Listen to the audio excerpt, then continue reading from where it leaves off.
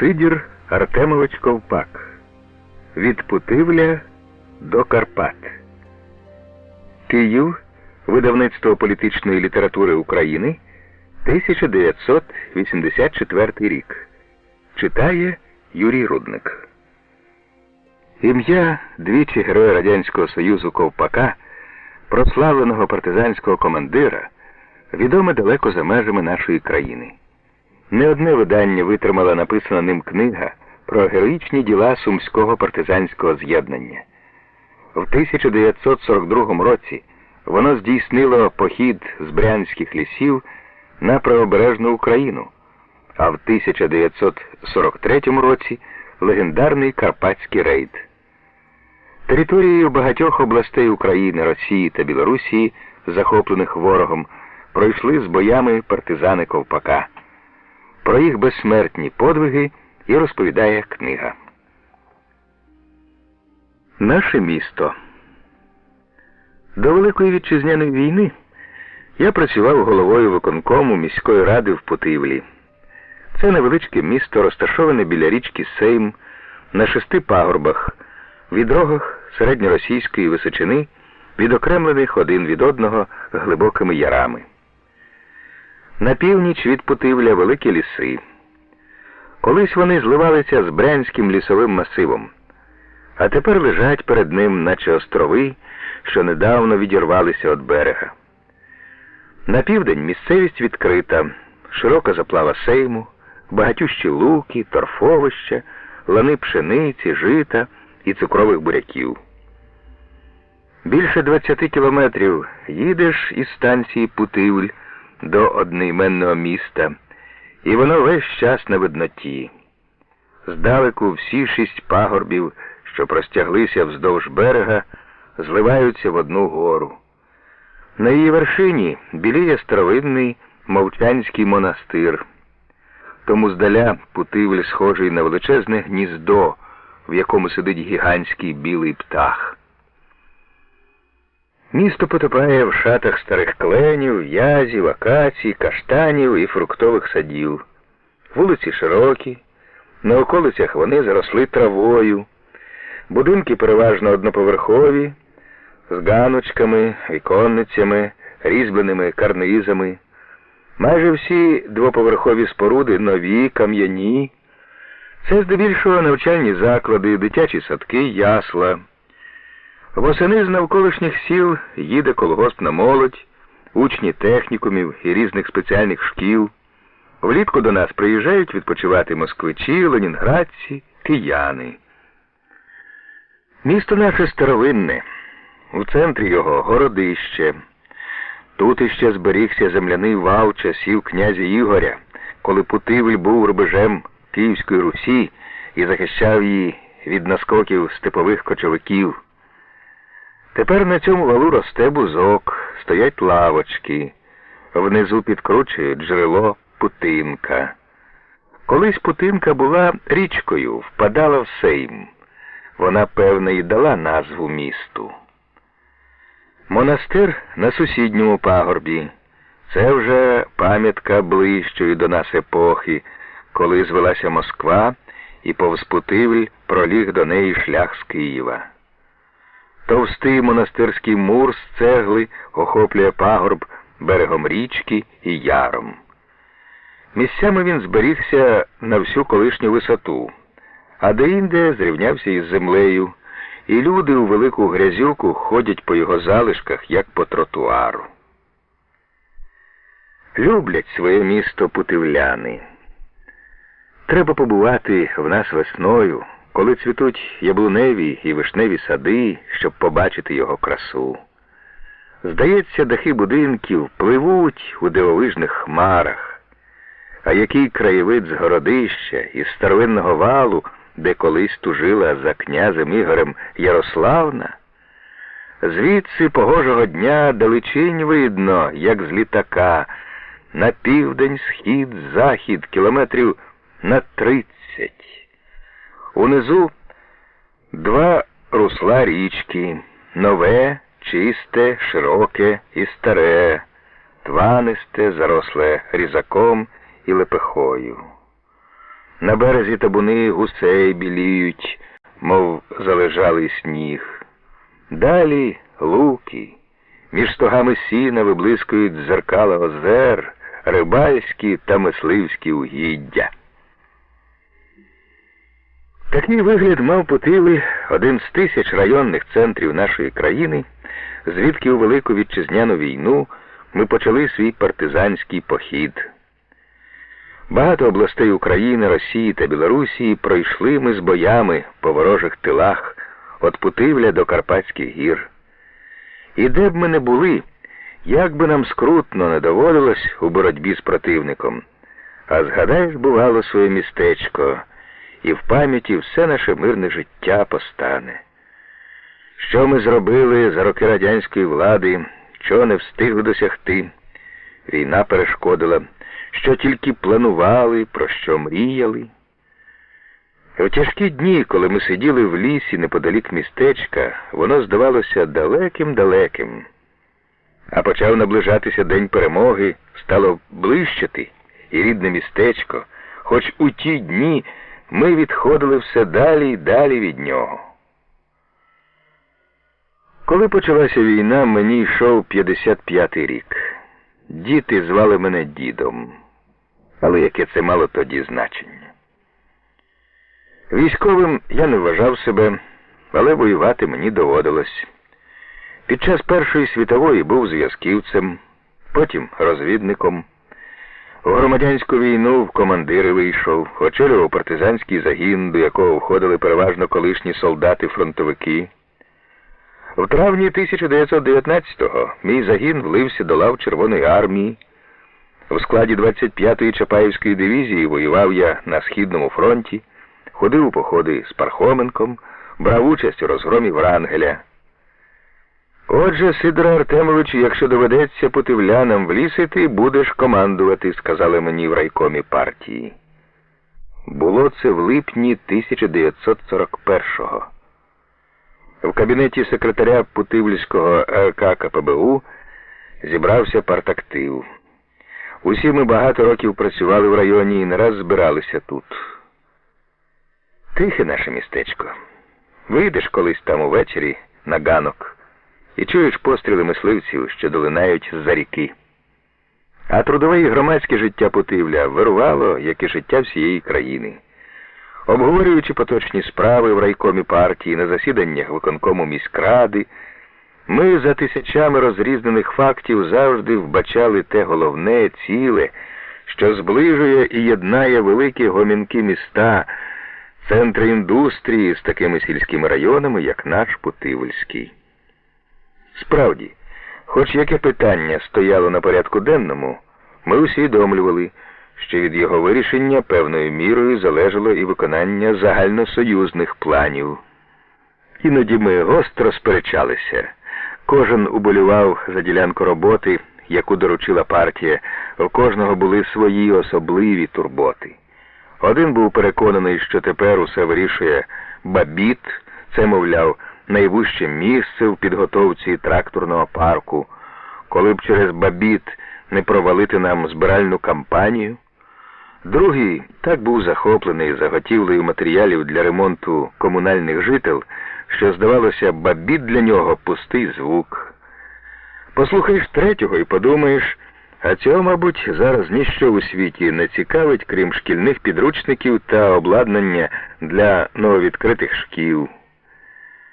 Про мене говорили, посміючись з моєї пристрасті до озеленення вулиць. У ковпака одна турбота – дерев якнайбільше насадити в місті.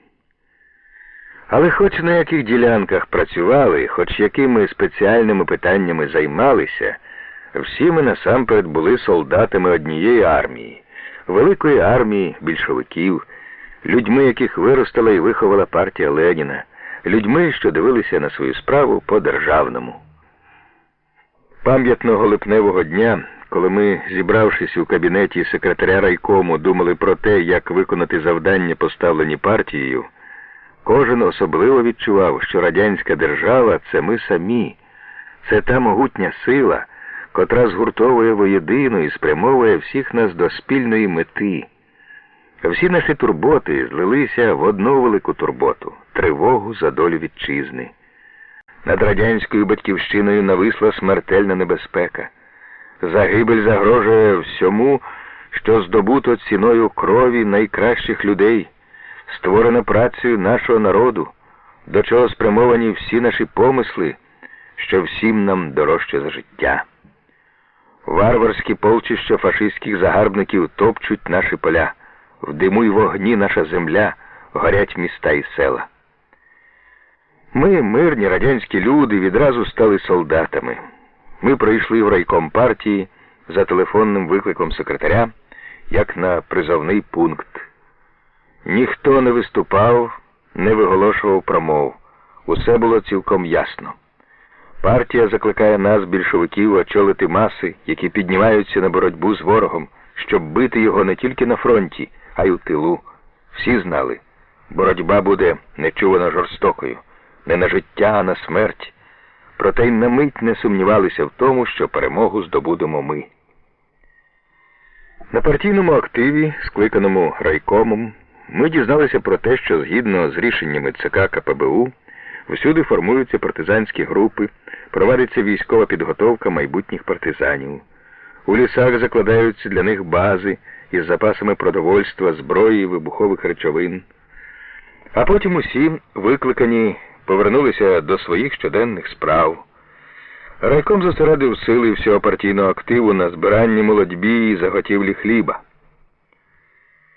Незабаром частина майбутніх партизанів вирушила в Суми на курси мінерів, організовані обкомом партії.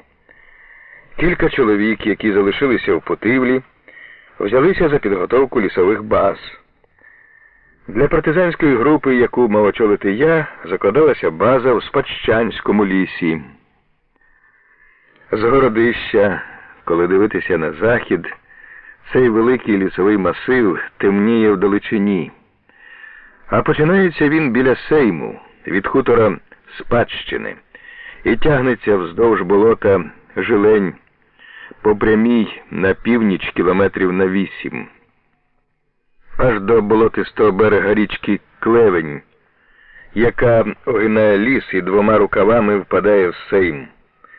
Усе східне узлісся – це маленькі миси, затоки, тут багато окремих гайків, що виповзли в поля, між ними хутори і села. Із сходу на захід Спадщанський ліс розкинувся кілометрів на 5, теж по багнах, які далі переходять у справжню дроговину. На північний схід від Путивля, біля села Нова Слобода, лежить інший великий масив лісу, що вкриває пасмо висот над заплавою Сейму. Колись цей ліс називався Монастирським, бо на одному з його пагорбів, найвищому, стояв Софроніївський монастир. Величезні в 2 обхвати дуби ховають його старовинні стіни. Із зелені віковічних дерев прозирає тільки напівобвалена дзвіниця. У цьому лісі закладалася база для групи партизанів, яку очолював Семен Васильович Руднєв. Я народився у великому селі Котельва на Полтавщині.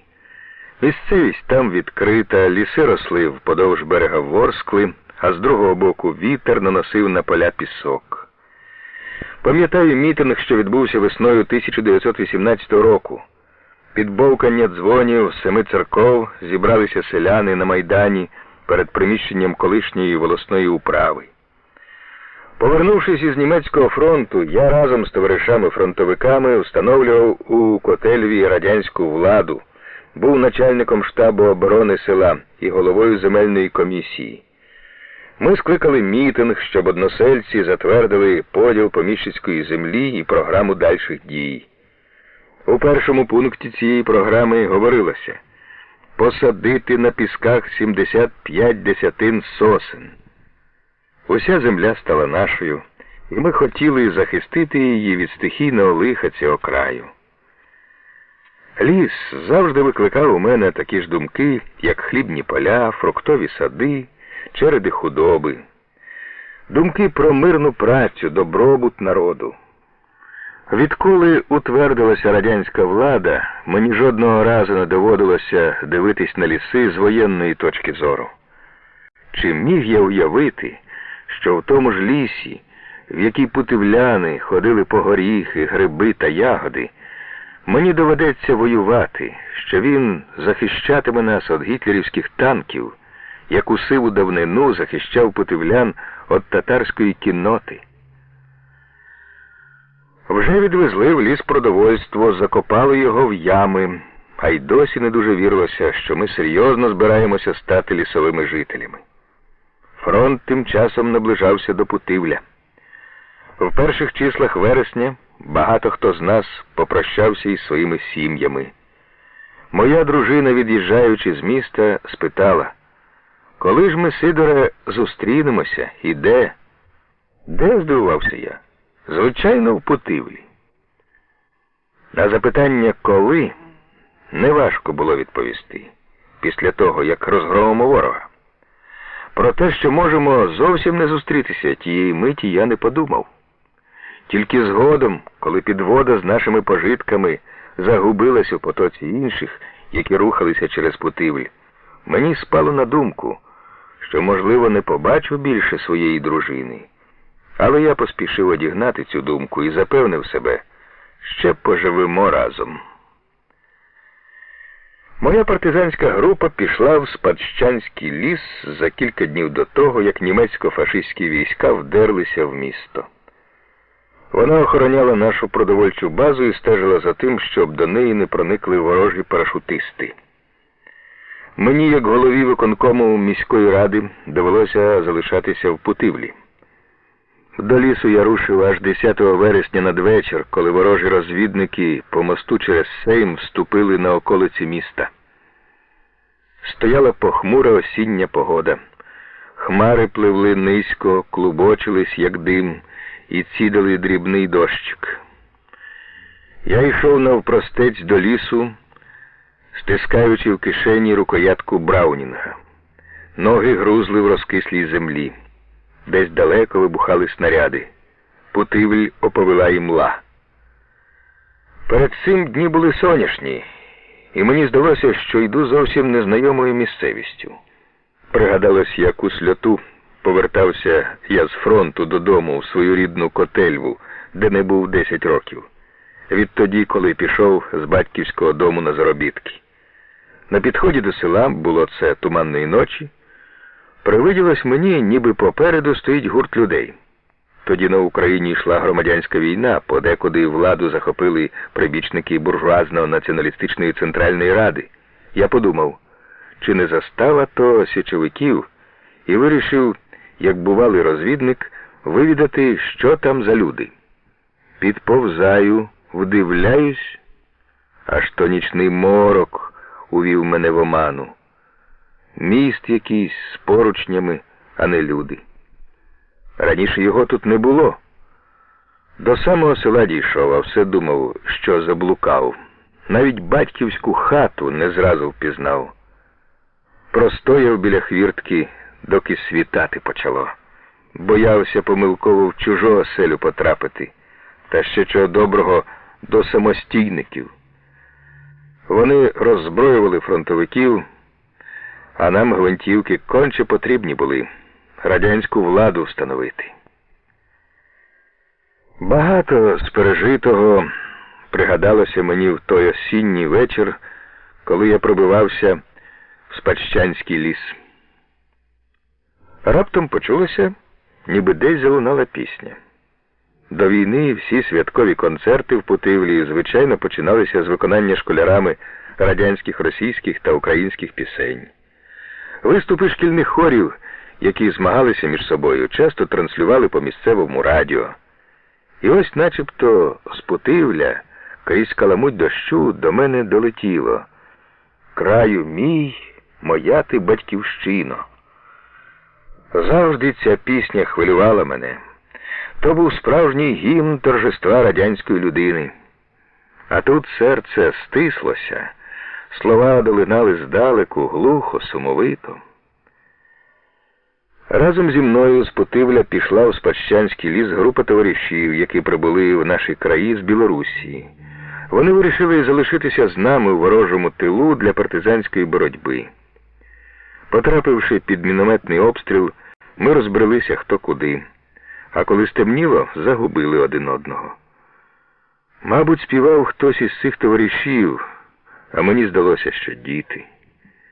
У хорі середньої школи номер 3, згадую, була одна особливо дзвінкоголоса співачка, чорноволоса дівчинка, яку ми прозвали Чорнушкою. Дуже любила вона пісню. Відлітають пілоти-герої, поринають у блакить літаки і на крилах несуть із собою піонерські мрії-думки. Простуючи під дощем по грязюці, щоб заглушити тугу, я півголосом повторював слова цієї пісні. Перемігши полярні простори, ми вернемо до рідних країв. Господарі Спадщанського лісу. Не тільки міський житель, який рідко буває у Спадщанському лісі, а й колгоспники з навколишніх сіл та хуторів бояться заблудити в лабіринті його доріг і стежок. Спадщанський ліс дуже різноманітний, і водночас у ньому так багато майже однакових місць, що іноді людині, яка йде навіть знайомою дорогою, здається, що вона кружляє. Повертається туди, де вже була. Високий, порослий травою дубняк раптом змінюється молодим, устеленим хвоєю сосняком, потім березняком, що росте в болотистому вибалку. А піднімешся на пагорбок, і знову такий самий соснячок або дубняк. За ним унизу біліють берези, там болото. От і розбери, чи це те болото, яке ти вже проходив, чи інше. Далі починаються хащі верболозу, де навіть у сонячний день темно і вогко. Аж ось з'являється світле рідколісся, галява або поруб, самі пеньки, що обросли високою лопатою папороттю і квітами. Там зарості ліщини, вільшняка і знову хащі, з яких, здається, щойно вибрався. Коли я їздив у ліс на базу, прикметою для мене були молоді сосонки. Біля них, пам'ятаю, підвода, на якій везли продовольство, звернула з дороги. Кілька разів мені видавалося, що знайшов примічені деревця, але біля них не було жодного сліду. Те дивувало, бентежило.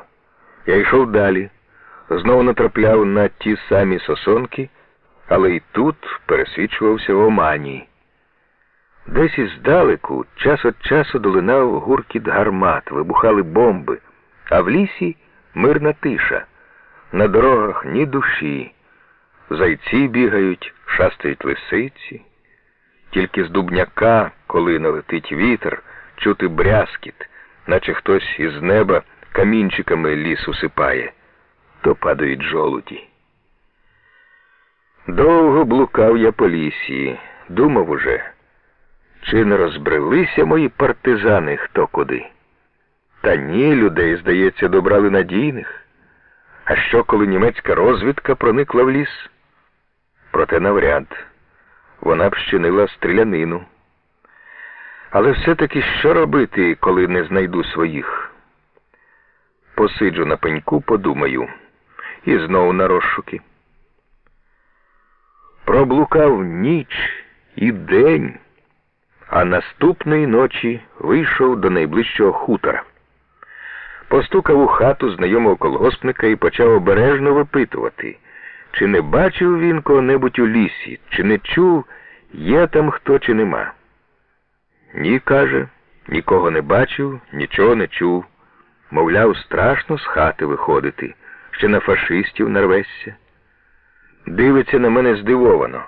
Чого це я блукаю вночі біля лісу, а не тікаю від ворога? Однак не питає нічого. Розуміє, мабуть, що я правди не стану казати.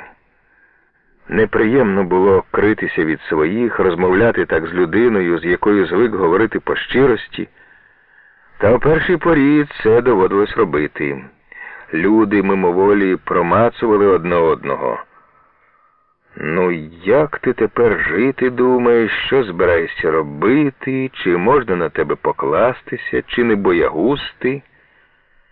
Поговорив я з тим колгоспником, відчув, що він так само придивляється до мене, як я до нього. Попросив трохи картоплі на дорогу і повернувся до лісу. Другу ніч провів у глухих лісових нетрях. Спік на вогнищі кілька картоплин, подрімав коло багаття, а вранці знову рушив своїх шукати. Дуже хвилювало, що досі не зустрів нікого. Ні наших путивлян, ні білорусів, як у воду попадали. Але все-таки був певен, що хоч когось та знайду, і чим довше шукав, тим ця впевненість ставала міцнішою. Думав, якщо я шукаю, то й вони мене шукають. Не можуть наші люди загубитися. Аж третього дня ввечері почув позад себе обережні кроки. Вони чимраз прискорювались. Хтось мовчки вперто наздоганяв мене. Це могли бути гітлерівці, могли бути і наші. Я не розумів, чому мене не окликають. Поклав руку в кишеню на пістолет і вирішив іти далі, не оглядаючись, як людина, котрій нічого боятися зустрічі з будь-ким. Одягнений був так, що цілком міг зійти за лісника. Та от два чоловіка хутко підійшли до мене справа і зліва. Обидва на вигляд червоноармійці, і, видно, не перший день у лісі, давно не голені. Мовчу, позираю то на одного, то на другого. Ідемо разом. Вони цікавляться, куди дорога веде, на погоду скаржаться тощо. Бачу, придивляються до мене. Потім один раптом питає зовсім іншим тоном. «Хто ви такий?» Глянув, у нього наган з'явився. Відповідаю, пильно дивлячись у вічі. «Господар цих місць». «Це ж як? Окупанти настановили?» — вигукує злісно і тиче в мене наганом. Я також скипів, навіть про конспірацію забув. Зупиняюсь і, ледве стримуючи себе, тихо, але твердо промовляю. «Знайте, що ні фашисти, ні їх ставленики господарями на нашій землі ніколи не будуть. Зрозуміло?» Боєць знітився і каже перегодом. «Зрозуміло». «Ну, коли зрозуміло, то, будь ласка, сховайте свою бахкалку. У мене теж є така штука, проте не тичу її вам під ніс». Виймаю Браунінг і перекидаю його з долоні на долоню. «Так, це теж пушка», — ніяково засміявся боєць. «Але все-таки, папашо, хто ж ви будете?»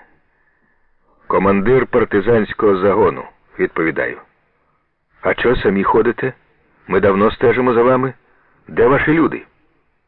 Другий боєць, молодший, ішов мовчки, а цей знову почав суворо допитувати мене.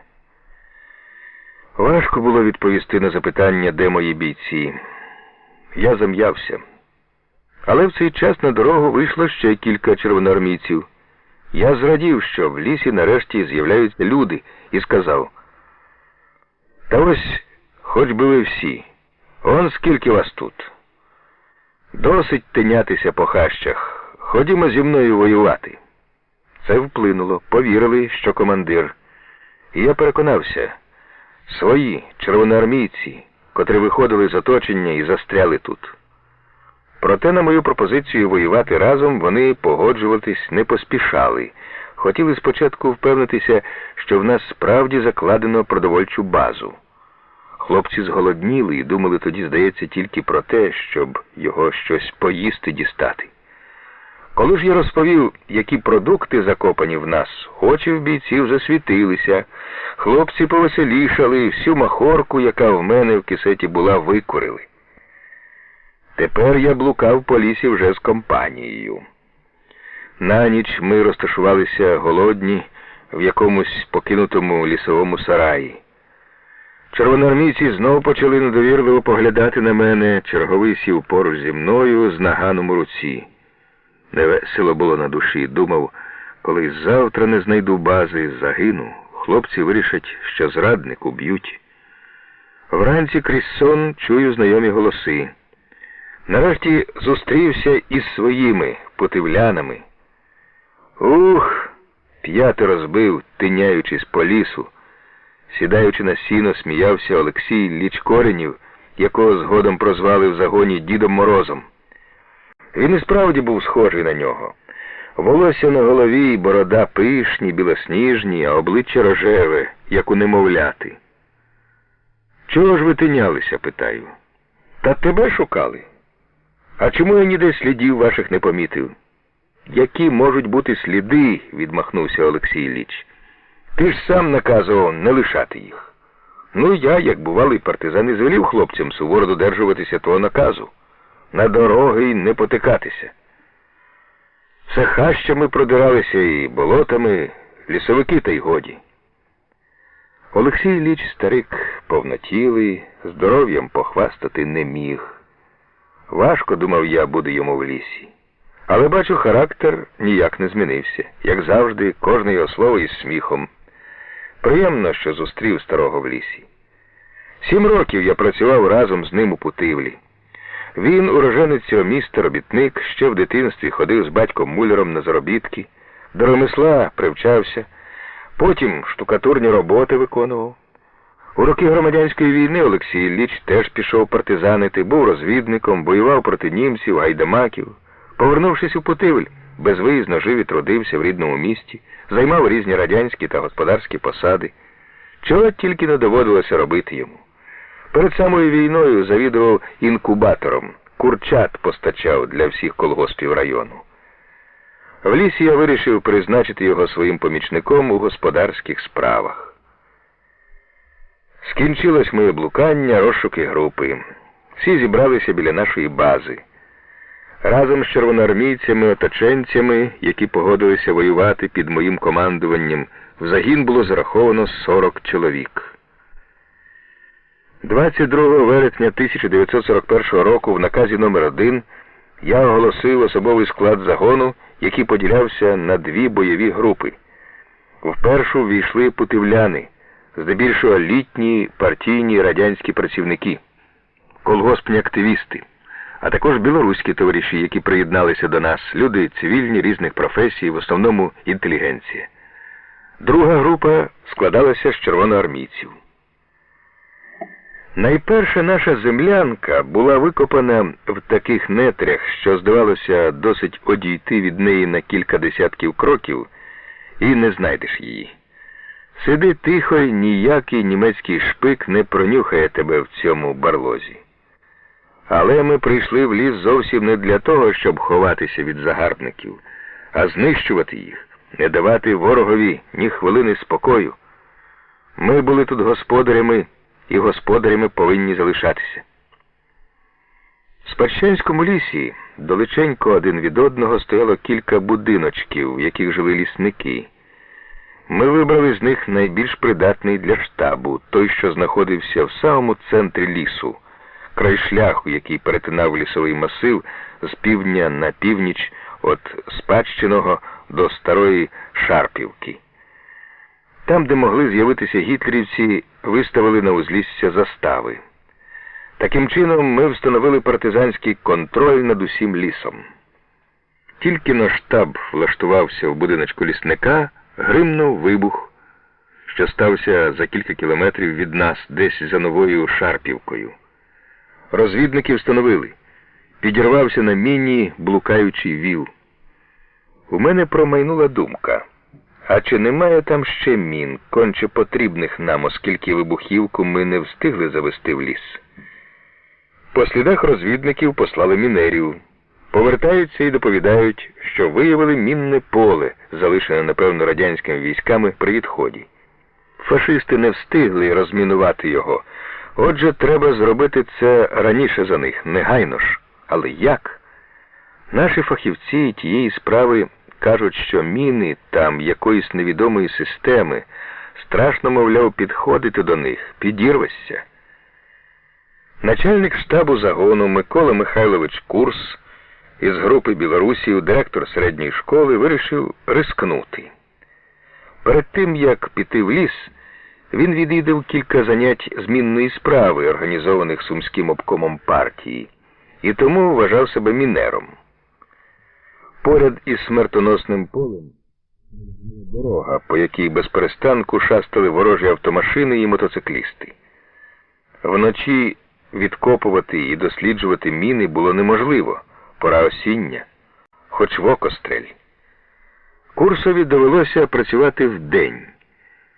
Він затемна пробрався через дорогу, замаскувався на полі і, діждавшись світанку, під носом у загарбників, які проїжджали мимо, почав розкривати секрет мінного механізму. Ми довго з тривогою чекали. Дуже боялися, що наш начальник штабу підірветься. Але він повернувся тріумфуючим. Приніс міну і одразу ж став пояснювати нам, у чому полягає секрет її механізму, як треба з нею поводитись. Під керівництвом курсу наші бійці взялися до небезпечної роботи. Вони перетягли в ліс усі до одної міни, а потім почали встановлювати їх на основних шляхах просування противника. Старшим мінером був у нас Григорій Михайлович Юхновець, до війни працівник Барановицького обкому партії, Білоруська РСР. Щоночі цей неповороткий на вигляд чоловік виходив із своїми людьми з лісу. А вдень то з одного, то з іншого боку чулися вибухи. Вони сповіщали партизанський штаб про результати сміливої роботи Григорія Михайловича та його друзів. Слід сказати, шум, зчинений мінерами, негативно вплинув на деяких бійців. У загоні дехто почав говорити, що ми діємо надто відчайдушно, треба, мовляв, бути обережнішими. Вибухи, які лунають один за одним, розлютять окупантів. А в Путивлі великі сили ворога, вони можуть вдатися до прочісування лісу, і тоді ми загинемо. Командування вирішило відразу ж покласти край цим розмовам. Зібрав я загін, вишикував його біля штабу і сказав, що коли хтось прийшов у ліс відсидітись тут, і його нерви не витримують шуму, хто хоче жити тихо, мирно, бджоли думає розводити, гриби й горіхи збирати, то він не в той ліс потрапив. Хай краще йде скоріше звідси. Йому робити в нас нічого. Ну, хто бажає додому? Виходь. Звісно, жоден не вийшов. Хіба міг хто-небудь зізнатися перед товаришами, що він боягуз? Але попередження повинно було вплинути. Хто слабший духом, мав узяти себе в руки. Я нагадав завдання, поставлені партією і урядом перед народними месниками, і сказав, що шум, зчинений мінерами, тільки початок. Нас повинні чути далеко від Спадщанського лісу, і тремтітимуть від цього загарбники. У ті ж дні в лісі з'явилась якась невідома людина. Наші розвідники кілька разів чули її обережні кроки, тріск хмизу, бачили постать, що віддалік миготіла між деревами. Але схопити цю людину не могли. Вона зникала в лісовій гущавині, мов привид. Тоді ми вирішили посадити в засідку кількох бійців, і незабаром вони затримали таємничого незнайомого, що внадився в ліс. На допиті в штабі він зізнався, його підіслали фашисти, щоб установити місце розташування нашого загону і його сили. Це був чоловік з Путивля, але ніхто з нас не знав його раніше, непомітно жив. Наступного дня, 29 вересня, після розстрілу шпигуна, ми вперше вийшли з лісу для нападу на ворога. Не всі партизани мали гвинтівки, кулемет у нас був один, і той з учбового пункту Цовіахіму. Тож ніхто не міг з певністю сказати, чи придатний він для бою. Тому вирішили, поки не дістанемо зброї, діяти з засідок невеличкими групами. Довідавшись, що загарбники розпочали заготівлю продуктів у сусідніх з Путивлем селищах, ми вислали засідку в Сафронівку. Опівдні з Путивля в це село приїхала машина з ворожими заготівельниками. Партизани зустріли їх вогнем. Убити нікого не пощастило, тільки 2 поранили. Але й цього було досить, щоб німці покинули машину і розбіглися. Незабаром з Путивля прибуло в Софронівку кілька грузовиків із солдатами. Партизани на цей час уже відійшли в хащі. Шукати нас гітлерівці не наважились. Під'їхали до лісу і повернули назад. Більше місяця минуло, доки гітлерівці зробили першу серйозну спробу проникнути в Спадщанський ліс і розгромити партизанів. А ми дедалі сміливіше нагадували про себе. Господарювали не лише в лісі або вночі на дорогах, але й вдень у селах, розташованих далеко від лісу. Правда, поки що чималої шкоди ворогові завдавали тільки мінери. Вони діяли вже на обох берегах Сейму, виходили на дорогу Конотоп-Кролевець.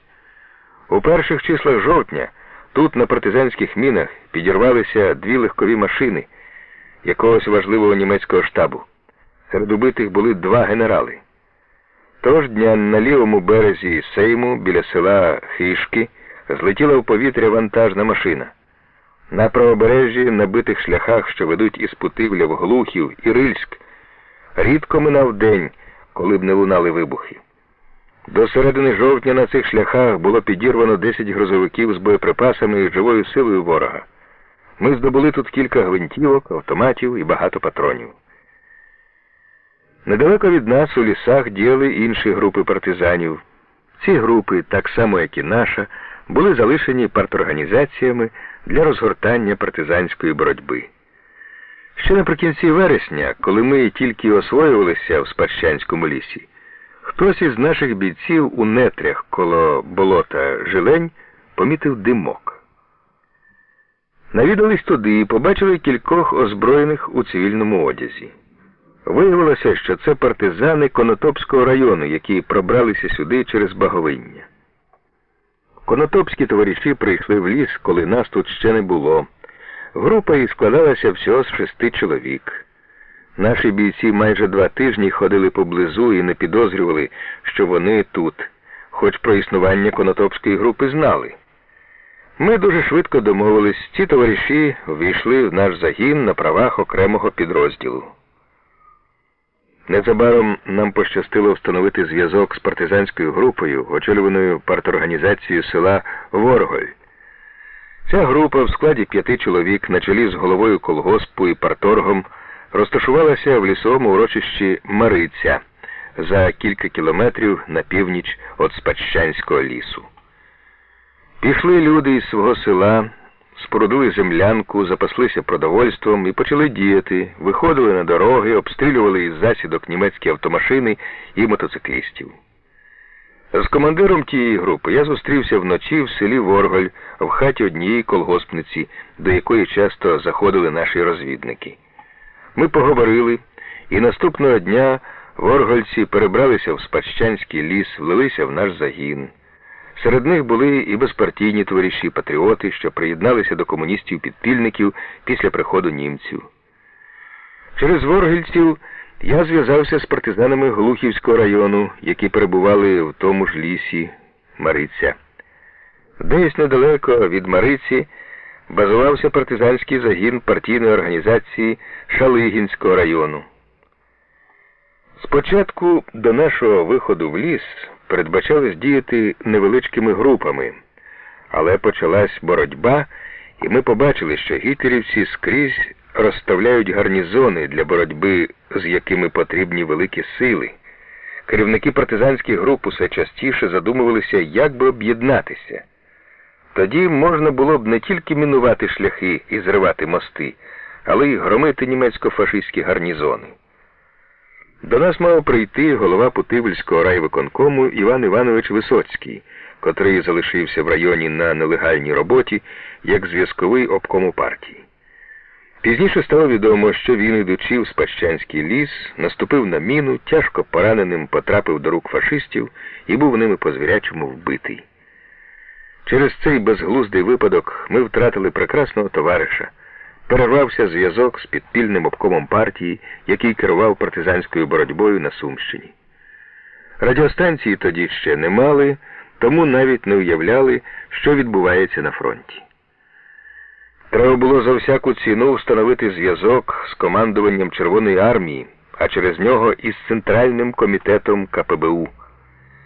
Ми розуміли, що діючи наосліп, не маючи контакту з сусідніми загонами, великої справи не зробиш, будеш тільки завдавати ворогові шпилькових уколів. Вирішили послати когось через фронт. Обрали Олексія Ілліча Коренєва, Діда Мороза. В роки громадянської війни він сходив усі дороги і стежки Сумщини. Тяжко було йти старому, але він не відмовився. Прощаючись, пожартував: «Не бійтеся за мене, свинячим шляхом пройду». Ходить у наших краях така оповідка. У давнину чоловік з Путивля купив урильську свиню. Прожила в нього свиня якийсь час, та й пішла із своїми поросятами назад у Рильськ до колишнього хазяїна. Ішла вона, обминаючи села і ліси, щоб люди її не спіймали і звірі не розірвали. Протоптала доріжку по полях і луках. Доріжка погана, коли грязюка, по ній не проїдеш, не пройдеш. Одне слово, свинячий шлях. Зустріч з вусанями. Як я говорив уже у південно-східній частині Путивльського району, в Новослобідському лісі базувався партизанський загін, очолюваний Руднєвим. Хто з нас, путивлян, не знав Руднєвих? Це була велика сім'я родом з Мойсіївки, колишнього Путивльського повіту. Батько Семена Васильовича, не маючи ні клаптя землі, найметував у поміщика. В нього було 5 синів і 7 дочок. Семен, коли йому йшов 15 рік, поїхав з батьківського дому в Петроград до старшого брата робітника російсько-балтійського повітроплавального заводу. В місто на Неві хлопчина прибув саме на початку Першої світової війни і влаштувався на той же завод учнем. Під час лютневої революції він став червоногвардійцем. Разом з братом брав участь у придушенні Корнілівського заколоту. Пізніше штурмував Зимовий палац. 18-літнім юнаком Семен Руднєв вступив до комуністичної партії. Всю громадянську він партійно-політичний працівник Червоної армії на Південному і Південно-Західному фронтах, був поранений. Після розгрому білогвардійців та інтервентів Семен Васильович працював інструктором політвідділу Донецької трудової армії. 1929 року закінчив військово-політичну академію імені Леніна і довгий час служив комісаром частин у прикордонних військах. Нагороджений орденом Червоної зірки. З травня 1940 року Руднєв голова Путивльської районної ради Цовіахіму. Активним помічником Руднєва в Цовіахімії був на громадських засадах Григорій Якович Базима. Григорій Якович – один з найбільш шанованих людей у Путивлі, делегат першого всесоюзного з'їзду вчителів. Його знали в багатьох селах. В одному він ще малим разом з батьком пас громадську худобу, в другому працював на олійниці у Крокуля, а в третьому зимою вчився, а літом батракував у поміщика на прополюванні буряків. У четвертому 18-річним хлопцем по закінченні трикласного училища став вчителювати у школі ліквідації неписьменності. В Стрільниках перед школою ростуть 2 високі тополі. Їх посадив Григорій Якович у перший рік свого вчителювання. А вчителював тут близько 20 років. Звідси на імперіалістичну війну пішов, сюди ж повернувся, провоювавши всю громадянську. Тут він організував колгосп і сам працював у ньому, аж поки зміцніло колективне господарство. Перед Великою Вітчизняною війною кілька років був директором середньої школи в Путивлі. Григорій Якович пішов у Новослобідський ліс разом з Руднєвим як начальник його штабу. З ними було чоловік 20 путивлян, у тому числі син Руднєва, 17-річний комсомолець Радик, котрий в 1941 році перейшов у 10 клас. Більше місяця ми нічого не знали про долю цього загону. Послати туди зв'язкових було дуже рисковано, бо Новослобідський ліс довго знаходився майже на лінії фронту. Навколо нього скупчилося багато гітлерівських військ. Коли ж фронт відсунувся далі на схід, ми вже збиралися послати кого-небудь у Нову Слободу, щоб з'ясувати, чи є там у лісі наші люди, а тут повідомляють, що дозорці зустріли зв'язкових Руднєва. Їх привели в штаб. Вони сповістили: Руднєв шукає нас і йде з усіма своїми людьми у Спадщанський ліс. Наступного дня відбулася зустріч з вусанями, як прозвали себе бійці Руднєва, більшість з яких, наслідуючи свого командира, відростила вуса. У Семена Васильовича вуса були справді завидні, великі, чорні, пишні.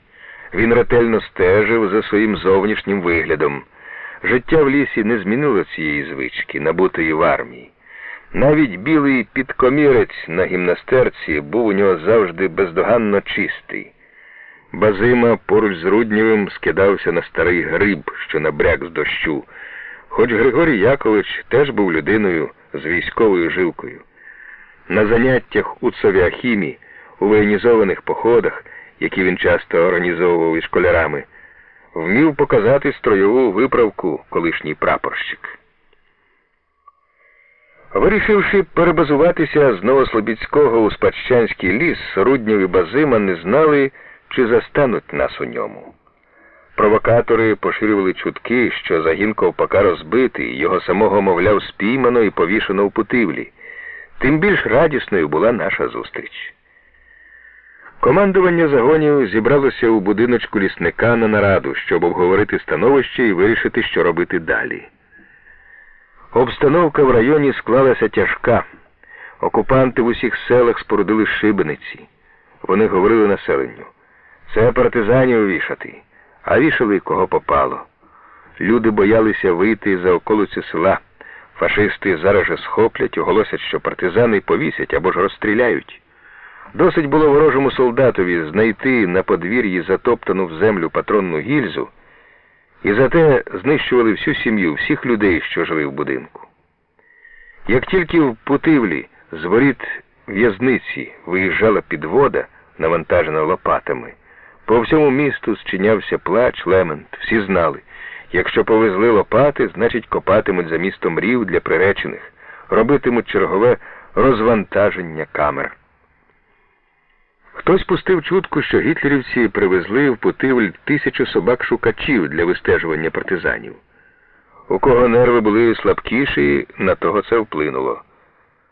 Григорій Якович з гумором оповідав, як він зустрів у лісі знайомого 14-річного хлопчика з села Харівки, сироту, вихованця колгоспу. Підліток при зустрічі кинувся тікати, але Базима встиг його гукнути на ім'я. «Колю, ти!» Той нерішуче зупинився. «Чого вештаєшся тут?» «Огірків шукаю», каже. «Дід хворий, солоних огірків просить». «Який дід? У тебе нема ніякого діда». «Та то не мій дід, то Хопилін Яків». «Що ж то за огірки в лісі? Чого ти брешеш в очі, Колько?» «Їй-богу, не брешу. Я не в лісі огірки шукаю, а до хутора йду». «А дід де?» «Зі мною». «Та де ж він?» «У лісі». «А що ви робите в ньому?» Хлопець заплутався і, не знаючи, що казати, питає: «А ви, дядьку, партизан?» «Може, і партизан», зрадів. «Ну і ми партизани». «Хто це ми?» «Я й дід. Нас 2 партизанів з Харівки». Та дід щось захворів, огірків солоних просить. Не знаю, що мені робити з ним. Того хлопчика й діда, голову харківського колгоспу, Руднєв узяв до свого загону і привів їх у Спадщанський ліс.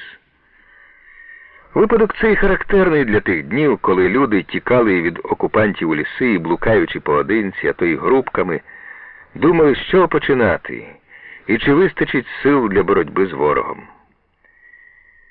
Ми поговорили і дійшли одностайного висновку, що обстановка в районі вимагає від нас сміливих, активних дій. Треба підбадьорити людей, зібрати тих, що розбрелися по лісах, і довести їм: є грізна сила проти фашистів. А це легше буде зробити, якщо ми відмовимося від свого початкового плану і будемо діяти не маленькими групами, а об'єднавшись в один путивльський загін. Що ж, Сидоре Артемовичу, ти командуй, а я за старою армійською звичкою комісаром буду, заявив наприкінці розмови Руднєв. З цим усі присутні на нараді погодилися. Цікаво, що бійці почали називати Руднєва комісаром раніше, ніж це було оголошено в наказі. Начальником штабу об'єднаного загону призначили Базиму, який мав досвід штабної роботи ще з часів громадянської війни, коли був помічником начальника штабу Червоноармійського полку. Підрахували свої сили і озброєння: 120 бійців, 107 гвинтівок різних систем, 10 автоматів, 3 ручних кулемети. Бій з танками ворога. Через день у нашому лісовому будиночку відбулася друга нарада. До нас прийшли командири партизанів Глухівського і Шалигінського районів. До них долинув шум, який щинили наші мінери, і вони вирішили встановити з нами зв'язок. Після наради ми збиралися разом пообідати. Був приготовлений холодець. Блюдо з ним стояло на дворі. Раптом у лісі пролунав вигук: «Танки!» Нас було в цю мить у штабі і біля нього чоловік 20. Решта знаходилася на заставах узліссях. Коли ми вискочили з будиночка, вже чулося ревіння моторів. Танки підходили по дорозі з Путивля. Їх було 2 – важкий і середній. Першим показався більший. На повороті, не зупиняючись, він відкрив огонь з гармати і кулеметів. У лісі він здавався особливо великим. Дорога не вміщала цю громадину. Він мчав на нас, ламаючи дерева, другий йшов слідом. Навколо оглушливий гуркіт, огонь, але непомітно, щоб наші люди злякалися. Партизани розсипалися по лісі і дружно заляскали з гвинтівок. Танки промчали повз нас із закритими люками. Гітлерівцям вдалося підпалити наш будиночок запалювальним снарядом. Гасити пожежу не було часу. Добре, що ми хоч врятували майно штабу. Танки рушили до наших землянок. Я наказав Курсові з мінерами замінувати вихід з лісу, а сам з Руднєвим, Базимою та іншими партизанами кинувся ворогові вслід. Ми пробиралися вздовж дороги. Тут був густий чагарник, а далі болото. Я сподівався, що танки далеко не пройдуть, загрузнуть. І справді, незабаром ревище моторів стихло. Розсипались цепом. Ліс навколо рідкий, молодий, а подалі кущі на болотяних купинах. Бачимо, танки стоять на дорозі поряд. На меншому відкрито верхній люк. Один німець висунувся, веде спостереження, інші метушаться біля гусениць. Влучним пострілом Руднєв зняв спостерігача. Той, як мішок, сповз у люк. Наші пожвавішали. Хтось, зрадівши, вигукнув: «Ура!» Всі почали стріляти по танках, хто з гвинтівки, хто з пістолета. А я такі команди подаю, ніби в мене тут гармати, міномети і піхоти не менш батальйону. «Батарея, вогонь! Міномети, вогонь! Перша рота ліворуч, друга рота праворуч, заходь іззаду, оточуй, приготуй гранати!» Тим я хотів своїх підбадьорити, а вийшло, що гітлерівці злякались. Великий танк заревів, почав розвертатися і, підминаючи кущі, помчав назад по дорозі. Що б це могло означати? Другий менший залишився, люк відкритий, нікого не видно. Обережно підбираємося ближче, кидаємо гранати, чекаємо вибухів, потім біжимо до танка. Він стоїть, уткнувшись у пень. Пошкоджено гусеницю. Один палець вискочив з неї. Екіпажу немає. Видно, пересів важкий танк і втік. Словом, перемога, та ще яка? Когось із нас хоча б дряпнуло, і майже справжній танк захоплено. Партизани збуджені, всі одразу в машину хочуть залізти, а там уже повно. Хтось повертає башту, хоче стріляти по гітлерівцях, що тікають. Раптом недалеко в лісі, десь там, куди помчав важкий, гримнув сильний вибух. Здогадуюсь, танк підірвався на нашій міні. Радість невимовна. В повітря полетіли шапки. «Ура!» розляглося навкруги. За першим вибухом пролунали інші, не такі сильні, але часті, і всі в одному напрямку. Схоже було на швидку стрілянину з гармат. Люди затихли. Що за бабахкання? За моїм знаком кинулись у бік вибухів. Здалеку ми побачили на дорозі велике полум'я. Підбита міною темна громадина палала багаттям. Зірвана башта лежала осторонь. Всередині танка рвалися снаряди і патрони. Наші військові товариші, що складали окрему групу, нахопилися на місце бою, коли все вже скінчилося. Вони не відразу зрозуміли, що сталося. А тут розмов ніби в казані клекоче. Одному здалося найважливішим те, хто першим почув гул моторів. Другому найбільш сподобалось, як я командував: батарея, вогонь. Третьому не терпілося розповісти, як здорово спалахнув танк, підірваний на міні, коли хлопці, підбігши, облили його запалювальною сумішшю. А харківський Коля запевняв усіх, що йому ані трохи не було страшно. «Діди, може, й боялися, а я ні скілечки», – торохтів він. «Танк гатить з гармати й кулеметів, а я біжу за ним просто по дорозі. Цікаво». Коли затихли вибухи і згасло полум'я, ми налічили всередині танка 9 обвуглених трупів. Екіпажі обох машин, що проникли в Спадщанський ліс, згоріли живцем. Отже, ми мали підстави бути задоволеними і поверталися до оселі лісника в чудовому настрої. Шкода тільки, що будиночка не було, згорів дотла. Зате холодець, який стояв на дворі, лишився цілим. Це дуже потішило всіх, бо їсти хотілося страшенно. Ніколи, здається, я не їв нічого з таким апетитом, як у той день наш партизанський холодець. А втім, тоді все здавалося чудовим, навіть землянка, де ми влаштувалися на ніч, хоч у ній чавкало під ногами від ґрунтової води. Довелося накидати на долівку чимало сіна. Довго наші люди не спали тієї ночі, все згадували, що пережили в лісі до цього дня. Радик Руднєв почав розповідати, як він повертався з розвідки. Це було у Новослобідському лісі першого чи другого дня після того, коли загін Руднєва отаборився там. Радик ходив у розвідку із своїм шкільним вчителем Павлом Степановичем П'ятишкіним. Поверталися вночі, заблукали і почали щосили кричати: «Сова! Сова!» Партизанам, які лишилися біля куреня, і на думку не спадало, що це їхні розвідники на весь ліс пароль вигукують. Вони залягли з зброєю напоготові і мовчки чекають якоїсь каверзи. А розвідники ходять по лісу і горлають: «Сова! Сова!» Крик то віддаляється, то наближається. Кінець кінцем розвідники набрели на своїх. У темряві наштовхнулися просто на стволи гвинтівок. Добре, що Руднєв по голосу впізнав сина. «Ех, учитель!» – напав Семен Васильович на П'ятишкіна. «Пароль пошепки, кажуть, а ви на весь ліс викрикуєте». «Збентежились, товаришу командир. Місце зовсім забули», – признався той. Розповівши про цей випадок, Радик сказав батькові: «Здорово ти, тату, розсердився тоді. Лаєш нас, а ми з Павлом Степановичем радіємо, все-таки знайшли своїх». Тепер усім легко було визнати, що на перших порах ми почували себе в лісі поганенько.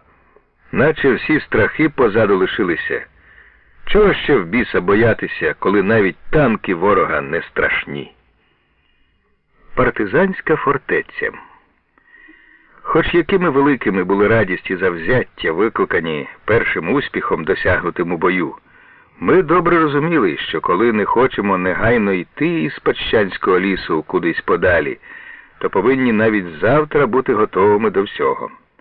Адже гітлерівські офіцери з Путивля не примиряться з безслідним зникненням 2 танків та їх екіпажів, а зберуть усі сили, щоб знищити нас. Про те, щоб піти десь від рідного міста, ми тоді навіть думати не хотіли.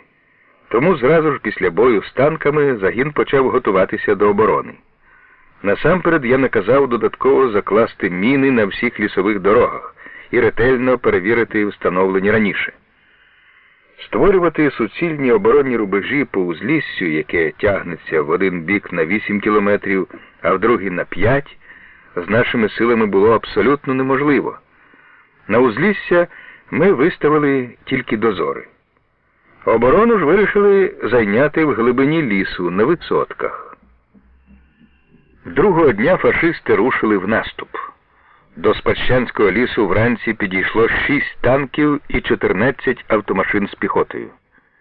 Тільки но прибіг з дозору боєць і доповів, що німецькі танки і піхота зупинилися перед лісом, як противник відкрив огонь з гармат. Ми не відповідали. Стріляли окупанти навмання, бо не знали, де ми точно знаходимось. Потім вони розділились на 2 групи і кинулись уперед із страшенним гулом. Танки, піхота, все стріляє. І в цей день наші мінери тріумфували. Одна група ворога, не встигши заглибитись у ліс, відступила назад. Передній танк підірвався на міні. Така ж доля спіткала і другу групу. Їй теж довелося витягати на буксирі танк, ушкоджений міною. Відійшовши від лісу на чималу відстань, німці почали стріляти по ньому з усіх видів зброї. Збоку це, мабуть, було дуже ефектне видовище. По лісі гатять з гармат, строчать з кулеметів, б'ють з автоматів, а ліс мовчить, начебто в ньому жодної живої душі немає. Наші дозори відійшли з узлісся. Причаївшись, ми чекали, поки фашисти вгамуються. Звичайно, почували себе не дуже весело, хоч глузувань на адресу карателів вистачало. Думали, що ворог, отямившись, знову кинеться в атаку. О півдні стрілянина припинилася. Кілька хвилин тривала моторошна тиша, всі ми сторожко прислухалися. Нарешті прибіг дозорець. «Німота покотила назад, у Путивль!» – вигукнув він здалеку. Так і не дізналися фашисти про долю своїх танків, які напередодні ввірвалися до нашої лісової фортеці. Страх перед Спадщанським лісом став у ворогів ще більшим. Що відбувалося в ньому, залишалося для окупантів таємницею. Вони, по суті, не знали ні місця перебування загону, ні його сил, а ми довідувалися про кожен їх крок. Наші розвідники були постійними гостями Путивля.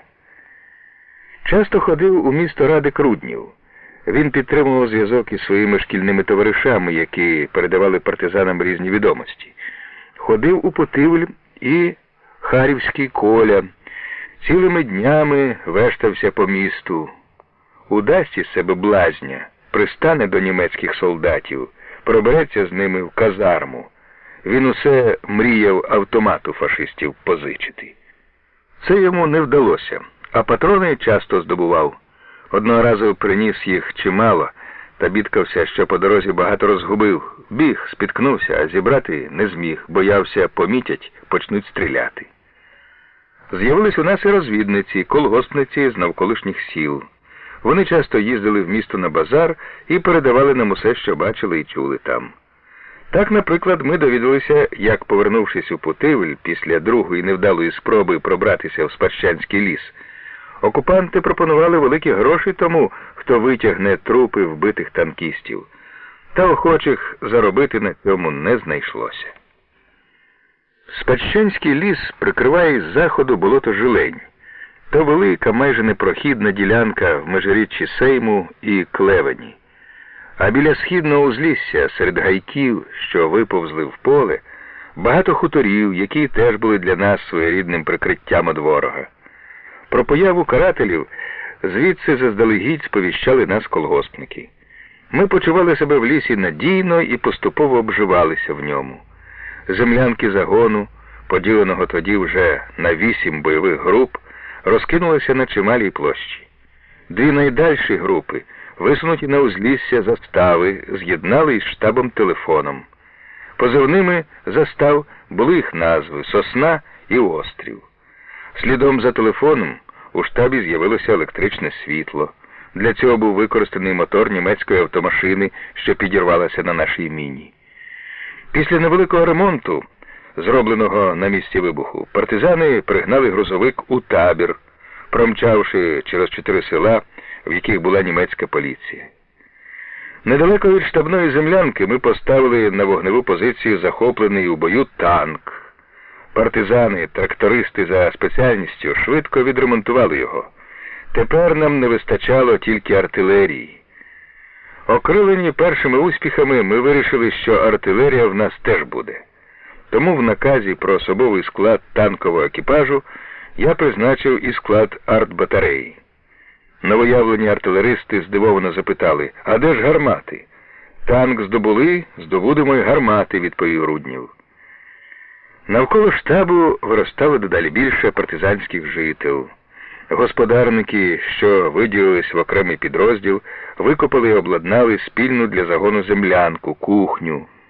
Подумували, добре було б навіть баню поставити тут. Своя баня, зрештою, в нас була, проте далеко, за кілька кілометрів, у селищі Лісосплавників. Влаштовувалися ми солідно, надовго. Господарникам наказали приступити до створення недоторканого продовольчого запасу, виготовляти дерев'яні ящики для зерна, копати льохи для картоплі, капусти. Зерно й овочі ми відбивали в окупантів.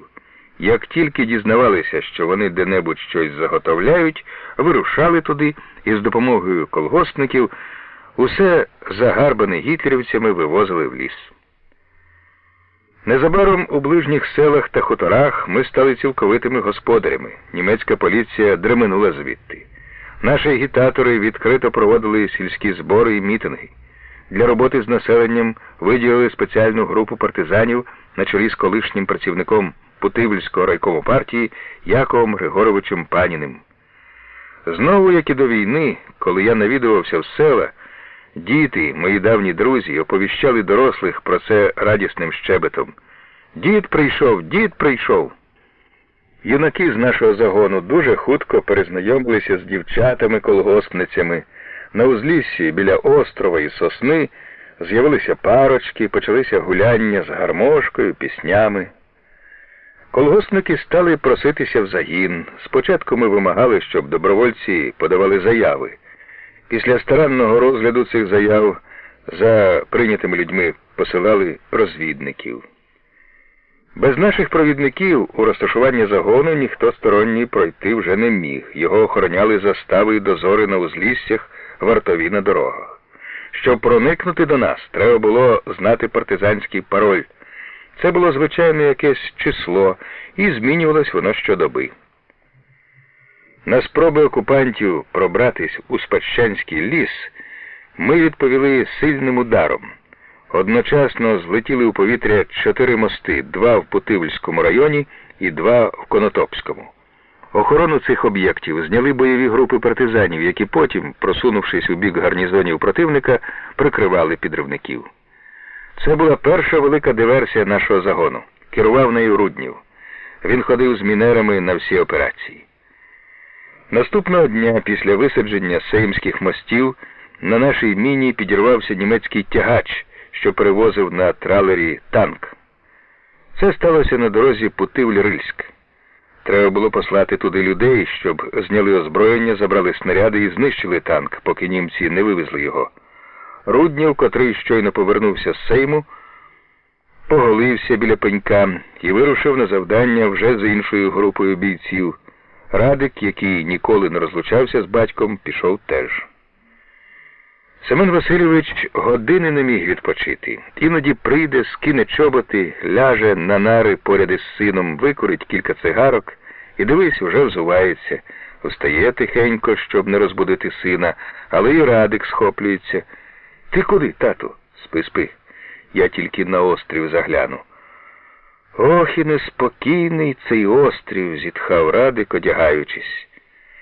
Перед тим, як гітлерівці вдерлись у Путивль, дружина і молодший син Руднєва перебралися на хутір до родичів. Семен Васильович не встиг евакуювати сім'ю і говорив, що не прощає собі цієї необачності. Він дуже турбувався за рідних, але намагався не виказувати свого хвилювання. А тримати себе в руках ця людина вміла. Недарма мав Руднєв улюблений вислів. Це він повинен зробити за армійською звичкою. Цього не може терпіти за армійською звичкою, а оце, мовляв, само собою зрозуміло, за армійською звичкою. Спочатку армійські звички комісара Його вимогливість були не до вподоби декому з нових людей, що приєдналися до нас у лісі. Якось викликаємо острів, а звідти ніхто не відповідає. Виявилося, що всі острів'яни пішли на гулянку до дівчат. На заставі нікого не лишилося. Семенові Васильовичу довелося дуже серйозно нагадати цим бійцям про дисципліну. І ось деякі партизани почали говорити, що ковпак, мовляв, хоч і лається, але дід добрий, а комісар не підходить, любить закручувати гайку за армійською звичкою. Було серед нових бійців кілька відчайдушних хлопців. У бойовій справі орли, в житті паливоди. Вони інколи здіймали галас: «Ми, партизани, обійдемося без комісара». Семен Васильович говорив мені, посміхаючись: «Старенькі уявлення. По-їхньому, коли став партизаном, можна забути армійські порядки». Та нічого, я нагадаю, як у них в полку було. Він став заглядати в землянки застави частіше, ніж в інші. Одного разу хтось почув, як острів'яни погрожували Руднєву за те, що не дає їм спокою. Семен Васильович відразу ж пішов на острів. Цього разу він заборонив Радикові йти з ним. «Круто доведеться поговорити», – сказав Семен Васильович. Перед тим, як іти, він зняв пістолет і поклав його в землянці на столику. Я запитав: «Ти чому беззбройний йдеш?» Базима захвилювався. «З вогнем граєшся, Васильовичу?» Руднєв посміхнувся. «Невже думаєте, що вони справді можуть лихе вчинити? Під час громадянської війни, можливо, я й побоявся б, а тепер будьте спокійні. Люди хоч трохи, проте служили в Червоній армії, та й радянська влада вже не перший рік». Повернувся Семен Васильович з острова не скоро, але задоволений розмовою з бійцями.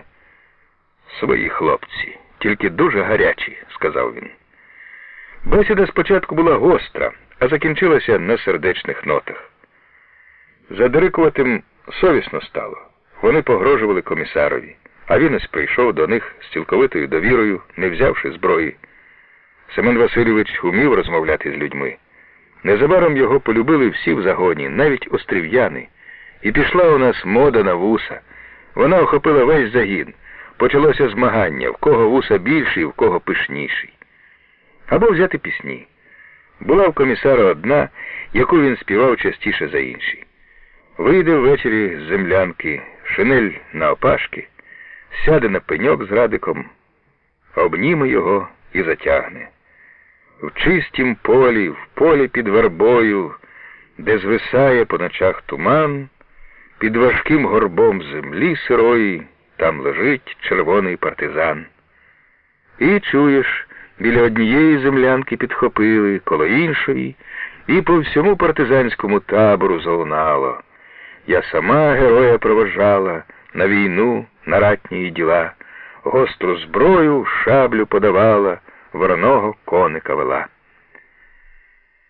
Ця пісня стала улюбленою в загоні. Крім неї була ще одна, яку часто заводили бійці в гущавині Спадщанського лісу, пісня про маленького партизана на прізвисько Їжачок.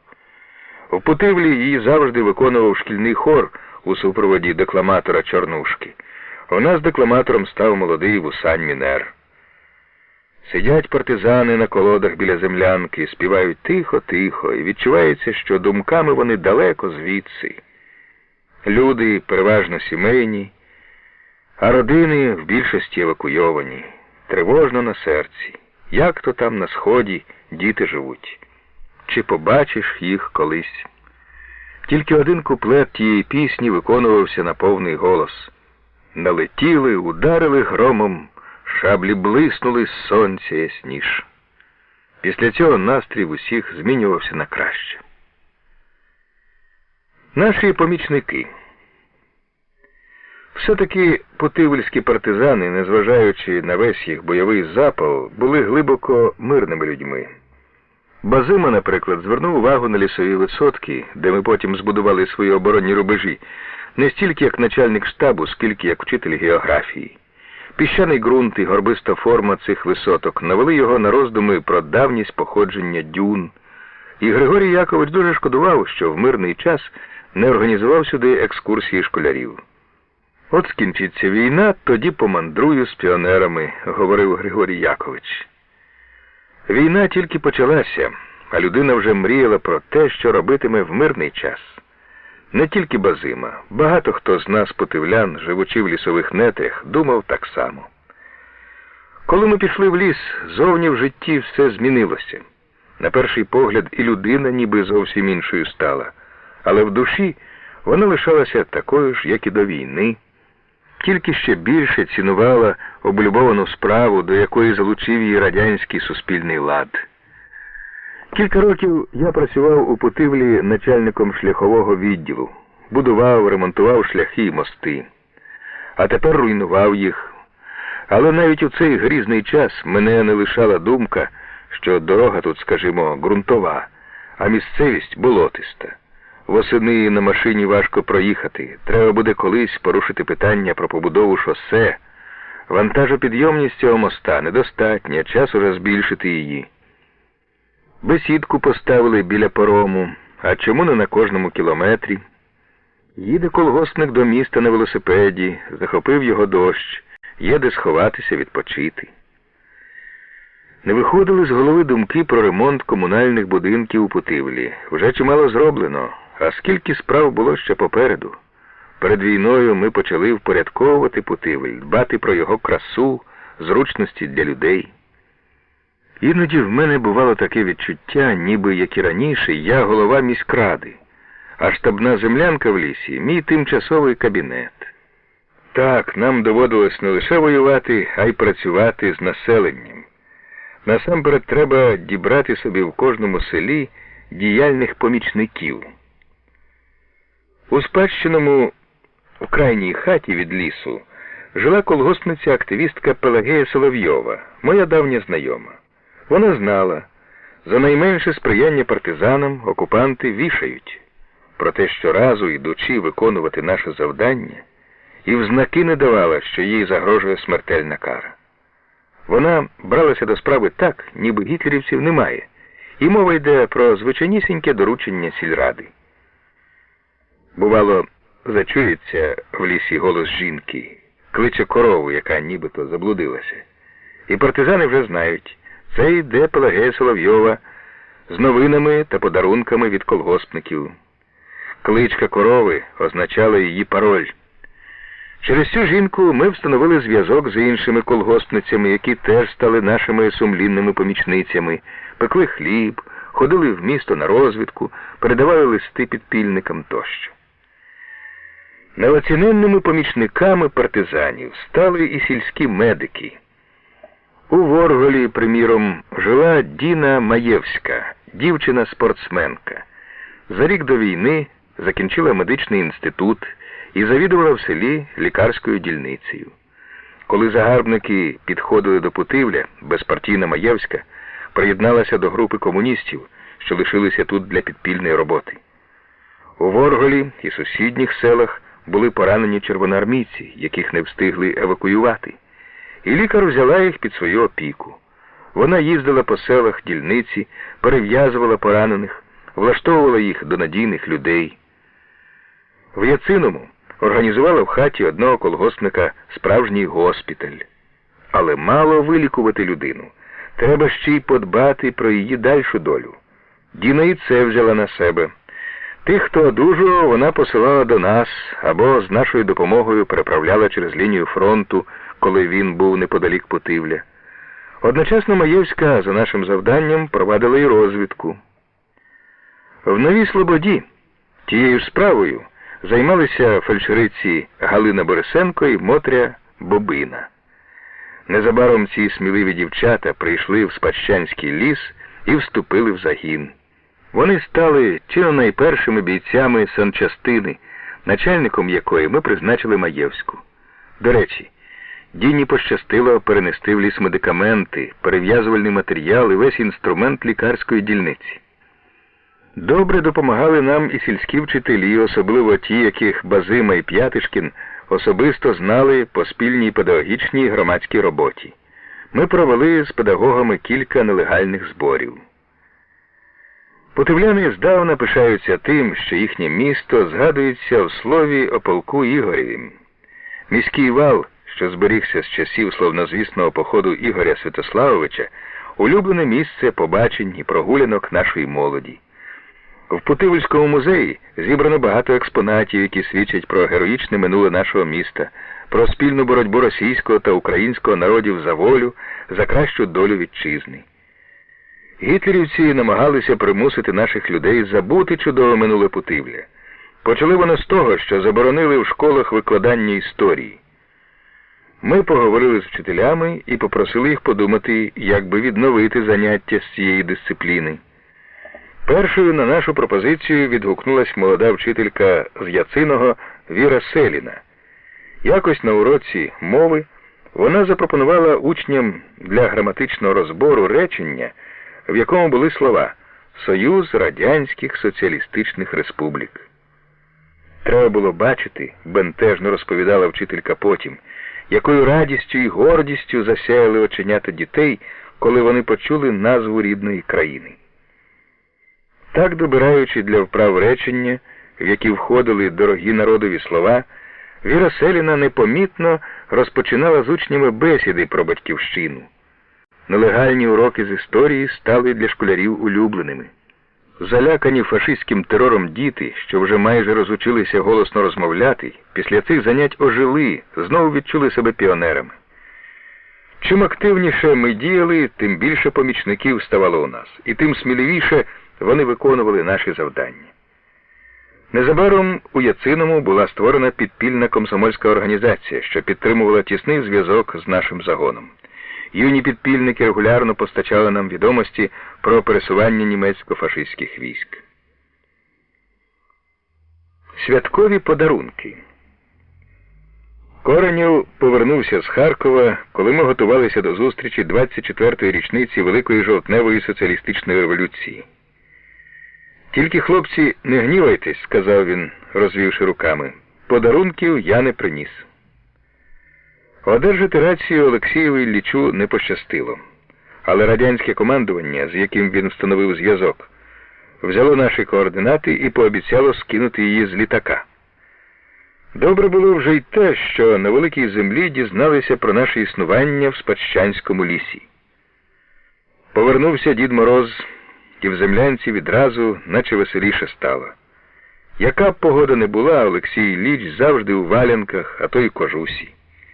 Вип'є кілька чашок гарячого чаю, потім ще й до грубки сідає поближче, поки з нього піт патьоками не полється. «Ех, попарити б старі кістки в бані з дороги», – зітхає він. От і робота для старого знайшлася. Доручили йому перевести в наш табір баню з селища Лісосплавників. Дід Мороз усе вміє, майстер на всі руки. Чого тільки не навчив він наших людей в лісі. Чоботи мають бути змащені, це закон. Доводилося самим дьоготь гнати. Хто знається у тій справі? Олексій Ілліч. Або взяти прання білизни. Луг треба випарювати з попелу. І цього Дід Мороз навчить. Поряд із землянкою – мурашник.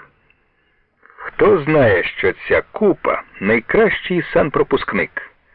Олексій же Ілліч, як тільки побачив, що люди чухатись почали, оголосив наказ по землянках. «Скидаєте натільний, кладіть його на ніч в мурашник». Розповідав нам Олексій Ілліч, трясучись від сміху, як він через фронт пробивався. Виводив Коренєв як провідник групу червоноармійців-оточенців. Свинячим шляхом в одному місці не можна було пройти. Довелося на тракт виходити. Бійців сумнів узяв, питають: «Куди це ти, діду, ведеш? Бачиш, колія ворожим транспортом наїжджена». Олексій Ілліч на поля їм показує. Саме пора копання картоплі настала. В гонах повно людей. Промовляє: «Свої не викажуть». Мандрує група битим шляхом, і тільки машину з гітлерівцями запримітить, вмить по полю розсипається. Разом з місцевими, доки небезпека, копають бійці картоплю. Колгоспниці за допомогу дякують, а чоловіки лукаво посміхаються. Ми такі ж копальники, як ви полільники, в одному напрямку пробираємось. Після повернення Олексія Ілліча в усіх селах і хуторах навколо Спадщанського лісу ми провели мітинги. Розповіли про становище на фронтах, про яке довідалися від Діда Мороза. Жителі тих населених пунктів збадьорилися, адже загарбники оголосили, що вони вже й Москву захопили. Порадував нас народ у ті дні увагою і піклуванням. У Стрільниках, де Базима багато років вчителював, після мітингу, проведеного партизанським агітатором, колгоспники вивантажили на підводи все зерно з комори окупантського господарства, вигнали із скотного двора телят і відправили нам цілий обоз подарунків. Ми відмовлялись, запевняли селян, що маємо всього вдосталь, але колгоспники наполягали на своєму. «Візьміть, будь ласка, візьміть, а то фашисти заберуть, кістка їм у пельку». Напередодні свята наш дозор перестрів у лісі хлопчика років 13. Веде вола, питають його: «Ти куди це, малий?» «До вас люди послали». «Які люди?» «Новошарпівські колгоспники. Завтра ж свято жовтневої революції». Так і сказали. «Жени в ліс до партизанів, захисників наших. Нехай хоч на свято буде в них борщ з м'ясом». Гудів табір, як бджолиний вулик. Бійці і командири збентежено обговорювали цей вияв турботи про нас. Тоді ж, пам'ятаю, прийшли до штабу льотчики, які лікувалися в санчастині загону. З ними сталася така трагедія. В перших числах жовтня, недалеко від Конотопа, відбувся запеклий повітряний бій. У ньому, незважаючи на те, що в небі були куди більші сили ворога, радянські винищувачі збили 4 фашистських літаки. Проте й 2 наші машини, охоплені полум'ям, не дотягли до своїх. Пілоти викинулися на парашутах. Коли приземлилися, їх захопили гітлерівці. Поранених помістили в Путивльську лікарню, приставили до них варту. На гуманізм варварів розраховувати не доводилось. Безперечно, в окупантів були якісь плани стосовно полонених, що нічого доброго не віщували льотчикам після одужання. Ми вирішили врятувати їх. Доручили учасникові громадянської війни, колишньому червоноармійцеві Василею Петровичу Докукіну, викрасти юнаків з лікарні і доставити до вірної людини Григорія Івановича Полтавцева. Той пізніше, з допомогою наших розвідників, перевіз пілотів Калініна Миколу Михайловича і Воскресенського Михайла Григоровича в загін. Як тільки льотчики почали одужувати, вони все частіше і наполегливіше стали просити, щоб їх переправили через фронт. Не терпілося воїнам знову бити ворога з повітря. Але з цим треба було зачекати. Невтішний вигляд мали ще юнаки. Роздуми про зиму. Через кілька днів після жовтневого свята наші розвідники помітили на східному узліссі колонну гітлерівської піхоти, що рухалась по дорозі з Путивля. Солдатів 70 з автоматами і ручними кулеметами. Я відразу ж послав у чагарники до Старої Шарпівки групу з 30 чоловік. З нею пішов Руднєв. Незабаром друга численніша колона почала наближатися до південного узлісся. І на карту не треба було дивитися, щоб розгадати задум німців. Стало ясно. Північна колона послана для того, щоб виманити нас із лісу, з основної позиції, і потім ударити нам у тил. Я вирішив, нехай вони хитрують, а ми будемо дотримуватися свого плану. Насамперед допоможу Руднєву швидше розгромити меншу колону, а потім уже разом повернемося відбивати атаку з півдня. Біля північного узлісся, підходячи до Старої Шарпівки, окупанти розгорнулися в цеп. Я висунувся із своєю групою вперед і обстріляв їх з танка гарматним огнем. Німці почали відходити туди, де чекав їх Руднєв. Побачивши, що ворог відступає, комісар задумав частиною своїх бійців перешкодити противникові відступ, а з рештою групи зайти йому в тил і притиснути до річки Клевень. Але гітлерівці, потрапивши під вогонь танка, дуже швидко проскочили через Стару Шарпівку. Коли партизани вийшли до Вітряка на західній околиці, ворожий цеп уже був на лузі за річкою. Поспішність, з якою противник відійшов за Клевень, підтверджувала мій здогад.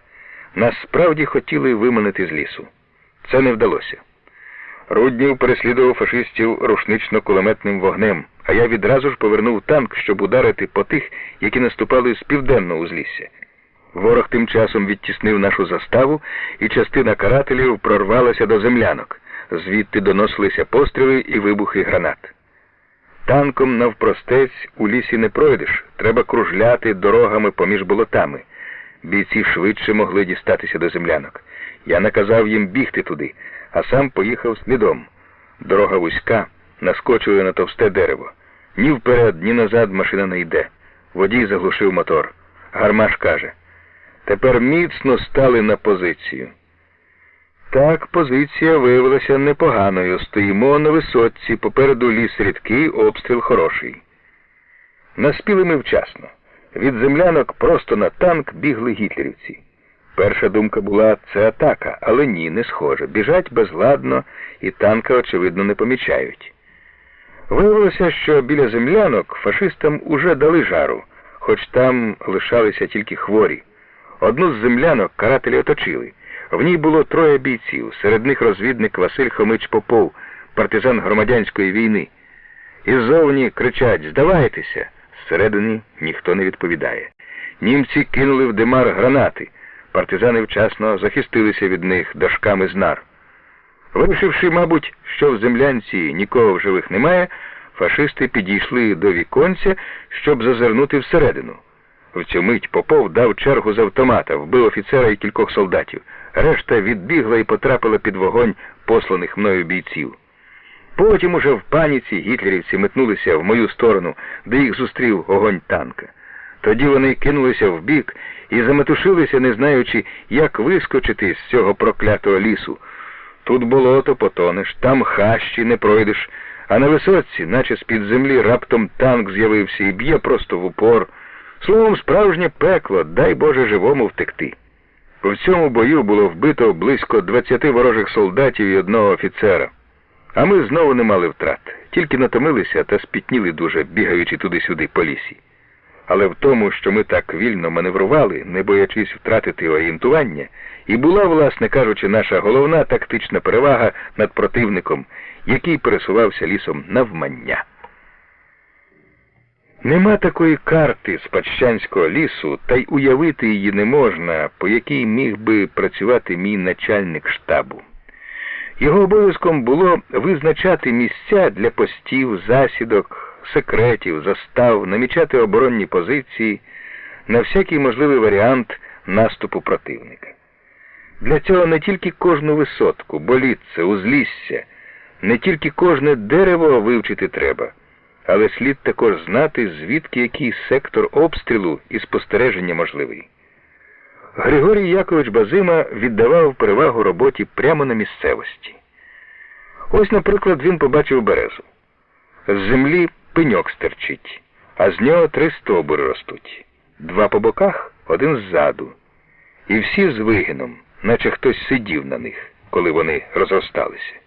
Готове крісло, до того ж м'яке. Весь пеньок укрито мохом. Попереду щось на зразок просіки, смужка рідкого лісу, невеликий просвіт. Чудовий пост. Маскування готове і сектор спостереження винятковий. І скільки таких місць, підготовлених для нас самою природою, відшукав Григорій Якович у Спадщанському лісі. Ходить він по лісі, непоспішливо поглядає навколо, наче гриби збирає. Та й зовні він більше на грибника схожий, ніж на начальника штабу. З міста прийшов до лісу в плащі. Планшетку з собою прихопив, здається, вона з часів Першої світової війни. А теплого нічого не взяв. Перші дні все щулився від холоду, біля вогнища грівся. Потім у якогось знайомого колгоспника виміняв за свій міський плащ теплу фуфайку. А коли ранками підмерзати почало, пошив собі з ковдри, чи то пальто, чи халат, і почував себе в ньому чудово. Цілими днями пропадав у лісі. Проте спокій Григорія Яковича був порушений. Я доручив йому підготувати карти півночі Сумщини аж до Брянських лісів. Він одразу зрозумів, для чого це потрібно, і почав подовгу засиджуватися в штабі. Прийде в землянку, надіне окуляри, розкладе на столику одноверстку і сидить над нею, мовчки скручуючи цигарку за цигаркою. І Руднів усе частіше підходить до нього, прикурить, довго стоїть, поглядаючи на карту. На столі вже не тільки карта Путивльського району, а й районів, прилеглих до нього з півночі. Досі Базима їх не розкладав. Від Спадщанського лісу погляд Григорія Яковлевича поволі піднімається вище, за Клевень, за Вишневі гори, до лісів Мариця, Кочубейщина, Довжик і вище, за Глухів, до Хінельських лісів. Руднів теж туди поглядає, мене й самого тягне до карти. Встаю, надіваю окуляри і зазираю через плече Григорія Яковлевича. Погляд мій мимоволі перебігає від Спадщиного на північ, туди, де на карті найбільше зеленого, де воно зливається в одну суцільну пляму, до південної зони брянських лісів. Успіхи успіхами, а ми не забували, що з настанням зими нам житиметься в Спадщанському лісі набагато тяжче. Тоді через болото Жилень можна буде не лише пройти, а й проїхати. Опаде листя, і поріділий ліс просвічуватиметься від однієї дороги до іншої. До того ж для нас не було таємницею, що в Путивлі з кожним днем більше ворожих солдатів та офіцерів.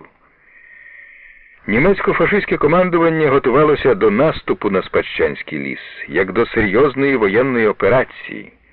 От чому доводилось роздумувати про куди більші ліси, які лежать на північ від Глухова, за Сєвськом і зсередина Будою.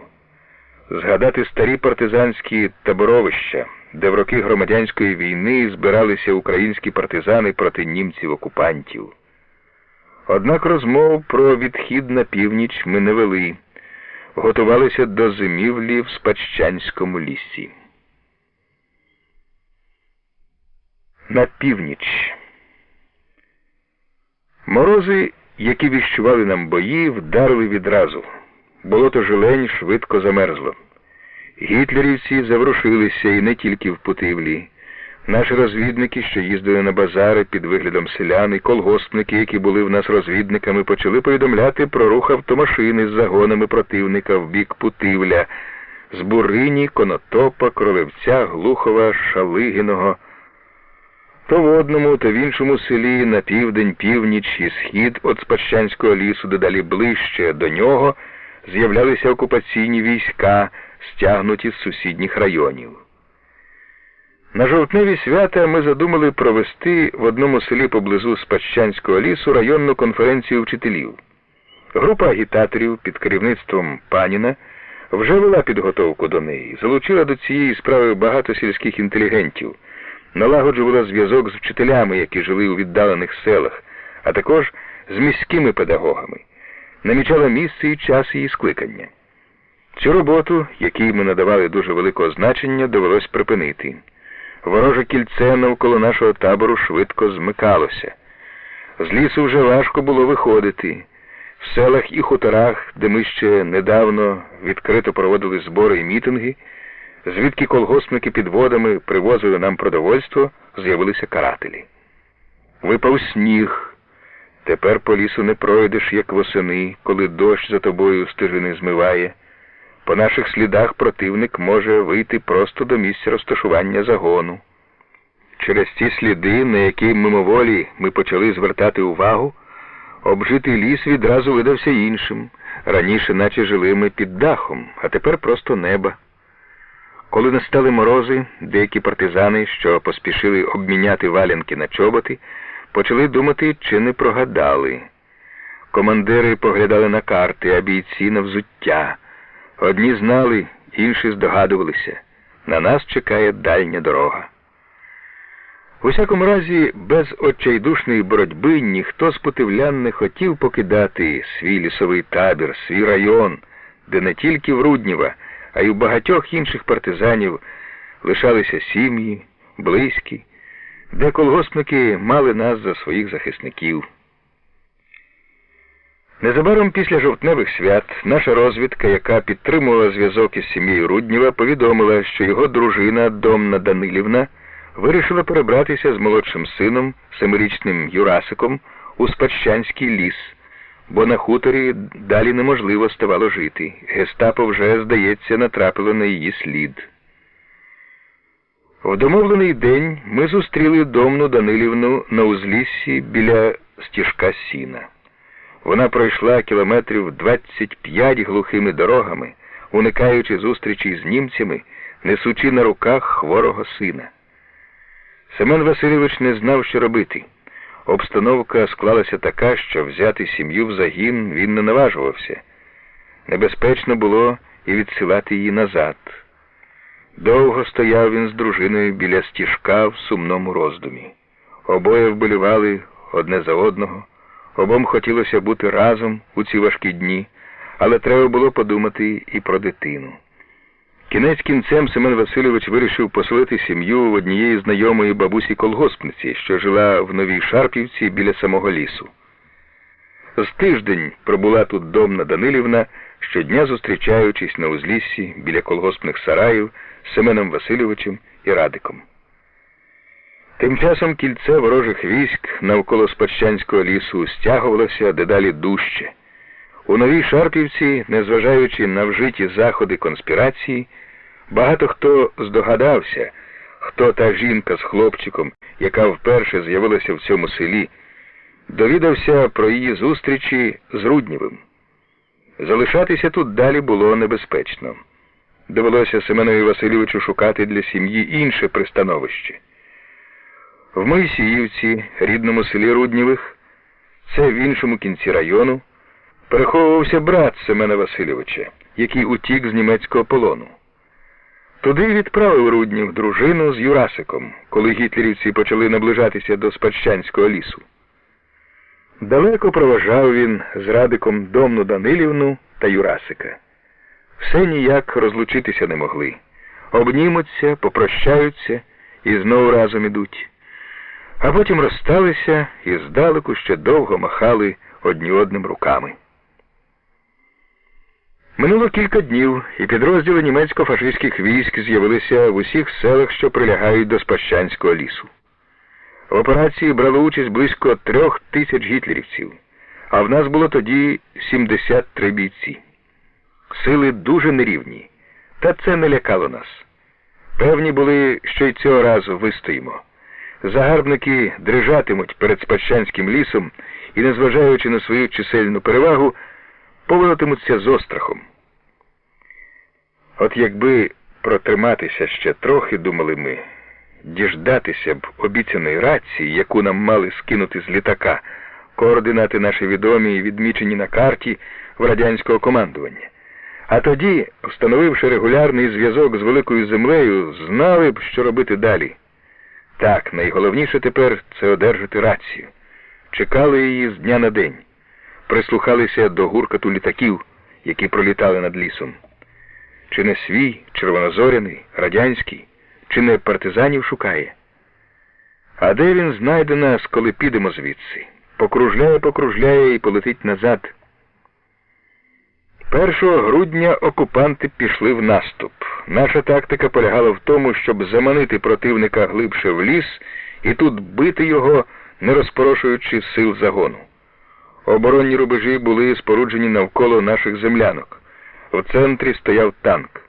Він так і лишився на тій висоці, де застряг в останньому бою, коли наскочив на дерево.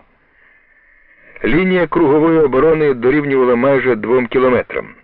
У деяких місцях, де багато труднопрохідних ярів, бійці окопалися на великій відстані один від одного, аби тільки бачити своїх сусідів. Більшість партизанів ми зібрали на найнебезпечніших ділянках. На лівому фланзі під командою Руднєва розташувалися бойові групи загальною чисельністю 33 бійці. Протилежний бік оборони лицем до Жилені зайняли бойові групи, які очолив Базима – 30 бійців. Там був курс з мінометом. Дід Мороз сидів у засідці з кількома розвідниками. Танк мав прикривати землянки і підтримувати вогнем усі групи. Бій почався близько 10-ї ранку. І цього разу танк, хоч нерухомий, став нам у великій пригоді. Висотка, на якій він стояв серед рідколісся, була неприступною фортецею. З боку Нової Шарпівки карателі підходили так близько, що розрізнялися обличчя солдатів. Танк зустрів окупантів огнем. Фашисти розсипалися, знову йшли в атаку і знову відступали, залишаючи вбитих, яких наш танкіст Гармаш, висовуючись після стрільби з люка, лічив, тикаючи пальцем то в один, то в інший бік. Не пам'ятаю його прізвища. Таке було, що ніхто вимовити не міг. Усі називали хлопця на ім'я Абрам чи просто Гармаш. Одного разу гітлерівці майже підібралися до танка. Їх відокремлювало від нього, може, 100 кроків, кілька дерев. Але танкісти за моєю командою вчасно повернули башту. Абрам 2 чи 3 снарядами розкидав по лісі ворогів, яких було щось із 70. Я не відходив від танка, весь час подавав команди Гармашеві, коригував його стрільбу, оскільки був переконаний, що танк – наша фортеця. Думалось, якщо карателі прорвуться тут, усе пропало. Поруч зі мною в бою була медсестра Галя Борисенко. Від вогню противника нас захищали дерева. Я стояв за одним, вона за іншим. Я танком командував, а Галя мною. «Та станьте ви за той дуб, усе-таки товстіший, Сидоре Артемовичу, не висовуйтеся. Залізьте краще в танк. Діна сказала, що я відповідаю за вас, отже, будь ласка, слухайтесь». Звичайно, танкова броня більш надійне прикриття, ніж дерево, але в танку, може, з незвички я нічого не бачив і не чув. Ніби мене наглухо ковдрою накривали, а стоячи біля нього, я не тільки оглядав усі підступи до висотки, а за голосами і пострілами, які лунали в лісі, ясно уявляв собі, де що відбувається, і міг у першу ліпшу мить спрямувати вогонь туди, де він був найбільш потрібний. Башта танка весь час оберталася. Абрам так добре знав свій ліс, що на звук стріляв, як по видимій цілі. Один великокаліберний кулемет фашистів, що бив з боку Жилені, на ділянці Базими, замовк після перших же пострілів Гармаша. Загарбники намагались прорватися до землянок звідусіль. Вони проникали в ліс і через урочище Жилень, скориставшись з того, що болото замерзло. Ділянка лісу, що межує з Жиленню, виявилась найбільш вразливою. Група Базими ледве відбивала атаки ворожої кінноти, що наступала під прикриттям станкових кулеметів разом з піхотою, намагаючись прорватися в наш тил. У критичний момент на допомогу Базимі наспів Руднів, який щойно відбив напад на своїй ділянці. Побачивши комісара, що біг просто на карателів і стріляв на ходу, бійці звелися і з криком «Ура!» кинулися за ним. Першими ринули бійці групи Карпенка, ті самі, які кричали, що у партизанському загоні ні до чого армійські звички. Тепер ці люди готові йти за комісаром у вогонь і воду, а якщо треба буде, і віддати життя за нього. Бій тривав до ночі. Люди наші вистояли. Ворог відступив, пішов на ніч з лісу, навіть не підібравши трупів, їх було 100-1,5. Ми захопили 5 кулеметів і міномет з кількома мінами. Але за день загін витратив майже всі боєприпаси, і це змусило мене відразу ж після бою поставити Олексієву Іллічу запитання, яке давно просилося на язик. «Знаєш, Іллічу, дорогу в Брянські ліси?» Ілліч відразу зрозумів мене. «Значить, усе-таки в похід?» «У похід, товаришу». «Що ж, добре, поведу хлопців старими партизанськими стежками». Отже, з Путивльського району нам доводилося йти. Я наказав забрати з танка озброєння, саму машину замінувати.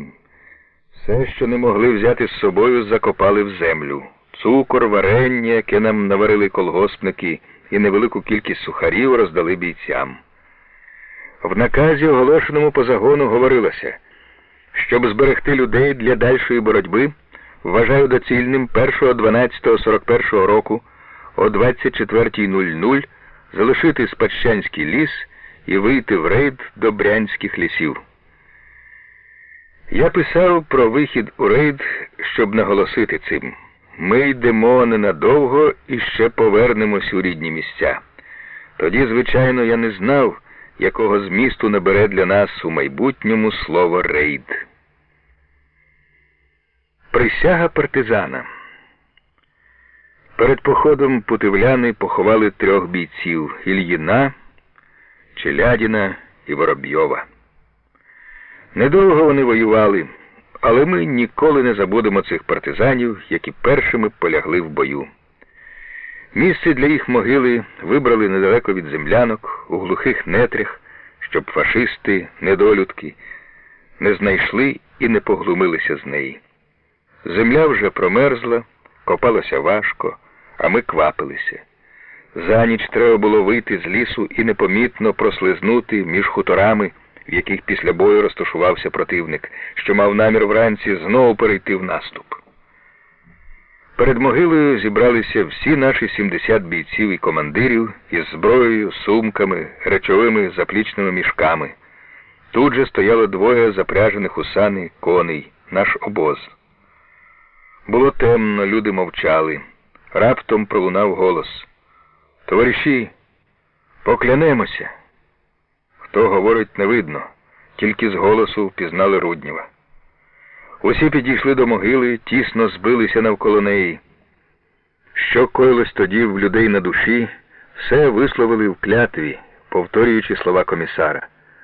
Злість на кипілу, всю ненависть до загарбників, заполеглих товаришів, за те, що доводиться йти з рідного району, за сім'ї, кинуті в селах на призволяще, і за те, що, може, завтра прилетить з великої землі літак і не знайде нас у Спадщанському лісі.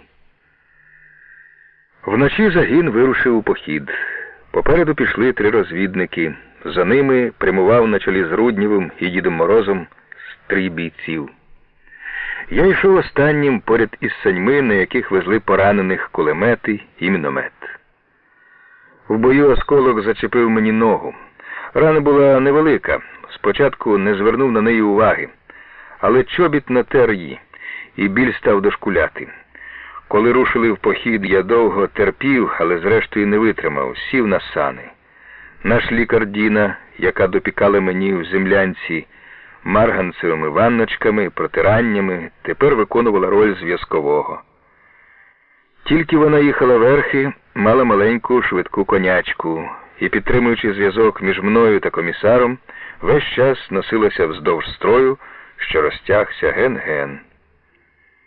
Навпроти північного узлісся по річці Клевень гітлерівці виставили застави, гадаючи, що коли ми спробуємо вирватися з оточення, то зробимо це саме тут, аби, проскочивши через низину річки, вийти відразу в урочище Вишневі гори, Мариця і Кочубейщина. Ми ж поставили перед собою мету вислизнути з кільця відкритою місцевістю. Шлях наш мав пролягти між Новою Шарпівкою і Кардашевим на Стрільники, а звідти повернути на північ за Клевень. Таким чином загін повинен був пройти за кількасот метрів від хуторів, у яких заночували непрохані чужинці. Спочатку ми пробирались від Переліска до Переліска, а потім вийшли в чисте поле. Ніч настала темна, та ми все-таки побоювалися, що спостерігачі ворога помітять нас. Раптом колона зупинилась у небезпечному місці. Діна, під'їхавши, доповіла півголосом. Передні вибились із сил, сніг завглибшки з метр.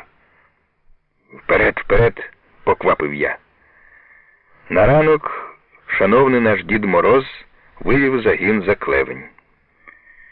Щоб стягнути до Спадщанського лісу 3000 солдатів та офіцерів, окупанти залишили без гарнізонів кілька районів. На північ від Клевені шлях був цілком вільний. Невеликі групи противника, що подекуди залишилися, запримітивши нас, розбіглися. Тільки в одному селі кілька німецьких посіпак, які не встигли втекти, спробували чинити опір. Вони були вбиті. Вступаючи в села, бійці люто рубали вкопані фашистами шибениці. Руднєв з Паніним збирали колгоспників, проводили мітинги, говорили людям, що ми незабаром вернемося, щоб нас чекали, не виконували окупантських поставок, закопували хліб у землю. Похід тривав 4 дні. За цей час ми пройшли маршем 160 кілометрів, перетнули Путивльський, Шалигінський, Червоний район Сумщини і вийшли в Сєвський район Орловської області. Загін зупинився в селі Хвощовці на краю Хінельських лісів. Цей лісовий масив лежить на південь від хутора Михайловського, за яким починаються Брянські ліси, і тягнеться широкою смугою з заходу на схід від Новгорода Сіверського до Сєвська. Нам здалося вигідним розташуватися саме тут. Звідси ми завжди мали змогу повернутися до свого району, і разом з тим у нас був надійний тил. Доброю базою для загону міг стати лісокомбінат, що знаходився у 35-му квадраті лісового масиву. На розвідку туди послали кількох бійців на чолі з Дідом Морозом. Повернувшись, Олексій Ілліч повідомив, що в селищі лісокомбінату живуть якісь дивні люди. Більшість шевцює, але видно, що всі вони не тутешні, мабуть, ховаються від окупантів. Довідатися від них нічого не можна, до нових людей ставляться підозріло, бояться, чи не підіслані гестапо. Поблизу селища порожні недавно збудовані землянки. Кажуть, що в них жили якісь партизани, але де вони тепер, ніхто не знає, а може не хочуть казати. В одному будинку виявили чоловіка, котрий ховався в комірчині. Хазяйка довго не хотіла відчиняти цю комірчину, а коли її переконали, що боятися нічого, щось крикнула у схованку нерозбірливе. Двері розчинилися навстіж. На порозі стояв переляканий чоловік з пістолетом. Видно було, він вирішив не датися живим у наші руки. Дід Мороз почав з ним переговори. Хто такий? Чого ховається? Довго вони промацували один одного, не опускаючи зброї, поки обидва зрозуміли, що свої. Цей чоловік з комірчини назвався командиром партизанського загону. Він збирався нібито саме в ліс іти, але пояснити до пуття, де його загін, не зміг. Розбралися, мовляв, кудись люди. «Не розумію, що то за партизани, чого вони так ховаються», – сказав Олексій Ілліч. Загін рушив у глиб лісу, і 8 грудня ми зайняли лісокомбінат. У селищі було багато вільних будинків. Тут розташувалися штаб, господарська і санітарна частини, розвідка і одна бойова група. Інші групи розмістилися в лісі, в порожніх землянках. Поговорили з людьми, що жили в селищі, з усіма тими шевцями. Як і думали, це були почасти військовослужбовці, котрі потрапили в оточення і, пробираючись звідкись іздаля, застряли тут. Почасти партизани, яким набридло блукати по лісі без діла. Ми поставили перед ними питання прямо. Що ж ви, дорогі товариші, всю війну шевцюватимете? Люди відверто зізналися. А що робити, коли навіть патронів немає? Якщо пробиратися через фронт, то де він? Стати лісовиками? Але чого даремно в хащах стирчати? Ми сиділи в землянках, а потім самі в селище повернулися. Питають нас, чи нема у вас, товариші, радіо? Може, знаєте, що на фронті відбувається? З усього видно, ці люди страшенно відірвалися від життя, а якби почули голос великої землі, одразу закинули б свої шефські колотки та взялися за справжнє діло. Радіоприймача не було, але ми з Руднєвим знайшли спосіб розворушити шевців. Минав 3-й місяць з часу організації Путивльського загону. Цю дату передбачалося відзначити прийняттям присяги. Тепер це особливо до речі. Треба тільки зробити все, вирішили ми, щоб наша клятва батьківщині була виголошена в урочистій обстановці, по-армійському і перед усіма людьми, які зберуться в селищі. 11 грудня я віддав наказ про приведення до присяги бійців і командирів загону.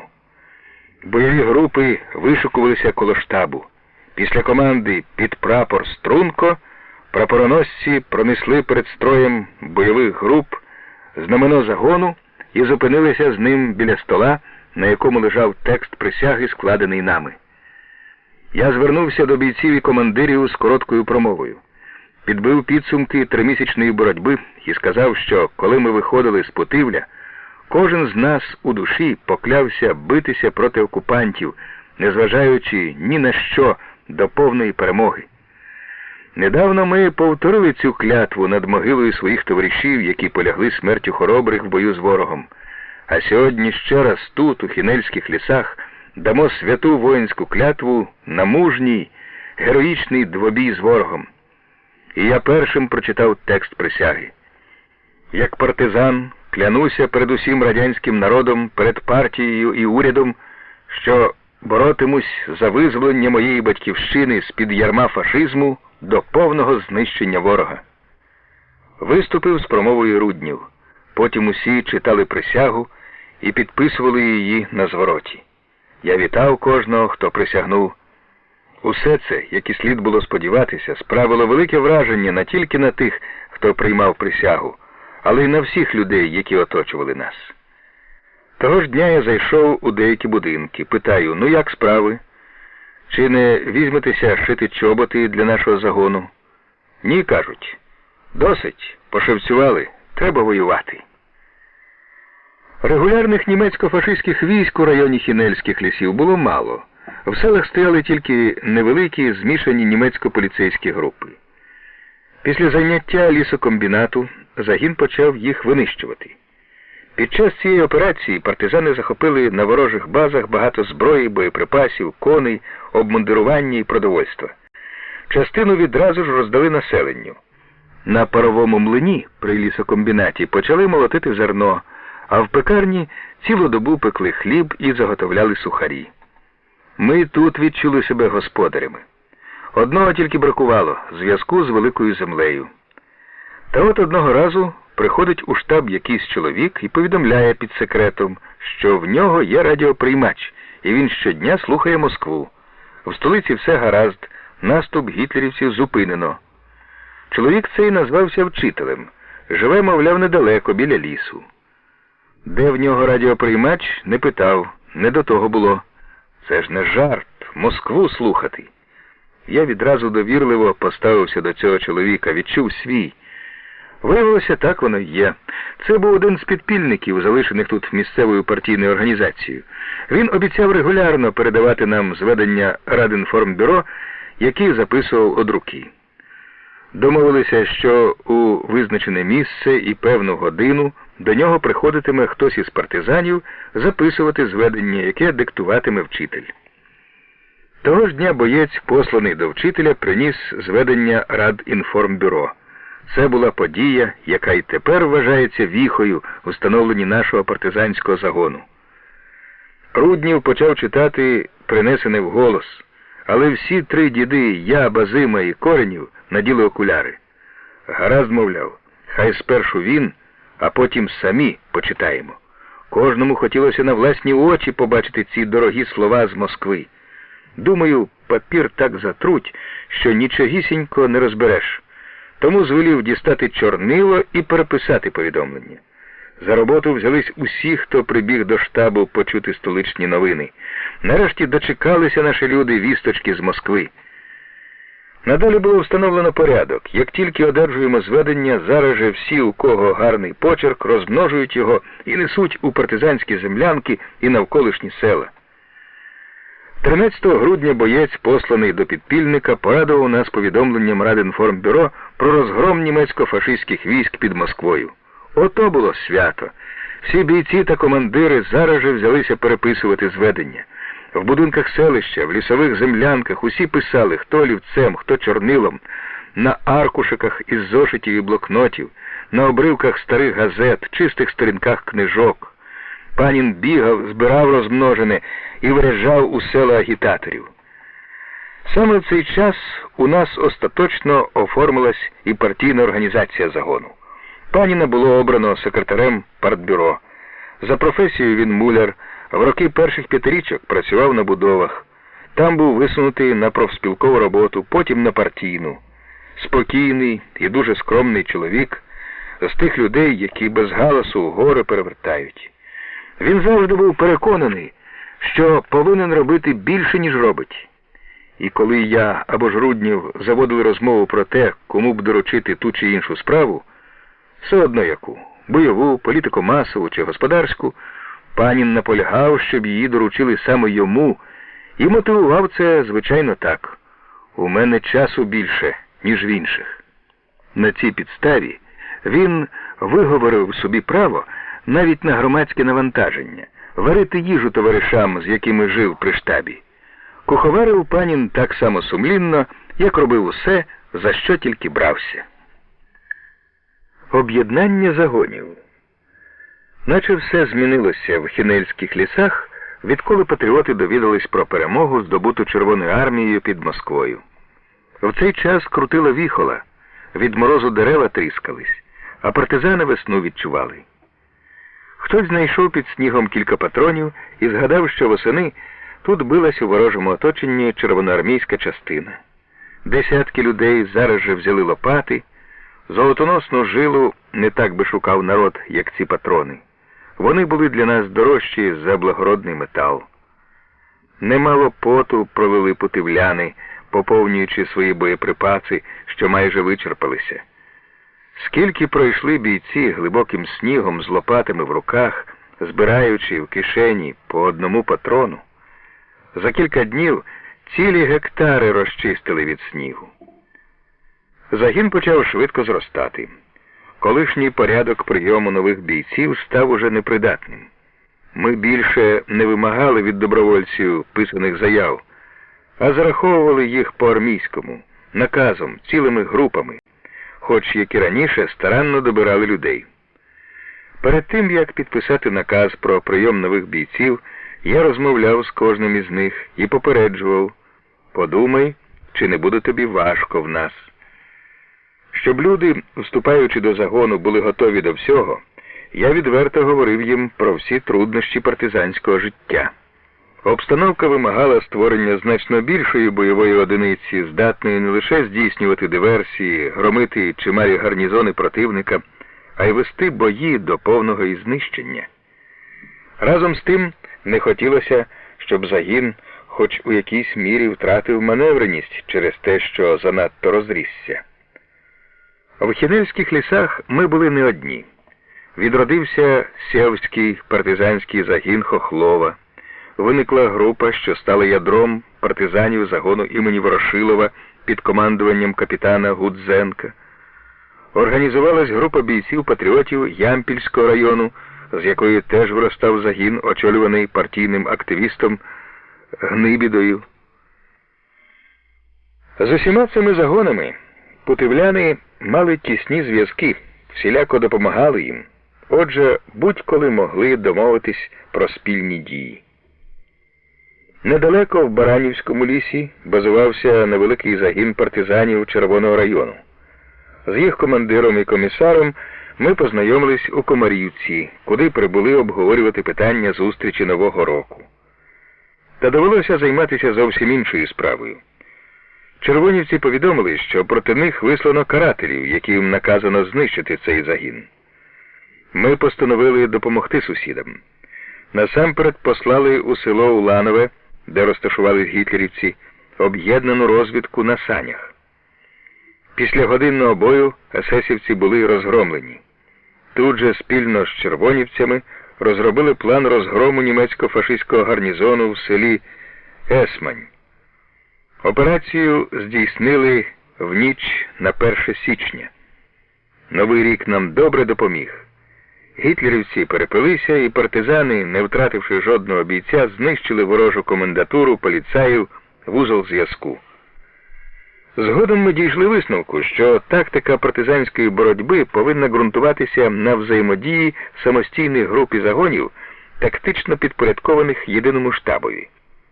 Об'єднуючи таким чином навколо себе партизанів сусідніх районів, Путивльський загін лишався порівняно невеликим, міг легко маневрувати і разом з тим мав можливість провадити великомасштабні операції. Тому й надалі, коли до нас приходило кілька патріотів з якогось району, ми створювали з них бойову групу. Коли ж вона зростала до загону, виділяли її в самостійну одиницю, підпорядковану нашому штабові лише оперативно. Так поступово склалося партизанське з'єднання, яке спершу називалося Путивльським об'єднаним загоном, а пізніше групою партизанських загонів Сумської області. Після того, як ми пішли з Пащанського лісу, командування гітлерівців у Путивлі оголосило, що партизанів знищено. Окупанти знову розперезалися, грабували, по-звірячому розправлялись з населенням. За особливими списками, складеними поліцією, фашисти забирали людей, зв'язували їм руки, саджали на машини, вивозили і убивали. Ми вирішили нагадати про себе недолюдкам. Залишивши під надійним прикриттям базу в Хінельських лісах, наш загін вирушив у похід, щоб, як зазначалось у наказі, передислокуватись у Путивльський район. Намічали вийти на його східну частину, що межує з Курською областю, до Новослобідського лісу, де до об'єднання з нами базувався загін Руднєва. Зустрівши на шляху сильні ворожі заслони, ми змінили маршрут і поклали собі за мету дістатись у наш район з іншого боку, подалі на захід. Повернувши на північ, загін пройшов краєм Курської та Орловської областей і 10 січня через Глухівський вступив до Путивльського району. По дорозі партизани очистили від ворога з десяток сіл і знищили кілька ліній зв'язку. Загін розмістився в селі Кагань, що на річці Клевень. Звідси до Спадщанського лісу було не менше 15 кілометрів. Але тепер цей ліс мало цікавив нас. Усе змінилося. І розмах наших дій, і тактика нашої боротьби. Залишатися тут або десь в іншому місці ми надовго не збиралися. Для того і створили тилову базу у Хінельських, а за ними ще глибшу в Брянських лісах, щоб у разі потреби піти туди на деякий час. Чудовим місцем для зимівлі в Путивльському районі міг бути Новослобідський ліс, де на високій кручі, понад торфовищем, височив старовинний Софроніївський монастир, обнесений муром. Григорій Якович Базима, який ходив на розвідку з бійцями, встановив, що там нікого нема. Зустріли вони лише лісника, котрий нікуди не виходив з лісу відтоді, коли в район вдерлися загарбники. Спокусливо було прожити ту на диво морозну зиму в теплих будинках, оточених, немов фортеця, муром, лісом та баговинням. Але зимувати в Софроніївському знову ж таки означало приректи себе на оточення, важкі оборонні бої. І ми надали перевагу вільному маневрові. Коли загін вийшов на річку Клевень, гітлерівці втекли з найближчих сіл у Ворголь. Уночі ми були вже в ньому. Я влаштував свій командний пункт на південній околиці, і партизани кількома групами пішли прочісувати населений пункт. Провідниками стали партизани-воргольці. Серед них і наш лікар Діна Маєвська. Наступного дня ми почали проводити в селах збори колгоспників. Це була друга роз'яснювальна кампанія, проведена нами у Путивльському районі за час окупації. Вона тривала близько тижня. Агітаторами працювали всі. Кожен організовував збори в тому селі, де його краще знали місцеві жителі. Мені, приміром, довелося виступати перед трудящими Ховзівки. В 1939 році я був обраний від цього села депутатом районної ради депутатів трудящих.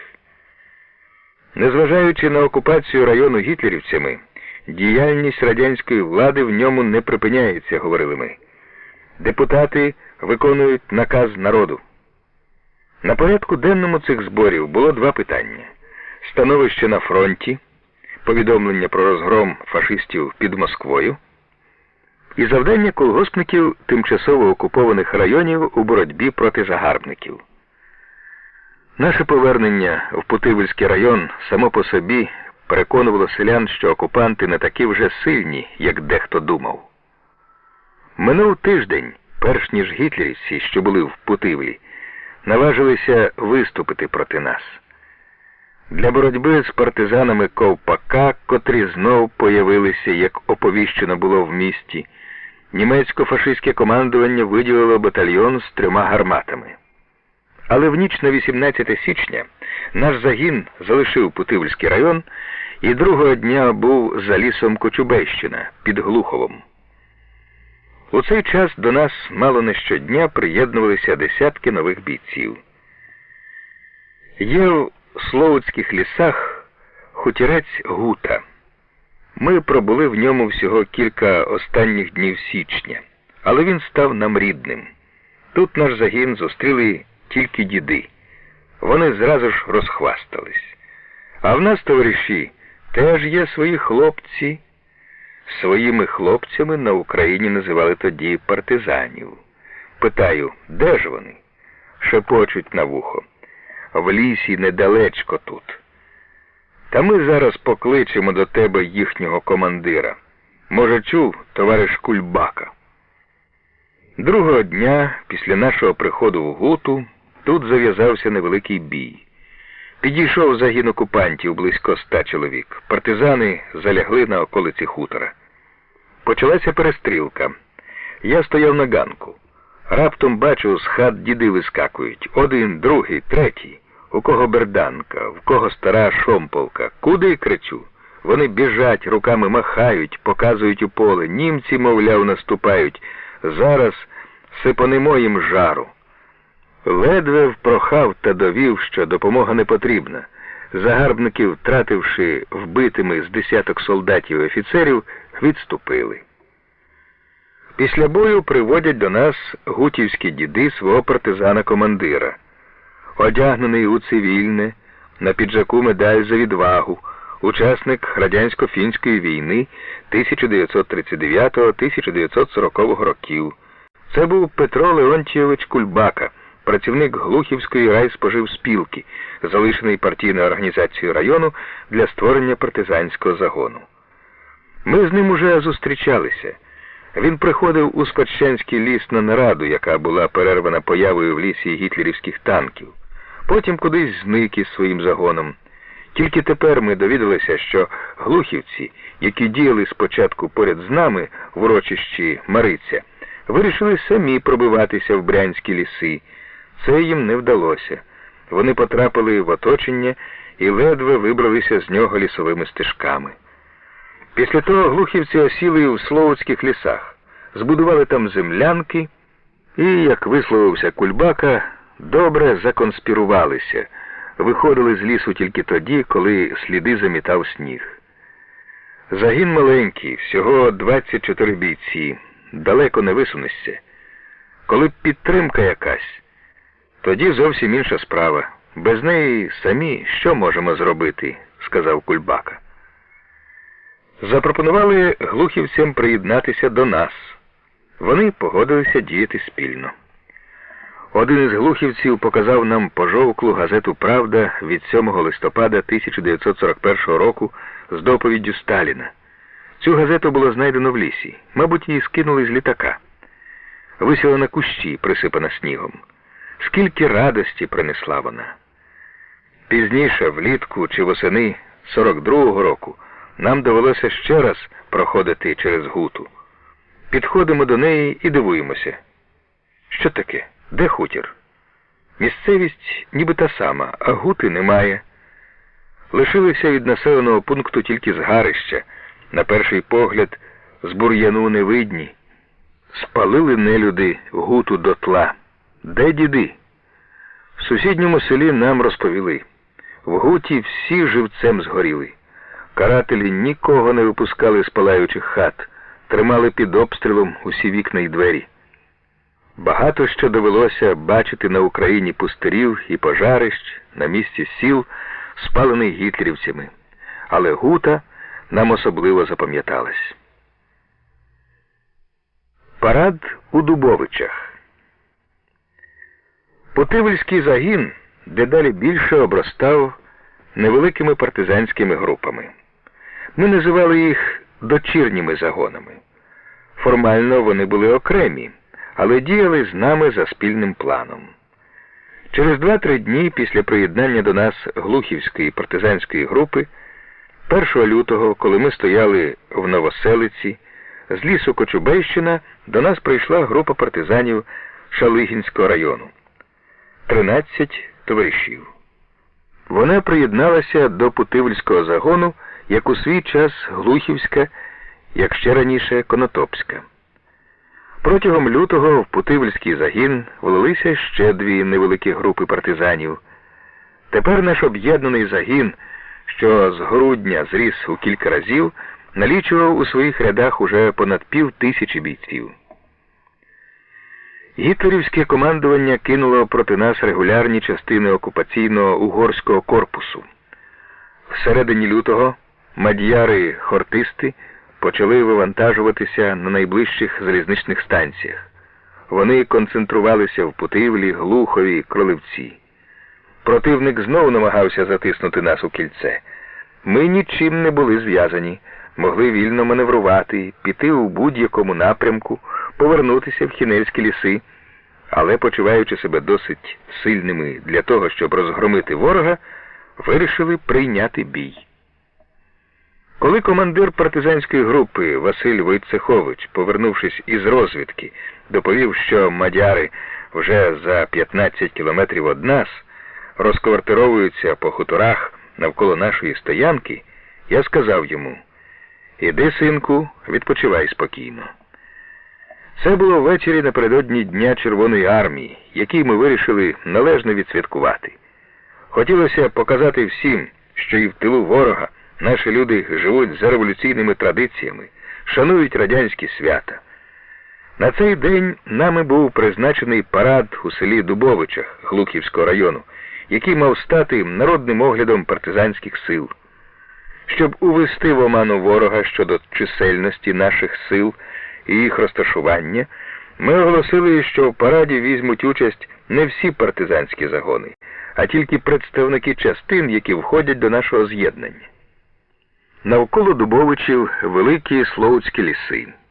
Партизани прибували в село на парад у різний час, з різних напрямків, лісовими дорогами, пішки, на лижах, верхи, саньми. Певної норми представництва, звичайно, не було. Побувати на параді хотілося всім, тому більшість бойових груп вислала своїми представниками на нього всіх вільних однарядів і бійців. Отже, коли на вулиці Дубовичів вишикувалися стрільці, автоматники, кулеметники, мінометники, лижники і кавалеристи, представники всіх частин з'єднання, як мені гучно доповіли в рапорті, де, між іншим, наголошувалося і про те, що охорона забезпечена. У присутніх глядачів склалося враження про дуже значні партизанські сили. У цей час ворожі загони вже підходили до Тулеголового, а від нього до Дубовичів лісом кілька кілометрів. Про те, що ворог недалеко, що може навіть сьогодні він буде тут, знали всі. Отже, зранку місцеві жителі не дуже вірили в наше готування до параду, думали до бою. А коли побачили, як справді шикуються партизани на вулиці, незважаючи на 35-градусний мороз, висипало тисячі зо 2 колгоспників і колгоспниць, і відразу після параду почалося гуляння. Спочатку під музику нашого оркестру, котрий складався з 4 баянів і скрипки, а потім, коли біля школи встановили радіоприймач, який хто зна звідки взявся тут, під музику з Москви. Тепер про окупантів і думати забули. В селі стало так весело, немов радянська влада, і на жоден день не залишали його. Раптом хтось вигукнув: «Тихше! Наказ Верховного Головнокомандуючого». Як передати, що означали для наших людей, які з'їхалися з лісів у Дубовичі на свято Червоної армії, слова наказу і привітання, що долинули з Москви: «Хай живуть партизани і партизанки». Чи багато хто знає, що на півночі Сумщини, в Глухівському районі, на Україні, є таке село Дубовичі? А нам, коли ми слухали голос московського диктора, що передавав наказ Верховного Головнокомандуючого, уявлявся саме прямий зв'язок між Москвою і Дубовичами. Вся країна Весь радянський народ святкує День Червоної армії, що розгромила ворога під Москвою, і ми тут, у лісах Сумщини, не забуті. Партія звертається до нас, вітає нас. Червона армія на фронтах, і ми в тилу ворога, одне неподільне ціле. Червона армія наливається новими силами, і наші сили множаться разом з нею. Скільки було нас, коли ми в грудні 1941 року вночі вирвалися з оточення і пішли із Пащанського лісу в далеку путь на славні діла, як співається в нашій партизанській пісні. А тепер скільки? Ми боролися з ворогом маленькими групами, кожна в своєму лісі. Біля Путивля, Глухова, Шалигіного, Кролевця, Конотопа. І кожен думав, де ж інші товариші? Що вони роблять? Чому не дають знати про себе? Ми не бачили одні одних, але всіх нас, синів своїх, бачила радянська батьківщина. І вона подала нам голос із великої землі, зібрала всіх нас тут докупи, українців, росіян, білорусів. Червона армія наступає, і ми, часточка її в тилу ворога, теж беремо ініціативу в свої руки. Одна кров, одна мета в нас із Червоною армією, одна мати і вітчизна. Мабуть, і ворог чув громове «Ура», яке не раз розлягалося по селу і віддавалося далеко в лісі гучною луною. Під час параду повз трибуни проходили автоматники, мчали лижники, кіннотники, проїжджали тачанки з кулеметами і мінометами. Оркестр зустрічав кожний підрозділ маршем. Бій у Веселому. Хортисти підійшли до Дубовичів другого дня з різних напрямків двома колонами. Потрапивши під кулеметний вогонь наших застав, обидві хутко відступили. Мабуть, чутки про партизанський парад дійшли до мад'ярів, і оточене лісом село здалося їм пасткою. Щоб примусити ворога прийняти бій, ми почали шукати зручну позицію і вибрали для цього село Веселе Шалигінського району. Воно лежить між Шалигіним і Путивлем у невеликій улоговині, у центрі якої знаходиться висотка. Місцевість навколо відкрита, ліс тягнеться віддалік села тільки на півночі. Тут були хороші умови для ведення вогню, а це мало для нас неабияке значення. Противник здалеку мусив наступати під обстрілом, ідучи глибокою сніговою цілиною. Вирішивши дати мадярам бій у Веселому, ми думали, що ворог виявить упертість, що його візьме спокуса відразу покінчити з усім нашим загоном, оточеним в улоговині. І він, незважаючи на великі втрати, введе в бій усі резерви. Гітлерівське командування, як ми довідалися з перехоплених документів противника, переконувало мадярів, що партизанів нічого боятися. Серед них, мовляв, зовсім немає людей, добре обізнаних з військовою справою. Більшість не вміє навіть володіти зброєю. В одному документі було прямо сказано, що партизани воєнної цінності не мають. Проте в секретних наказах противника, які теж потрапляли до рук партизанів, наші сили завжди перебільшувалися.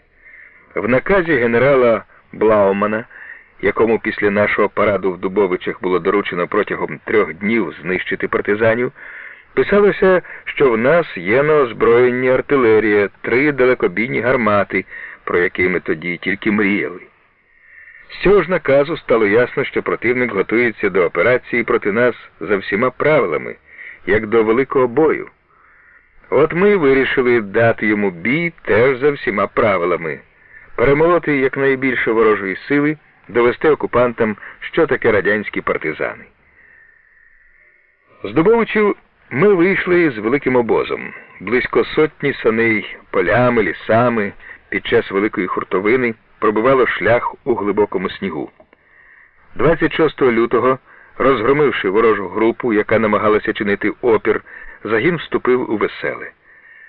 Наступного дня ми очищали від противника навколишні села, поповнювали при цьому боєприпаси, провадили розвідку. За день наші групи очистили від ворога близько 20 сіл.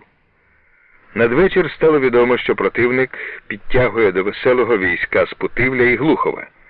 Ми зрозуміли, що він має намір оточити нас. Мадярський загін налічував 1500 солдатів та офіцерів з мінометами і артилерією. Сили ворога втричі переважали наші.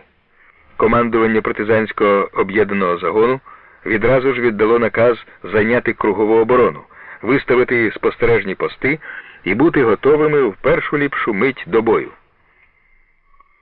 Основним у нашому задумі була організація засідки з сильними вогневими засобами в лісі біля дороги з Шалигіного, звідки, судячи з концентрації сил ворога, слід було чекати основного удару.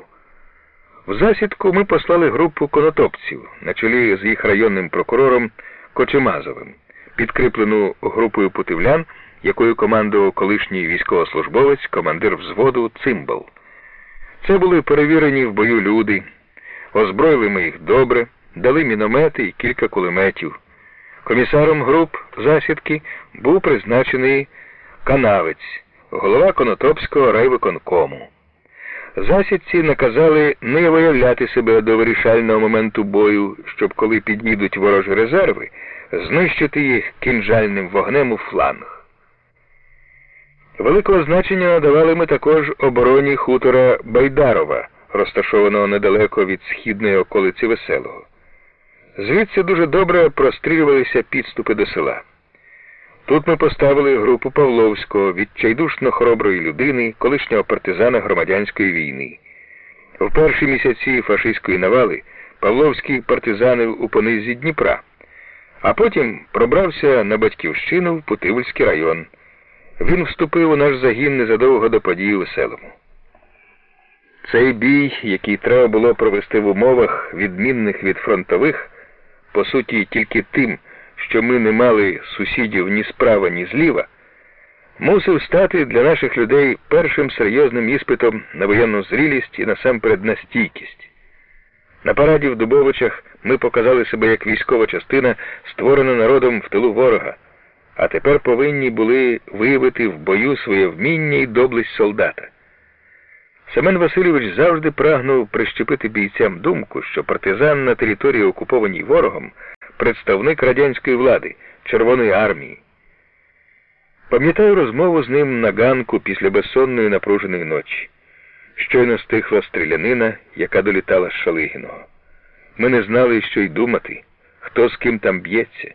Всі наші групи вже були зібрані у Веселому.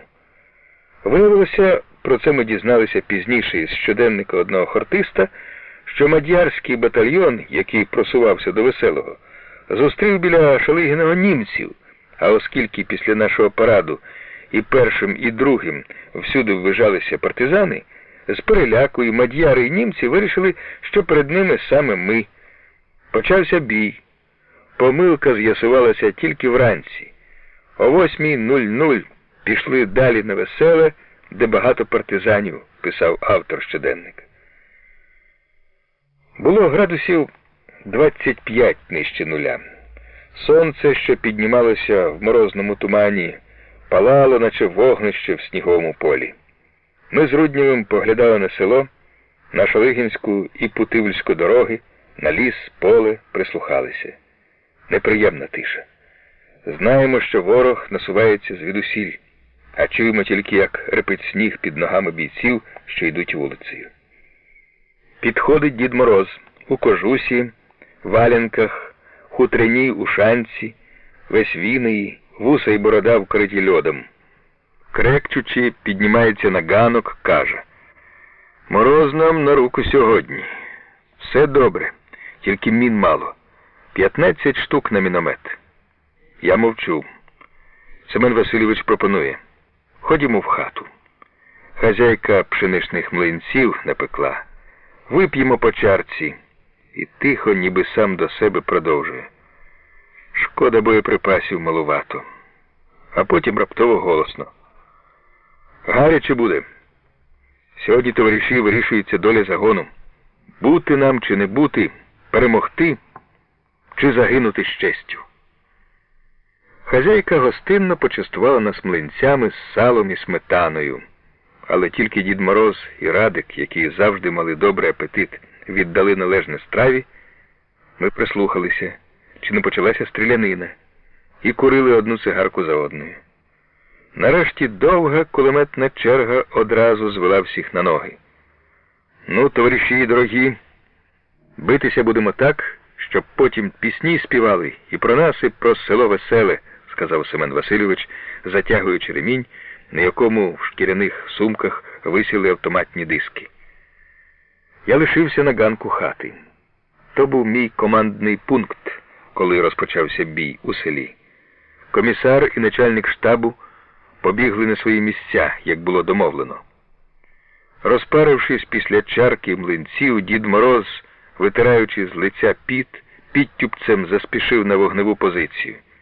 Тільки-но появилися в нас міномети, він оголосив себе мінометником, усе-таки менше біганини старому. В атаку ворог ішов цепами і вів безладний вогонь. Мадяри спускалися схилом поля до південної околиці села. Руднів, який узяв на себе керівництво боєм, наказав бійцям визначити цілі, не спускати з них ока і чекати, доки ворог не наблизиться до нашої оборони метрів на 100. Комісар дуже хвилювався. Чи зуміють партизани, які здебільшого не мають армійської вивчки, тримати себе в руках, не стріляти без команди, коли ворожі солдати, що бігтимуть на них, будуть близько? З ганку, на якому я стояв, видно було всі цепи і групки противника. В атаку на південну околицю села йшло близько 300 мадярів. Партизани, причаївшись у глибоких снігових окопах і будівлях, нічим не виказували себе. Село здавалося безлюдним, наче всі жителі залишили його або вимерли.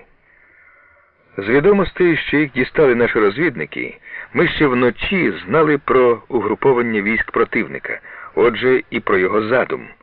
Атакою з півдня скувати наші сили і тоді вдарити з півночі. Тому, відбиваючи атаку з півдня, ми не послаблювали нашої кругової оборони. Партизанські групи на північній околиці стояли, готові відбити атаку головних сил противника, які підходили з боку Шалигіного. Вони з хвилини на хвилину чекали появи ворога перед собою, тоді як за їх спиною вже кипів бій. Коли групи партизанів, що оборонялися на південній околиці, відкрили вогонь з дистанції 100 метрів, дехто підпустив противника і на 50, снігове поле зачорніло від убитих і поранених ворогів. Вистрибуючи з укрить, видираючись на дахи будинків і сараїв, наші бійці розстрілювали фашистів, що бігли і відповзали назад. Деякі партизани одразу ж кинулися підбирати залишені ворогом кулемети, гвинтівки. Перед цим боєм у загін вступило багато нових людей, і не всі вони встигли озброїтися. Бій почався близько 10 ранку. Через годину проти північної околиці Веселого розгорнувся інший, майже півтисячний загін мадярів. Противник, наступаючи цепами, загнув свої фланги, щоб оточити село. До бою стали всі наші групи, за винятком тієї, що була в засідці. Руднів керував вогнем кулеметників, указував їм цілі ракетами, з'являючись, щоб краще бачити ворога на найбільш відкритих місцях під кулями. В бою він завжди поводився так, ніби сам за все відповідав, що б де не сталося. Завжди доводилось хвилюватися за нього. Але тут нічого не можна було вдіяти. Особистий приклад такого досвідченого військового, як Руднів, дуже багато важив для партизанів.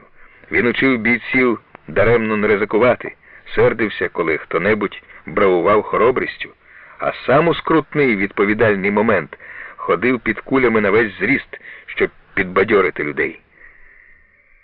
Досі щастило, але в цьому бою його тяжко поранило.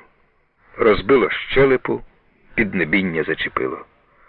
Коли секретар партбюро Панін і Радик несли Руднєва селом, в нього обличчя було залите кров'ю. Поширилася чутка, що комісара вбито, але він був при пам'яті і не випускав з рук автомата. Його поклали в хаті санчастини, переповненій пораненими бійцями. Діна і її помічниці ледве спинили кров, що струменіла з рани. Коли вони перев'язували Семена Васильовича, він знепритомнів і випустив автомат. Радик вирішив, що батько вмер, схопив його зброю і, мов сам не свій, вибіг з хати. Я зустрівся з ним на подвір'ї, де партизани вели бій з групою мадярів, що проривалися в село і стріляли з-під молотарок, які стояли на задвірках санчастини. «Батька вбито!» – розпачливо вигукнув хлопець і, кинувшись у гущавину бою, почав стріляти. Семен Васильович лежав на соломі біля печі. Він був у залитій кров'ю шинелі, у шапці кубанці, обличчя забинтоване. Коли я зайшов, Руднів опритомнів, очі його заблищали, і він почав мацати рукою навколо себе, шукаючи зброю. Діна сказала, що автомат узяв Радик, і поклала біля Семена Васильовича його парабелум. Ворог був за 150-200 метрів від санчастини. З рота комісара бризкала кров, він хрипів, хотів про щось спитати, але не міг. «Лежи, Семене Васильовичу, спокійно, все в порядку», – сказав я, поспішаючи на командний пункт. Руднів гамував пекучий біль, але його ще більше мучила думка, що у вирішальний момент бою йому доводиться лежати в санчастині. Для такої людини, як він, це було нестерпним. Партизани розуміли стан комісара, всім хотілося зробити так, щоб він менше хвилювався. Як тільки з'являлася можливість, бійці прибігали до нього, повідомляли, що все гаразд, оборона тримається міцно, а він махав рукою, посилав їх на лінію вогню. До кінця бою людей не залишало почуття тривоги за комісара, і вони билися, не шкодуючи життя. Коли я вийшов із санчастини, ворожі солдати, що пробиралися до молотарок, були вже перебиті. Наші сміливці під вогнем противника підповзли до молотарок, щоб забрати автомати і патрони вбитих. Дуже важко доводилось групі Павловського. Вона оборонялася на хуторі, розташованому на висотці. Звідси зручно вести вогонь по селу, і ворог квапився захопити цю висотку. Павловський був двічі поранений. Командував лежачи, переповзав з місця на місце, далі від вогню, що охоплював одну будівлю за одною. В його бійців кінчалися патрони. В записці, переданій мені зв'язковим, повідомлялося, що їх залишилось по 12 штук на брата, а ми не могли нічого дати, боєприпаси кінчались у всіх. Я відповів запискою: «Тримайтеся, товаришу Павловський, примусьте противника залягти на снігу, морозьте його».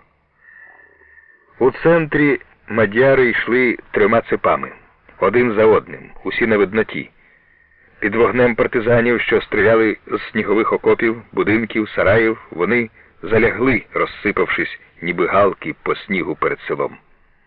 За будівлями, тинами, садками нас не видно було. Ворогам доводилося стріляти навмання, по всій площі села, а партизани били їх на вибір.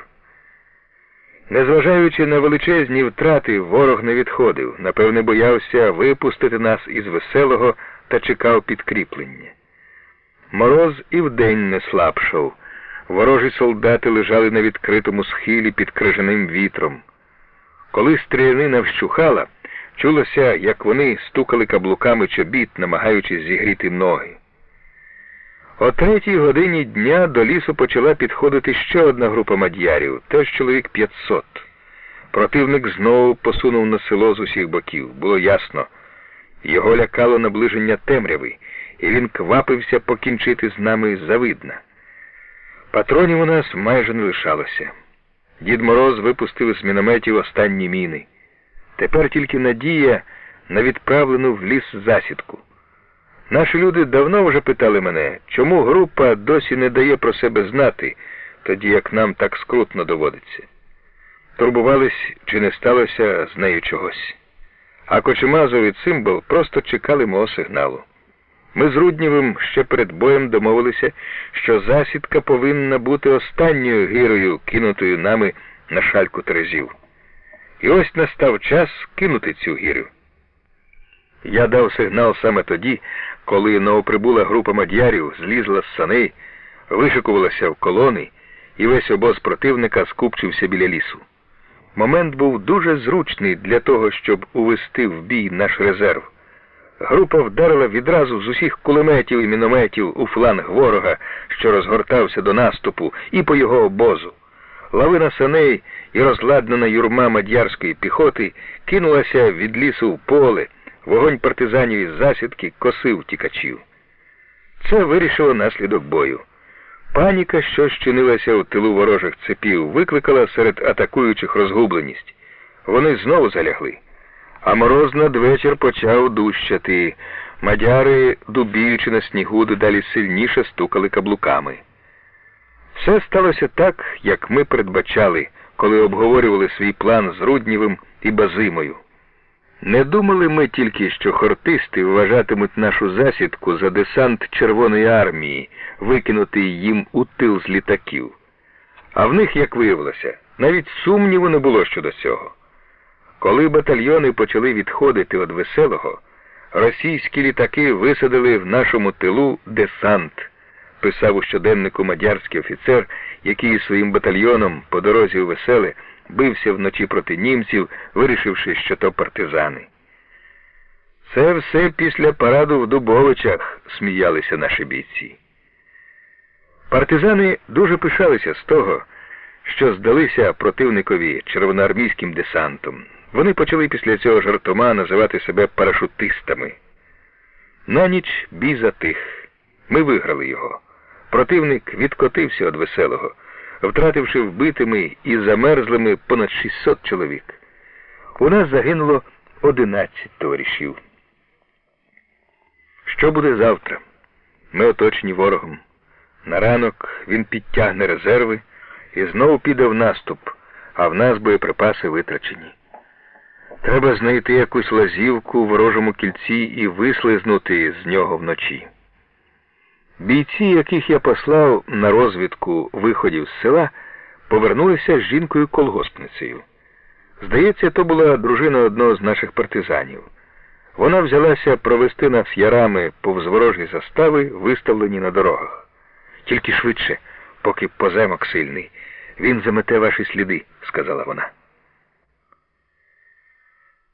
Знов у Хінельських лісах. Опівночі наш обоз рушив з Веселого. Бійці йшли групами, за саньми, весь час пританцьовуючи, тручи на ходу руки, обличчя, щоб не обморозитися. Ніч була зоряна, але загін відірвався від ворога непоміченим. Провідниця йшла поруч зі мною, закутана в хустку так, що не можна було розгледіти її обличчя.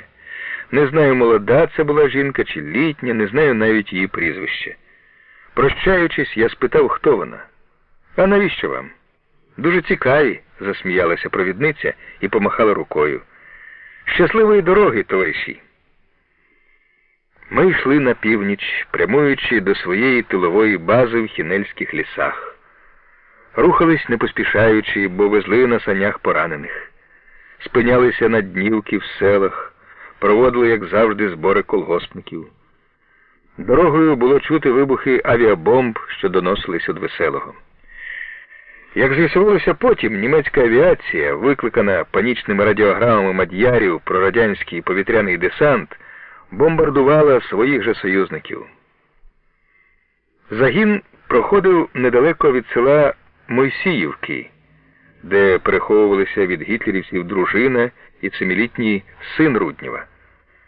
Дивлячись на Семена Васильовича, що мовчки лежав під кожухом на санях, поряд з якими йшов нерозлучний з батьком Радик, не можна було не подумати про те, як, мабуть, турбує комісара доля його сім'ї, і як він зрадів би, побачивши рідних. Не пам'ятаю вже, хто перший запропонував послати по сім'ю Руднєва сани з кулеметною обслугою. Тепер здається, що думка про це виникла зразу в усіх. За провідника з кулеметниками поїхав Радик. Уночі вони заскочили в село, підняли з ліжка Домну Данилівну та Юрасика, звеліли взяти найнеобхідніше з одягу і сідати в сани. На ранок кулеметники благополучно доставили сім'ю комісара в село Бруски, де ми спинилися днювати. Домні Данилівні відразу ж дали карабін, і партизани почали звати її наша мамаша. Семирічного Юрасика бійці обдарували німецькими і угорськими хрестами та всіма видами зброї, які тільки можна зробити складаним ножем з дерева. Радик негайно вирішив створити родинну кулеметну обслугу. Він буде першим номером, мати другим, Юрасик підносчиком стрічок. І одразу ж біля ліжка пораненого батька почав навчати помічників орудувати зброєю. Семен Васильович дуже ослаб. Він не міг нічого їсти, пив саме молоко, і то на силу ковтав його. Бійці побоювалися, що наші дівчата-медички не досить досвідчені, аби забезпечити одужання комісара. І щоразу, коли тільки днювали в якомусь селі, розпитували тамтешніх жителів, чи немає поблизу доброго лікаря. Хтось сказав, що є чудовий хірург, місцева знаменитість, у хуторі Михайлівському, в узловій залізничній станції, де стояв чималий ворожий гарнізон. Але партизанам так хотілося, щоб Семен Васильович швидше одужав, щоб Домна Данилівна не побивалася, споглядаючи його страждання, що відразу ж знайшлися сміливці, котрі вирішили будь-якою ціною викрасти хірургів-гітлерівців. І викрали. Ми на цей час були вже в Хінельських лісах, за 25 кілометрів від хутора Михайлівського. Партизани підійшли до містечка вночі. Одна група зайняла оборону на околиці, а друга пішла на операцію. Попереду кілька розвідників, за ними автоматники, слідом грізна кулеметна рота. Безшумно знищивши пости окупантів, партизани вирвалися в центр хутора Михайлівського і здійняли стрілянину на залізничній станції та комендантському управлінню. Відкрила вогонь група, залишена в резерві. Гітлерівці забігали в паніці. Вони так і не змогли встановити в своїх рядах бойовий порядок. Стріляли безладно навмання. Тим часом наші розвідники розшукали квартиру хірурга, попросили його хутчіш тепло одягтися, бо дорога до хворого далека, посадили на сани і повезли. Керувала цією операцією дуже мирна характером і зовнішнім виглядом людина, вчитель П'ятишкін, невисокий на зріст, з довгим волоссям і незмінною усмішкою на вустах. Він часто згадував своїх колишніх учнів, від яких на початку війни одержував листи з фронту, і задоволено усміхаючись говорив: «Я сам глибоко цивільна людина, а скільки з моїх учнів військових вийшло». Хірург дорогою добре настрахався, але коли побачив, як партизани стурбовані станом здоров'я свого комісара, швидко отямився. Діна Маєвська була трохи ображена тим, що ми взяли під сумнів її лікарський досвід. Спочатку вона поглядала на привезеного хірурга не дуже довірливо. Але після того, як він, оглянувши Руднєва, заявив, що хворого лікують правильно і комісар незабаром одужає, також визнала авторитет знаменитості з хутора Михайлівського. Тієї ж ночі хірурга цілісіньким доставили назад у його квартиру. Руднєв справді видужав після тяжкого поранення швидко. Через кілька тижнів він був уже на ногах. Але довгий час міг розмовляти тільки пошепки. Всі радили йому пити чим більше сирих яєць.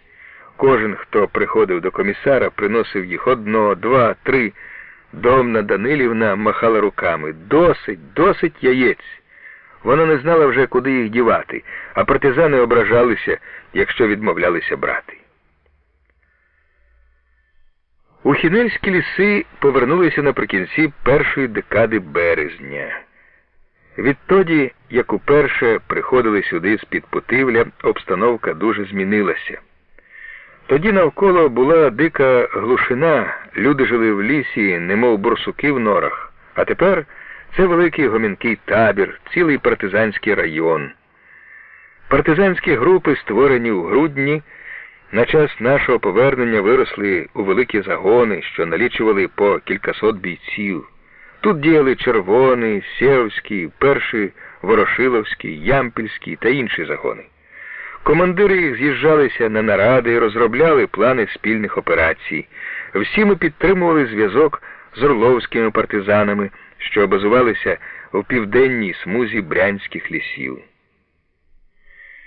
Гітлерівське командування готувалося до великої операції проти Хінельського партизанського району. Ми прибули сюди саме в ті дні, коли противник зосереджував мадярські війська на північ від нашого місця перебування. Він хотів, перше ніж розпочати наступ, перетяти нам шлях у брянські ліси і з цією метою виставляв заслони, влаштовував засідки. Одна наша група, вийшовши з лісу, відразу ж натрапила біля села на противника. Групу вів на операцію помічник начальника штабу об'єднаного загону Микола Михайлович Курс. Цього комуніста бійці називали професором мінної справи. Досить було в нього і штабних обов'язків, але йдуть мінери на операцію, Миколи Михайловича не втримаєш у штабі. А повернеться, то сам вивчає якусь нову систему, то пояснює секрет вивченого механізму.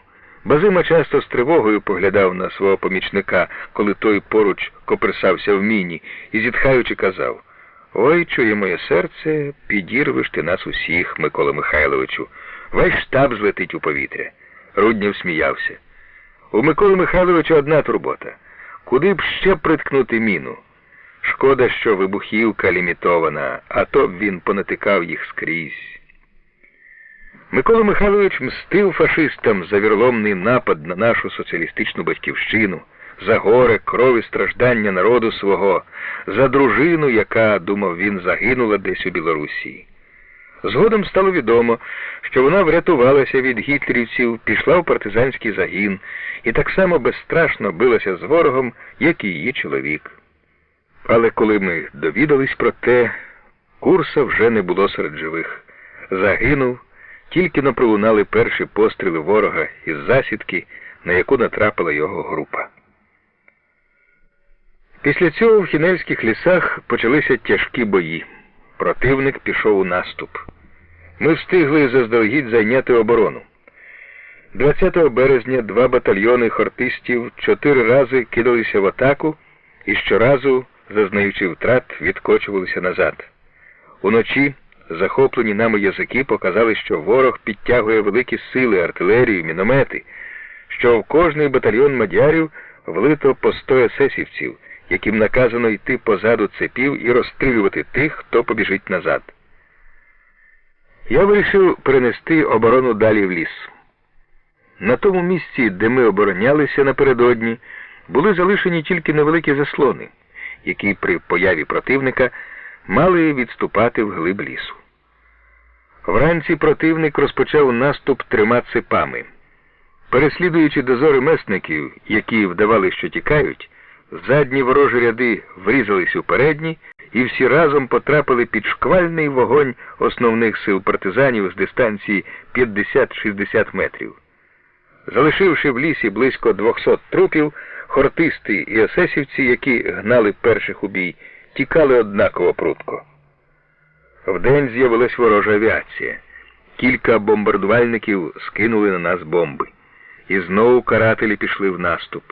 Фланговим ударом ми відбили ще одну атаку, після чого вирішили прориватись у брянські ліси. Оскільки всі шляхи були перетяті гітлерівськими заставами, наші загони пробралися сніговою цілиною. Дорогу прокладали кілька саней, запряжених найсильнішими кіньми. За ніч обминули лінію ворожих застав, а вийшовши в тил наступаючих військ противника, рушили навпростець на Брянщину. Партизанська столиця.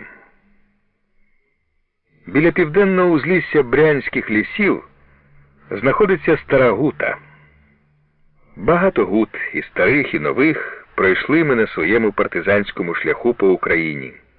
Але це лісове село всюди згадували з якимось особливим теплим почуттям.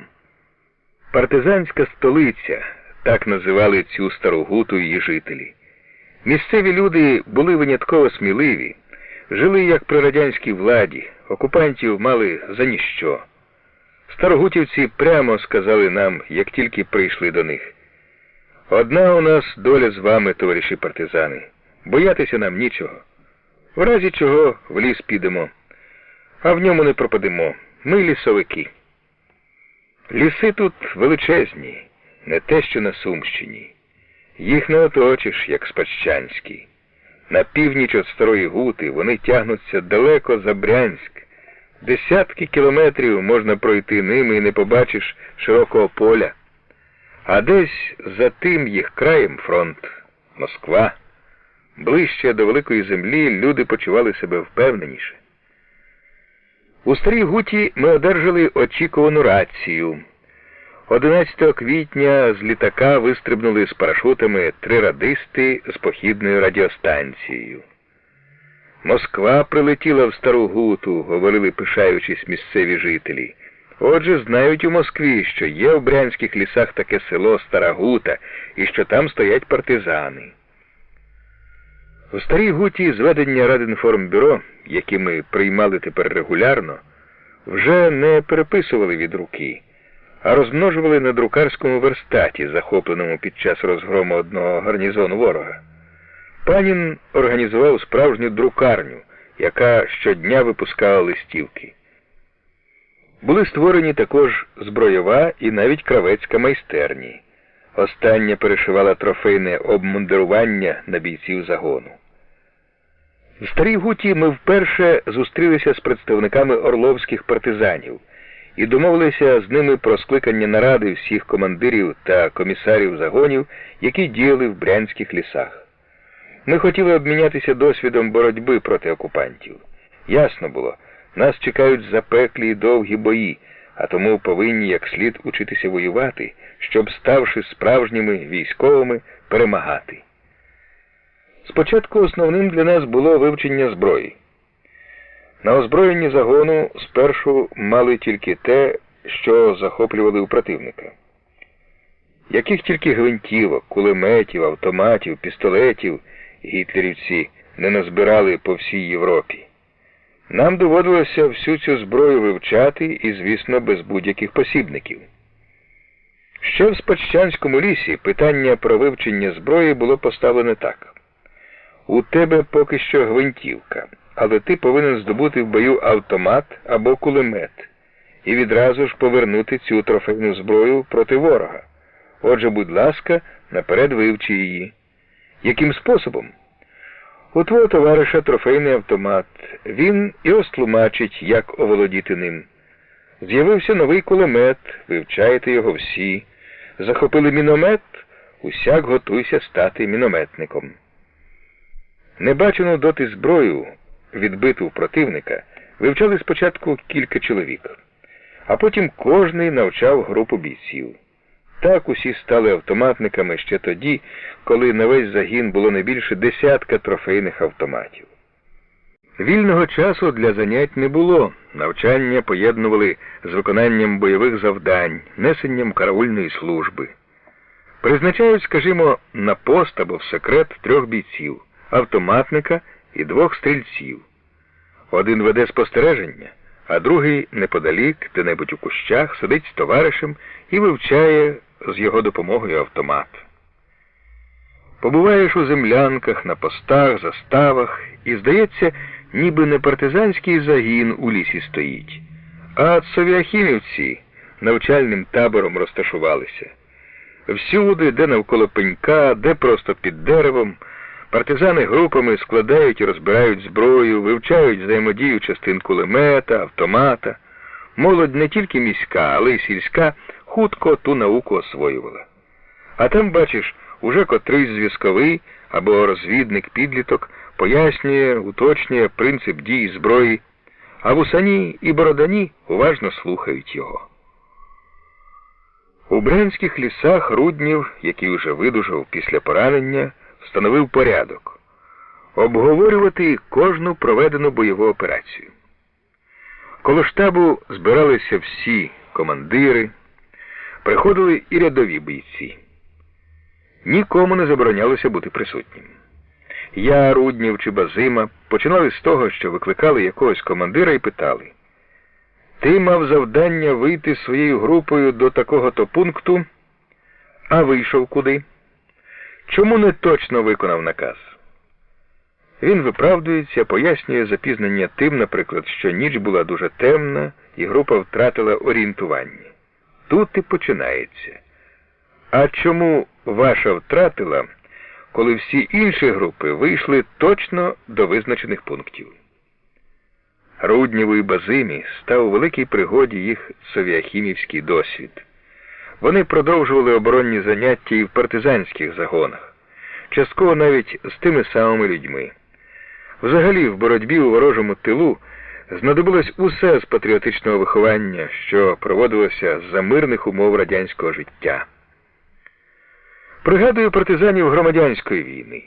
Тоді говорили, оце колишній солдат, фронтовик. Його, звичайно, треба командиром призначити. Я сам тоді так став командиром. А тепер у нас цілком вистачало людей, які могли командувати. Покликання до військової справи виявлялось навіть у тих, хто ніколи не служив у армії. Якщо товариш був хорошим головою колгоспу, сільради або бригадиром, його швидко можна було зробити партизанським командиром. Поділ бійців на військових і невійськових, що мав місце на початку існування загону, швидко зник.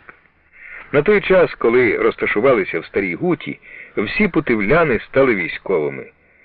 Це і на їх зовнішньому вигляді позначилось. Руднєв і Базима. Про одного говорили орел, про другого душа людина. Глянеш на Семена Васильовича, ну, просто тільки що з міста чоловік приїхав.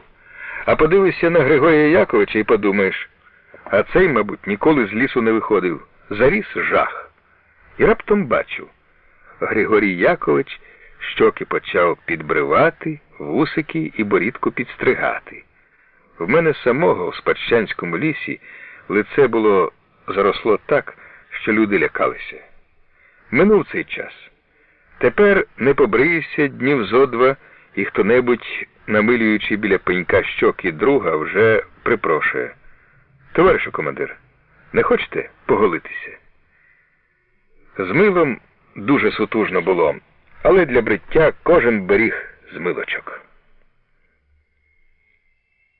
Недалеко від нас, у селі Красна Слобода, знаходився штаб партизанського з'єднання Сабурова. Це село в глибині брянських лісів являло собою в той час таку саму партизанську столицю, як наша Стара Гута. Багато таких столиць було тоді у лісових районах братніх республік України, Білорусі та Росії, тимчасово загарбаних ворогом.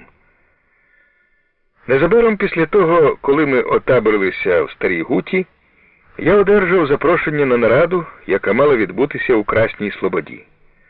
Там командири месницьких загонів мали обговорити план спільних дій. Після наради всі партизанські формування, що діяли від Новгорода Сіверського до Суземки, почали активні операції проти німців і мадярів, які блокували південну смугу брянських лісів. Утворився майже суцільний партизанський фронт завдовжки кілометрів 150. Тепер ми діяли вже з артилерією. Наша батарея, про існування якої довгий час нагадував тільки наказ, оголошений мною в Спадщанському лісі, придбала нарешті матеріальну частину. Батарейці зібрали з розбитих, підірваних гармат, яких багато було на місцях бойовищ, 2 45-ки. Там лафет виявили цілий, там ствол.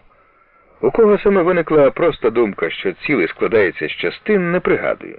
Але справа вигоріла, майстри знайшлися. Протягом усього квітня точилися бої на нашому партизанському фронті. Сумські загони громили ворожі гарнізони в селах Серединобудського району, не даючи змоги противникові створити загороджувальну зону між Хінельськими і Брянськими лісами.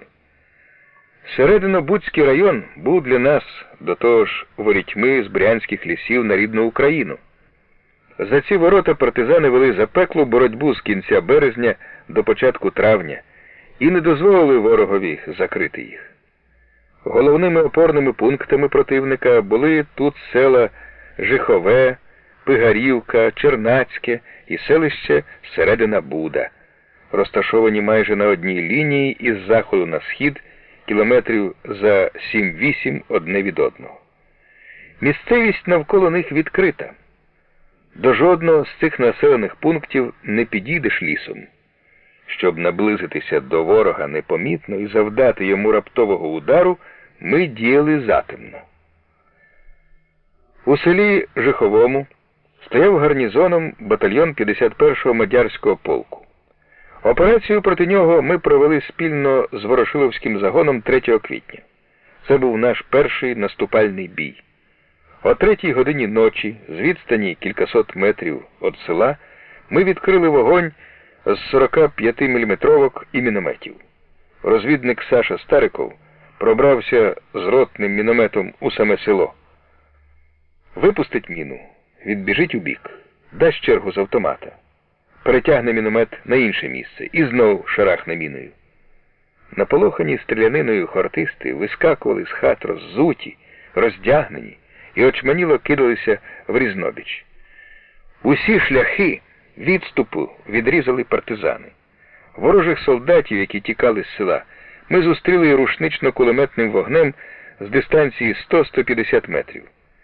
Противник втратив тут лише вбитими 197 чоловік, у тому числі 14 офіцерів. А скільки виловили окупантів, що бігали по лісі самі білизні. Слідом за знищенням Жиховського гарнізону ми завдали таких же нічних ударів по опорних пунктах гітлерівців у селах Чернацьке і Пигарівці. Під час наскоку на Чернацьке ми допустили помилку. Це село знаходиться за 3 кілометри від районного центру Середина Буда, де ворог мав численний гарнізон. Нам треба було організувати на дорозі з Чернацького в Середину Буду засідку або виставити заслон. Але цього не зробили. І коли партизани атакували Чернацьке, ворожий гарнізон за темряви втік із села в Середину Буду, підняв там на ноги всіх гітлерівців, і партизани змушені були відступити. Проте наші об'єднані загони і тут знищили близько сотні ворожих солдатів та офіцерів. Потім кожної ночі посилали до Чернацького групи автоматників і кулеметників, завдання яких полягало в тому, щоб не давати ворогові спокою. Вони підкрадалися аж до передової лінії противника, відкривали ураганний вогонь, а коли гарнізон окупантів займав бойові позиції, поверталися в ліс. Гітлерівці стріляли в порожнечу. 28 квітня об'єднаний загін разом з першим загоном імені Ворошилова зробив наскок на ворожий гарнізон у Пигарівці. Тут партизани відкрили вогонь тільки після того, як зайняли всі виходи з села. Наші артилеристи і мінометники випустили лише по 5 снарядів і мін, проте їх було досить, щоб хортисти забігали в паніці. Багато з них не встигли взятися за зброю. Тільки незначній частині гарнізону пощастило вирватися з кільця крізь наші заслони. Вранці, коли Пигарівка вже перебувала в руках партизанів, ми налічили в селі близько 300 ворожих трупів. Нам дісталися багаті трофеї, які ми поділили з людьми Покровського. Нашому загонові припало 12 ручних, 4 станкових, 2 великокаліберних кулемети, більше 200 тисяч патронів і багато різного військового майна. Ми простояли в Старій Гуті близько 2 місяців. Ворог не раз бомбардував, обстрілював нас із далекобійної артилерії, але наступати на партизанську столицю довго не наважувався. Тільки наприкінці квітня він спробував прорватися до Старої Гути. Перед цим гітлерівці організували розвідку боєм, намагалися встановити місця розташування наших застав, їх сили і вогневі засоби. Групи партизанів, які захищали підступи до Старої Гути, стояли в селах і хуторах по узліссю. Противникові не вдалося розкрити систему нашої оборони. А довідавшись про його готування, ми відразу ж перевели застави в інші пункти. Не принесла успіху ворогові і підлість, до якої він удався, щоб виявити наші вогневі засоби. Гітлерівці гнали попереду себе групу місцевих жителів. Вони надягли на них білі халати, але озброїти побоялися. Видані їм палиці замість гвинтівок допомогли партизанам розкрити обман. Причаївшись за хатами, партизани пропустили наших людей, подали їм знак мовчки бігти далі, а потім з короткої дистанції залпами зрізали ворожі цепи. З такими ж плачними наслідками, як ця розвідка, закінчився для противника і наступ на Стару Гуту. Бій був запеклий. Партизанські загони трохи відступили вглиб лісу, але потім перейшли в контратаку, і ворог кинувся навтіки, залишивши на полі бою близько 80 вбитих, 3 міномети, 2 кулемети і 1 полкову гармату. Це зовсім відбило у гітлерівців охоту наближатися до партизанської столиці. Гітлерівське командування змушене було визнати, що угорські війська втратили почуття повноцінності, як висловився автор одного перехопленого нами документа, інструкції номер 555 щодо дій 108-ї Мадярської піхотної дивізії. Щоб піднести занепалий дух цих вояків, інструкція пропонувала таку хитромудру методу. Насамперед, треба перед солдатами ставити таке завдання, яке безперечно матиме успіх. Наприклад, перед нашою лінією оборони розташовані групи будинків або частина лісу, де напевно немає противника. Ми ставимо перед солдатами завдання оглянути цей ліс або ці будинки. Інакше кажучи, будьте обережні, не наривайтесь на партизанів, оглядайте тільки ті села і ліси, де їх уже точно відомо немає. У рідному місті. Першотравневий мітинг ми провели разом з жителями Старої Гути і навколишніх сіл та хуторів. А наступного дня почали збиратися в новий похід. Знову йшли в Путивльський район. Треба було дезорганізувати рух на залізничній магістралі Конотоп, Ворожба, Курськ і на паралельних їй шосейних шляхах. Ці комунікації противника набували важливого значення тому, що гітлерівці готувалися до наступу на Воронезькому напрямі. Тепер наші удари націлювало командування Червоної армії, з яким у брянських лісах ми встановили міцний зв'язок.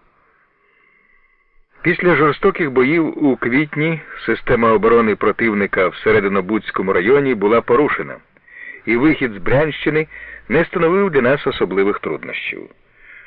Шлях наш мав пролягти через село Кам'янку, яку обороняв гарнізон мадярів. За кілька кілометрів од неї знаходиться хутір Михайлівський, де зосереджувалось багато ворожих військ. Зав'язувати тут бій не було рації, отже вирішили проскочити цей район непомітно. Повадки противника ми вже вивчили, і коли підходили до Кам'янки, вислали розвідників із завданням збити ворога з пантелику, обійшовши село, обстріляти його з боку протилежного напрямку нашого просування. Обстріляні розвідниками хортисти насамперед освітили місцевість, як звичайно підпаливши хати колгоспників на околиці села. Гітлерівці, що стояли в хуторі Михайлівському, відразу ж вислали на допомогу сусідам свій загін, який підійшов до Кам'янки саме з того боку, звідки незадовго перед тим розвідники зав'язали перестрілку.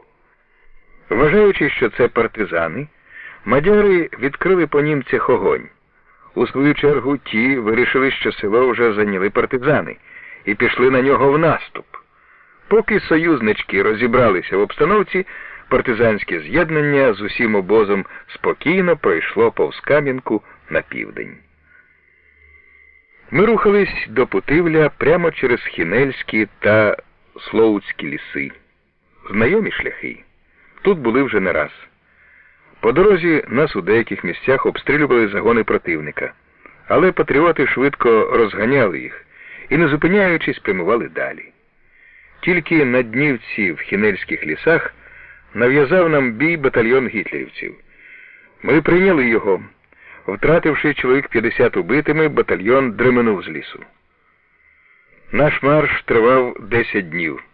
Висадивши в повітря залізничний міст на перегоні Ямпіль-Макове і гужовий міст на шляху Глухів-Макове, партизанський об'єднаний загін увійшов до Путивльського району і зупинився в лісі Мариця, поряд з урочищем Вишневі гори. Пануючий над заплавою Клевені курган став нашим командним пунктом. До речі, на цьому кургані вчитель Григорій Якович Базима з учнями провадив до війни розкопки. Тут вони шукали старовинну зброю і всіляке знаряддя праці древніх поселенців. В усіх селах по той бік Клевені, у Старій Шарпівці, Яциному, Череповому і Стрільниках дислокувалися ворожі гарнізони. Вони прикривали Путивль з півночі. У Спадщанському лісі кілька рот противника заготовляли ліс. З командного пункту видно було наші рідні села, ліс, вітряки й дороги, по яких шастали німецькі машини. Дивне почуття охопило нас, путивлян, коли зібралися на командному пункті. Біноклі тримаємо в руках, а ніхто в них не дивиться. Внизу під нами, в селах, за болотяною заплавою Клевені, ворог. Уночі доведеться битися з ним, але партизани зосереджують зір не сюди, а далі, за ворожі позиції, туди, де край Сейму темніє Путивль. Тільки дзвіниці старовинних церков видно на обрії, а здається, бачиш усе так, наче по вулиці міста йдеш. Перед очима в кожного постали мирні дні. Ось приміщення райкому партії, біля нього запорошена легкова машина. Хтось, мабуть, з області приїхав на засідання бюро. Далі великий будинок райвиконкому, біля під'їзду брички. На другому поверсі всі вікна навстіж. Хтось сидить на підвіконні, певно, відбувається нарада в кабінеті голови. А он міськрада, біля дверей стоять кілька жінок. На мене, певно, чекають. Бачиш усе це, ніби у вісні, думаєш, коли то було? Скільки часу минуло з тих пір? Зі мною на командному пункті Руднів, Базима, Панін, Коренів, а в лісі сотні людей. І сотні пар очей з-за дерев дивляться кудись далеко-далеко, наче нікому немає діла до противника. Хтось видерся на гіллястий старий дуб. Що він бачить? Ледве помітну смужку міста, а перед очима, мабуть, усе життя, все дороге, що дала йому радянська влада, за що він воює. Мадярські застави, які прикривали Путивль, розляглися по фронту на 20 кілометрів. Ми розпочали наступ одразу по всій ділянці, 4 групами. Вночі, коли рушили, йшов дощ. Темрява була безпросвітна. У Стрільниках мадяри почули, що у В'язинці зчинилася стрілянина. Вони швидко зайняли оборону на східній околиці Стрільників, встановили кулемети в напрямку В'язинки. А партизани вже тут, як тут, перейшли через міст. В Яциному теж стрільба. Яцинський гарнізон, що атакував нас із-за Клевені, відстрілюючись, одійшов до Старої Шарпівки, але і там уже кипів бій. Це село теж займали партизани. До ранку всі навколишні населені пункти були очищені від противника. Тільки в Старій Шарпівці мадяри ще чинили опір. Але одна група, обійшовши село, пробралася з заходу в Спадщанський ліс і вдарила ворогові в тил. 370 убитих солдатів та офіцерів залишили окупанти в селах на Клевені. Починаючи наступ, командування об'єднаного загону поставило собі за мету очистити від ворога населені пункти по Клевені. Захоплювати Путивль ми не збирались, але виявили, що всі шляхи до нього вільні. Коли в місто почали стікатися рештки розгромлених гарнізонів, а також солдати, які працювали на лісозаготівлі, в ньому щинилась неймовірна паніка. Німці, мабуть, уявили собі, що на них суне ціла армія партизанів. До вечора в Путивлі не лишилося жодного окупанта. Всі, хто на машинах, хто кіньми, хто пішки, повтікали за Сейм у Буринський район. Дехто з них переправлявся через ріку плавом і прибіг до Бурині голісіньким. Ми підібрали на березі чимало обмундирування і серед нього мундир гітлерівського майора з 10 орденів. На другий день ворожа авіація бомбардувала Путивль, хоча туди заскочила тільки наша розвідка на трофейних велосипедах. А бойові групи месників увійшли в місто в ніч на 27 травня. На його околиці ми виставили застави, вулицями почали курсувати патрулі. Вранці взялись вивозити трофеї. На складах виявили дуже багато масла, солі, зерна, награбованих гітлерівцями в селах. Частину продовольства роздали голодуючому населенню міста. Я йшов Путивлем. І дивно, він здавався мені чужим, хоч зовні був майже таким, як і раніше. Ті самі прямі широкі вулиці, багато зелені, добротні будинки. Як завжди в цю пору року пишно цвів бузок уподовж старовинного валу, і краєвид звідси на Сейм, на його широченну заплаву, видавався таким же гарним. Але все-таки місто змінилось. У сквері не стало пам'ятника Володимиру Іллічу Леніну, лишився тільки осиротілий постамент. І Путивль видався мені таким же осиротілим, незважаючи на те, що по вулицях ходило чимало людей. Зайшов до музею. У його залах лишились одні чучела птахів, різні скелети і шматки мінералів. Найцінніші історичні експонати, у тому числі і ті, які відображали радянський період, все дороге пов'язане з нашим життям і працею, доглядачеві вдалося сховати на горищі, в підвалі, у церкві за іконостасом. По суті, те ж саме було в усьому місті. Будинки, вулиці, зелені, квіти – все на місцях. А життя кудись сховане. Все дороге, радянське, десь глибоко зберігається людьми. В районній бібліотеці не зосталося на полицях жодної радянської книги. Думали, що їх знищили фашисти.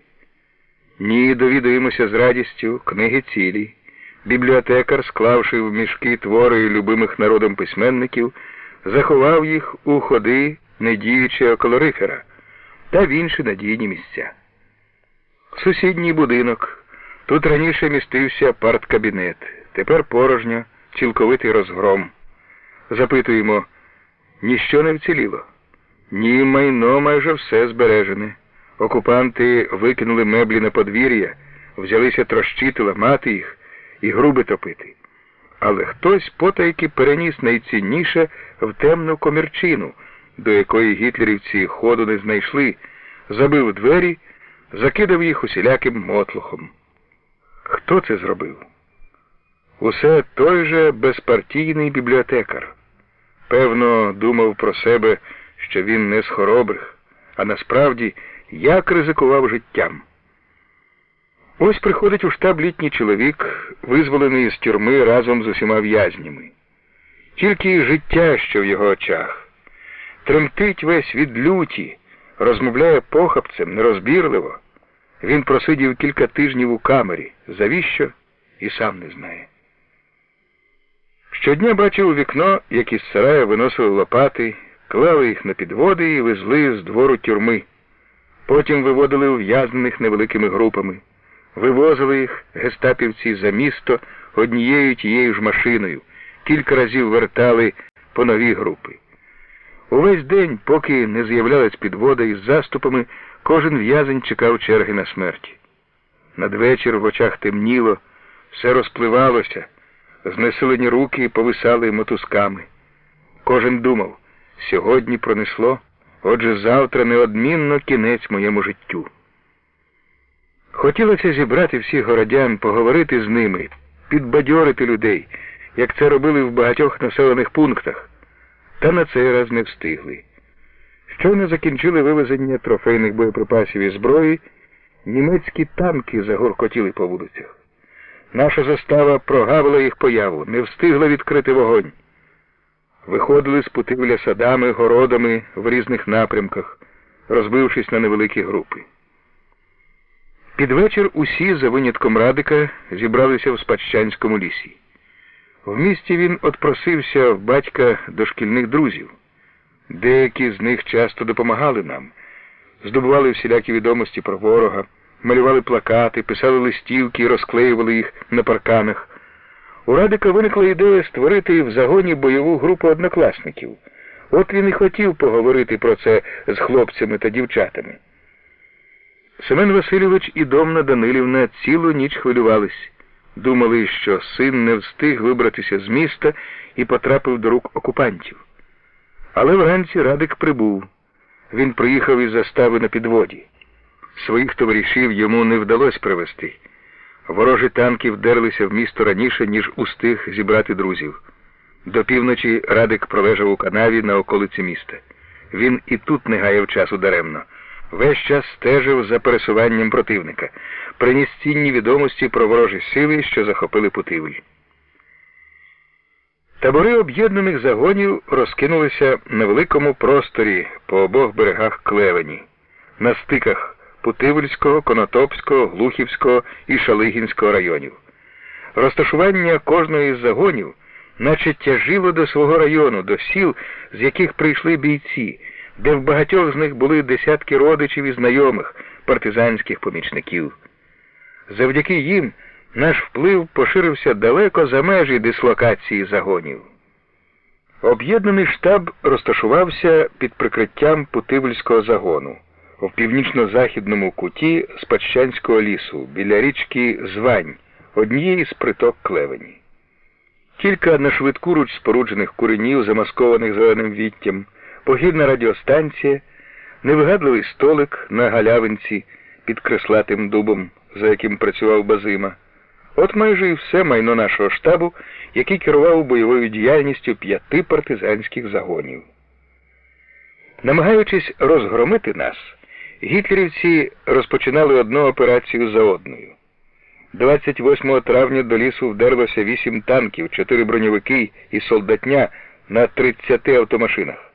2 танкам і піхоті, що супроводжувало їх, вдалося проникнути до садиби лісника. Та, втративши 30 чоловік убитими, карателі просуватися далі не наважились. Наступного дня вони знову заглибились у ліс, але, втративши 2 танки і півсотні солдатів, теж повернули круто назад. Через кілька днів окупанти ще раз атакували нас. Після артилерійської підготовки з далекобійних гармат 10 танків у супроводі автоматників увійшли в ліс з півночі, від Старої Шарпівки. Натрапивши на болото, танки зупинилися і відкрили вогонь по табору Путивльського загону. Під прикриттям масованого вогню ворожі автомашини з піхотою все далі проникали в ліс. Противник хотів відрізати штаб і путивлян від інших загонів, розташованих за Клевенню. Проте у вирішальну мить бою фашисти злякалися, що інші партизанські загони можуть ударити їм у тил, і відступили в Путивль. Зазнавши ряд невдач, окупанти на деякий час притихли. Майже вся частина Сумської області, що лежить на північ від Сейму, опинилася під контролем партизанських загонів. Німецько-фашистські гарнізони тепер знаходились лише в районних центрах, де вони, займаючи кругову оборону, були по суті блоковані. Партизанські групи вільно кочували по своїх районах, з ними в села за десятки кілометрів від таборів месників ходили наші агітатори. Всі шляхи північної частини Сумщини в бік фронту були закриті для ворожого автотранспорту. Месники-підривники за плавою Сейму виходили на залізницю Конотоп-Ворожба. У перших числах червня тут один за одним злетіли в повітря 3 військових ешелони. Рух по цій магістралі припинився на 8 днів. Тихо стало в Спадщанському лісі. Домна Данилівна, сидячи біля куреня за столиком Базими, вистукувала на машинці суворівські вислови, що їх на пам'ять диктував Семен Васильович. Ці вислови мали стати нормою поведінки месників у боях. Юрасик один блукав по лісі із своїми іграшковими автоматами, кінжалом, гранатами, або ж ходив по куренях, показуючи бійцям колекцію німецьких хрестів. Дехто запасся в Путивлі книгами і, зібравши гурт навколо себе, вголос читав. На річці Звань, поблизу штабу, з'явились рибалки. І тут за водієм був Руднєв. Біля комісара розсілися з вудочками його вихованці, наші юні бійці. На той час у загоні було вже багато бойових підлітків, хлопчиків 14-16 років. Ми, старики-путивляни, ставились до них як до своїх онуків, а вони нас дідами звали. Ех, і дружна то була компанія. Всі хлопці-земляки, один одного в загін приводив, тримались укупі, виконували обов'язки і розвідників, і зв'язкових. Чудові хлопці. Придумують, бувало, щось таке, від чого згодом тільки ахнеш. Повернеться пустун з розвідки. Зразу бачу, що якогось фокуса втнув. Оченята аж палахкотять. Були в нас два Льоні – Чечоткін і Забєлін, обидва комсомольці. Під час одного нічного бою обслуга трофейного кулемета лишилася без патронів. Раптом біля кулеметників, наче з-під землі, з'явився Льоня Чечоткін, ведучи заповідь нав'юченого коня. «Ось вам патрони». Де взяв? Трофеї. Виявилося, Льоня під покровом темної ночі проскочив крізь цепи карателів у зайняте ними село. Побачив там припнутого до кілка коня, який був нав'ючений 2 ящиками патронів. Чечоткін узяв його за повід і привів до своїх, знову пробравшись крізь ворожі цепи. Або взяти їх товариша, семикласника Володю Шишова. Як було не прийняти його в загін, коли цей хлопець мав власний арсенал? До того, як стати месником, він постійно викрадав у фашистів боєприпаси та зброю і ховав усе в ямі. Приволік Володя в загін цілий мішок патронів і кілька гвинтівок. Призначили його зв'язковим, дали коня. Замість сідла, якого бракувало, прив'язали подушку.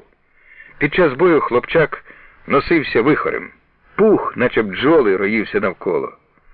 Сучки і віти дерев подушку не шкодували. А взатища сяде під кущиком, заведе патефон і по кілька разів одну і ту ж пластинку слухає. Його улюбленою була «Шумів, палав, пожар московський». Патефон він здобув при розгромі одного ворожого гарнізону і просиджував над ним увесь вільний час. Сидить, слухає московського співака баса, а до нього все підсідають та підсідають юні розвідники і зв'язкові. За старшого в цій компанії був Радик. Він з раннього дитинства жив серед військових, звик до армійських порядків, а тепер вважав своїм комсомольським обов'язком допомагати батькові. Дехто до гри в карти приохотився. Грали на трофейні годинники, виймали їх жменями, немов горіхи. Семен Васильович звелів відібрати у бійців карти, але командири не могли встежити за картярами. Радик не раз ловив їх на гарячому. Підійде, гляне так промовисто, що навіть з найбільш завзятого весь азарт злітає і скаже: «Годинники розбирайте, а карти моєму батькові. Гірше буде, коли він сам отбере». В школі Радик захоплювався математикою, а в лісі на відпочинку шахами. Його постійним партнером у грі був Іван Григорович Архипов. За мирного життя вчитель, а в месницькому загоні розвідник. Цей високий на зріст, сутулий боєць, першим з наших партизанів, одягся з ніг до голови в трофейне обмундирування. Він виявився завзятим шахістом. Скрізь і всюди носив за ременем шахівницю і міг грати навдивовижу спокійно в будь-якій обстановці. Перед боєм, яким би важким мав той бути, зразу ж після нього, і навіть серед нього, як тільки випадала хвилина затища, коли не потрібно було стріляти чи жбурляти гранати. Повернувшись із розвідки і доповівши про бачене, встановлене, чуте, Іван Григорович неодмінно шукав партнера на партію чи на кілька, а зустріне Радика, зразу ж пропонує: «Зіграємо? З душею». Поставлять шахівницю під кущиком, Радик ляже, підіпре кулаком голову і роздумує. Архипов походжає поряд, заклавши руки за спину. Зупиниться, пересуне фігуру і знову походжає. Годинами грали мовчки. Під Литвиновичами. Німецько-фашистське командування, готуючись до великого літнього наступу 1942 року, обходу Москви через Волгу, перекидало на схід усі наявні резерви. Ми всіляко перешкоджали цьому, тримаючи під ударами залізницю Конотоп-Курськ. Це змусило противника виділити проти партизанів Північної Сумщини кілька полків, які призначалися фронту. Угорсько-хортицькі військові частини почали насуватися на об'єднані загони месників від Путивля і Кроливця. 20 червня зав'язалися жорстокі бої. Ворог силами до 3 піхотних полків, підтриманих танками, раз по раз кидався в атаку проти всіх загонів, намагаючись запхнути до болотистих берегів Клевені і оточити їх. На другий день запалали села на правому березі ріки, де захищались наші загони. А Путивльський разом із штабом об'єднаних загонів був затиснутий у північно-західному куті Спадщанського лісу. Звідси залишався тільки один вихід – через річку болотами на Литвиновичі. Той вихід захищали Кролевецький загін і група путивлян під командою Павловського, уроженця цього села. Наша доля залежала від того, чи протримаються бійці заслону, доки збудуємо міст. Правду кажучи, важке то було завдання. Стомлені боями люди вночі рубали дерева і тягли їх до місця споруди. Хоч як знесиліли партизани, але роботу не припиняли. Нарешті почалась переправа. Коні в'язнули в болоті на підході до моста, вози доводилось перекочувати місцями вручну, а попереду палахкотіла заграва, то горіли й Литвиновичі, куди ми тримали путь. Там, на околиці села, йшов бій. Серед майдану побачили пожежну каланчу. На ній, оточеній палаючими будинками, стояла дівчина. Запитую, хто вона і що там робить? Відповідають, комсомолка Таня Бикова з групи Павловського, його односельчанка. Веде спостереження за просуванням противника і вказує цілі нашим артилеристам та мінометникам. У цьому бою в рідному селі Таня Бикова, яка недавно стала месницею, загинула смертю хоробрих. Мине багато часу, а бій у Литвиновичах згадуватимуть такими словами. Пам'ятаєш тієї ночі, коли Таня на каланчі стояла? Вранці всі об'єднані загони, відірвавшись від противника після дводенного бою, зібралися в лісі Мариця. Шлях на північ у Брянські ліси був тепер вільний. Але не могли залишити без догляду Курську магістраль.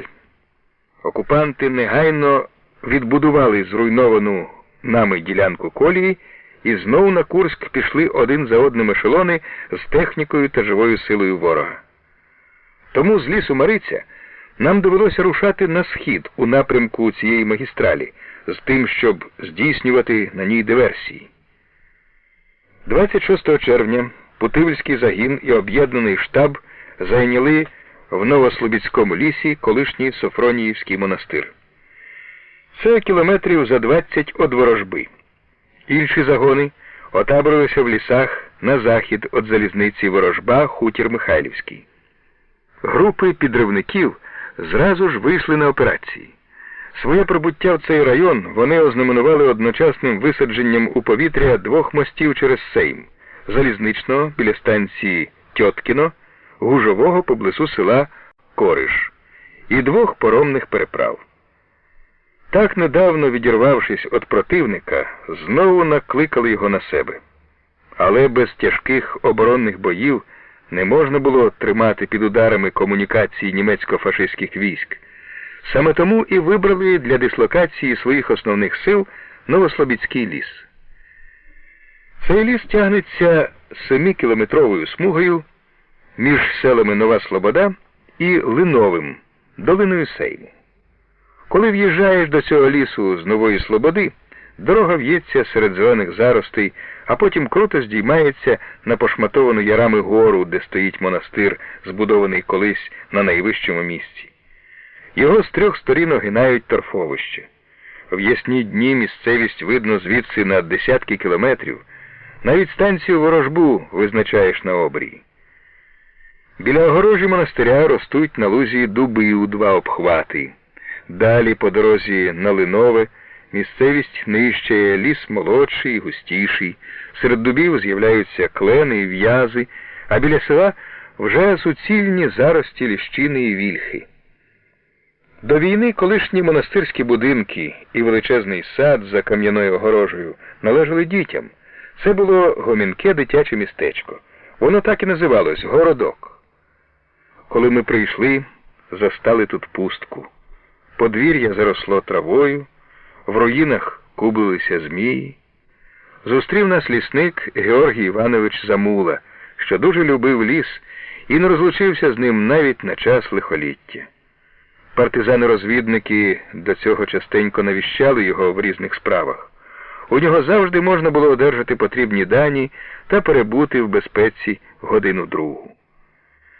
Окупанти не наважувалися заглядати в ці місця.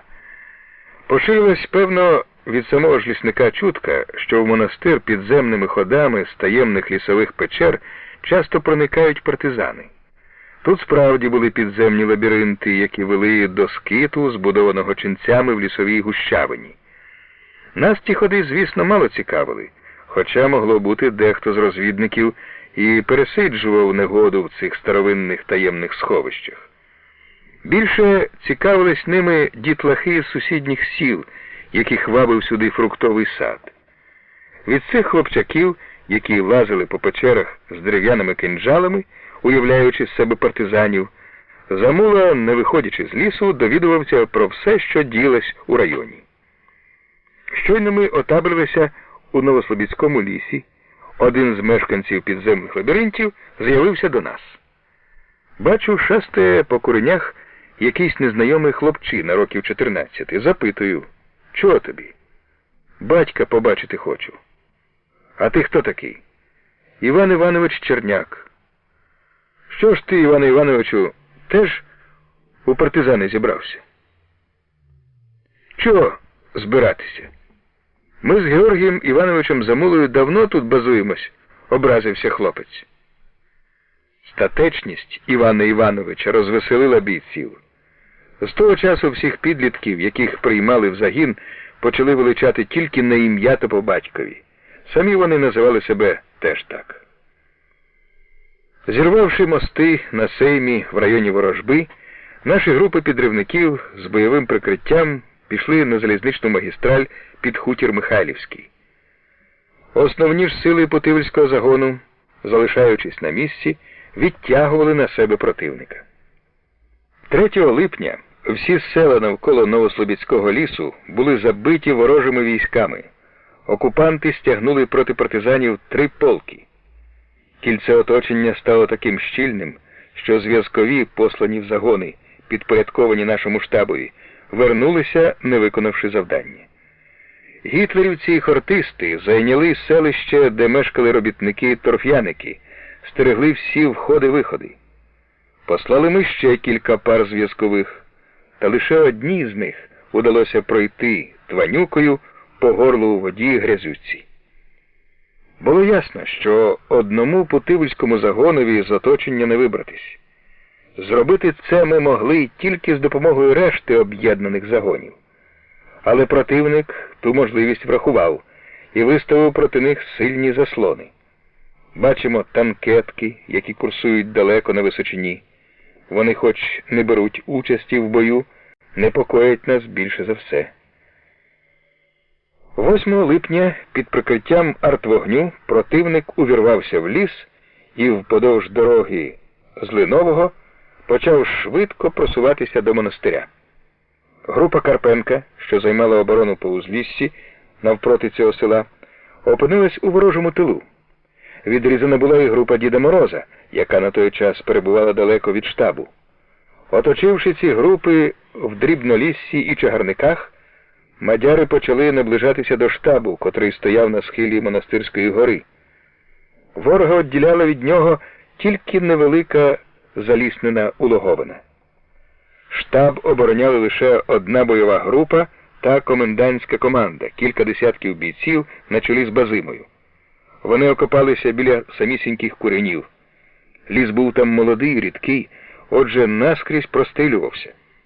За куренями, в гаю віковічних дубів, тулячись до монастирської огорожі, стояли наші обози. Противник намагався затиснути нас у лещата на цій горі і знищити. З Нової Слободи із селищ робітників-торф'яників увесь час била по монастирю німецька артилерія. Незабаром, розбита снарядом, обвалилась дзвіниця, закидавши весь двір цеглою, штукатуркою, трісками. Під монастирською кручею, на дорозі, що петляла понад краєм болота, зав'язалась рукопашна. Партизани, які оборонялися тут, ринули в контратаку, щоб відкинути ворога, котрий намагався обійти низом центр нашого опору і вдарити у фланг, прорватися до монастирського муру. В цій рукопашній загинуло кілька наших бійців, і серед них лісник Замула, який цими днями вступив у месницький загін. Обоз довелось втягти за огорожу, але і там ворожі гармати кришили все. Була в нас вівчарка, подарунок розвідників комісарові. Радик прозвав собаку Зевсом. Завжди під час бою пес бігав біля Домни Данилівни та Юрасика, охороняючи їх від небезпеки, і гарчав. А тут він уперше зіщулився, сховався під віз і жалібно заскавулів. Домна Данилівна не знала, де убезпечити синочка від куль та осколків. Його безперервно нудило.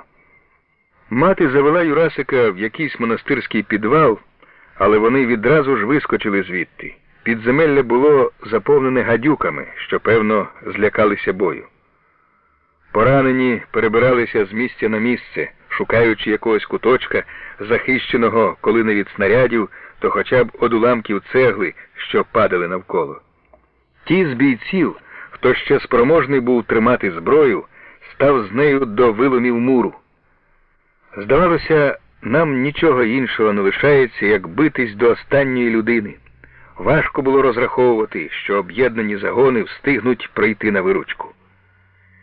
Цілий день по всій порізаній ярами площі лісу точилися ізольовані одна від одної сутички. Деінде бійці, витративши весь боєзапас, кидались у бій, щоб вирвати зброю з рук ворога. З настанням темряви партизани, які бились поодинці, стали пробиратися до штабу. Останнім прийшов Дід Мороз із своєю групою. Люди падали і засинали. Протягом 3 діб вони майже нічого не їли, не пили, не відпочивали. Однак загін ще міг би триматися, але кінчались патрони, і це було найжахливішим. Що робитимемо завтра, коли за ніч інші загони не зможуть допомогти вирватись із ворожого кільця? Я знав, це питання хвилює всіх, але вголос його не висловив ніхто. У скрутних випадках партизани міркували кожен про себе. Якщо мені тяжко, виходить іншим теж не з медом. То нащо бідкатись? До речі, в ті дні, коли ми билися в Новослобідському лісі, фашисти рвалися до Дону і Волги. Одного усвідомлення, що нам у такий тяжкий для батьківщини час вдалося відтягти на себе кілька полків противника, було досить, щоб не побиватися за власну долю.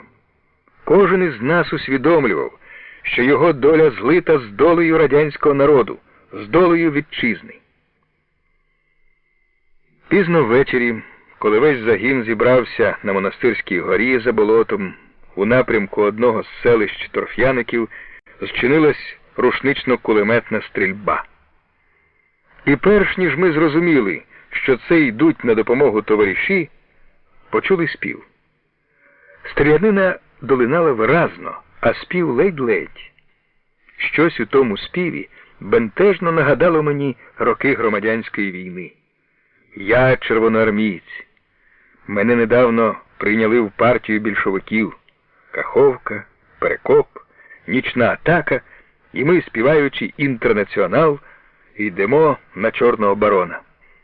Так, як і кілька десятиріч тому, я серцем відчув рідний мотив партійного і на той час нашого державного гімну. Чуєш, сурми заграли, час розплати настав. Те, що сталося після цього, схоже на казку. В темноті партизанський загін конотопців, зненацька кинувшись в атаку із співом «Інтернаціоналу», змусив тікати танкетки і зайняв селище, розташоване навпроти монастиря. В кільці оточення було зроблено пролом, через який ми проскочили під покровом ночі. Світанок застав нас далеко від місця бойовища, по той бік болота. З низини ми добре бачили, як на освітленій вранішньою зорею височині біля Нової Слободи військова частина ворога розгорталась у цепи для наступу на ліс і монастир. Наша колона, що розляглася ген-ген по цілком відкритій дорозі, була начебто на долоні. Але погляди хортистів були приковані до лісу. У наш бік ніхто з них не глянув. Значно пізніше ми довідалися, що мадяри говорили: «Та хіба партизанів знищиш? Вони ж по землі не ходять, усе попід землею. В них таємні підземні ходи від самої Москви аж до цих лісів. Кущ розпрямляється, партизан піднімається». Відсутність боєприпасів не давала нам можливості вести боротьбу в цьому районі, насиченому регулярними військами противника. Вирішили знову йти в Стару Гуту. Наші підривники, поки ми відвертали на себе увагу ворога, виконали завдання, пустили під укіс в районі ворожби ще 2 військових ешелони. Діждалися підривників у казенному лісі за селом Бруски. Це кілометрів за 15 від Нової Слободи на межі з Курською областю. Тут довідались про страшні злочини гітлерівців, скоєні ними в Новій Слободі. Встановивши, що партизани зникли хто зна куди, фашисти вернулися в село і, щоб помститися, почали знищувати жителів. Гітлерівці, мов скажені собаки, бігали по дворах, стріляли праворуч-ліворуч, кидали в житла гранати, багнетами кололи дітей. За якихось півгодини вони замучили і вбили понад 700 чоловік, дідусів, бабусь, матерів і дітей. Потім усіх закатованих, у тому числі й немовлят, внесли в поіменний список як розстріляних партизанів. Цей список гітлерівці передали вищому командуванню Вермахту на доказ того, що загін Ковпака знищено. Наші розвідники, які побували в Новій Слободі, після її трагедії повідомили, що в селі лишилося багато тяжко поранених, яким пощастило виповзти із завалених трупами осель у городи та яри. Щоб подати їм допомогу, в село під охороною автоматників послали наших медсестер на чолі з Галею Борисенко. Ми, звичайно, берегли медперсонал, особливо дівчат, і не брали їх на ризиковані операції. Але після того, коли вони на власні очі побачили в Новій Слободі купи розстріляних і заколотих багнетами, ніхто не хотів зоставатися в санчастині під час виходу груп на операції. Галя навіть плакала, якщо не брали її на бойове завдання. Подорож до Москви. З Путивльського району наші об'єднані загони поверталися в брянські ліси за старим маршрутом, відкидаючи з шляху дрібні гарнізони окупантів. Коли сильні ворожі заслони зустрічали нас щільним артилерійським вогнем, ми звертали вбік, робили петлю і знову виходили на відому путь. 24 липня загони вступили в південну зону брянських лісів, трохи на захід від Старої Гути. Наша партизанська столиця була зайнята батальйонами 47-го мадярського полку. Кілька днів відпочивали в лісі по сусідству з окупантами, які не підозрювали про наше повернення. В ніч на 29 липня Старогутівський гарнізон був нами вщент розгромлений.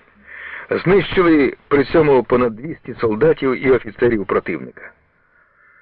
Пусткою застали Стару Гуту, коли вступили до неї. Зайдеш у знайому хату, ні душі, навколо теж ніяких ознак життя, лиш сліди постою недругів-чужинців. На городах зарості лопуха, тереп'яхів, грядки картоплі в такому бур'яні, що навіть бадилля не видно. Тільки соняшник де-де пробивається з різнотрав'я. Був час жнив. Хліба на полях перестигли. Рятуючись від ворога, всі жителі Старої Гути, забравши з собою худобу і всяке таке збіжжя, пішли в ліси. Забилися люди в нетрі, харчуються ягодами та молоком, чекають, доки колпачки повернуться. Так місцеві жителі з добрим гумором називали нас.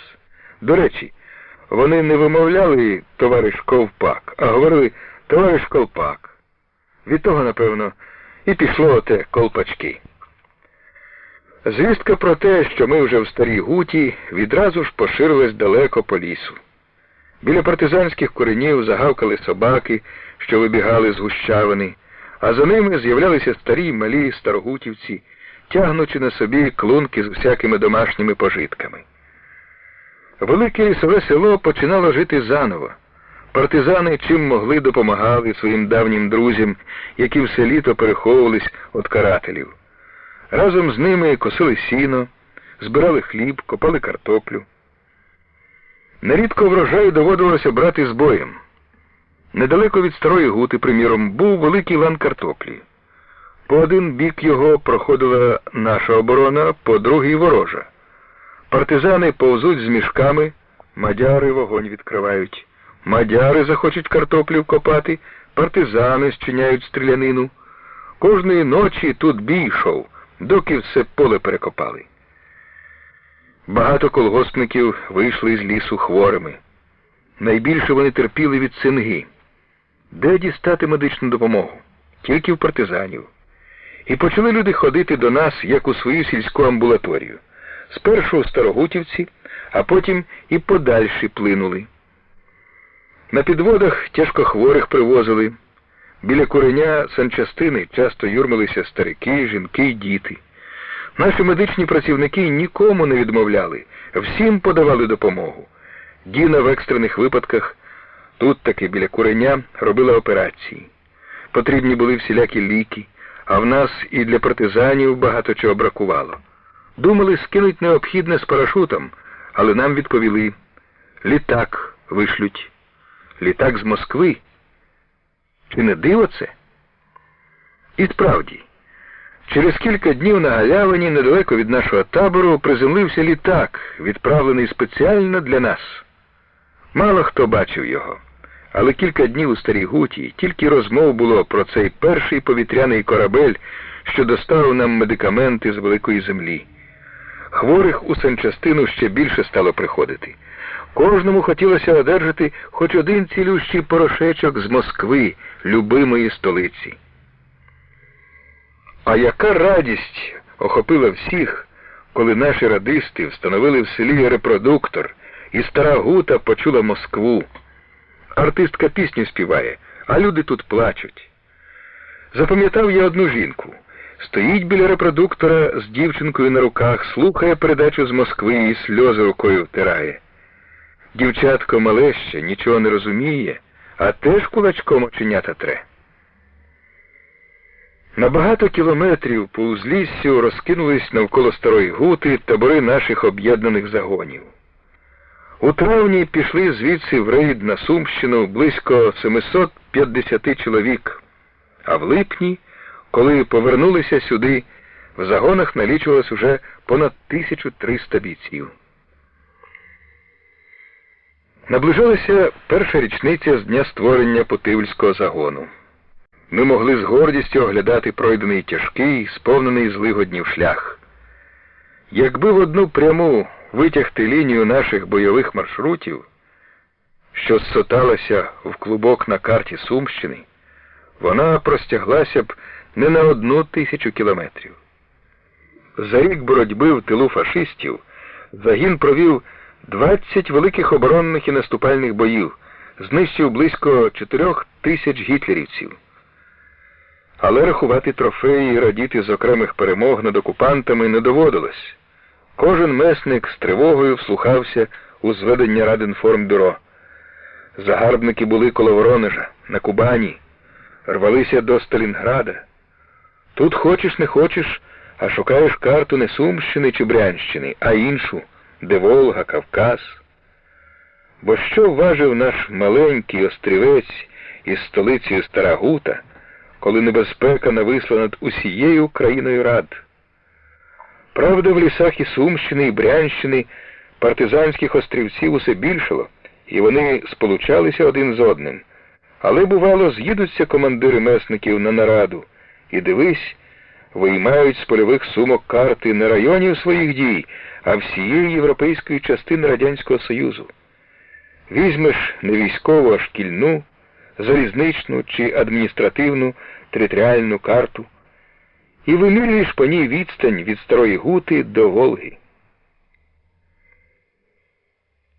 В один з таких тривожних днів, було це в другій половині серпня 1942 року, я одержав радіограму, якою мене викликали на нараду командирів партизанських загонів у Москву.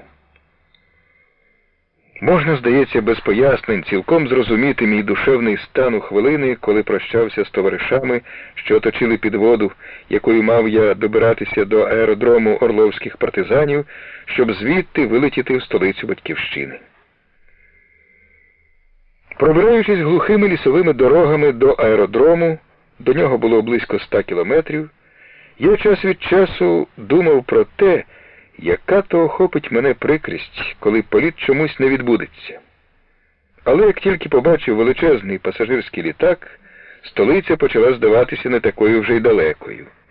Всі пасажири так само одержали радіограми виклики з Москви в лісах, хто в Землянці, хто в Курині. Більшість з них до аеродрому добирались кіньми і теж здалеку. А те, що треба було летіти над територією, захопленою ворогом, і перетинати лінію фронту, кожному уявлялось дрібницею. Якщо стільки людей одержали радіограми, і літак спеціальний приземлився тут, отже, справа надійна, в столиці ми неодмінно будемо.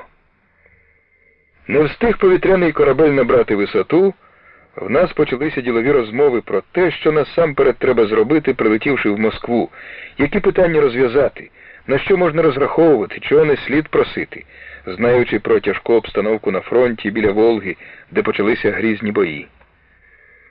Ми, звичайно, тоді не уявляли собі, як вирішиться згодом битва під Сталінградом. Але сам факт, що нас викликають у Москву на нараду, що в такий складний час летимо з ворожого тилу в рідну столицю, вселяв упевненість. Становище на великій землі міцне, надійне. Уже забувся той час, коли ми сиділи в Спадщанському лісі, наче моряки, викинуті штормом на безлюдний острів. Мабуть, найтяжчим з усього пережитого нами в тилу ворога була втрата зв'язку з Москвою. У словах «Москва», «Велика земля» було все, що згуртовувало патріотів, розкиданих по лісах, в одне ціле. Нас дуже наснажували перемоги, здобуті в нерівних боях з окупантами, але ще більше піднесло бойовий дух наших людей те, що ми швидко відновили зв'язок з Москвою.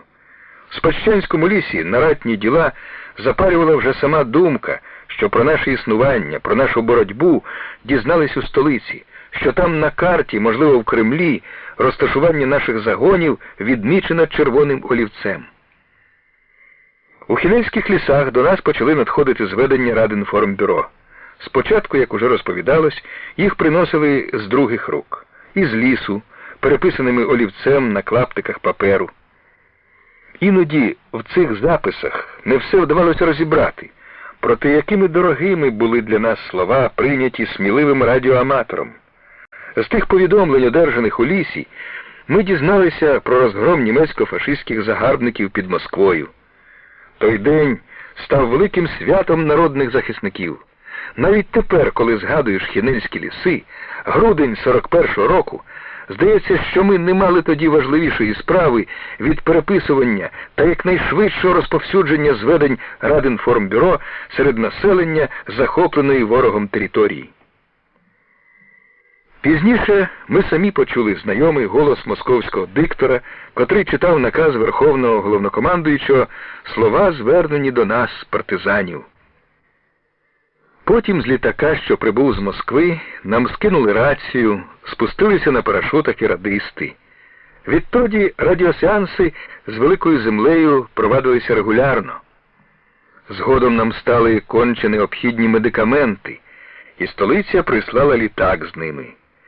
Як же не радіти з того, що зв'язок з Москвою встановлено так широко, міцно, надійно?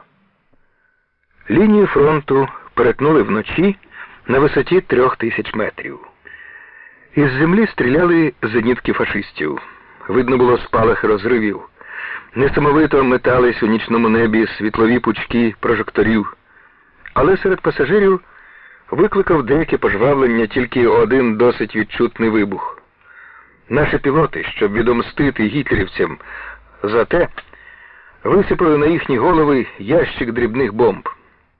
Ми засперечалися, на якій відстані від хвоста літака розірвався снаряд – за 20, 50 чи 100 метрів. А потім знову розмова перейшла на ділові теми. Між іншим, багато говорили про сіль. Без неї дуже бідували всі загони. Чи можна дістати її в Москві?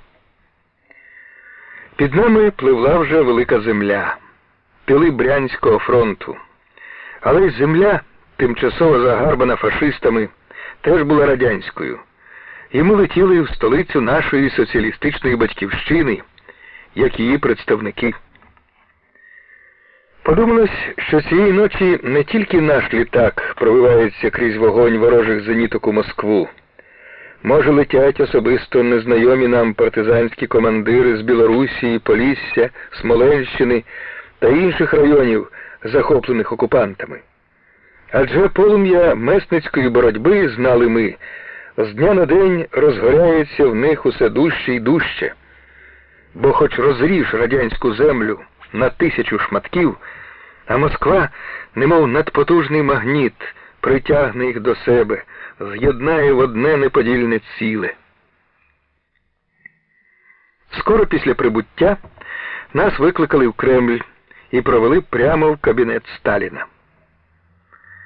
Тут зібралося чоловік 20 командирів партизанських з'єднань і загонів, росіян, українців, білорусів.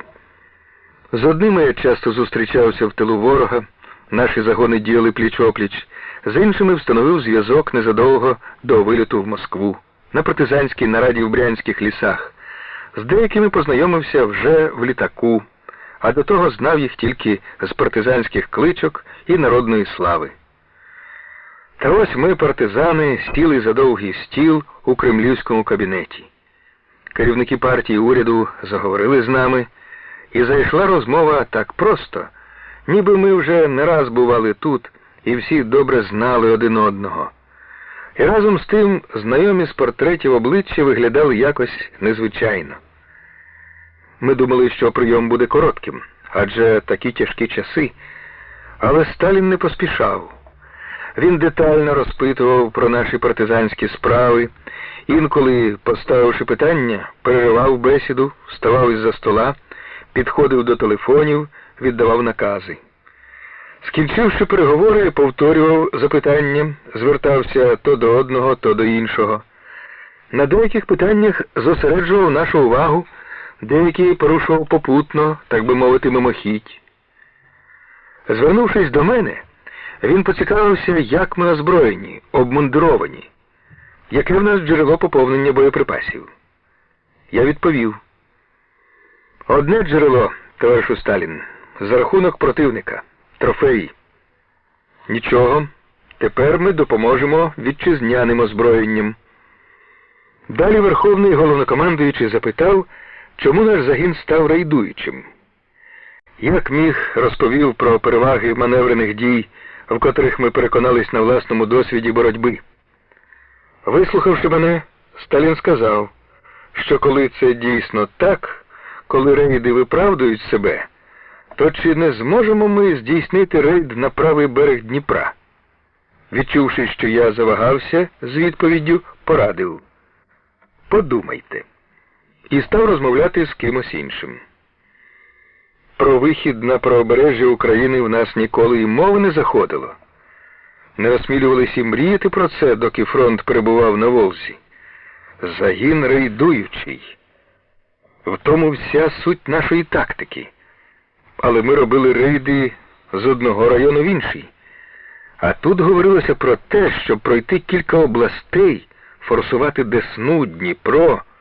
Масштаби зовсім інші. Ну що ж, подумав я, хіба операції, які ми починали з Хінельських лісів, із Старої Гути, своїми масштабами не перевершили все, що ми робили в перший час? Хіба літній рейд у Путивлі за своїм розмахом не залишив далеко позаду зимовий рейд із Хвощової? То чому справді ми повинні весь час кружляти навколо свого гнізда? Адже вся перевага нашої тактики в тому, що, маневруючи, весь час тримаємо ініціативу в руках, завжди можемо завдати ворогові удару в найдошкульніше місце. Думаю, сказав я, вийти на правий берег Дніпра зможемо. Навпроти мене сидів Сабуров, командир іншого українського партизанського з'єднання. Він сказав, що теж волів би піти своїми загонами на правий берег Дніпра. «А що вам потрібно для цього?» – запитали нас. Ми відповіли, в першу чергу гармати, автомати, протитанкові рушниці. Все одержите. Нам наказали тут таки скласти заявку на все необхідне для рейду. Я підрахував, скільки потрібно транспортних засобів для перевезення всього, що хотілося замовити, і жахнувся. Цифра здалася величезною. 100 літаковильотів. Хіба можна зараз просити стільки, з докором сказав я собі, і взявся переписувати заявку, зрізаючи все наполовину. Перед тим, як подати Сталіну свою писанину, побоювався, що він зауважить. «Он ви як розмахнулися, товаришу Ковпак». Та от проглянуто мій папірець, і Верховний запитує: «Невже цього вистачить вам?» Признався, що не наважився більше просити. Він повертає заявку і пропонує скласти її заново. Обмірковуючи новий перелік видів і кількості озброєння, боєприпасів та обмундирування, я подумав, добре було б одержати і для бійців чоботи, але вирішив, що це вже занадто, і попросив черевики. Сталін, прочитавши написане, тут же викреслив черевики. Ну от, а я ще хотів чоботи просити. Проте не встиг я докорити собі, коли над перекресленим з'явилося чоботи. На прощання Сталін сказав: «Головне, товариші, це встановлювати ще міцніші і ширші зв'язки з народом. Пам'ятайте, партизани поки що наш другий фронт». Після прийому ми багато говорили про те, що нас, партизанів, Сталін не випадково назвав другим фронтом.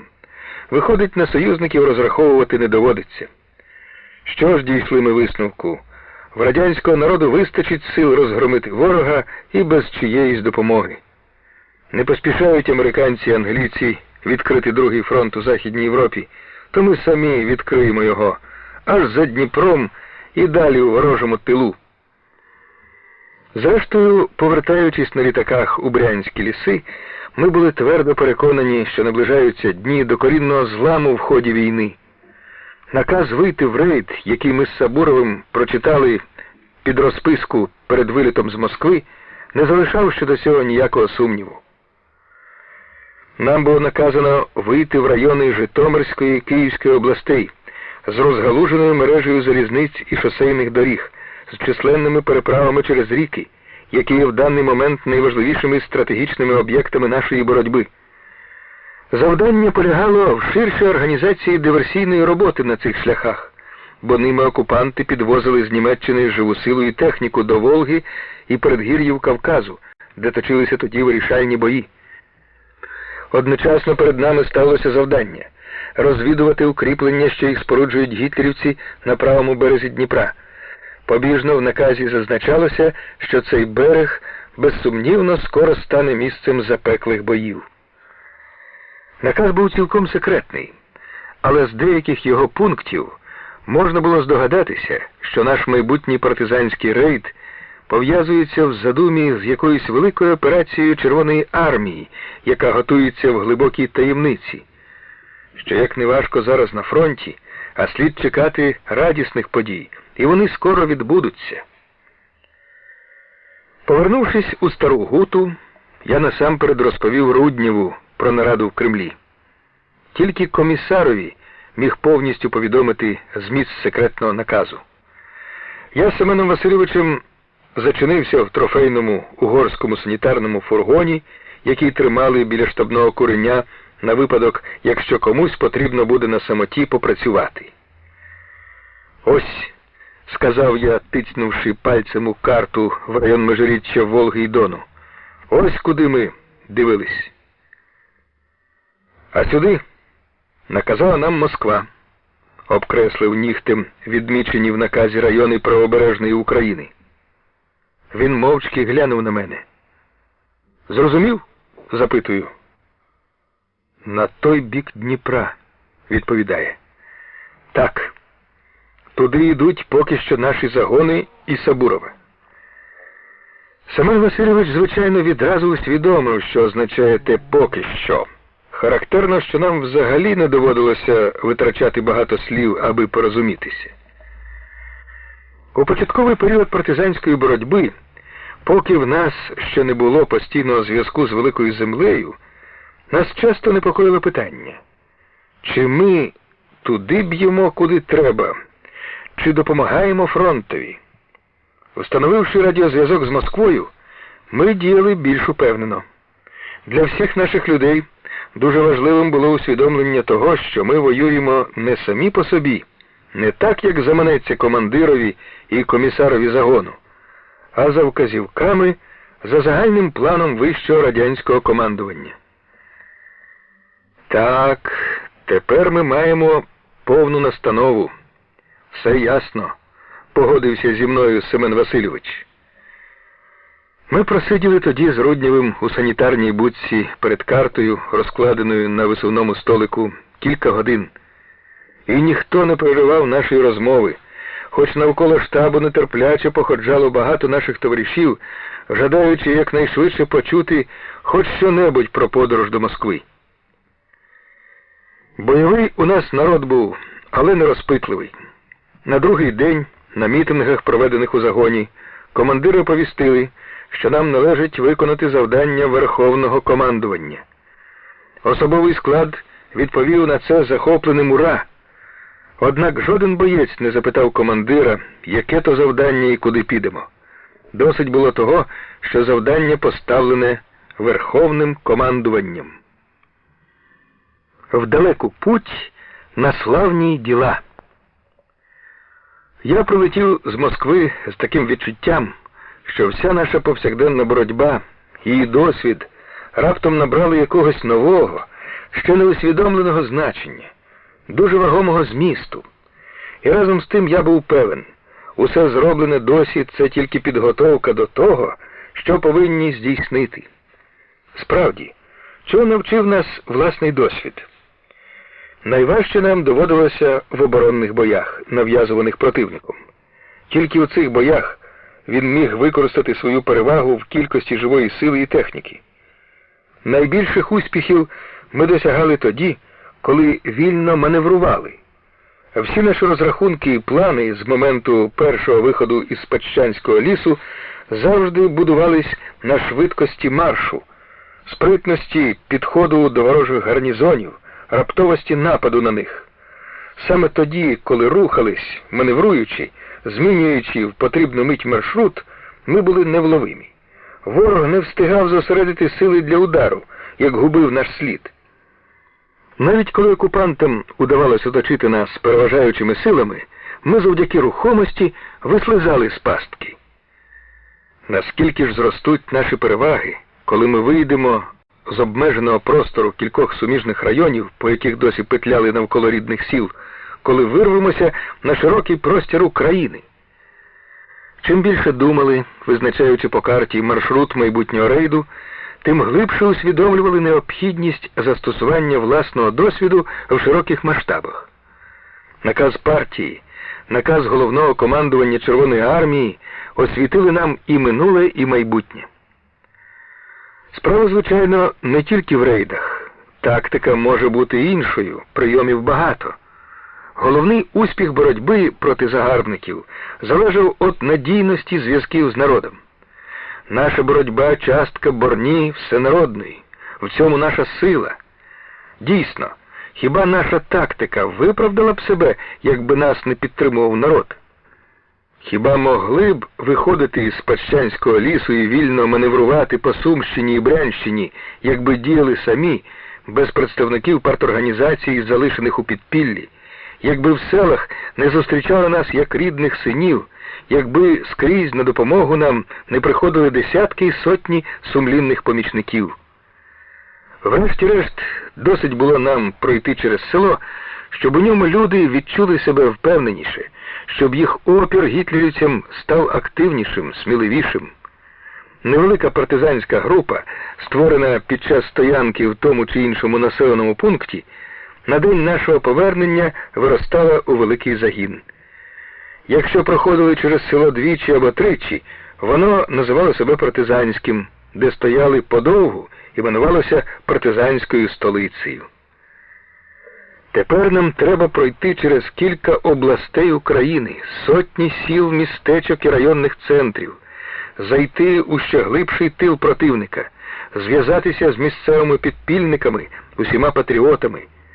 І полум'я народної боротьби в районах, де німецько-фашистські загарбники розбійникують уже другий рік, роздути всеосяжну пожежу. Ми підемо туди, як провісники скорого визволення.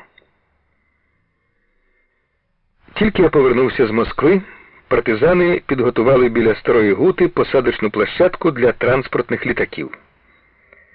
Незабаром на нашому аеродромі почали вивантажувати з них зброю та боєприпаси, доставлені повітряним шляхом через фронт.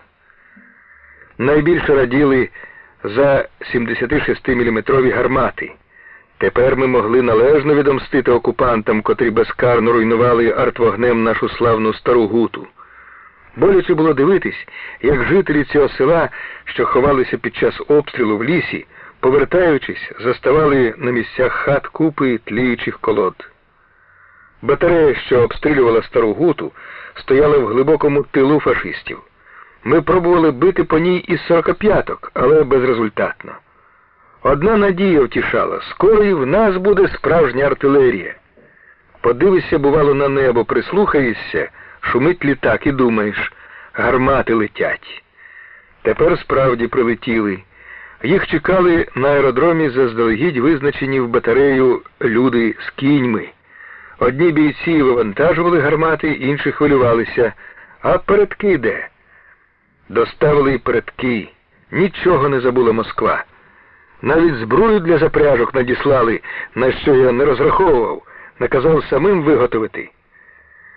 Командиром батареї призначили людину в загоні нову, майора Анисимова, який утік із Конотопського табору військовополонених, а комісаром до батарейців послали одного з найбільш авторитетних у нас людей, старого партизана Олексія Ілліча Коренєва. Походжає наш Дід Мороз біля гармати, усміхається, згадуючи, яку громадянську війну партизани стріляли із саморобних гармат. 2 пальці вправо – вогонь по гадах, 2 пальці вліво – вогонь по гадах. Я занепокоївся. Якщо наші гармаші бахкатимуть отаким дідівським способом, боєкомплекту, надісланого з Москви, вистачить ненадовго. Перелічили снаряди і почали думати, як їх найекономніше витрачати. Бо коли то ще пришлють? Вирішили, що в умовах партизанської боротьби наші артилеристи повинні стріляти тільки прямою наводкою, не соромлячись підтягати гармати під самісінький ніс противника, щоб жоден снаряд не пропав марно. Декому це може здатися неможливим. Артилеристи звичні стріляти здалека, сказав я Олексієві Іллічу. Але ти, старий більшовик, повинен стежити, щоб виконувались вимоги командування. Так і добирали весь особовий склад батареї. Крім уміння стріляти і сміливості, наш батареєць повинен був мати ще й велику фізичну силу. Адже кіньми не підвезеш гармату до позиції ворога. Щоб бити по ньому в упор, треба вночі підтягти її на вогневу руками. Командиром однієї з гармат призначили грузина Давида Ілліча Бакрадзе, сержанта, за спеціальністю інженера-механіка, який утік з полону. Партизани полюбили його за доброту і щирість. Усім було приємно, що серед нас, українців, білорусів, росіян, з'явився грузин такої людяної вдачі. Сподобався він і тим, що мав справді богатирську силу. До нього найсильнішою людиною серед наших партизанів вважався Кульбака, командир глухівців. Довідавшись про це, Бакрадзе громовим басом відразу ж викликав Кульбаку на поєдинок. Сказав, що поборе його однією рукою. І справді, вмить поклав Кульбаку на обидві лопатки, викликавши захоплення партизанів. Коли Бакрадзе дістав призначення в батарею, артилеристи, сміючись, говорили: «Тепер, коли що і без коней обійдемося, Давид Грузин на руках перетягне всі гармати». Ще більше полюбили партизани Бакрадзе, взнавши його ближче. В богатирському тілі жив богатирський дух. Бойовий наказ для нього був найсвятішим законом. Він любив усьому точність, робив усе як за кресленням. Разом з гарматами і снарядами прибули на наш аеродром протитанкові рушниці, автомати, патрони, медикаменти, обмундирування. Серед усього того були і пакунки з літературою та листівками. Щоб виконати бойові завдання, ця зброя була не менш потрібна, ніж гармати. На партійних зборах питання ставилося так. У рейді кожен боєць повинен бути агітатором і пропагандистом, нести народові, який уже другий рік стогне у фашистському ярмі, вільне і правдиве радянське слово. Всім не терпілося випробувати гармати в бою, вдарити по гітлерівцях, що закривали нам вихід з лісу. Насамперед хотілося знищити ту прокляту батарею, яка по-варварському обстрілювала Стару Гуту з-за села Лукашенківського. Як тільки гармати доставили з аеродрому в табір, ми першої ж ночі вивезли їх на передові застави і почали наступ на противника, що займав тут укріплену оборону з системою опорних пунктів, дзотів та інших фортифікаційних споруд. Я пішов сам з батареєю, щоб на практиці остаточно, раз і назавжди домовитися з гармашами, як треба економити боєкомплект. Після 3 снарядів там нічого не повинно залишитися, говорив я, вказуючи на ціль. Артилеристи швидко зрозуміли, що від них вимагається, і постаралися за темряви підтягти гармати до німецьких траншей так близько, що жоден постріл не пішов у холосту. Вперше нам доводилося наступати на укріплену оборону, долати дротяне загородження, штурмувати дзоти. Противник чинив сильний опір, але коли загриміли наші гармати, партизанів уже ніщо не могло зупинити. Ми вибили фашистів з хутора Поділи і просунулися за ніч кілометрів на 5. Окупантам довелося зняти батарею з позицій біля села Лукашенківського, пересунути її далі. Тепер до Старої Гути вогонь ворожої артилерії не досягав. Підготовка до рейду на правий берег Дніпра була завершена пробним виходом. Члени комісії, що перевіряли готовність загонів до походу, прискіпувалися до кожної дрібниці, яка могла перешкодити, утруднити або демаскувати рух колони. Наприклад, чи не дуже стукотять колеса підводи, чи не малуватий хомут на коня. Щоб узяти з собою якнайбільше боєприпасів, з возів скидали все, без чого можна було обійтися в дорозі. Бійці, які не знали нічого дорожчого за боєприпаси, готові викинути з кишень усе, щоб узяти якомога більше патронів, цього разу особливо постаралися. На прощання старогутівцям дісталося від нас багато пам'ятних подарунків. Деяким бійцям і командирам перед виходом у рейд довелося розлучатися з сім'ями. За цей час у нашому обозі зібралося чимало партизанських родин. Одні самі прийшли, інших вивезли наші бійці, коли загони проходили біля рідних сіл. Вони обтяжували нас, але не можна було відмовити в притулку жінкам і дітям, на яких полювали гестапівські кати, і партизани возили їх із собою. Тепер вирішили відрядити сім'ї разом з тяжкопораненими в Москву, тими самими літаками, які привозили нам озброєння. Вирядив дружину з молодшим сином і Руднів. До аеродрому було 2 дні їзди кіньми. Семен Васильович тричі наздоганяв колону. Розпрощається з рідними, вернеться в загін, щось згадає і знов чимдуж мчить верхи. Радик проводжав матір братика пішки далеко-далеко. Вернувся він засмучений, ляскаючи по голові Зевса, якого ніс на руках, бо той усе поривався за Домною Данилівною. Вівчарка дуже засумувала після від'їзду годувальниці і незабаром кудись зникла. В ніч на 26 жовтня 1942 року партизанське з'єднання вирушило в рейд. Багато жителів Старої Гути вийшло на лісову дорогу, по якій безшумно рухалась партизанська колона. Довго стояли люди, проводжаючи наших бійців у далеку путь на славні діла, як співається в нашій улюбленій пісні. На кілька кілометрів розтяглася колона. Попереду кінна розвідка з квартир'єрами, трохи далі головна похідна застава, потім авангард, за ним кілька порожніх підвід для майбутніх трофеїв, слідом рота бокових заслонів, яка під час переходу залізниці шосейних доріг повинна обіруч прикривати колону. Авангард замикала рота маяків, що мали виставляти бійців на перехрестях доріг, котрі вказуватимуть напрямок руху, а після того, як загони пройдуть, приєднуватися до ар'єргарду.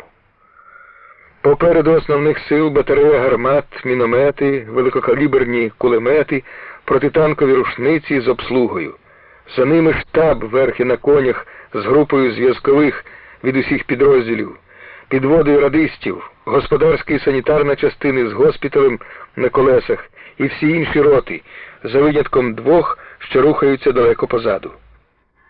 Ар'єргардні підрозділи, так само як і авангардні, построєно 45-мм гарматами і бронебійками.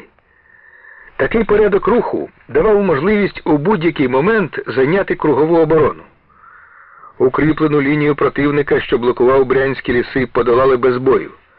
Під покровом темноти з'єднання за цілковитої тиші пройшло повз розгромлені в останньому бою опорні пункти противника, а на ранок ми були вже далеко від Старої Гути. Десна, Дніпро, Прип'ять. Перед виходом у рейд командири і політпрацівники з'єднання добре подбали про дотримання суворої дисципліни маршу. Ми вимагали, щоб уночі колони ніхто не помітив. З курінням і розмовами в поході велася нещадна боротьба.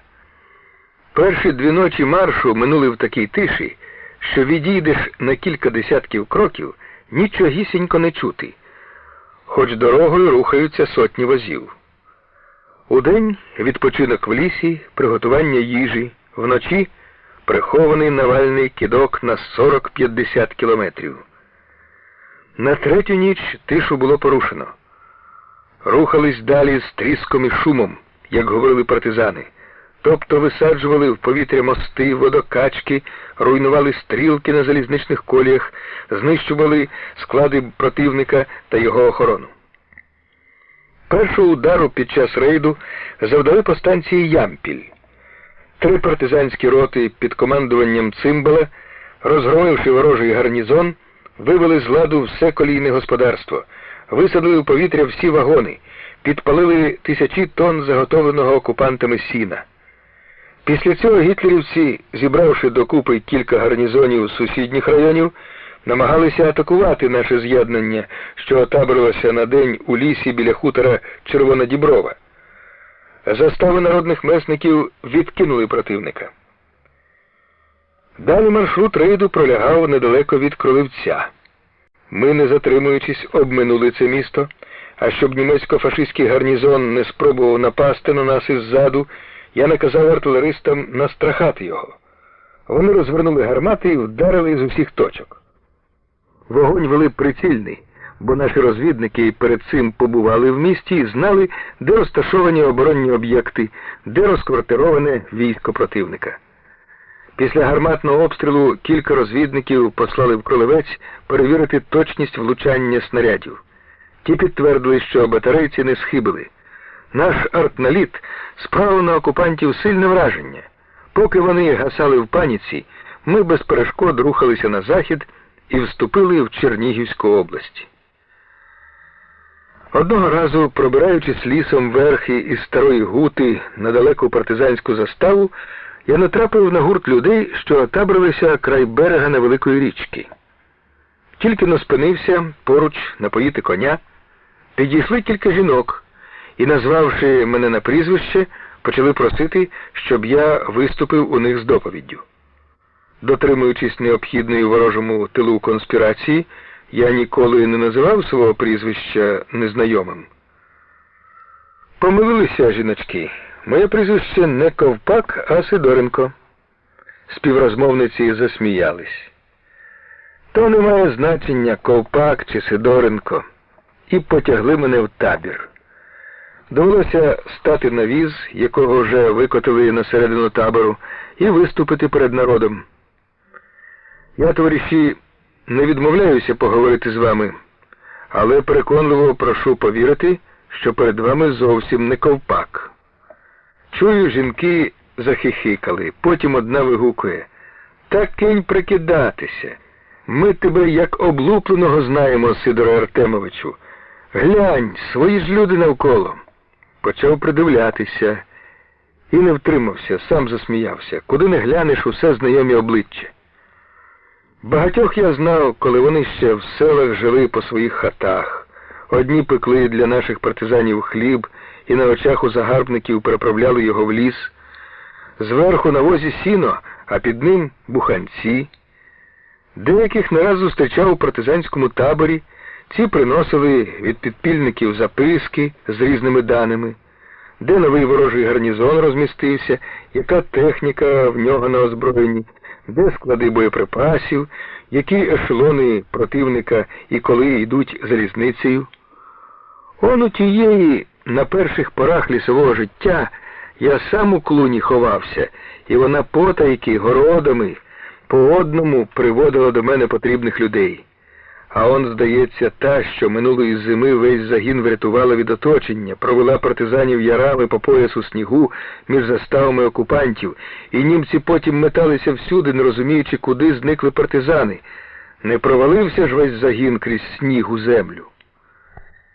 Діти повилазили на дерева, схилилися вниз і вигукують: «Ми вас, діду, ще здалека впізнали». Та це ж ті самі хлопці, що патрони в лісі добували з-під снігу, або викрадали їх у фашистів і приносили, коли в загоні не було боєприпасів, а доводилось готуватися до бою. Приємно було думати, що сотень цих людей немає жодного, який особисто коли-небудь чимось не допоміг нам, партизанам. Це було на рідній Сумщині. Але тепер ми вступали в райони, де нас ніхто не знав, куди не проникали навіть наші всюдисущі розвідники. Як то зустрінуть місцеві люди? Біля селища Короб потрібно було переправитися через Десну. Противник тут уже підготувався до бою з партизанами. Наша розвідка доповіла, що на підступах до моста гітлерівці створили лінію польової оборони. Задумавши дати нам бій, офіцери-фашисти навіть зняли охорону моста і посадили її в окопи.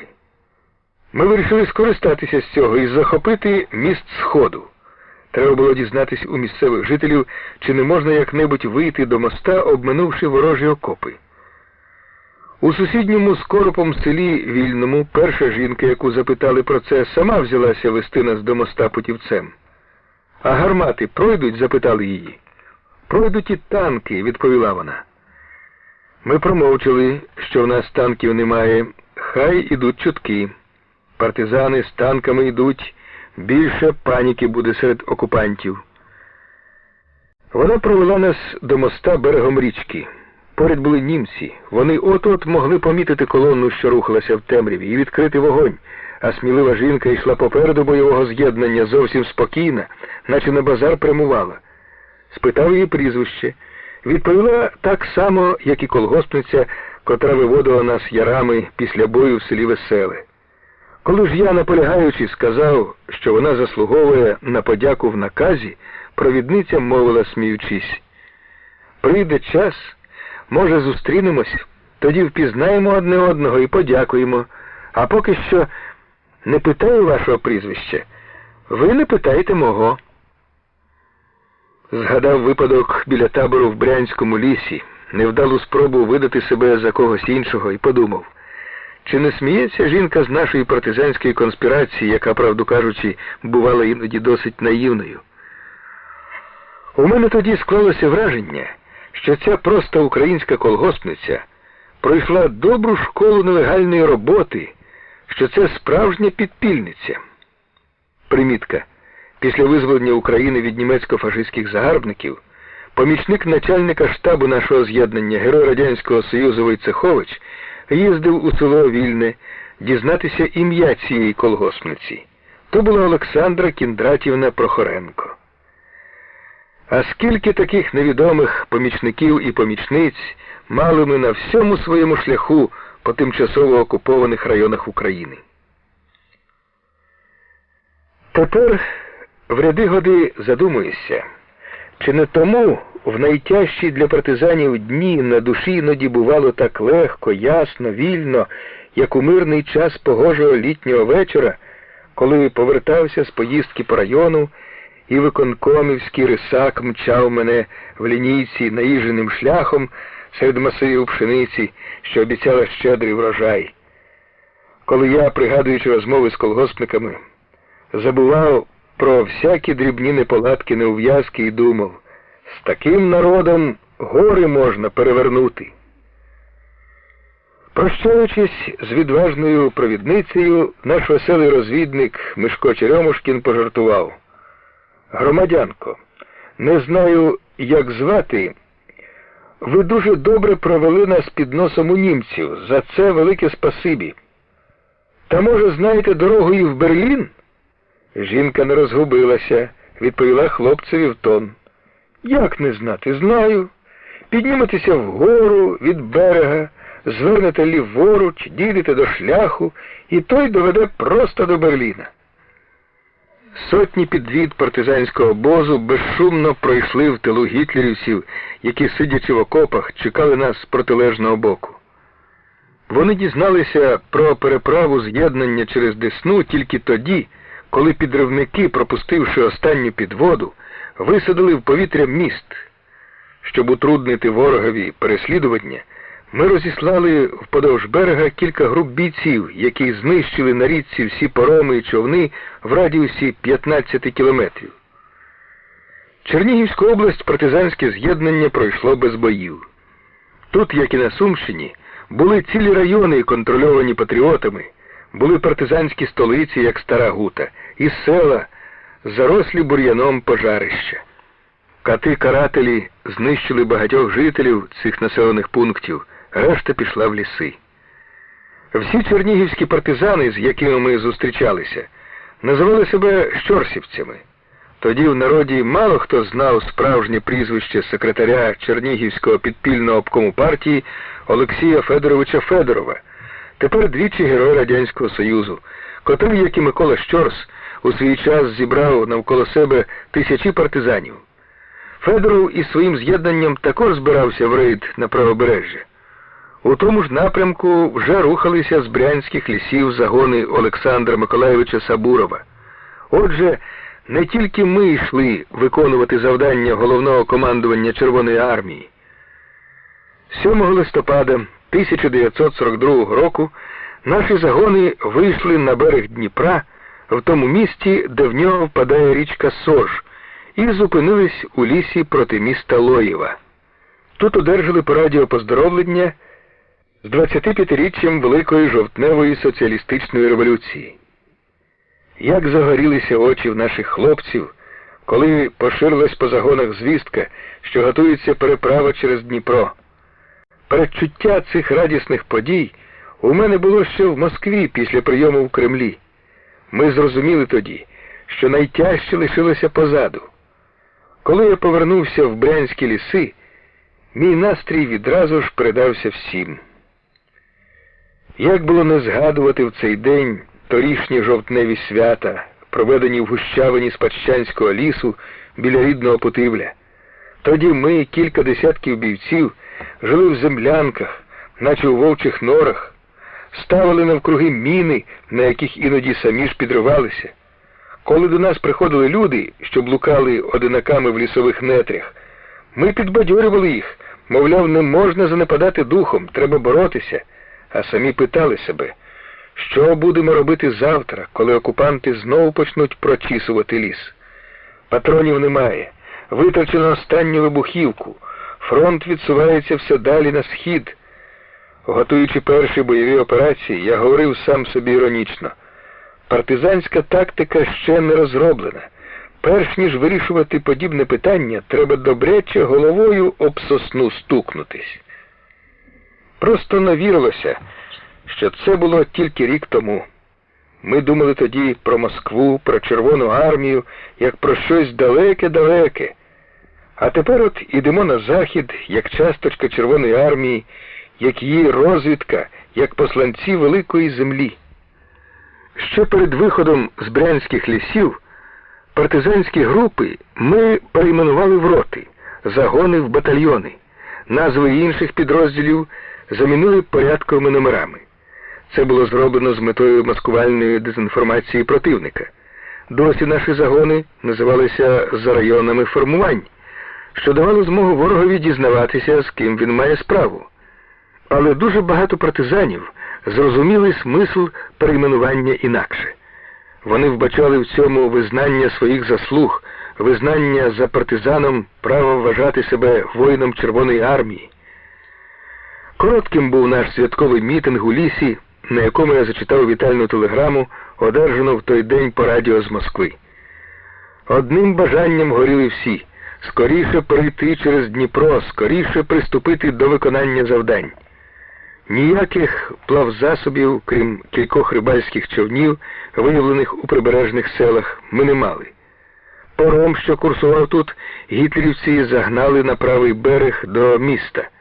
Тому вирішили, як тільки стемніє, рота автоматників переправиться через ріку вплав, захопить паром і забезпечить прикриття переправи загонів. Був у нас боєць на прізвисько Сапер Водиця. Сапер, тому що колись був ним у армії, і полюбляв хизуватися. Ми сапери, а Водицею прозваний за багатослівність. Ні про що не міг стисло розповісти. Захопиться, описуючи подробиці, і не зрозумієш, у чому суть справи. Командир підрозділу якось суворо попередив його, коли той з'явився з рапортом. Тільки поменше Сапер Водиці. Відтоді пішло Сапер Водиця. На Дніпрі Сапер Водиця, відправившись уночі човном до Лоєва на чолі групи автоматників, уперше змінив свою звичку. Повернувшись через 2 години, він доповів без жодного зайвого слова. «Товаришу командир, переправа готова». «Паром де?» – запитую, засумнівавшись у лаконічній доповіді. «Тут, біля берега, товаришу командир, пригнали». Мені все-таки не вірилося, адже Сапер Водиця відповів так коротко, ясно, і щось дуже хутко переправу забезпечено. Послав кінних перевірити. Але й ті, прискакавши, доповіли. Паром пришвартований до лівого берега. Автоматники переправились на правий берег опівночі. А години через 2, заскочивши несподіваним нападом гарнізон фашистів у Лоєві, знищили його. О 3-й почалася переправа загонів. Ми поспішали перекинутись через Дніпро, бо на річці вже з'явилося сало. Проте плавзасобів не вистачало і довелося затриматися в Лоєві на 3 доби. Артилерії і обози переправляли на паромі, бійців човнами, а коней уплав. Наша поява на правому березі Дніпра була несподіваною для гітлерівців. Поблизу Лоєва більш-менш значних сил у них не було. Противникові довелося на швидку збирати дрібні гарнізони, і тільки на 2-й день, коли переправа йшла вже повним ходом, до Лоєва наблизився загін окупантів. Чоловік 200 на автомашинах з кількома броньовиками. Наша передова застава, висунута за місто, відкинула противника. Форсування тривало безупинно. Одні роти переправлялися, інші прикривали їх. На 3-й день ворог намагався атакувати переправу силами батальйону, але був розсіяний вогнем нашої артилерії, що прибула в Лоїв слідом за першими ротами. Жителі міста, які не знали, звідки взялася раптом така сила партизанів, та ще з гарматами, спочатку несміливо виглядали з вікон, але швидко ожили. Хоч як гітлерівці залякували і тероризували народ, але замайорів червоний прапор на пожежній каланчі, заграла гармонія, пішли витанцьовувати партизанські діди, я також не стерпів, і святковий настрій поширився на все місто. В Лоєві були ворожі склади. Ми скликали до них населення, почали роздавати продовольство, промтовари, давали кожному стільки, скільки він міг донести, і не відмовляли, якщо людина приходила вдруге. Одночасно з нами до Дніпра підійшло партизанське з'єднання Сабурова. Воно теж мало форсувати ріку. Зима вже набирала сили, морозило все дужче. Ми побоювалися, що через день-два Дніпро прихватить льодком. Тоді човнами не пропливеш, а гітлерівці, між іншим, насувалися звідусіль. Буває, нависають чорні хмари, повітря стає вологим, стискається серце, дихати важко, ждеш, от-от почнеться страшенна гроза, але ні. Вітер односить хмарки, розганяє їх, і тільки десь далеко спалахують блискавки та гуркоче грім. Схоже на це відбулось і в Лоєві.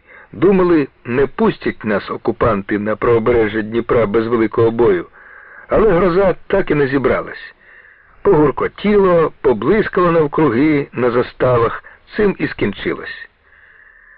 Увечері 10 листопада наше партизанське з'єднання, зосередившись на правому березі Дніпра, вирушило далі за маршрутом свого рейду. Як і раніше, недалеко від нас ішов із своїми загонами Сабуров.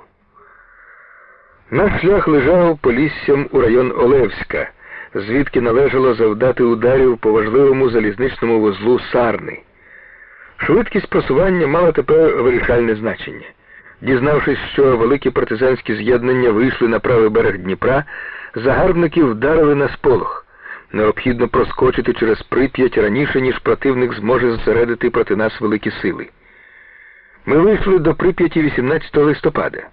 По дорозі висадили в повітря міст на залізниці Гомель-Калинковичі, знищили колійне господарство станції Демехи і кілька кілометрів телефонного зв'язку. Прип'ять уже в багатьох місцях замерзла, але крижаний покрив був ще ненадійний, завтовшки 50 сантиметрів. Біля села Юревичі лід лежав смугою від одного берега до другого, як наплавний міст.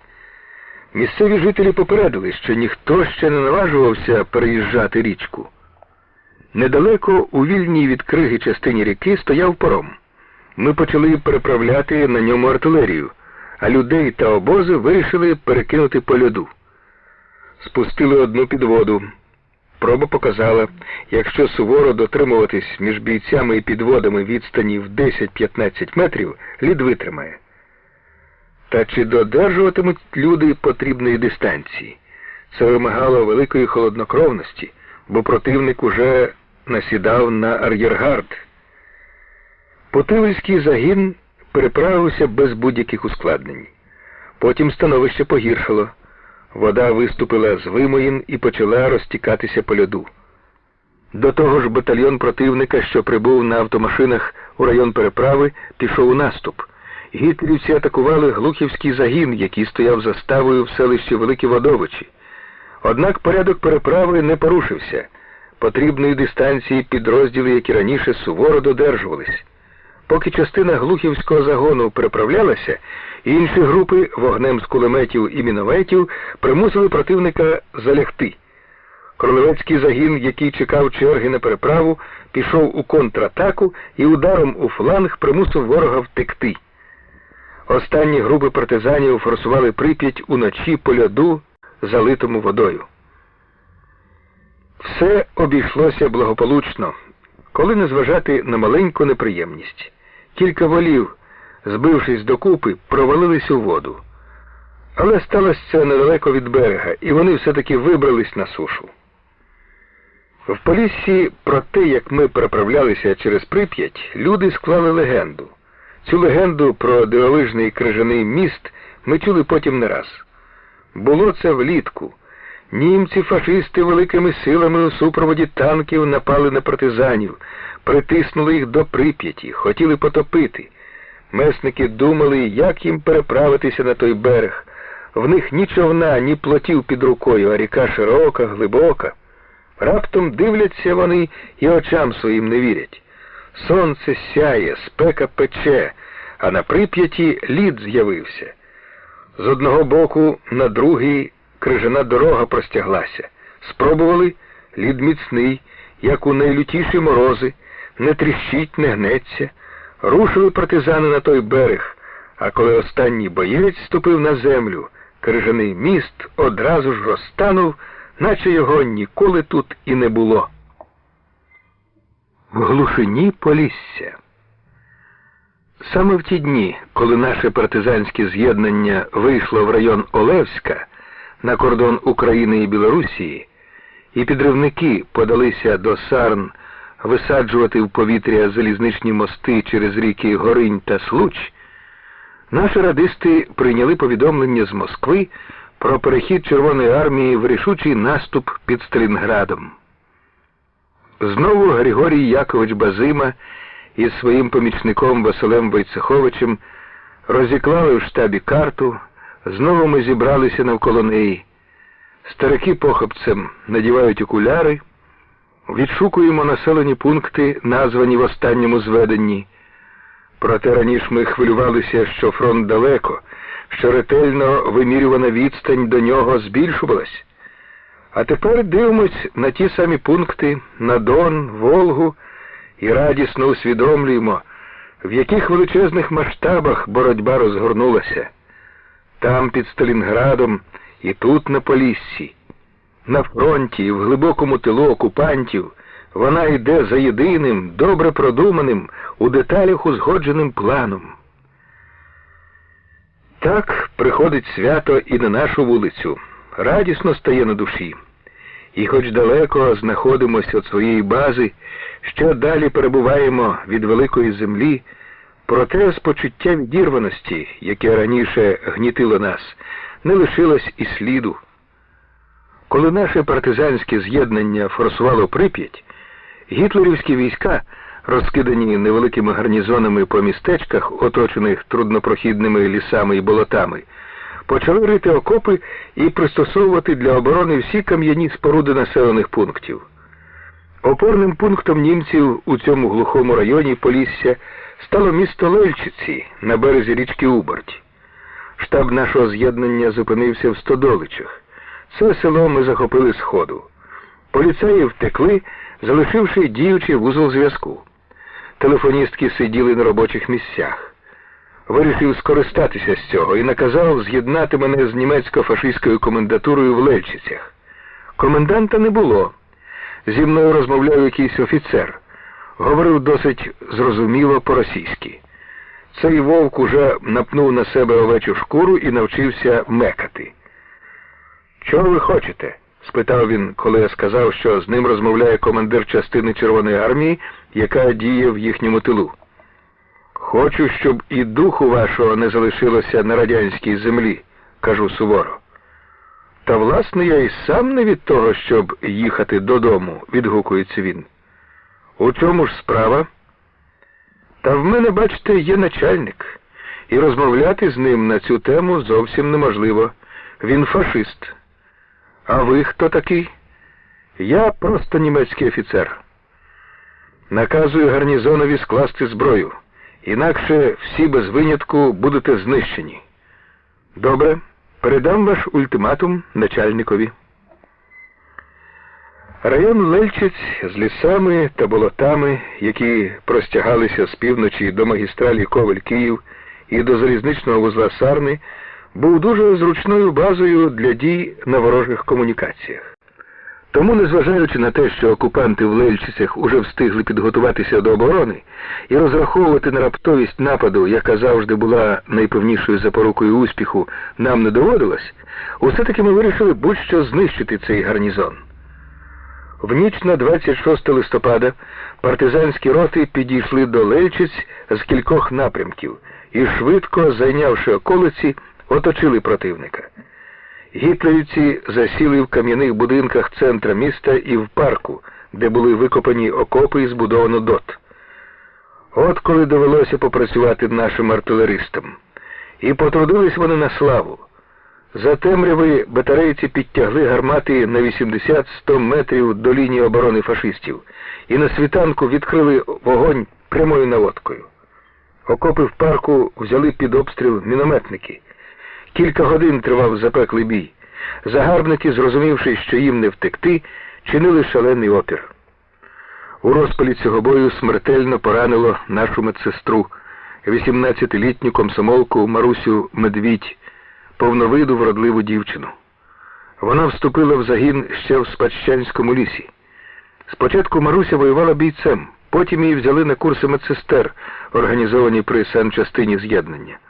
Любили цю дівчину партизани, смілива була, брала участь у всіх боях своєї роти, перев'язувала поранених під огнем, не поспішаючи, не хвилюючись, нібито кулі не могли зачепити її. І ось бійці принесли Марусю на руках до командного пункту, що перебував на околиці Лельчиць. Тут же знаходився і медпункт. Діна, оглянувши рану, не могла приховати, що стан безнадійний. Маруся помирала в страшних муках. Тільки-но про це стало відомо в ротах, які штурмували укріплення противника. Поширилась серед месників звістка і про те, що в бою смертельно поранено другу хоробру медсестру, високого зросту, ставну, з ясними лагідними очима дівчину, путивлянку Тамару Литвиненко. Після цього партизани без будь-якої команди ринулись в атаку. Потім вони згадували: в Лельчицях ми ходили по кісточки в крові гітлерівців. Був знищений увесь гарнізон, кількасот солдатів та офіцерів. Врятувався, здається, лише комендант, котрий, довідавшись про наш ультиматум, під якимсь приводом утік з міста. Вранці над Лельчицями з'явились німецькі літаки. Незабаром з боку Овруча показалися автомашини з ворожою піхотою. Спізнилося це підкріплення. Партизани повністю оволоділи містом і встигли підготуватися до зустрічі із свіжими силами противника. Ворожа колона ще не встигла підійти до Лельчиць, як була розбита вщент.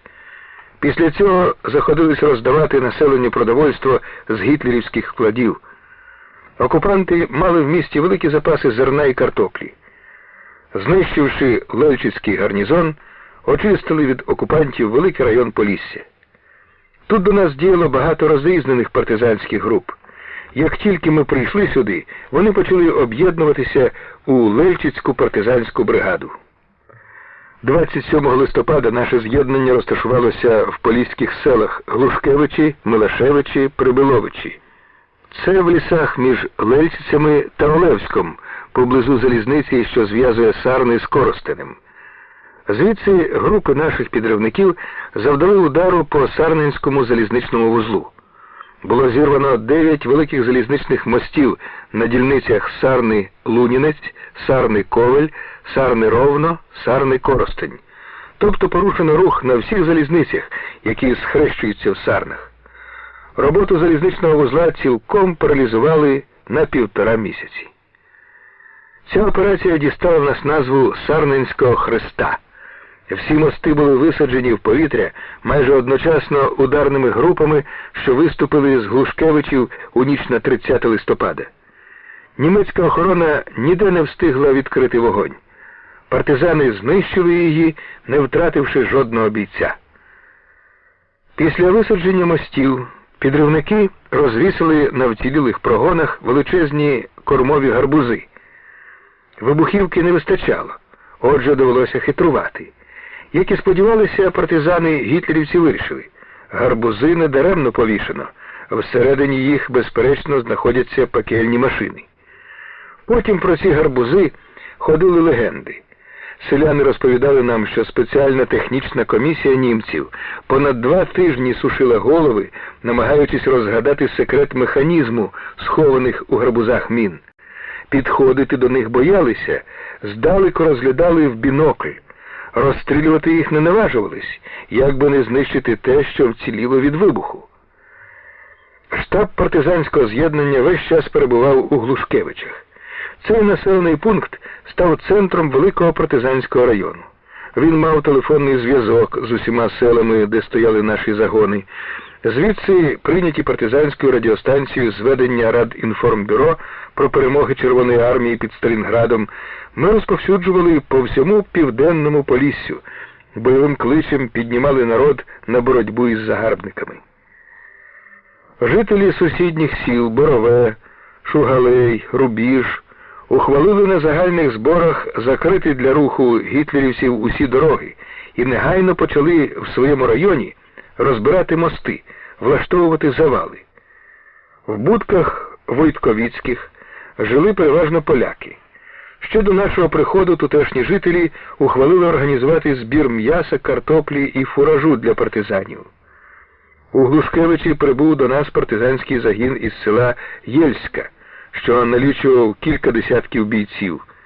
На очах він зріс до 200 чоловік. Ми озброїли їх, підучили і направили самостійно діяти в своєму районі. Безперервно поповнювались і наші батальйони. Одна група озброєних добровольців підійшла до штабу з'єднання строєм. Прибуло поповнення, відрапортував командир. За знищення залізничних мостів навколо Сарн німці не могли відразу відповісти ударом на удар. Поблизу не мали достатніх сил. Минув майже місяць, перш ніж вороже командування підготувалося до операції проти нас. 22 грудня, сконцентрувавши в районі села Хочин великі сили добірних частин СС і жандармерії, окупанти почали наступ на Глушкевичі. Наступало 5 батальйонів 2 угрупованнями із заходу і південного сходу. Після запеклого бою, що тривав безперервно день і ніч, нам довелось відірватись від противника. На Сарненський хрест ми витратили весь запас вибухівки, та й інші боєприпаси кінчалися. Треба було відшукати придатне місце для аеродрому, щоб прийняти літаки з Москви. Вирішили йти на північ, у нетрі Полісся, в табори білоруських партизанів. Визначений нами маршрут проходив через Букчу Туровського району. Село, як виявилось, займав батальйон німців. Ми розраховували розбити цей ворожий гарнізон раптовим ударом, але не вдалося. Передові роти партизанів на підступах були притиснуті до землі ураганним вогнем з будинків, де гітлерівці встигли укріпитися. Партизанам, які 3-ю добу не мали ні хвилини перепочинку, бій потім нічний марш, щоб пробити собі дорогу через село, довелося кожний будинок брати штурмом, вибивати окупантів гарматами. Багато крові пролилось у запеклому бою в Букчі. Партизани сходилися з противником в рукопашну. Розгарячившись, я скинув з плечей довгополу хутряну шубу. Її підхопив один командир, та ворожа куля тут же тяжко поранила того командира. Коли його несли в санчастину, по ротах рознеслася чутка, що це мене несуть. Шуба була примітна, єдина в загоні, трофейна. Потім багато хто дивувався, чого це я під час бою в Букчі ходив на весь зріст по вулиці. А треба було, щоб люди бачили, командир живий. 20 годин вели ми в Букчі ближній бій, доки прорвалися через село, розгромивши німецький гарнізон. Звідси вирушили на село Тоніж. Німці ще раз намагалися перегородити нам дорогу на північ. З Турова на переріз партизанам рухався збірний батальйон ворога. Він поспішав на допомогу своїм у Букчі, але спізнився. Ми зіткнулися з ним на підході до Тонежа і коротким ударом частково знищили, частково розсіяли його. Знову на нашому шляху постала Прип'ять. У листопаді ми підійшли до неї з півночі, тепер з'явилися з півдня. Скільки вже петель зробили ми по Україні, а це ще одна. Настав січень, лід на річці був міцний, але під вагою нашого обозу місцями почав проламуватися. Добре, що бійці запаслися жердинами і вірьовками, мали за що вхопитися, коли провалювалися. За людей я не боявся, загартувалися. Скупається хлопець, вилізе із крижаної води. Скромно просить 100 грамів, щоб зігрітися. Я наказав видавати в таких випадках спирт, і деякі любителі, правду кажучи, вхитрялися одержувати 100 грамів по кілька разів. Вип'є і знову шумовсть, тепер уже навмисне, аби ще більше зігрітися. Дуже турбувалися за артилерію, боялися, що провалиться під лід. А тут уже спирт не допоможе. Вона ж не раз виручала нас у рейді. З нею всюди почували себе впевненіше. І народ, побачивши її, з повагою казав про нас: оце партизани з гарматами. Стоїмо з комісаром на березі, дивимося, як тягнуть по льоду гармати, очей з них не спускаємо. Хтось прибігає, щось говорить, я щось відповідаю, а сам думаю: ну ще трохи, і тоді не страшно. Рідко, коли так хвилювався, як тоді. Обійшлося щасливо, без будь-яких втрат. Переправилися через Прип'ять і пішли лісовими дорогами далі на північ до Великого озера Червоного, по старовинному Князь озера. Це один з найглухіших закутків Полісся. В'їдеш у село, безладно розкидані хати. Не розбереш, де тут вулиця. Хлівів немає, замість них повітки для худоби, навколо чагарник по болоту, далі незаймані ліси, все снігом завалено. Зима, а туман, як восени. Окупанти не наважувалися заходити в ці болотисті лісові нетрі. Ми ж прийшли сюди, до білорусів, як до себе додому. Всі дороги контролювалися партизанськими патрулями. Кожне село було базою якогось загону. Віруючі молилися в церквах про дарування перемоги Червоній армії і тут же після відправи збирали продукти для партизанів. У перших числах січня 1943 року штаб з'єднання зупинився в селі Ляховичі на березі озера Червоного. Тут відбулася братня зустріч партизанів Білорусі з партизанами України. Була проведена нарада командування нашого з'єднання з командирами білоруських загонів. І ми, і вони відразу ж звернули увагу на те, що тактика боротьби в нас різна. Більшість місцевих партизанів можна було назвати осілими. Труднопрохідні, а подекуди зовсім непрохідні болота і ліси дуже сприяли створенню міцної оборони. Білоруські месники вміло скористалися з цього. Посилили природні перешкоди мінними загородженнями і перетворили свої лісові бази в неприступні фортеці. Без провідників у цих лісах не можна було й кроку ступити, наскочиш на міну. Наші підривники, що вирушили на чергову операцію, повернулися розчаровані. Радик, який ходив з ними, сказав батькові: ну й життя настало, нікуди міну підкласти. На залізниці повно нашої братви, і всі міни підсовують, поїзди зовсім перестали ходити. Справді, тактика у нас і в білорусів різна, і даремно було сперечатися, яка ефективніша. Кожна мала свої переваги. Безперервно пересуваючись, ми завдавали ударів сьогодні тут, завтра там, а білоруські партизани виконували завдання на місці, весь час тримали під ударом найважливіші комунікації противника. Товариші білоруси дуже зацікавилися нашим рейдом. Такий далекий похід був для них новиною. Ми поділилися з ними досвідом маневреної тактики, а вони розповіли про дії підривних груп на ворожих комунікаціях. Їхній досвід потім став нам у великій пригоді. Близько місяця простояли наші загони в Ляховичах і в сусідніх селах. Хата, де влаштувались радисти із своєю станцією, стала ніби клубом, куди на певну годину збиралися наші і білоруські партизани, а також тутешні жителі, довідатись про останні повідомлення з Великої Землі і взагалі про всі партизанські новини Полісся. Круг озера запалали вогнища льодового аеродрому. За одну ніч ми прийняли 6 літаків з Москви. Люди, що висипали з села на берег, мало не танцювали з радості, коли великі транспортні машини, підлітаючи з темряви до багать, раптом включали прожектори. Одна за одною йшли на посадку і, підрулюючи, шикувались на кризі в ряд. У Ляховичах з'явилися люди в синіх комбінезонах і хутряних унтах, пілоти, бортмеханіки, штурмани, стрільці-радисти. Навколо них на вулицях і в хатах, на політбесідах завжди юрмився народ, що прагнув дізнатися, як живе, який вигляд має Москва. Прилетіли до нас кореспонденти центральних газет, кінооператори, фоторепортери. Ми почали одержувати свіжі номери «Правди». Санною дорогою по озеру безперервно рухався транспорт.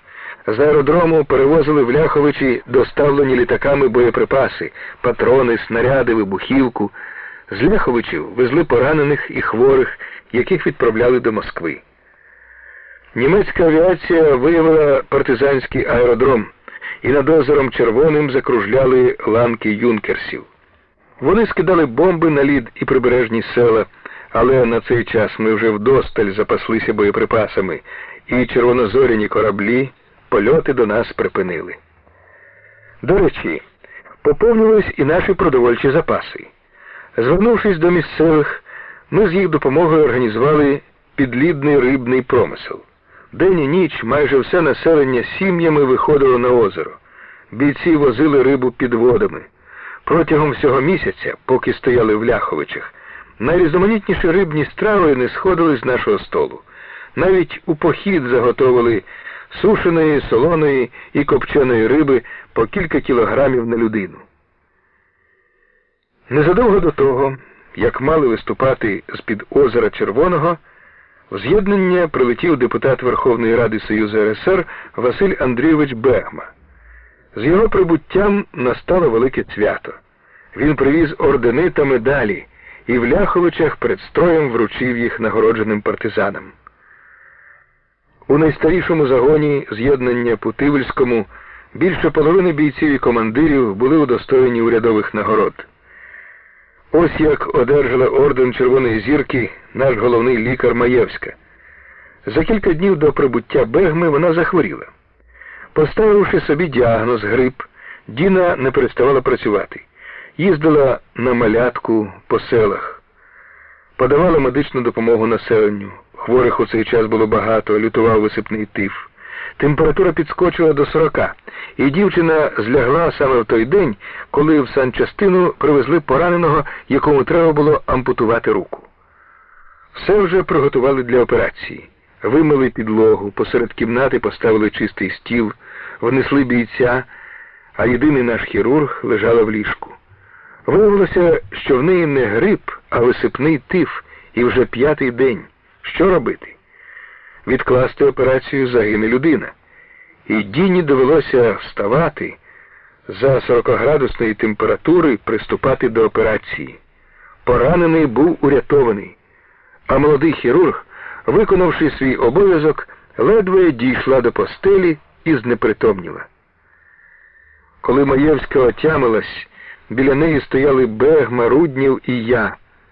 Василь Андрійович простяг лікареві коробочку з орденом. Вона з подивом дивиться, не розуміє, що це, і не бере. Поздравляю з нагородою. І мене не розуміє. Тоді Семен Васильович вийняв орден з коробочки і поклав їй на груди. Тиф дав ускладнення на легені, і перед походом ми змушені були відправити Діну літаком до Москви. Прощаючись з нами, вона згадала про малятка, гарного гарячого коника, і подарували його Радикові. Той у захопленні сказав, що Діна на малятку була схожа відразу на всі античні скульптури. Радик дістав від лікаря також 1000 патронів до автомата і став чи не найбагатшою людиною в загоні. Часто бувало, бій ще триває, а в деяких бійців уже нема чим стріляти. Тому в Ляховичах кожен старався набити патронами і речовий мішок, і всі кишені. Особливо накидалися на них юнаки-зв'язкові. Боєприпаси кілька разів нам скидали тут з літаків на вантажних парашутах. Поки бійці господарської роти добіжать до парашутів по снігу, зв'язкові підскочать верхи на конях, розшнурують той чи інший мішок, наберуть повні кишені патронів, знову зашнурують його, непомітно, що взято звідти. А перелічиш, 10 пачок не вистачає. Ватажком у цих наскоках був Валько Сурмач. Він з'явився в загоні ще у Брянських лісах.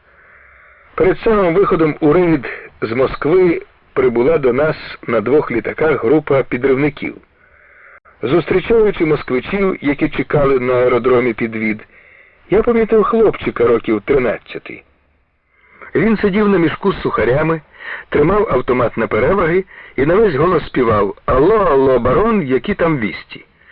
Я поцікавився, звідки взявся цей співак. Один з москвичів ніякого признався, що хлопчик його брат, але як він потрапив у літак, невідомо.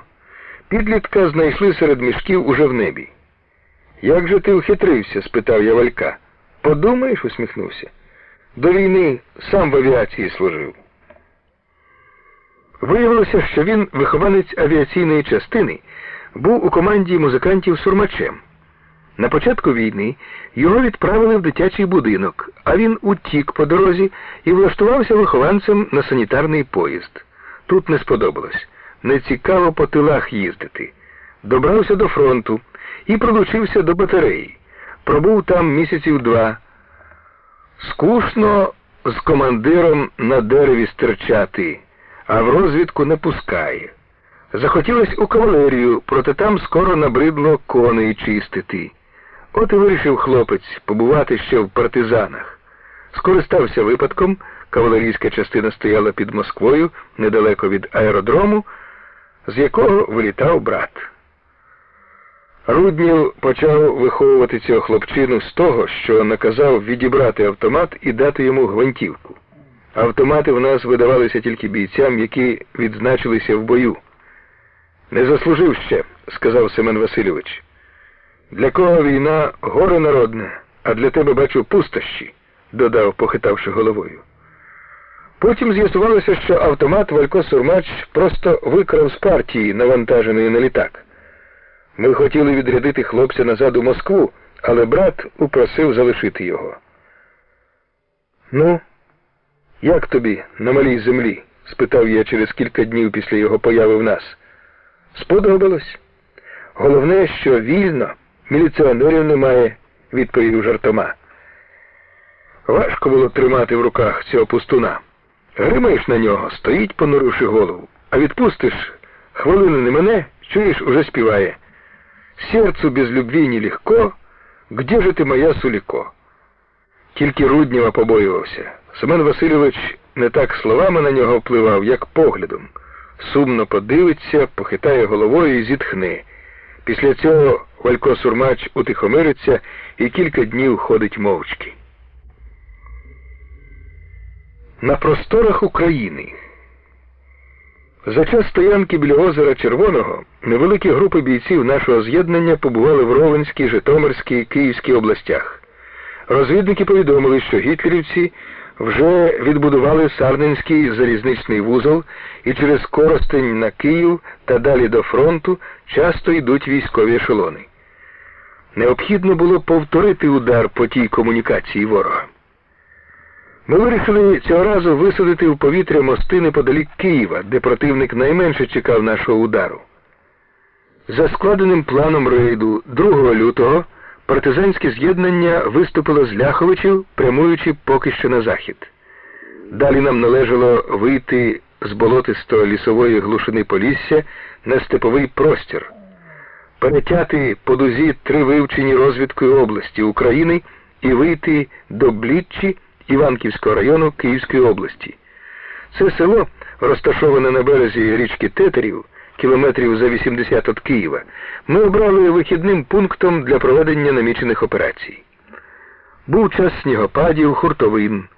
Особовий склад усіх батальйонів посадили на селянські сани. Пішим строєм рухався тільки авангард. Колонна розтяглась кілометрів на 8. І такій масі людей треба було переходити залізничні колії, які посилено охоронялися. Ворожа охорона комунікації могла діждатись підкріплення з гарнізонів найближчих великих станцій раніше, ніж багатоверстова партизанська колона переправиться через переїзд. Тому часто доводилось прориватися з боєм, блокуючи гарнізони станцій, ставлячи гармати на позиції біля переїздів, щоб у разі підходу ешелонів з військами противника зустріти їх смертоносним вогнем.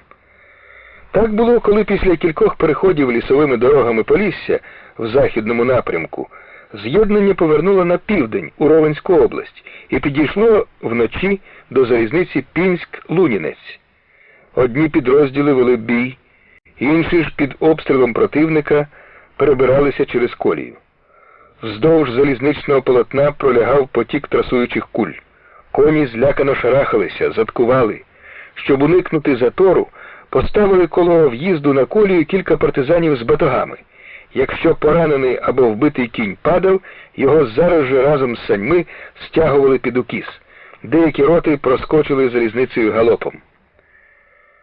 Вийшовши з лісів Полісся в степи України, ми часто змінювали маршрут, збивали противника з пантелику, примушували його кидатися в усіх напрямках.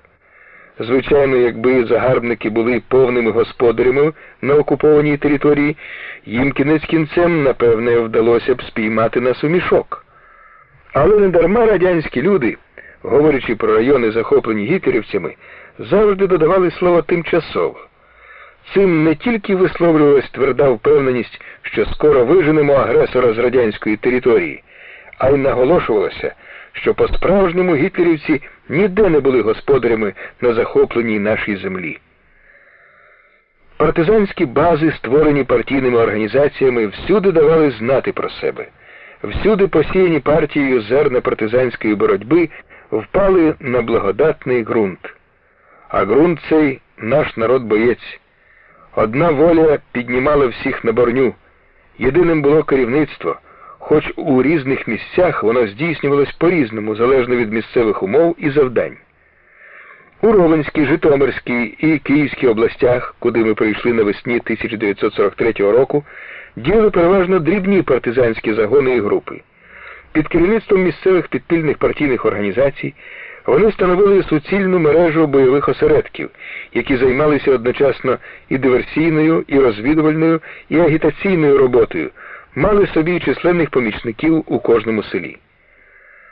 Завдяки цьому ми і тут, як у себе на Сумщині, знали все, що фашисти готували проти нас, завжди могли вчасно змінити маршрут або вжити інших контрзаходів. Коли вступили в Ровенську область, розвідники, які відійшли далеко вперед, повідомили, що німці збираються влаштувати в одному селі засідку. Туди відразу ж була послана наша рота. Партизани розійшлися по хатах, змішалися з жителями. Незабаром у село примчала колона автомашин з карателями. Патріоти зустріли їх вогнем з автоматів і кулеметів. Стріляли з усіх вікон. Тут не вцілів жоден гітлерівець. 19 лютого наше з'єднання досягло містечка Великий Стидин, окупаційного райцентру на Ровенщині, розташованого у трикутнику залізниці. Звідси разом з місцевими партизанами було послано в різних напрямках кілька наших груп для здійснення диверсій на комунікаціях противника. Ми йшли на південь, потім повернули на схід у напрямку Житомирської області. Ліси рідшали, хвойні змінилися листяними. Простору ставало дедалі більше. Вранці з Косогору біля села ми побачили всю колону, що стрічкою розтяглася по дорозі вдалечин снігового поля. Населені пункти, в яких ми зупинялися днювати, були вже зовсім не ті, що на Поліссі. Білі мазанки, сади, тополі, лозові тини. Вперше місцеве населення побачило таку могутню партизанську колону. Люди очам своїм не вірили. Гармати в шестикінній упряжці, великокаліберні міномети. Невже це партизани? А може, повернулась Червона армія? Партизанські батальйони вступали в села з піснею, що її склав партизан Рудь, котрий, на жаль, загинув у брянських лісах перед виходом у рейд. Ми твердо йдемо у залізнім строю, за щастя народу, за землю свою, щоб знову на полі стояли жита, неначе безмежна стіна золота, щоб яблуні квітли у білих димах, щоб вільна пісня летіла в степах. О, мати Вкраїно, о, рідна земля, ми вражою кров'ю напоїм поля, за рани твої ворогів зметемо, їм звідси живими піти не дамо. А яка радість була, коли наші радисти, настроївшись на хвилю станції українського радіомовлення, увімкнули репродуктор, і партизани разом з колгоспниками слухали виступи членів уряду радянської України і Центрального комітету КПБУ. В день свята Червоної армії командування з'єднання одержало в подарунок від місцевих жителів і партизанів тачанку, запряжену трійкою карогнідих рисаків з однаковими зірочками на лобі, в ошатній збруї, мідні бляхи, на якій золота облищали. Ця тачанка стала моїм похідним капе. По яких тільки дорогах не промчала вона, через скільки рік переправлялася по льоду, на плавних мостах і в брід. Почалося бездоріжжя. В селах нас зустрічали вже з букетами весняних квітів. Далі їхати саньми не можна. Залишили їх колгоспникам, а боєприпаси і продовольство перенесли на вози. Частина бійців сіла на коней, що вивільнилися з упряжок. На днівках вершники кували у сільських кузнях стремена, лаштували сідла саморобки. Так створювався ескадрон, який згодом виріс до дивізіону. Командиром його призначили колишнього бухгалтера Ленкіна. Партизани прозвали Ленкіна Вусанем, бо всіх перевершив у тому. Цей бухгалтер виявився природженим кавалеристом, неперевершено відважним командиром, і бійці ескадрону підібралися схожі на нього. Були серед них оригінальні особи, саме вигляд яких наганяв паніку на загарбників. Наприклад, Олекса Кавалерист, який дістав це прізвисько, коли ще був зв'язковим штабу. Любо було глянути, як він скакав, обганяючи колону. Кінь-битюг з одірваним хвостом перейде в галоп, земля гуде. На вершнику крислатий солом'яний бриль, вершник весь обплетений ременями, обвішаний сумками, планшетками, флягами. Все трофейне, тільки чуб свій, напів козарлюги. І от дивно. Незважаючи на всю строкатість одягу, озброєння і спорядження, що надавали нашій колонії дуже мальовничого вигляду, не тільки окупанти, а й свої люди, навіть радянські командири, що вибиралися з оточення або тікали з полону, прийшовши до нас, спочатку не вірили, що ми партизани, вважали нас за дивізію Червоної армії. Вони, певно, уявляли собі партизанів такими, якими вони були за часів громадянської війни. А може, вводили в оману сувора дисципліна маршу, наше важке озброєння, гармати, міномети і те, що ми мали регулярний зв'язок з великою землею. Наближаючись до залізниці Київ-Коростень, ми запитали по радіо Москву, чи можуть нам підкинути вибухівки, запас якої вже треба було поповнити. Москва взяла наші координати і умовні знаки. Над нами часто гули німецькі транспортні літаки. Побоюючись партизанів, гітлерівці літали на великій висоті. Проте одну транспортну машину нам усе-таки вдалося збити рушнично-кулеметним вогнем. Великий чотиримоторний літак на наших очах впав у ліс. Весь штаб на конях помчав до місця його падіння. Кілька партизанів ускочили всередину охопленої полум'ям машини, щоб урятувати від вогню все цінне для нас. А цінного там виявилося багато. В ньому везли документи якогось великого німецького штабу. Партизани дістали з салону чималу купу паперів. Весь цей архів ми переслали на велику землю. Невдовзі почули вночі гул мотора радянського літака. Запалили вогнище. Літак, покружлявши, почав скидати замовлене на вантажних парашутах. Спеціальна команда партизанів, стоячи біля вогнищ, пильнувала, щоб вантаж величезної вибухової сили не потрапив у багаття, підхоплювала і складала його на підводи. Слідом за цим літаком тієї ж ночі прилетіли ще два. Ми одержали не тільки тол, а й свіжі московські газети. Тепер свіжий номер «Центральної правди» вже не був на малій землі такою дивиною, як раніше. Іноді ми читали її навіть на другий день після виходу в світ. Бувало, на Днівці, в якому-небудь гайку сидять під деревами гурти партизанів. І тут, і там біліє розгорнена газета. Біля штабу метушня. Старики квапляться дібрати собі по очах трофейні окуляри. Свої, бач, загубили, а без них правди самому не почитати.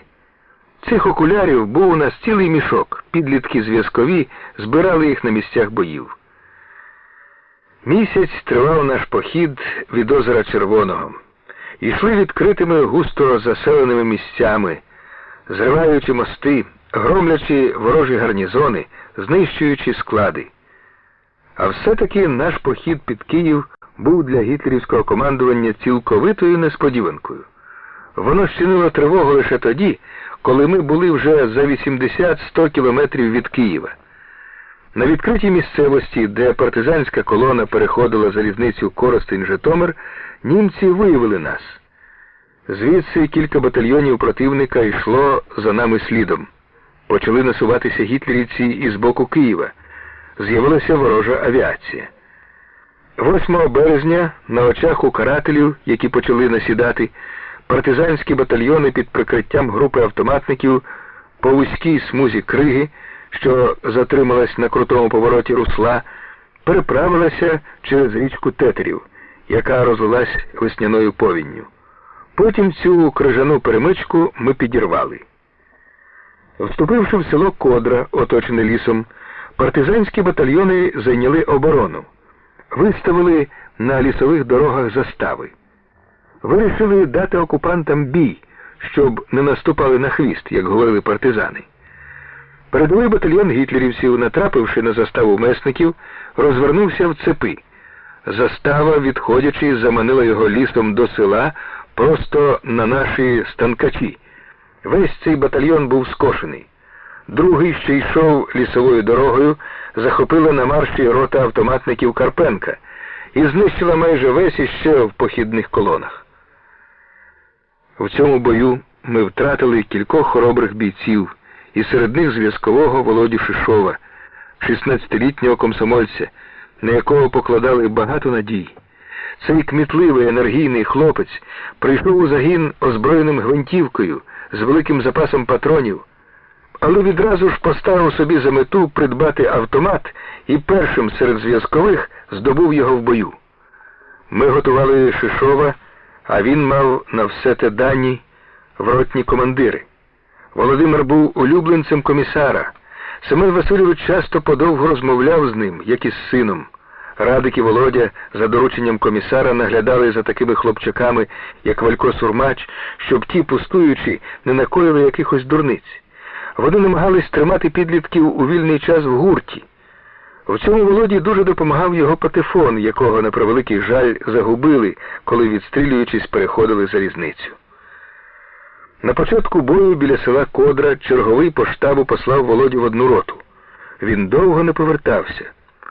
Тоді в ту ж саму роту послали іншого зв'язкового, Валька Сурмача. І той зник безвісно. Після бою їх знайшли біля села. Валько з останніх сил волоком тягнув товариша, який не виявляв ніяких ознак життя. Як з'ясувалося, по дорозі в роту Володя натрапив у лісі на групу гітлерівців, що заблудилися, і вступив з ними в бій. Коли ж на допомогу до нього прибіг Валько, з цих німців живим лишився тільки один. Зв'язкові вирішили привезти в штаб язика, захопилися полюванням, а скінчилося це тим, що фашист майже в упор полоснув чергою з автомата по Володі. 3 кулі пробили йому груди. Поки Валько тягнув товариша лісом, той зійшов кров'ю. На другий день, коли ми рухались прискореним маршем до залізниці Київ-Коростень, біля підводи, на якій везли Володю, похиливши голови в скорботі, йшли всі його юні друзі. А Володя, отямившись, зразу занепокоївся, чи не збираються евакуювати його на велику землю, і сказав, що все одно повернеться в загін. Потім він попросив сметани. Кілька хлопців скочили на коней і помчалися в якийсь хутір. Хутко повернулись вони з глечиком сметани, але Володя на той час знову знепритомнів і незабаром помер. На похороні Володі Шишова виступив Руднів. У промові комісара були гіркі слова на адресу деяких наших бійців-підлітків, котрі зловживали тим, що ми ставились до них як до рідних онуків і прощали їм пустощі, іноді й такі, за які треба було б суворо карати. Валько Сурмач заридав чи не вперше в житті. Під Києвом. 10 березня, перетнувши вночі залізницю Київ-Коростень, усе партизанське з'єднання вийшло до села Бліччя, на вихідний пункт наміченої операції під Києвом. Захоплені зненацька поліцаї не встигли попередити своє районне начальство про наближення партизанів. Телефонний апарат у приміщенні старостату був на одному проводі з апаратами сусідніх сіл. Ми скористалися з цього і довго слухали переговори поліцаїв, які не підозрювали, що в Бліччі знаходяться народні месники. Завдяки цьому ми, не виходячи з села, знали все, що затівали німці у зв'язку з нашою появою в цьому районі. Викликають з Іванкова. «Бліччя, Бліччя, Бліччя! Що за чорт?» Ми, звісно, не відповідаємо. Обзивається голос з іншого кінця. «Іванків, хто біля телефону?» «Начальник поліції. А ти хто?» «З Коленців, поліцай». «У Бліччі староста, мабуть, загуляв». «Це б ще нічого. Я думаю, там щось інше». «Думаєте, партизани?» «Треба з'ясувати. Пошли кого-небудь з мотузкою, сокирою, ніби в ліс по дрова. Хай дізнається, що робиться в Бліччі». Я зразу ж наказав вислати кількох бійців у ліс в напрямку села Коленці. І незабаром вони привели одягненого в селянський одяг поліцея з сокирою і мотузкою. Той зізнався, що його послали на розвідку.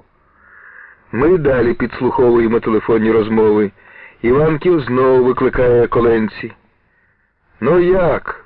Посилав у Бліччю? А як же? Що не вернувся?» «Пошли когось на підводі. Хай покладе на віз мішків зо 2 картоплі, буцімто тітці везе». «Добре, зробимо. А у вас що чувати?» «Війська прибувають з Києва. Машина за машиною, з гарматами і мінометами». Знову посилаю кількох бійців у напрямку Коленців. Повертаються, привозять на підводі з картоплею другого німецького вивідника. Допитуємо його і одночасно готуємо зустріч гітлерівцям. Один батальйон окопується за кілометр від села. Батарея стає на вогневу позицію прямою наводкою. 2 роти заглиблюються в ліс, щоб як тільки з'явиться противник, ударити йому у фланг і в тил. Усі дороги беремо під нагляд. Тим часом Іванків знову викликає Коленці. «Ще нікого нема з Бліччі. Послав Кривого Микиту, але ні його, ні першого немає. А у вас що нового? Всі вулиці військами забиті». На другий день противник підійшов до Бліччі. У наступі брало участь близько 2 батальйонів фашистів. Їх зустрів ураганним огнем батальйон шалигінців під командою Матющенка. З тилу вдарили автоматники сержанта Карпенка. Противник заметався і потрапив у наставлену пастку. Партизани вибили ворога з лісу на відкрите поле, під кулемети, притиснули їх до річки. Очманілі від страху солдати кидали зброю і стрибали у повноводи і тетерів, видиралися на плавучі крижини, але партизанські кулі наздоганяли їх і там. Весь берег був завалений ворожими трупами, багато їх понесло за течією на крижинах.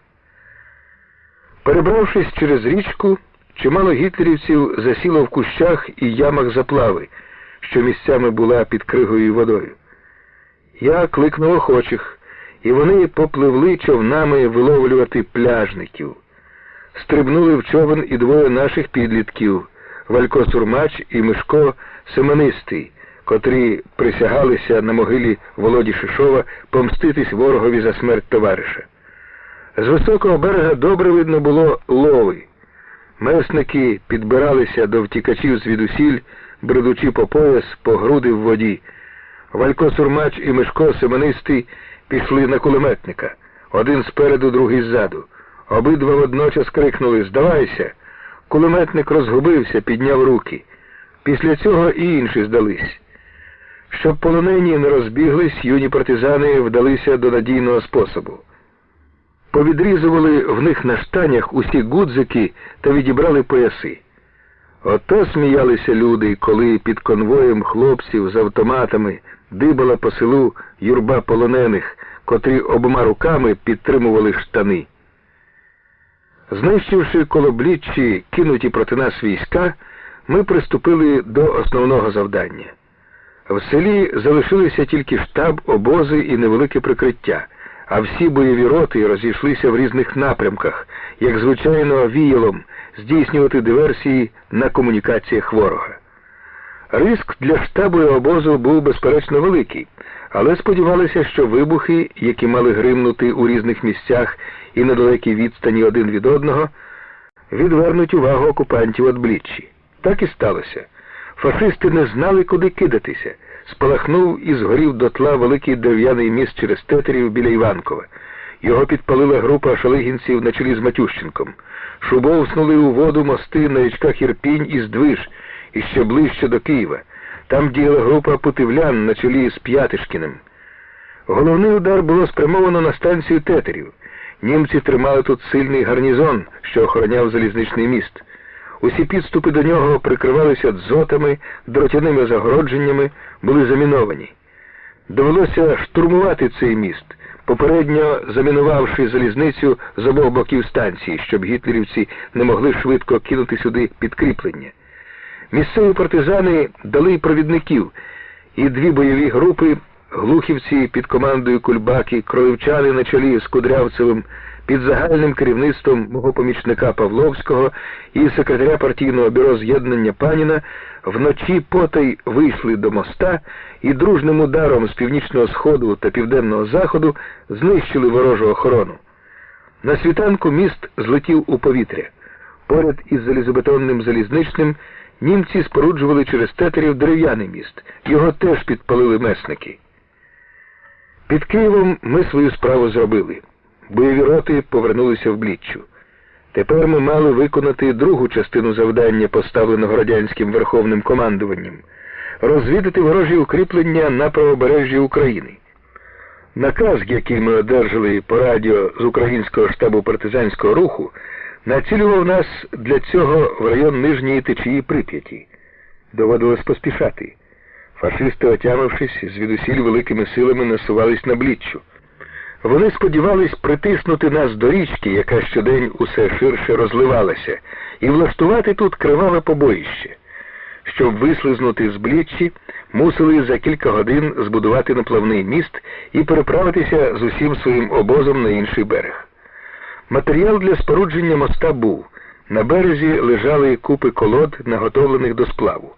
Але коли я сказав нашим саперам, за який строк його треба спорудити, вони спочатку сприйняли це як жарт, потім стали чухати потилиці. Це неможливо, кажуть. Скільки разів ми бували в такому становищі, коли доводилось робити неможливе і здійснювали?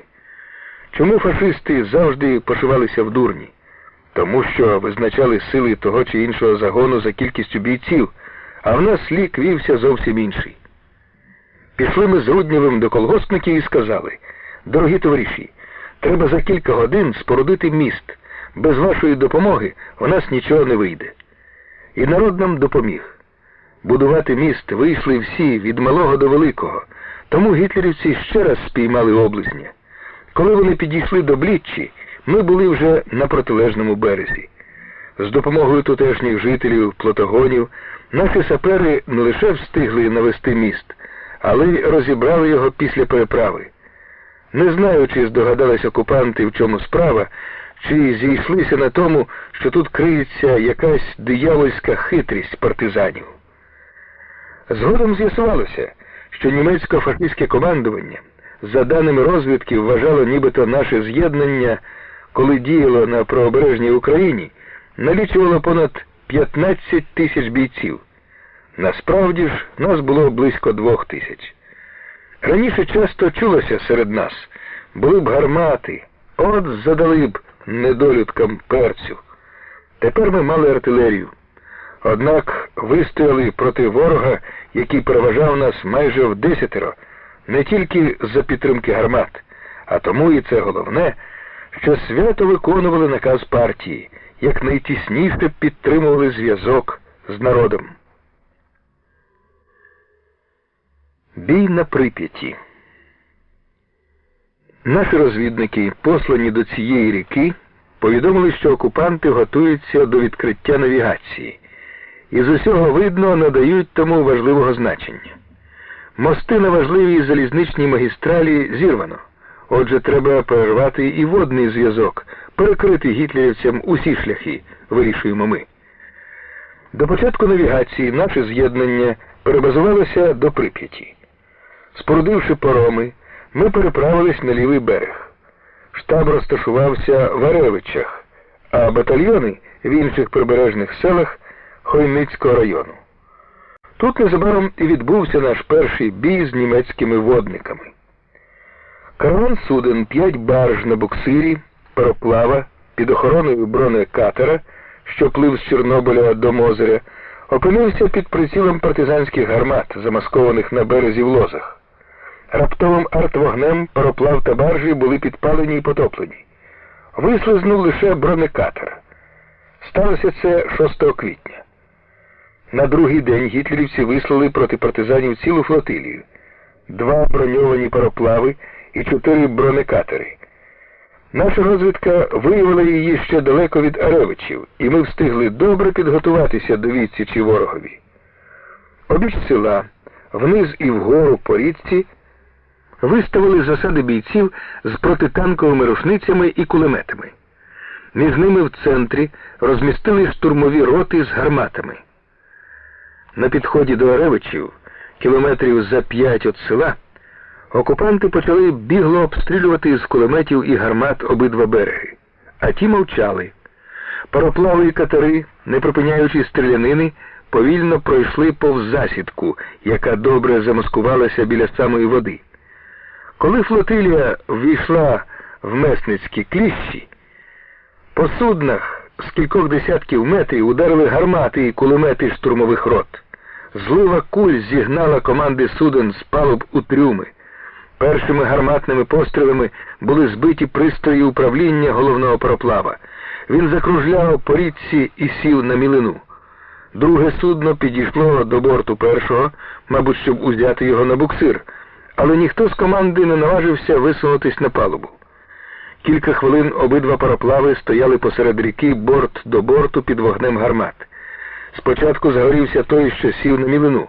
Другий почав відходити від нього, і в цю мить теж спалахнув. Охоплений полум'ям, він поплив униз по річці. Течія зносила його на наш бік. Як тільки пароплав прибило до берега, на палубу вдерлися партизани. Гітлерівці, що відступили в трюм, запекло відбивалися. В рукопашну, оволодівши палаючим судном, наші бійці взялися рятувати від вибуху і переправляти на берег снаряди. З головним довелось поморочитися довше. Течія розвернула його до берега носом, і снаряди з наших гармат ковзали вподовж броньованих бортів. Тоді артилеристи стали міняти вогневу позицію. У цей час кілька гарячих голів не стерпіло, стрибнули в човни і попливли, заходячи з корми до пароплава. Фашисти відкрили по них вогонь, але, боячись висовуватись, стріляли через ілюмінатори всліпу. Діставшись на палубу, партизани почали прошивати її чергами з великокаліберного кулемета, захопленого тут. З трюму відповідали приречені на смерть загарбники. Тим часом наші артилеристи, змінивши вогневу позицію, зажадали, щоб їх товариші зійшли з пароплава. Штурмуючи, повернулися на берег. І тоді на палубі, огортаючи її димом і вогнем, стали рватися снаряди. Раптом на березі почули, що хтось кричить з пароплава: «Хлопці, беріть трохи нижче, а то й мене зачепите!» Гармаші запитують: «Хто там кричить?» «Та це я, хлопці, Мишко Дьомін. Чого ж ти крутишся там, як біс у пеклі? Фриців стережу, щоб не втекли!» Артилеристи гукають: «Злазь, анафемська душа!» А він торочить своє: «Не бійтеся, хлопці, тільки трошки нижче беріть!» Так Мишко і стриг гітлерівців під гарматним обстрілом, доки полум'я в трюм пробралося, про що ми дізналися з страшенного вереску, який долинув звідти. «Тепер не втечуть», — почули ми на березі радісний вигук Дьоміна. Він вистрибнув з клубів диму у воду, коли пароплав уже почав тонути. Всю флотилію, затиснуту в кліщі, партизани знищили. З нашим приходом на Прип'ять, особливо після розгрому ворожої флотилії, всі навколишні села стали партизанськими. Їхнє населення піднялось на боротьбу. Всі, навіть старики й діти, осміліли. Коли мені хтось з досадою доповів, що 3 фашистам вдалося втекти з пароплава, я сказав: не хвилюйтесь, нікуди не дінуться, народ не випустить їх. Так і сталося. На другий день прибігає до нас дівчинка із села Молочки і волає: дядечки партизани, у нас німці. То були ті самі втікачі. Блукали вони по лісах і болотах, а зголоднівши, прийшли вночі в село і в першій же хаті почали вимагати їжі. Хазяїн оселі, вибравши зручну хвилинку, шепнув дочці, щоб бігли до нас. Я зразу ж послав у Молочки групу бійців, але вони спізнились. Один з фашистів, жадібно хапаючи принесений хазяїном глечик молока, випустив зброю. Колгоспник скористався нагодою, підхопив автомат і дав чергу. 2 впали мертвими, а 3-й встиг кинути гранату, якою поранило господаря. Цього сміливого колгоспника, Кравченка Віктора Петровича, партизани привезли в Аревичі, потім відправили його літаком у Москву на лікування. Аревичі стали такою ж партизанською столицею, якою в брянських лісах була Стара Гута, а на озері Червоному – Ляховичі. В перші ж дні ми обладнали недалеко від села аеродром, повідомили про це Москву, і повітряне сполучення з Великою Землею знову налагодилось. Партизани побачили в Аревичах нові радянські кінофільми, Суворов і розгром німців під Москвою, прослухали доповідь про міжнародне становище, прочитану Кухаренко, лектором ЦК КПБУ. Сюди ж льотчики привезли мені Руднєву генеральську форму. Обом нам було присвоєне звання генерал-майора. Партизанам подобалось, що нас часто вважали червоноармійською частиною. І всі були дуже задоволені, коли я, скинувши трофейну мадярську шубу, схожу на баб'ячий салоп, і сільську м'яку шапку, з'явився серед них у генеральському кашкеті і кітелі з погонами, у галіфе з лампасами. Під час рейду ми не раз одержували радіограми, вказівки, бойові завдання з Москви. Накази надходили секретні. Часто навіть мої найближчі помічники не відали, куди вестиме маршрут. Але всі знали, що нас спрямовують до мети, керують нами, дбають про нас Центральний комітет партії і радянський уряд. Прилетів літак, і з нього вийшов Дем'ян Сергійович Коротченко. Він прибув до Аревичів з групою працівників ЦК партії і Центрального комітету комсомолу України. Спочатку ми ніяк не могли освоїтися з думкою, що серед нас в тилу німецько-фашистських загарбників перебуває секретар Центрального комітету КПБУ. Радіючи думали, от якого значення надає нашим діям партія, і боялися за Дем'яна Сергійовича, хоча б німці не довідалися та не підіслали якого-небудь мерзотника. А потім так звикли бачити товариша Коротченка у таборах месницьких підрозділів, у розмовах з бійцями та командирами біля багать, що почало здаватися, ніби він старий партизан, який був з нами завжди і всюди. Звертались партизани до нього на ім'я, товаришу Дем'ян, а прізвище не називали. Згадаєш, Аревичі, засідання партбюро нашого з'єднання, яке розглядало у присутності секретаря ЦК КПБУ заяви бійців про прийом у партію, і подумаєш, де це було? Невже на території, захопленій окупантами, глибоко в тилу ворога? Не така вже і глушина Аревичі, неподалік залізниці Овруч-Мозир, Овруч-Чернігів. Стояли ми тут більше місяця, здійснюючи розвідку правого берега Дніпра, а німці не наважились наступати на нас. Тільки з літаків, з-за хмар поглядали на партизанські села та час від часу бомбардували їх. Наше з'єднання було тут не єдине. Поряд у межиріччі Дніпра, Десни і Прип'яті діяло кілька великих партизанських загонів. В Аревичах ми зустрілися з уславленим командиром чернігівських партизанів Олексієм Федоровичем Федоровим. Він тоді рейдував по цих місцях і заїхав до нас домовитися про взаємодію. Незабаром ми завдали спільного удару по гарнізону окупантів у місті Брагин. Гітлерівці втратили тут понад 400 чоловік і всі склади. Можна вирушати далі. Завдання виконано, боєприпаси поновлено. Прощаємося з пораненими, які потребують госпітального лікування. Як звичайно, відправляємо їх у Москву зворотними рейсами літаків, що прибувають на наш аеродром з вантажем. Сумними завжди були ці проводи. Ось зняли з підводи і лугом несуть до повітряного корабля 16-річного бійця Петю. Вперше полечу на літаку, цікаво. А не хочеться, хлопці, залишати вас, каже він плачучи. Цього тихого, лагідного підлітка зв'язкового поранило в бою під час захоплення залізничного моста на річці Тетерів. Петі ампутували ногу, але він усе-таки вважав, що зможе бути в строю із своїми бойовими товаришами. Залишати його в санчастині не виходило. Операція пройшла не зовсім вдало, рана гноїлась.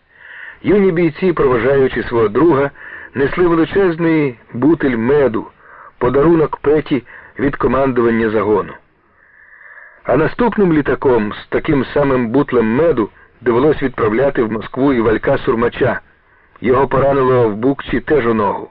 Спочатку хлопець не звертав уваги на рану, запевняв усіх, що вона незначна, ходив шкутильгаючи, як і раніше виспівував Суліко, поки не почалося запалення окістя.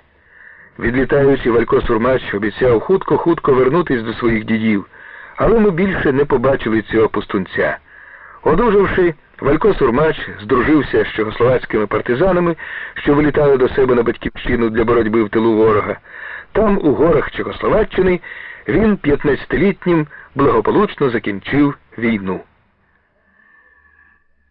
Далекосяжні розвідники. Ще в Брянських лісах, перед виходом у рейд на правобережжя України, з Москви прибув до нас Петро Петрович Вершигора. Його пишна широка борода відразу привернула до себе увагу, бо ніяк не пасувала до кругловидого юначого обличчя, до очей, що вилучали м'яку, ніби сором'язливу усмішку. Тож і прозвали його Бородою. Оскільки Петро ніколи не розлучався з Лейкою, партизани спочатку думали, що він прибув як фотокореспондент. Хто б не приходив до нас і які б документи не подавав, спочатку він обов'язково відчував, що за ним пильно стежать сотні пар очей. Перш ніж прийняти нову людину в свою бойову сім'ю, партизани повинні були взнати, і, звичайно, не з паперів, а з дій, що то за людина. А вимоги до наших бійців і командирів зростали з кожним днем боротьби. Не всі, хто приходив, залишалися з нами. Один виявлявся слабодухим, просто кажучи, боягузом, інший, хоч і відчайдушний, мав корисливі інтереси. А Петро Петрович навдивовижу швидко ввійшов у нашу сім'ю. Відразу завоював симпатії партизанів. Можна було подумати, що він повернувся в загін після короткої відлучки, а тепер ходить з фотоапаратом і поглядає, чи все так, як було до його від'їзду, чи не з'явились нові люди, або взагалі щось таке, що конче треба сфотографувати. Проте Вершигора прибув до нас зовсім не для того, щоб фотографувати партизанів для московських газет, як думав дехто спочатку. Цей Бородань, у мирний час кінорежисер, що спустився у Брянські ліси на парашуті, знайшов собі на війні бойове місце, як багато радянських людей, котрі ніколи раніше не воювали і не гадали, що мають якісь військові здібності. Петро Вершигора виявився винятково спостережливим розвідником, людиною з неабияким самовладанням. Незабаром він став моїм помічником по розвідці. Мені не довелося, як кажуть, уводити його в курс справ. Не встигли ми як слід познайомитись, а він уже орієнтувався в обстановці і знав людей не гірше за мене. Вершигора очолював групу далеких розвідників. Що це були за люди і як вони працювали? Ось один з них, Іван Григорович Архипов, завзятий шахіст, якого партизани прозвали Хапкою-шапкою. Якось Переодягшись у форму гітлерівського офіцера, він влетів на мотоциклі з коляскою в одне село. З приміщення старостату вибігло кілька поліцаїв. На окрик вони виструнчились перед начальством. Хапка-шапка повідомив їм, що проводить огляд. Далі скомандував: праворуч, ліворуч, кругом, покласти зброю, 5 кроків назад, дав чергу з автомата, зібрав зброю в коляску і помчав. Іноді, пішовши в розвідку, Архипов десь пропадав тижнями. Всі, бувало, вже думали, що він загинув. І раптом уночі, на оклик вартового «Стій, хто йде», за дерев чулася відповідь: «Все вбито». То був пароль Архипова. Партизани знали його.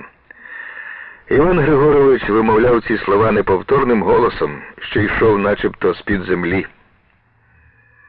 Наші партизани чули в населених пунктах оповіді, ніби я сам з метою розвідки ходжу по базарах, торгую лопатами, скипидаром. Звичайно, це ще одна легенда. Але наші розвідники справді частенько торгували на базарах. Де тільки на Україні не з'являвся хоча б Архипов із зв'язкою личаків за плечима. Був такий випадок. Одного разу, повертаючись з розвідки, Архипов вирішив пройти через село, зайняте фашистами, які саме готувалися до наступу на партизанів.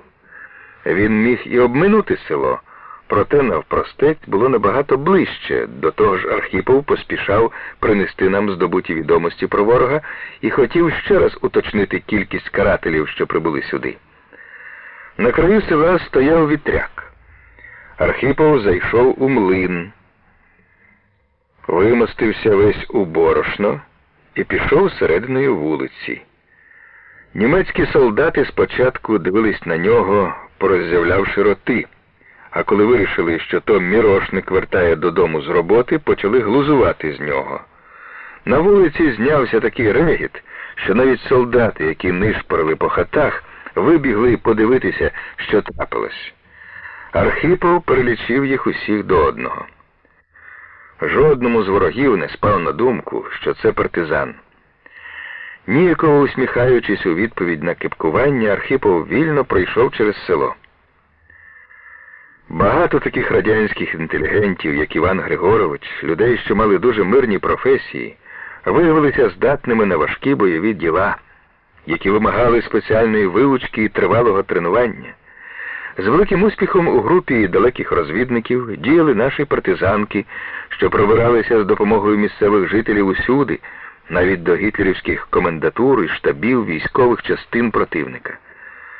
Серед них була вчителька Олександра Карпівна Демитчик. Вона прийшла у загін вже під час нашого рейду десь на правобережжі України. До цього довго працювала в тилу фашистів сама, не маючи зв'язку ні з якою підпільною організацією, тобто на свій страх і риск. Таку своєрідну роботу з перших же днів німецької окупації провадило багато наших сільських інтелігентів, що залишилися у захоплених ворогом районах.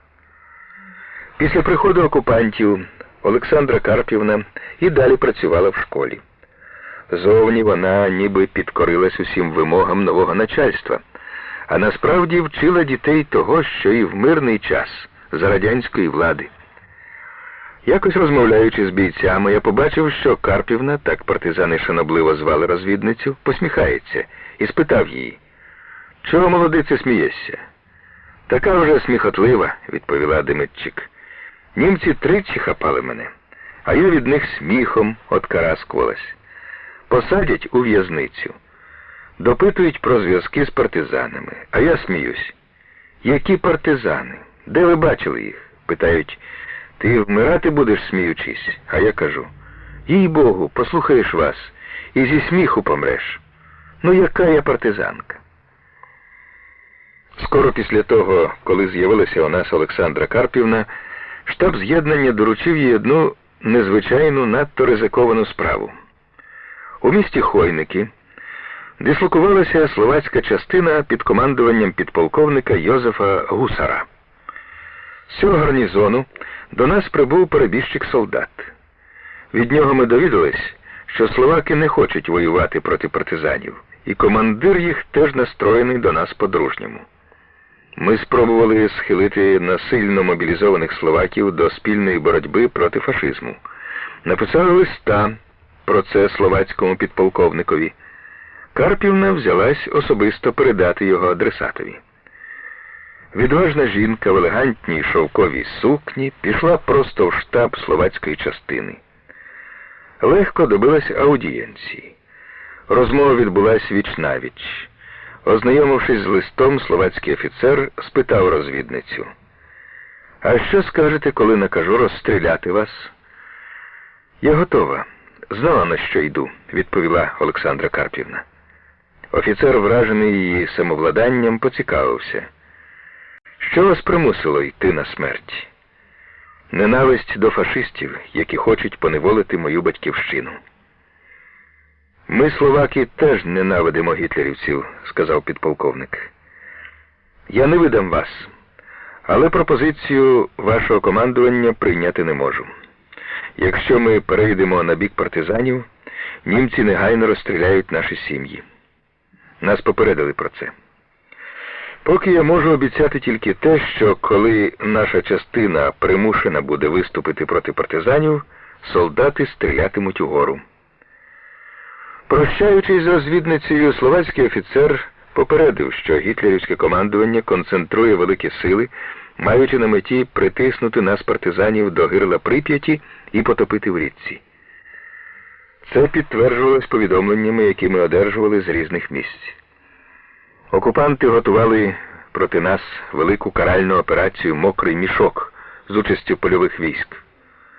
Поглянувши на карту, неважко було зрозуміти, що противник має намір затиснути партизанів у трикутнику межиріччя Дніпра, Прип'яті та укріпленої залізниці Гомель-Калинковичі, по якій курсували 2 бронепоїзди ворога. Увечері 7 травня ми виступили з Аревичів на північ, вгору за течією Прип'яті, в знайомі вже місця Полісся, де торік нас застала зима. Перші нічні марші пройшли спокійно. Міг навіть поспати на підводі той, хто на днівці не встиг відпочити. Тільки дощі заважали маршеві. Але пора була весняна, і бійці промоклі до нитки, на негоду не скаржились. Визирне сонце зігріє, і радіє партизан, що навкруги молоде листя вилискує, буйно луки цвітуть. Мимоволі забувалося про війну. Ніщо не віщувало швидкого зіткнення з ворогом. Розвідники доповідали, шлях вільний. Одна бабуся-колгоспниця, у якої наші люди спитали, чи нема противника в селі, відповіла: «Ні поліції, ні військ німецьких нема, є тільки партизани». А тим часом ворог насувався звідусіль. І скоро ми опинилися в щільному кільці кількох польових дивізій, знятих з фронту для знищення партизанів у мокрому мішку. Наш шлях перетинала залізниця Гомель-Калинковичі. В ніч на 20 травня ми підійшли до цієї магістралі на перегоні Нахів-Голевиці і натрапили на укріплену оборону загарбників. Уподовж полотна були споруджені дзоти, окопи, дротяні загородження. Обіруч переїздів на 200-300 метрів вирубано ліс. На лісових дорогах, що ведуть до колії, влаштовано завали.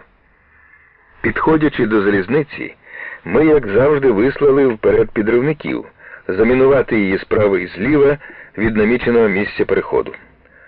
Противник зустрів наших підривників сильним вогнем, і встановити міни їм не вдалося. Все-таки ми рушили на прорив. Опівночі партизанські батальйони почали бій. 3 наші роти прорвалися через залізницю, але підійшов поїзд з ворожим підкріпленням, і нам довелося відходити, а ротам, які перебували за полотном, прориватися назад. Кілька невеликих груп відстали і наздогнали нас по слідах. Вирішили переходити на правий берег Прип'яті, у південне Полісся. Я з одним батальйоном виступив вперед, щоб збудувати переправу через ріку і захопити плацдарм на її правому березі. Решта батальйонів і батарея під загальним керівництвом Руднєва зайняли оборону. Сили прикриття були поділені на дві групи, по 2 батальйони у кожній. Командування групою, що зайняла оборону на захід від села Тульговичі, взяв на себе помічник начальника штабу Василь Войцехович. Руднєв звернувся до нього з напуттям. «Ну, синку, покладаємося на тебе. Тримайся». Семен Васильович із своєю військовою освітою та армійським досвідом краще, ніж будь-хто з партизанів, усвідомлював серйозність небезпеки, що загрожувала нам.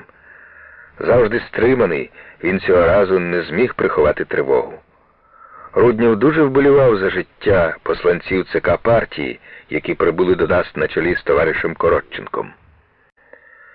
Вранці 17 травня гітлерівці пішли в наступ на партизанів біля Тульговичів, на землі і з повітря. Войцехович займав оборону перед селом. Партизани викопали тут окопи повного профілю. Весь день вони відбивали запеклі атаки піхоти противника, що наступала при підтримці 10 танків і кількох бомбардувальників. У цей час наш батальйон, посланий на Прип'ять, другу добу без відпочинку, непримітними дорогами підвозив лісоматеріал до місця переправи і провадив розвідку правого берега. Виявилось, що все правобережжя Прип'яті від Гирла до Мозиря захоплене противником. В усіх селах стоять гітлерівські гарнізони. Так от що таке мокрий мішок. Тепер усім стало ясно, в якому становищі ми опинилися. Не лише командири і політпрацівники, кожен боєць сказав собі: «Ну, тепер стій». І стояли біля Тульговичів, незважаючи ні на що. Артилеристи і бронебійники розстрілювали танки і бронемашини противника мало не в упор. На кінець дня, втративши понад 300 чоловік убитими, залишивши на полі бою 4 підбиті танки, танкетку і бронемашину, німці припинили атаки. Друга група прикривала переправу з боку Хойників. Тут противнику довелося наступати по замінованій нами дорозі. Щоб убезпечити собі шлях, він вирішив вислати вперед місцеве населення. Ми дізналися про цей мерзенний задум від одного діда, що прибіг уночі перед боєм на командний пункт Руднєва. Семен Васильович зразу ж викликав до себе мінерів. «Яких мін натикали по дорозі?» – запитав. «Усяких», – відповіли мінери. «До ранку зняти всі протипіхотні, залишити тільки протитанкові», – наказує комісар. Мінери завагалися, вважаючи, що це неможливо зробити. Темно, міни наставлені як попало, гляди, підірвешся. Комісар повторив наказ. Іншого виходу немає, доведеться ризикувати, аби завтра наших людей від смерті вберегти. Хоч як важко було, але мінери справились із завданням. На ранок, коли фашисти вигнали на дорогу юрму селян, усі протипіхотні міни були зняті з дороги. Натовп селян пройшов, не зазнавши втрат, а гітлерівці були знищені вогнем нашої оборони. Увечері розвідники доповіли, противник перекидає війська до Прип'яті. Стало зрозуміло, що німці збиралися вдарити в тил нашого прикриття, щоб відрізати його від ріки. Частину партизанських рот зараз вже було знято з оборони і послано наводити переправу. Одночасно кілька рот авангардного батальйону, форсувавши на човнах Прип'ять, захопили плацдарм на правому березі. О 9-й вечора з Тульговичів рушили до ріки наші останні підрозділи. Залишились тільки 15 кінотників. Вони, розсипані по всій спустілій лінії оборони, час від часу освітлювали місцевість ракетами, створюючи враження, що партизани перебувають у Тульговичах.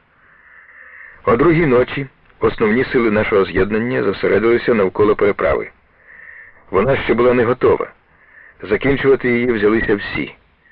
Заткнувши поле шинелі за пояс, вийшов на берег і товариш Коротченко з групою прибулих працівників ЦК партії і ЦК Комсомолу України. Майже 1500 бійців і командирів усю ніч працювали по пояс у холодній воді, стягаючи колоди в річку і зв'язуючи їх дротом у плоти. На ранок наплавний міст завдовжки 240 метрів був біля лівого берега готовий. Почали розвертати його впоперек Прип'яті. Спочатку течія і вітер, що дув за нею, допомагали нам.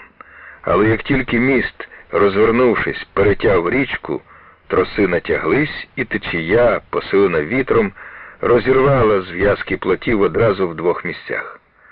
Мало не пропала вся робота. Здавалося, от-от весь міст зірветься з тросів, і річка рознесе його на галуздя.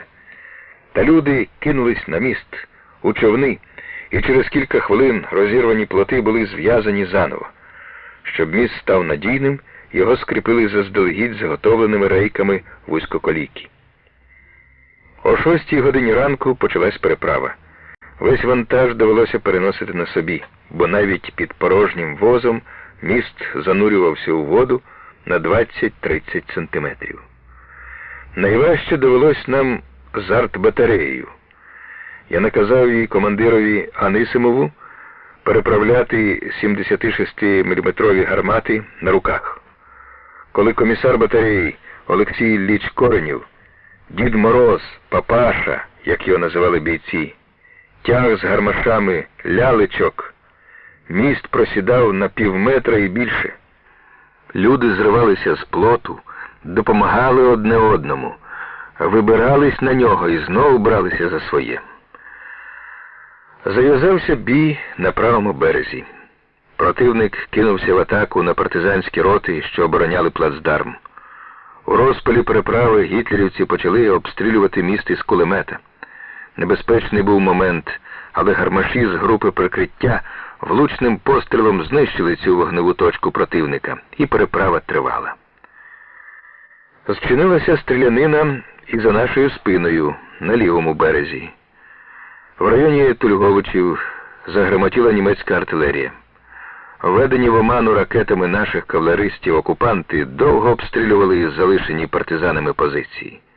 Нарешті противник зрозумів, що стріляє по пустому місцю, і кинувся до річки.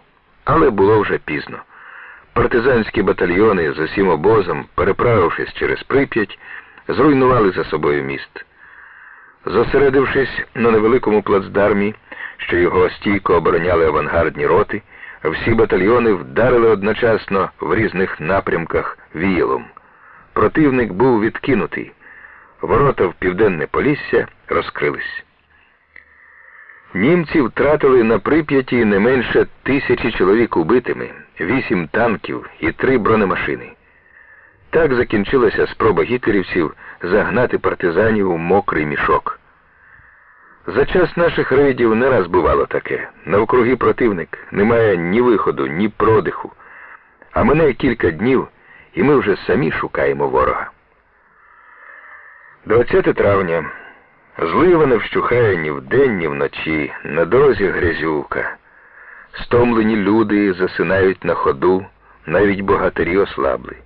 Давно вже обходимось без хліба, солі, до того й картоплі не стало. Коні, охлялі від нестачі кормів, падають. Не кожного вдається звести, а треба йти швидше, щоб відірватися від противника. Ворог позаду, але й попереду він теж. Розвідники доповідають, що на переїздах залізниці Овруч-Мозер, якої нам ніяк не обминути, німці виставляють заслони. Все одно треба йти, прориватися з боєм. За колією Грузька, болотиста річка Словечна. Моста через неї немає, доведеться споруджувати. Ми з комісаром виїжджаємо з колони, спиняємось край дороги під віковим дубом. Слава вам, герої! Вперед, вперед, хоч потроху, але вперед, вічна пам'ять полеглим. Багато наших дорогих товаришів, чудових людей залишилося на Прип'яті. Минув тиждень, а скільки пережито за цей час. Пам'ятний святковий день 28 травня. Зустріч на березі річки Уборть з командирами партизанських з'єднань України, що діяли в Поліссі. Секретар ЦК КПБУ Коротченко на невеликій лісовій галявині серед вікових дубів відкриває нараду. Присутні Сабуров, Маликов, Федоров, Дружинін, Бегма, Мельник, я, Руднів. Серед нас 5 генералів, усі в повній формі при орденах і медалях. Кожен доповідає про результати партизанської діяльності за перше півріччя 1943 року. За кожним доповідачем тисячі бійців. Вони стоять у лісах загонами. Але як не відчути їх присутності, коли всі ми так зв'язані воєдино великою метою, керівництвом партії? Я доповідаю про те, що наше з'єднання вийшло з оточення, і думаю, яке ж це було оточення, коли гітлерівці нас оточували, а самі теж були оточені. Ось кільце, у якому вони мечуться, загони Сабурова, Федорова, Бегми, Мельника. У Карпати. Після Прип'яті дубовий гай коло Милошевичів, де зупинились на відпочинок у перших числах червня, здався нам напрочуд гарним і мирним куточком землі, хоч усі навколишні населені пункти були спалені фашистами. Скрізь потворами стирчали тільки димарі. Це той самий Лельчицький район, неподалік ті самі Глушкевичі, де стояли ми в грудні минулого року, коли прийшли зривати залізничні мости під Сарнами. Мало людей лишилось на садибах спалених сіл, але ніхто з них не забув пісню на слова, складені партизаном Путивлянином Рудім, пісню, що стала нашим бойовим маршем. Як хлопці ходили назустріч боям, на страх і погибель лихим ворогам, як била катів богатирська рука під сивим Путивлем, де Сейм протіка. Цією піснею зустріли нас тутешні дівчата, коли ми завернули на відпочинок. Запам'ятали, виходить, до душі припала їм. Мимохідь подумалось, як далеко поширились пісні путивлян. Коли вирівняти впряму всі петлі, зроблені нами в походах, щоб обдурити противника, збити його з наших слідів, обійти сильний гарнізон, з'явитися там, де окупанти найменше чекають, коли врахувати всі відхилення від основного маршруту, виходи на бойові операції, то вийде, що з початку рейду пройдено 6400 кілометрів. Партизанську пісню, народжену в брянських лісах, чув народ під Черніговом, Пінськом, Сарнами, Ровно, Житомиром, Києвом, Мозирем. І всюди, де лунала ця пісня, ворог відчував силу партизанського удару. За час рейду наше з'єднання знищило 14 залізничних і 28 гужових мостів, пустило під укіс 14 ешелонів, потопило 15 річкових суден, розгромило 6 станцій, 7 вузлів зв'язку, знищило 6000 гітлерівців. Коротким був відпочинок партизанів коло Милошевичів. Тільки-но розташувалися тут, знову почали прибувати до нас із великої землі літаки з боєприпасами, медикаментами, літературою, стали готуватися до нового, ще важчого і дальшого походу. Звичайно, і цього разу ніхто з партизанів, крім командування з'єднання, не знав, куди підемо. Знали тільки, що маємо виконати дуже почесне завдання – пройти у ще глибший тил противника, в район, де він почуває себе сміливіше, де небезпека буде для нас у багато разів більша. Щовечора біля штабу, навколо товариша Коротченка, що виходив до багаття, юрмилися партизани, співали пісень, розмовляли. Про що тільки не розпитували бійці Дем'яна Сергійовича. Але я ні разу не чув, щоб хто-небудь поцікавився. А куди тепер підемо? В які краї? Для особового складу з'єднання стало законом. Ніколи не питати, куди, чого йдемо, а цілком покладатися на командирів. І я не пам'ятаю, щоб хто-небудь порушив цей закон. Хоч у бійців не раз могло виникнути запитання, чому раптом звертаємо вбік, ідемо назад, робимо велику петлю. На загальних партійних зборах з'єднання Руднів, говорячи про майбутній похід, лиш натякнув, що, можливо, нам доведеться побувати в тих краях, де спіє виноград. і зразу ж перейшов до ділових питань підготовки рейду. Ці збори, що відбулися в Дубовому гаю біля села Мелешевичі, були найбагатолюднішими з усіх партзборів, до того проведених нами в тилу ворога. Прийшли кількасот чоловік, з них більше половини комуністи, прийняті до лав партії за час партизанської боротьби. Ми мали рушати у важкий похід, але після загальних партійних зборів, партійно-комсомольських зборів у батальйонах, після мітингу всього з'єднання, настрій у бійців і командирів був святковий. Багато партизанів щойно одержали ордени та медалі. Їх вручав месникам начальник українського штабу партизанського руху генерал-майор Тимофій Амвросійович Строкач, який прибув до нас літаком. Перед виходом у рейд на правобережжя Дніпра нас попередили, що ці райони скоро стануть плацдармом запеклих боїв. Тоді Червона армія обороняла Сталінград. За час нашого рейду радянські війська, громлячи ворога, пройшли від Волги до Курська і Харкова. З усього видно, ще один удар Червоної армії, і наші воїни вийдуть на розвіданий нами придніпровський плацдарм.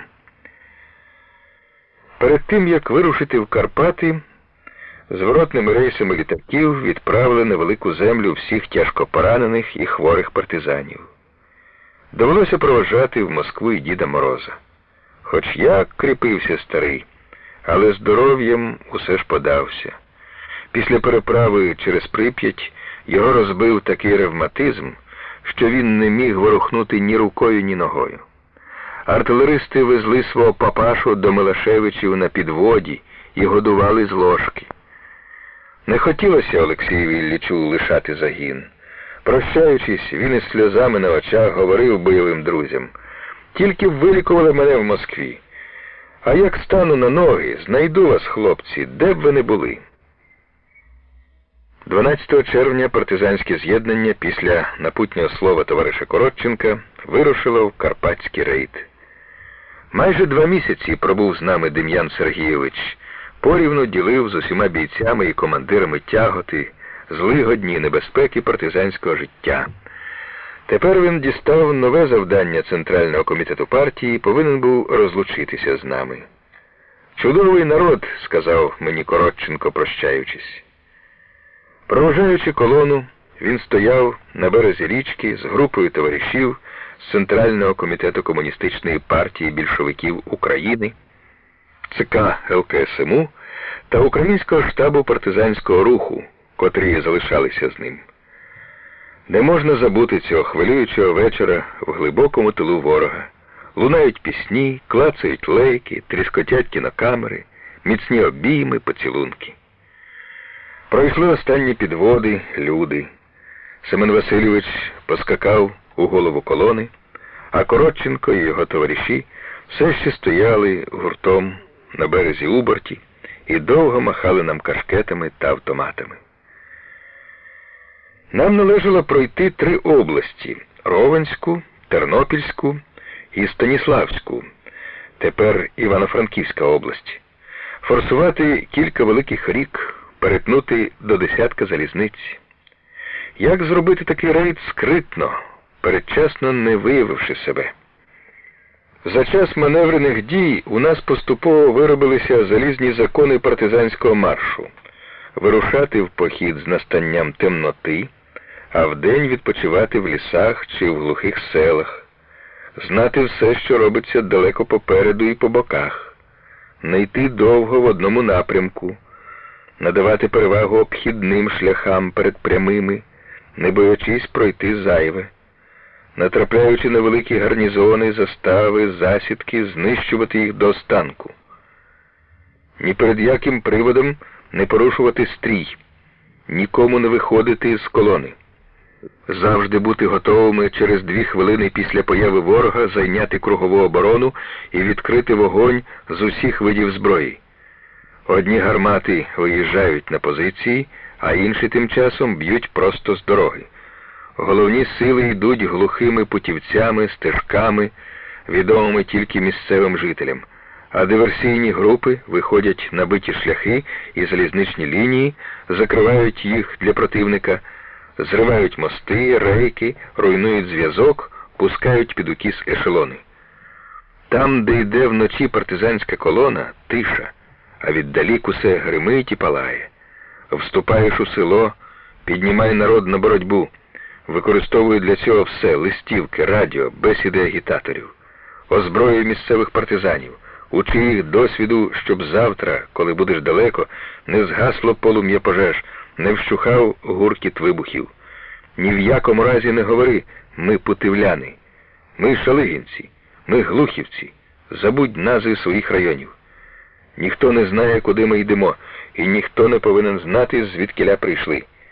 Весь народ воює, і ми тільки струмінь у грізному потоці. Нехай ворог спробує знайти нас. Дуже небезпечним був для нас перехід через магістраль Ковель-Ровно. Це була перша залізниця, яку нам належало перетнути в поході з Полісся. Поїзди курсували тут через кожні 5 хвилин. А для того, щоб наша колона перетнула це полотно, потрібно було близько години. Нічого й братися проскочити його тихо. Семен Васильович особисто добирав підривників з найсміливіших людей, особисто інструктував їх. Послали 2 групи на захід і схід від приїзду із завданням на 11-ту вечора замінувати обидві колії, коли треба всім померти, але не пропустити жодного поїзда. Як тільки пройшли зустрічні ешелони, колона наблизилась до переїзду. Бокові заслони стали на свої місця. Обоз рушив через колії риссю. Коли на них виїхав штаб, на заході зашумів поїзд. Невдовзі він підірвався на міні, закладеній метрів за 500 од нас. Майже одночасно з цим ударила гармата бокового заслону, пролунав залп бронебійників. Поїзд опинився під шквальним вогнем усіх видів зброї. Незабаром почули більш віддалений вибух на заході. Другий ешелон підірвався на міні. Минуло ще кілька хвилин і гримнув подвійний вибух на сході. 45 хвилин тривав форсований перехід нашої колони через залізницю. І весь час вибухали міни. Всього підірвали тут 5 ешелонів. Один з них, 60-вагонний, був з військами. З'єднання обігнуло Ровно з півночі лісами і, повернувши на південь, рухалось відкритими дорогами, проходячи по 50 кілометрів за ніч. На 5 липня загони вийшли в Тернопільську область. Тут до нашого приходу партизанів було небагато, і гітлерівці без особливого страху роз'їжджали по дорогах. Ми наче з неба впали їм на голову усією 2000-ною масою з гарматами. По Прикарпаттю майнула чутка, що радянські літаки скинули парашутний десант, а за нею поширилась інша звістка. Безслідно щезли фашистські коменданти Тернополя і Львова. Вони мчали кудись на легковухах, і обидві їх машини були знищені нами. Лише потім довідалися, хто був убитий в цих машинах, що випадково натрапили на нас. У пошуках зникло начальство, по дорогах заметалися на грузовиках загони жандармерії. Один з них наскочив на нас біля міста Скалат. Ми тут днювали, розташувавшись на узліссі. Вирішивши, що перед ними невеликий загін радянських десантників, жандарми розгорнулися в цепи і пішли в психічну атаку. Підпустили цих молодчиків на близьку відстань. Видно було, як відразу змінився вираз їх облич, коли раптом ожило все узлісся, і з-за дерев вискочив ескадрон на чолі з Ленкіним. Жандармів як вітром здуло. Покинули й машини, на яких прикотили в Скалат. У цьому місці ми випустили з тюрми кількасот приречених на смерть євреїв. Ті з них, хто міг тримати зброю, вступили у наші батальйони, решта розійшлась по лісах. Трофеї дістались нам багатющі. З собою взяли тільки мізерну частину, головним чином вибухівку, медикаменти, перев'язувальний матеріал, сигарети і мануфактури по 5 метрів на чоловіка. А населенню роздали її десятки тисяч метрів. Партизани, які відбили склади, наділяли нею всіх перехожих паками. Багато роздали консервів. З ними, до речі, вийшло непорозуміння. Виявивши на одній базі тисячі жерстяних коробок, наші бійці подумали, що то хитромудро впаковані вибухові речовини, і, звісно, взялися вивозити їх. А коли незабаром встановили, що то мариновані оселедці, дуже досадували з омани. Після нашого наскоку на скалат гітлерівці усвідомили, що справа серйозна, і почали стягувати військові частини. А ми поспішали дістатись у гори до мети свого походу – прикарпатської нафти. Але почалися дощі. Глиниста земля розкисла, і наші обози застрягли в липкій грязюці. Навіть незапряжений кінь не міг іти. 3 доби лило, немов з відра безупину. Простояли ці дні в лісі під Гусятином. За час вимушеної стоянки німецько-фашистські війська, просуваючись брукованими шляхами, зайняли всі села навколо лісу. На 4-й день, 12 липня, дощ перестав, і ми, як тільки стемніло, рушили на прорив до Роштівців, де було зосереджено до 5000 гітлерівців. Один наш батальйон зав'язав з противником бій у селі, а колона з обозами тим часом проходила по дорозі за 500 метрів на північ від населеного пункту. Незважаючи на грязюку, пройшли за ніч майже 50 кілометрів. Батальйон, який штурмував Роштівці, наздогнав нас, але помічник комбата Подоляка, що командував групою заслону, медсестра Наталя Подурем'я і боєць Євген Колодник з бою не повернулись, загинули смертю героїв. Тепер усе вирішувала швидкість руху. Треба було форсувати Дністер і підійти до нафтових вишок раніше, ніж окупанти організують оборону їх, зосередять великі сили проти нас. Група розвідників Гаркунова, котра встигла побувати під Львовом, повідомила, що загарбники підняли по тривозі свої гарнізони у найближчих містах, що гірсько-стрілецькі полки, які гітлерівське верховне командування перекидає на Східний фронт, затримано в дорозі, і вони висаджуються з ешелонів. Наша розвідка перехопила документ, з якого довідалися, що командування Вермахту виділило 500 автомашин для перекидання цих військ у гори. Шукаючи зручної переправи, ми рухались уздовж Дністра швидким маршем, роблячи за кожний перехід до 60 кілометрів. Тепер найменше прогаяння – це смерть, говорили командири бійцям.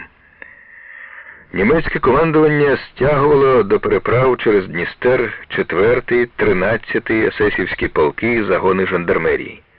Але партизани випередили ворога. В ніч на 15 липня кавалерія Ленкіна потай підійшла до моста між селами Сивки та Старий Мартинів на північ від Галича. З вигуками «Ура!» кінотники, виринувши з темряви, лавиною обрушились на приголомшену охорону і порубали її перше, ніж вона встигла відкрити вогонь. На ранок партизанське з'єднання було вже на правому березі Дністра. Вихідним пунктом для удару по нафтових промислах ми обрали Чорний ліс, що простягся на захід від міста Станіслава, тепер Івано-Франківськ, коло підніжжя Карпат. Щоб увійти в цей ліс, необхідно форсувати Ломницю.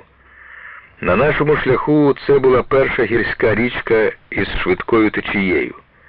Підійшли до неї 16 липня.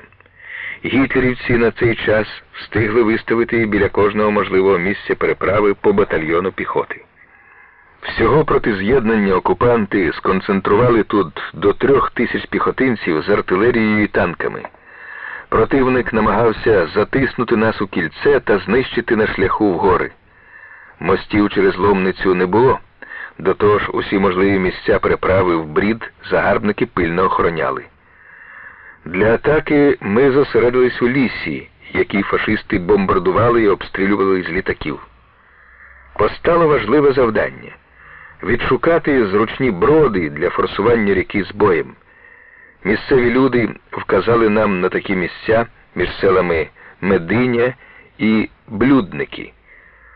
Тут зібрав я в кулак усі гармати і міномети, щоб розпорошити увагу ворога. Партизанські групи вийшли до річки фронтом у 25 кілометрів. Це всюди тримало противника в напруженні. В ніч на 17 липня наші артилеристи спрямували вогонь гармат і мінометів на зайнятий противником берег. Негайно ж розпочалась переправа. Одні роти переходили Ломницю, інші сковували боєм ворожі гарнізони на флангах, у селах Мединя і Блюдники.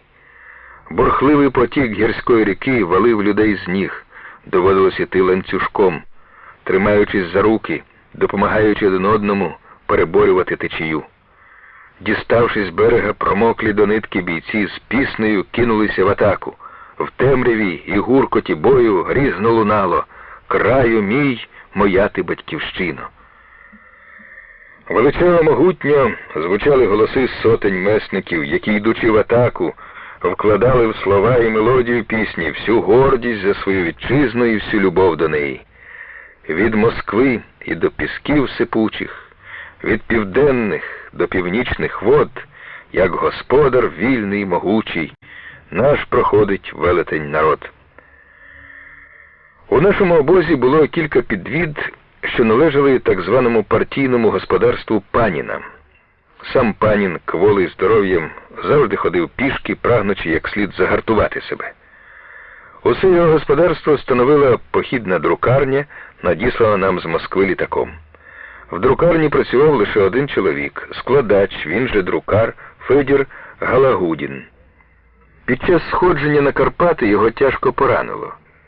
З роздробленою ногою лежав Галагудін на возі і під диктовку Паніна складав шрифтові тексти листівок. Тут же видруковані звернення розбирали місцеві жителі. На десятки кілометрів розповсюджували їх партизани-агітатори. У Карпатах, як і в Путивлі, Конотопі, Глухові, Шалигіному, ми перебували на своїй землі, були господарями цієї землі.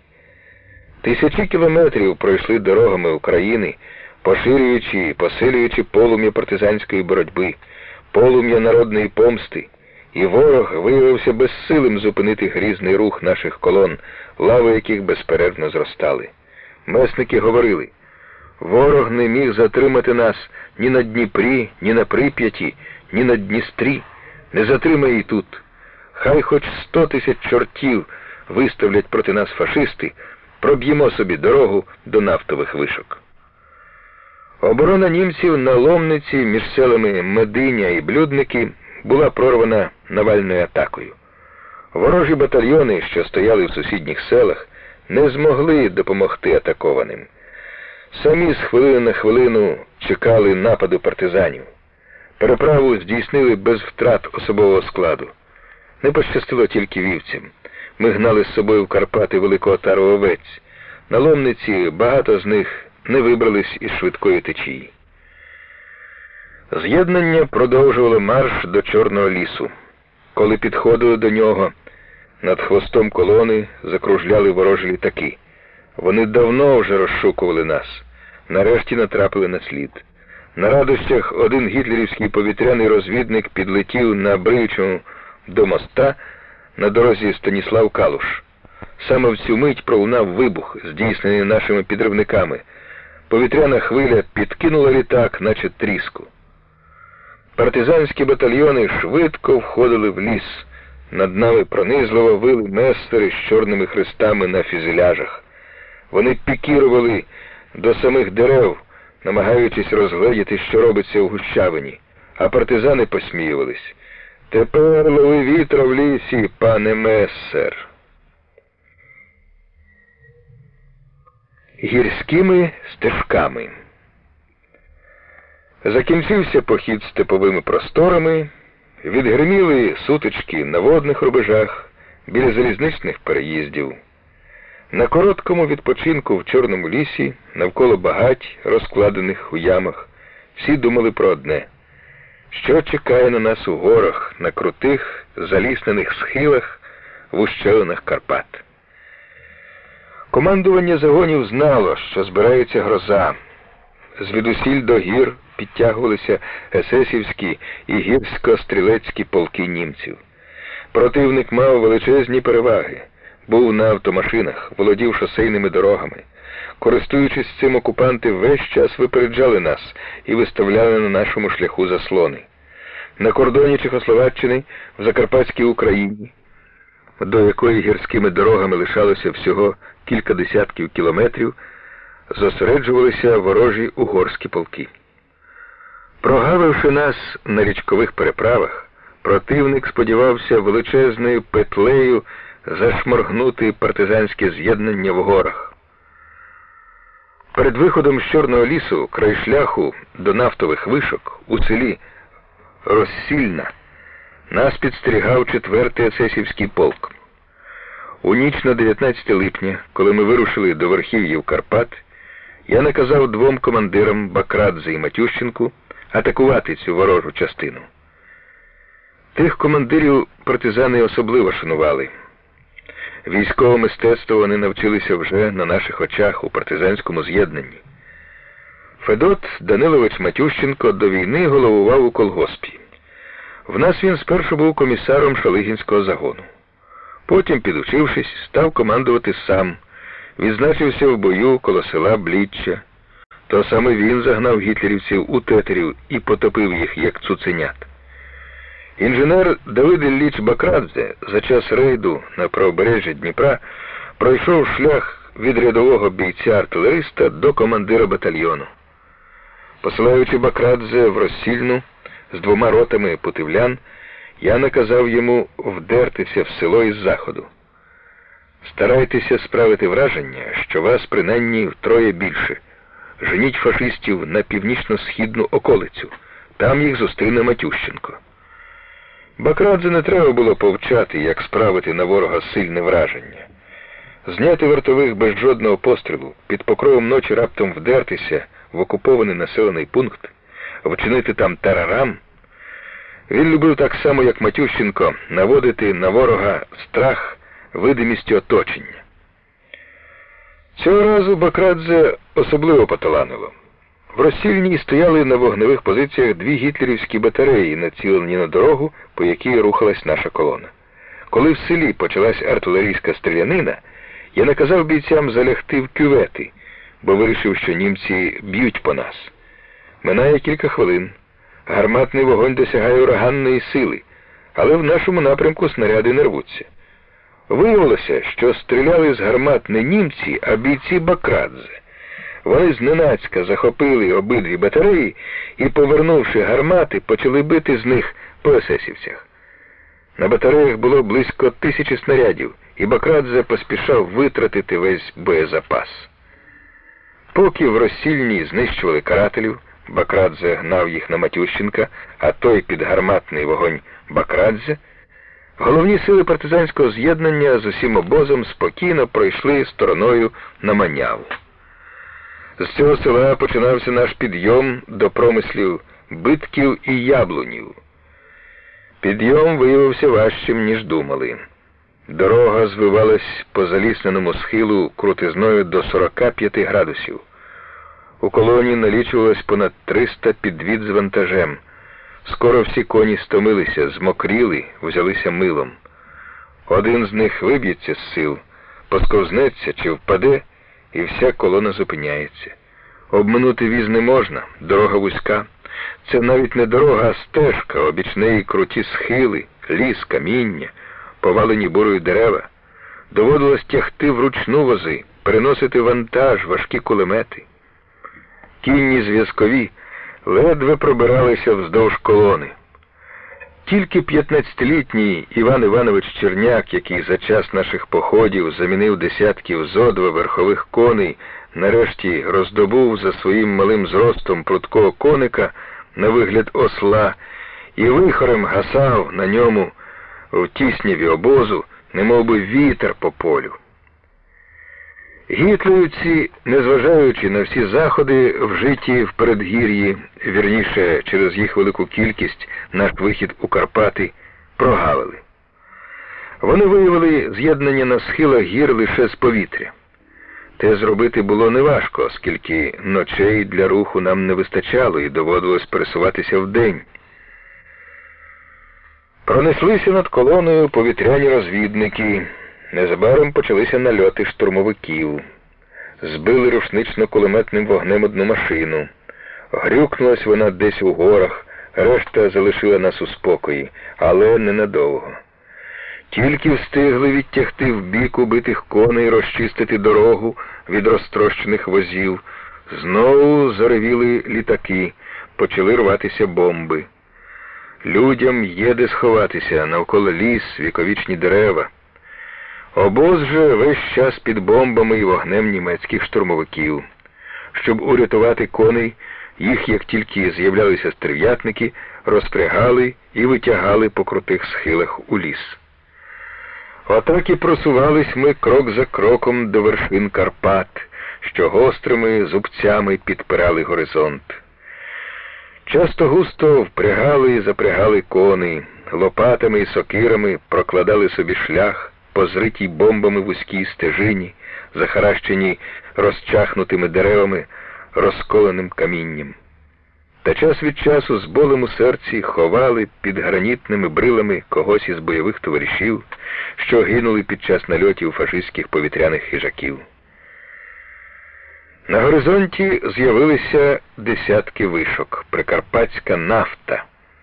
В ніч на 20 липня всі наші батальйони вислали під прикриттям автоматників групи підривників для знищення нафтових промислів. Полум'я пожеж освітило схили Карпатських гір. Вночі було видно, мов удень, навкруги стояв такий тріск, що заглушався гуркіт моторів фашистських літаків, які не давали нам спокою. Ворог метався з місця на місце, але перешкодити нам не зміг. Ми напали на всі нафтодобувні об'єкти. Спасибі невідомим друзям, помічникам, робітникам та інженерам-нафтовикам, непомітними гірськими стежками проводили вони партизанів до вишок і силових установок. Один з наших місцевих друзів указав, де проходять труби підземного нафтопроводу Битків-Яблунів. Багато пального випустили партизани з цього трубопроводу в гірську річку Бистрицю з допомогою поляка-інженера. Прізвище його, як і багатьох інших наших помічників, на жаль, встановити не вдалося. Зробивши благородну справу, він зник так само таємниче, як і з'явився серед нас. Кілька ночей підряд бурхали пожежі в Биткові і Яблуневі. Удень диверсійні групи партизанів танули у лісах, а тільки наставала ніч, у горах знову здіймалися стовпи вогню, околиця сповнювалася тріском палаючої нафти. Вранці вже сонце зійде, а схили гір усе ще оповиті хмарами диму. Ми стояли на висоті 936. Перед нами були Карпати в усій своїй красі. Лісисті схили хребта, голі кам'яні верхів'я, ніби гігантські лисоголові чудозвірі залягли тут під час усесвітнього потопу і скам'яніли. Ущелини і долини оповиті густим серпанком, хмари не розбереш, чи то дим от пожеж клубочиться, і туди вдалечінь, чи морок обгортає гору. Раптом на небі з'являється маленьке голубе озерце, швидко збільшуючись, випливає з нього яскраво сліпуче сонце.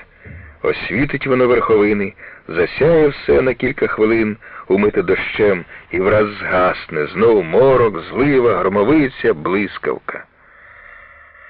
До дощу ми звикли в походах. Одяг по кілька днів не висихав, але таких грозових злив, як у Карпатах, ніхто з нас не уявляв собі. Це був не дощ, а водоспад, що котився вниз шумним потоком. Добре, хоч тривало це недовго. «Ну ось, друже мій, Карпати», – сказав Семен Васильович синові. Пам'ятаю, він стояв тоді з Радиком під деревом і дивився вниз на долину, стурбований тим, що спуск дуже крутий. Місцями під кутом 70 градусів. Біля цього дерева Семен Васильович незабаром і заснув, притулившись до нього плечем. Він не раз засинав так у лісі після кількох безсонних ночей. Майже рік тому до нас у Брянські ліси з 47-го угорського полку поодинці і групами перейшло зі зброєю понад 30 ворожих солдатів. Хороші то були люди. На наш бік привела їх ненависть до фашизму. Початок цьому благородному вчинкові поклав солдат Габор Туровці. Він безмежно любив свою батьківщину, свій народ, мріяв побачити їх вільними, щасливими.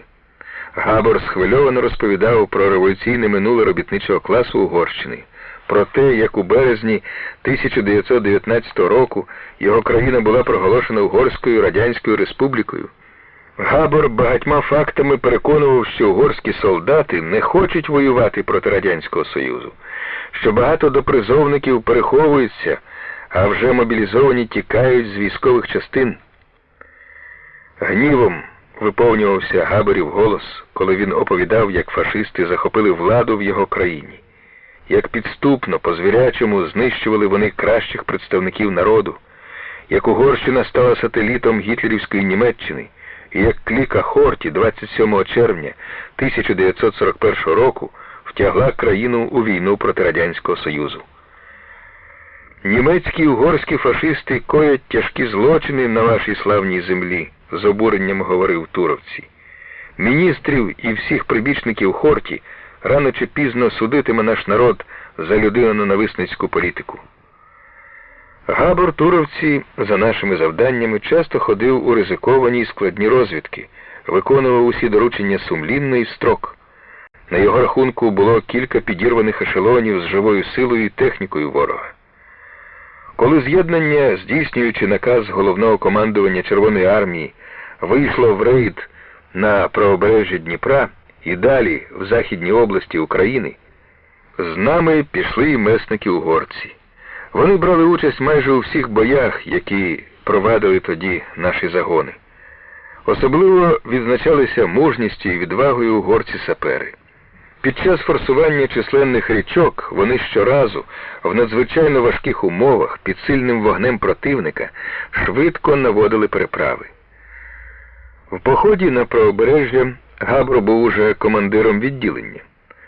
Одного разу, коли ми наближалися до Дніпра, він пішов на завдання і не повернувся. Це була дуже болісна втрата для наших бійців і командирів, бо за час, що перебував Габор Туровці у нас, усі полюбили цього життєрадісного, щиросердого угорця. Ми були переконані, що Габор ні за яких обставин не зрадить нас. Примітка. Встановлено, що Габор Туровці, виконуючи бойове завдання, потрапив у лабети ворога. Гітлерівці видали його угорському окупаційному командуванню. Після двотижневих катувань Хортицький військовий трибунал засудив мужнього героя-антифашиста до розстрілу. 28 листопада 1942 року вранці він був страчений. Тепер ми знаходились недалеко від кордонів з Чехословаччиною і Угорщиною. В Рудніво виникла ідея відправити добровольців угорських громадян на батьківщину, щоб вони допомогли землякам, нашим зарубіжним братам по класу, перейняти досвід боротьби радянських партизанів. Пропозицію комісара з вдячністю сприйняли Юрко Горба, Андрій Гомада, Василь Догий, Іван Козун, Іван Драгун, Кальман Мракович, Томас Мариман і Ференц Лукаш. У зв'язку з цим Семен Васильович скликав збори особового складу з'єднання. Незвичайне питання обговорювалось у лісі, на гірській галявині, під далекий гуркіт вибухів, відблиск пожеж. Власне, то були не збори, а просто дружні проводи товаришів по спільній борні. Ми висловили їм хороші побажання, спорядили зброєю, боєприпасами, продовольством і міцно потиснули їх руки. Тепло подякувавши нам за месницьку науку, угорці розпрощалися. От вони один за одним почали щезати за поворотом гірської стежки. У всіх нас було відчуття причетності до великої події. Здавалося, від полум'я боротьби, що полегкотіло навколо нас, вогняний язичок перекидався за гори на землю сусідньої країни. За час рейдів просторами України ми звикли до повної свободи маневру, швидких маршів. з величезним обозом і чередою худоби проходили там до 60 кілометрів за ніч. Інша справа в горах, де доводилось просуватися стежками, крутими схилами, вузькими лощинами річок. Тут з нелюдськими зусиллями долали за ніч по 5-6 кілометрів. Противник, звісно, скористався з цього. Гітлерівці замкнули всі виходи з гір і почали стискати кільце оточення. Тепер окупанти були цілком переконані, що ми потрапили в пастку.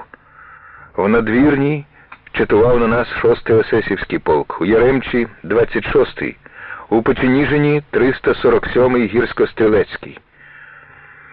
Виконавши основне завдання, з 19 по 24 липня було висаджено в повітря 41 нафтову вишку, ми вийшли до річки Гнилиці. Німецько-фашистські і угорсько-хортицькі війська на той час зайняли всі висоти, що панували над цією улоговиною. Ворог встиг добре укріпитися тут. Противник дотримувався облогової тактики. Він розраховував виснажити нас, примусити до витрат усіх боєприпасів, а сам намагався щонедень тісніше стягувати кільце, з тим, щоб жодна людина не вирвалася з нього. Гітлерівське командування, розповідали взяті нами полонені, віддало наказ військам будь-що захопити мене і Руднєва живими. Борючись за панування над висотою, за вигідніші позиції, партизани проривали одне кільце ворога та невдовзі опинялися в іншому. Все вище і вище в гори піднімалися месники. Щоб вільніше маневрувати, всі вози вирішили переробити на двоколки. Потім довелося відмовитися і від них. Перейшли на в'ючення коней, поранених переклали на носилки. Всі хоч трохи проїжджі дороги контролювалися ворожою авіацією. Тому пробиралися з гарматами і мінометами по стежках, відомих лише місцевим верховинцям-гуцулам, сміливим мисливцям. З їх допомогою ми проходили іноді і без стежок, продиралися крізь завали, дрімучі ліси, зарості високої папороті, де ноги то в'язнуть у моху, то ковзають по мокрому камінню. Тут уперше пролунала нова похідна пісня, складена партизаном-поетом Платоном Вороньком, командиром групи мінерів. По лісах і високих відрогах, там, де бистриться люта ріка, по звірячих стежках і дорогах пробирався загін ковпака. Щораз тугіше доводилося затягувати ремінь. Води і солі в горах скільки завгодно, а з продовольством погано було. Нас виручали пастухи, які пасли худобу на гірських пасовищах, і тут таки у величезних казанах варили сир з овечого молока. Фашисти наказали старостам населених пунктів під страхом смерті зігнати всю худобу в долини. Але жителі гір усе ж знайшли спосіб допомагати нам. Раз по раз у наш табір пастухи-гуцули приганяли заблудлих корів. Після кількох днів виснажливого походу ми з боєм пробилися до села Поляниця за 2 кілометри від тодішнього чехословацького кордону. Тут знову встановили, що всі пануючі висоти зайняті німецькими та угорськими частинами. Корму для коней не було. Вони охлялі, в запряжці йти не могли. Було ясно, що з гарматами, мінометами та іншим важким озброєнням з гір нам не пробитися.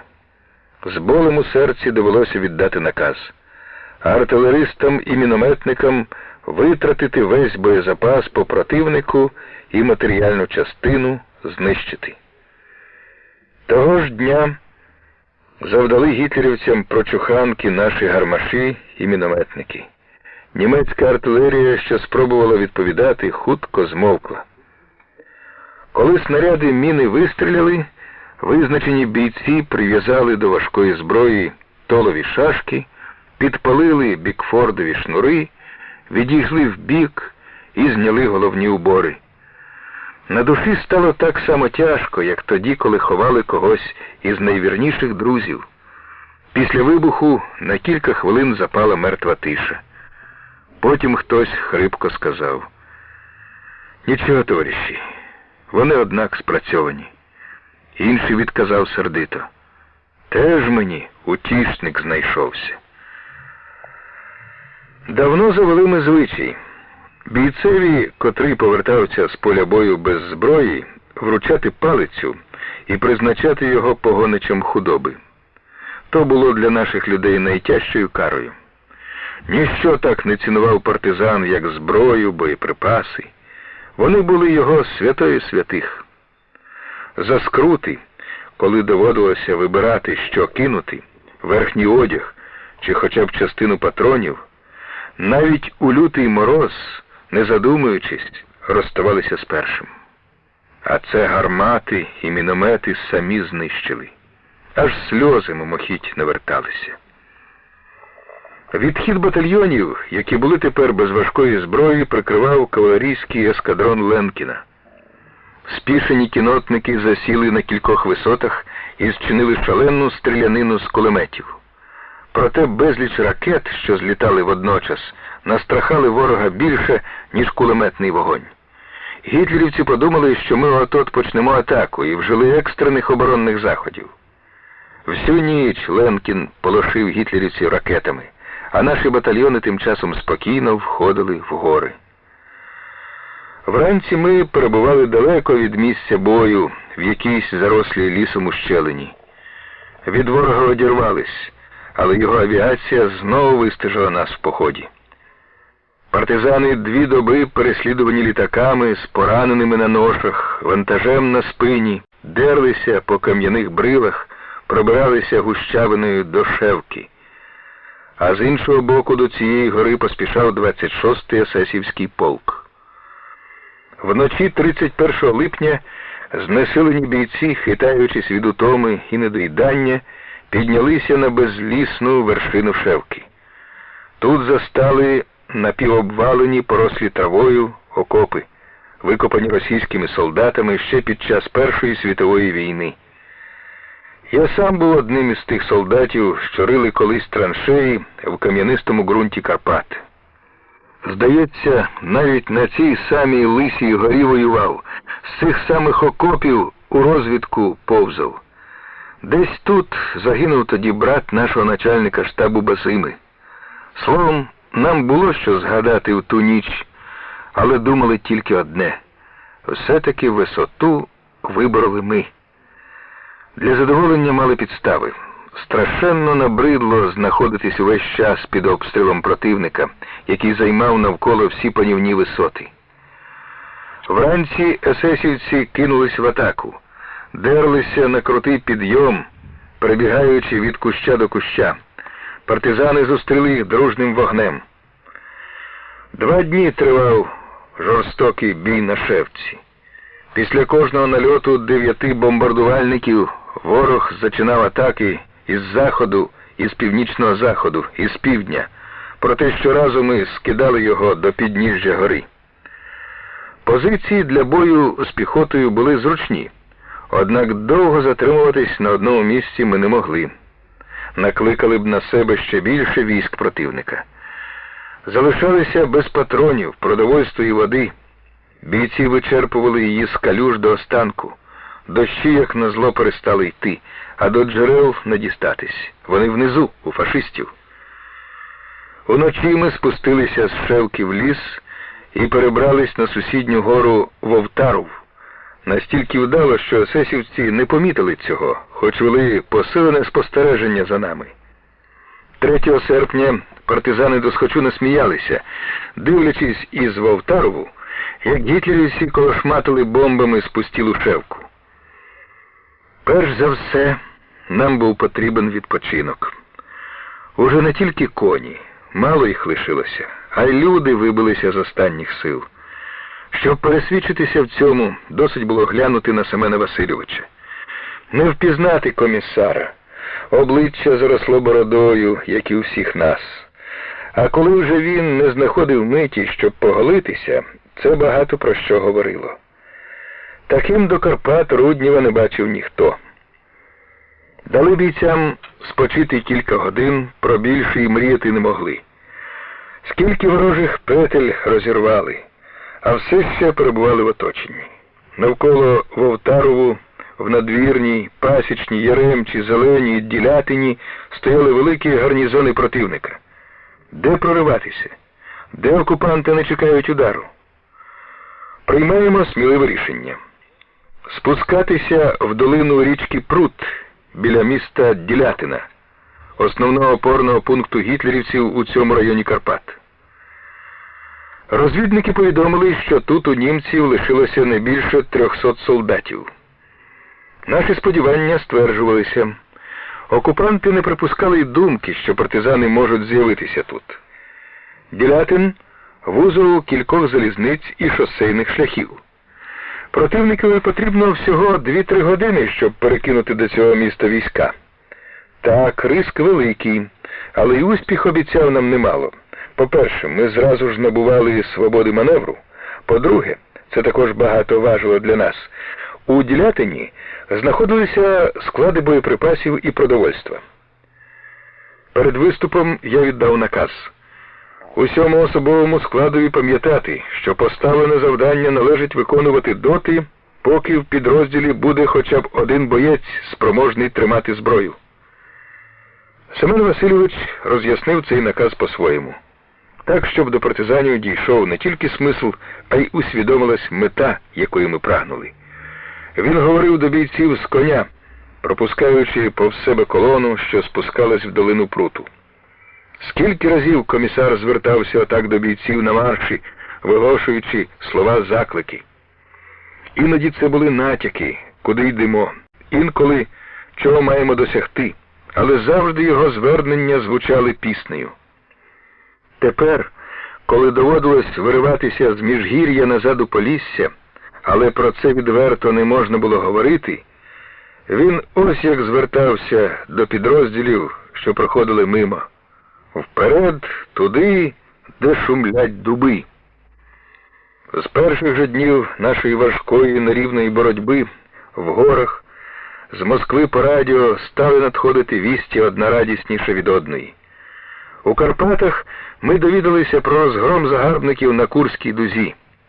Коли наша колона спускалася з гір, йдучи на прорив до Ділятина, партизани в роздумах про те, що доблесна радянська армія наближається до рідних районів Сумщини, що вона не сьогодні, то завтра буде в Путивлі, Глухові, Шалигіному, забували про втому й голод. «Ідемо назустріч Червоній армії», так зрозуміли бійці і командири з'єднання слова Семена Васильовича. Яким голосним дружним «ура» відповів би народ на заклик свого комісара, коли б не наказ рухатись мовчки, передчасно себе не виявити. Пропустивши колону, Руднєв галопом поскакав уперед. Ось його голос задзвонів міддю в авангарді, що біля самісінького Ділятина розгорнувся в бойовий порядок. Після нашого нічного виходу з Шевки німецько-фашистське командування оголосило, що партизанів розгромлено. Тим більше несподіваною була поява з'єднання біля Ділятина. Ми без відчутного опору володіли цим містом, а також зірвали навколо нього майже всі гужові і залізничні мости. Бій розгорівся за Ділятином, на захід від села Заріччя. Ще вночі по шосе з Коломиї туди підійшло до 100 автомашин з гітлерівцями, які поспішали на виручку вже розгромленому гарнізонові. Наш загін зустрів їх вогнем з бронебійок. Карателі, кинувши на шляху десятки підпалених машин, відступили, зайняли висоти і стали чекати світанку, щоб атакувати нас. Розірване партизанами кільце знову зімкнулося. Позаду недавно зірваний міст, а попереду 2 полки фашистів. Наші бійці вірили в прикмету. Якщо я ходжу з автоматом, чекай небезпеки звідусіль. Коли ж мій ППШ лежить на возі, все гаразд, хоча й точиться сутичка. Бувало, дехто навіть бігав поглянути, де моя зброя знаходиться. На жаль, настали дні, в які я, і прилягаючи спочити, не розлучався з нею. Прагнули прорватися на північ, потім на схід. Роти кидалися в атаки, та на переможне вирішення бою наших сил не вистачало. Тому при всьому бажанні рухатися вперед партизани стали відходити до пруту, а до карателів час від часу на машинах прибувало підкріплення. В цьому зустрічному бою, що розгорнувся на шосе і поблизу нього, на сопках, серед палаючих автомашин, на яких рвалися боєприпаси, важко було розібратися, де окупанти, де партизани, хто кого атакує. Одна група бійців на чолі з комісаром далеко вирвалася вперед.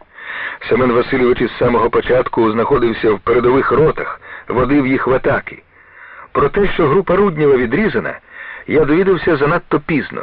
Необхідно було виводити підрозділи з бою, інакше загинуло б усе з'єднання. Гітлерівці підтягували артилерію, до них підходили танки. Неподалік Ділятина залишився цілим один міст. Прикриваючись заслоном, наші батальйони відходили до нього. Вдалося переправитися через прут. Міст за собою висадили. Та пішки, хіба відірвешся від противника, котрий переслідує тебе на автомашинах, стежить, бомбардує та обстрілює з повітря, а ти до того ж увесь вантаж несеш на собі. Після дводенних важких боїв біля Ділятина, ослав білих та ослав чорних, стало ясно, що всім з'єднанням з оточення не прорватися.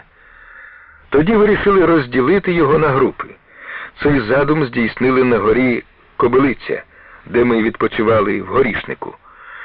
Домовившись про місце збору, наші групи розійшлись у різних напрямках і під покровом темряви легко прослизнули крізь стики німецько-фашистських військових частин, котрі встигли оточити гору.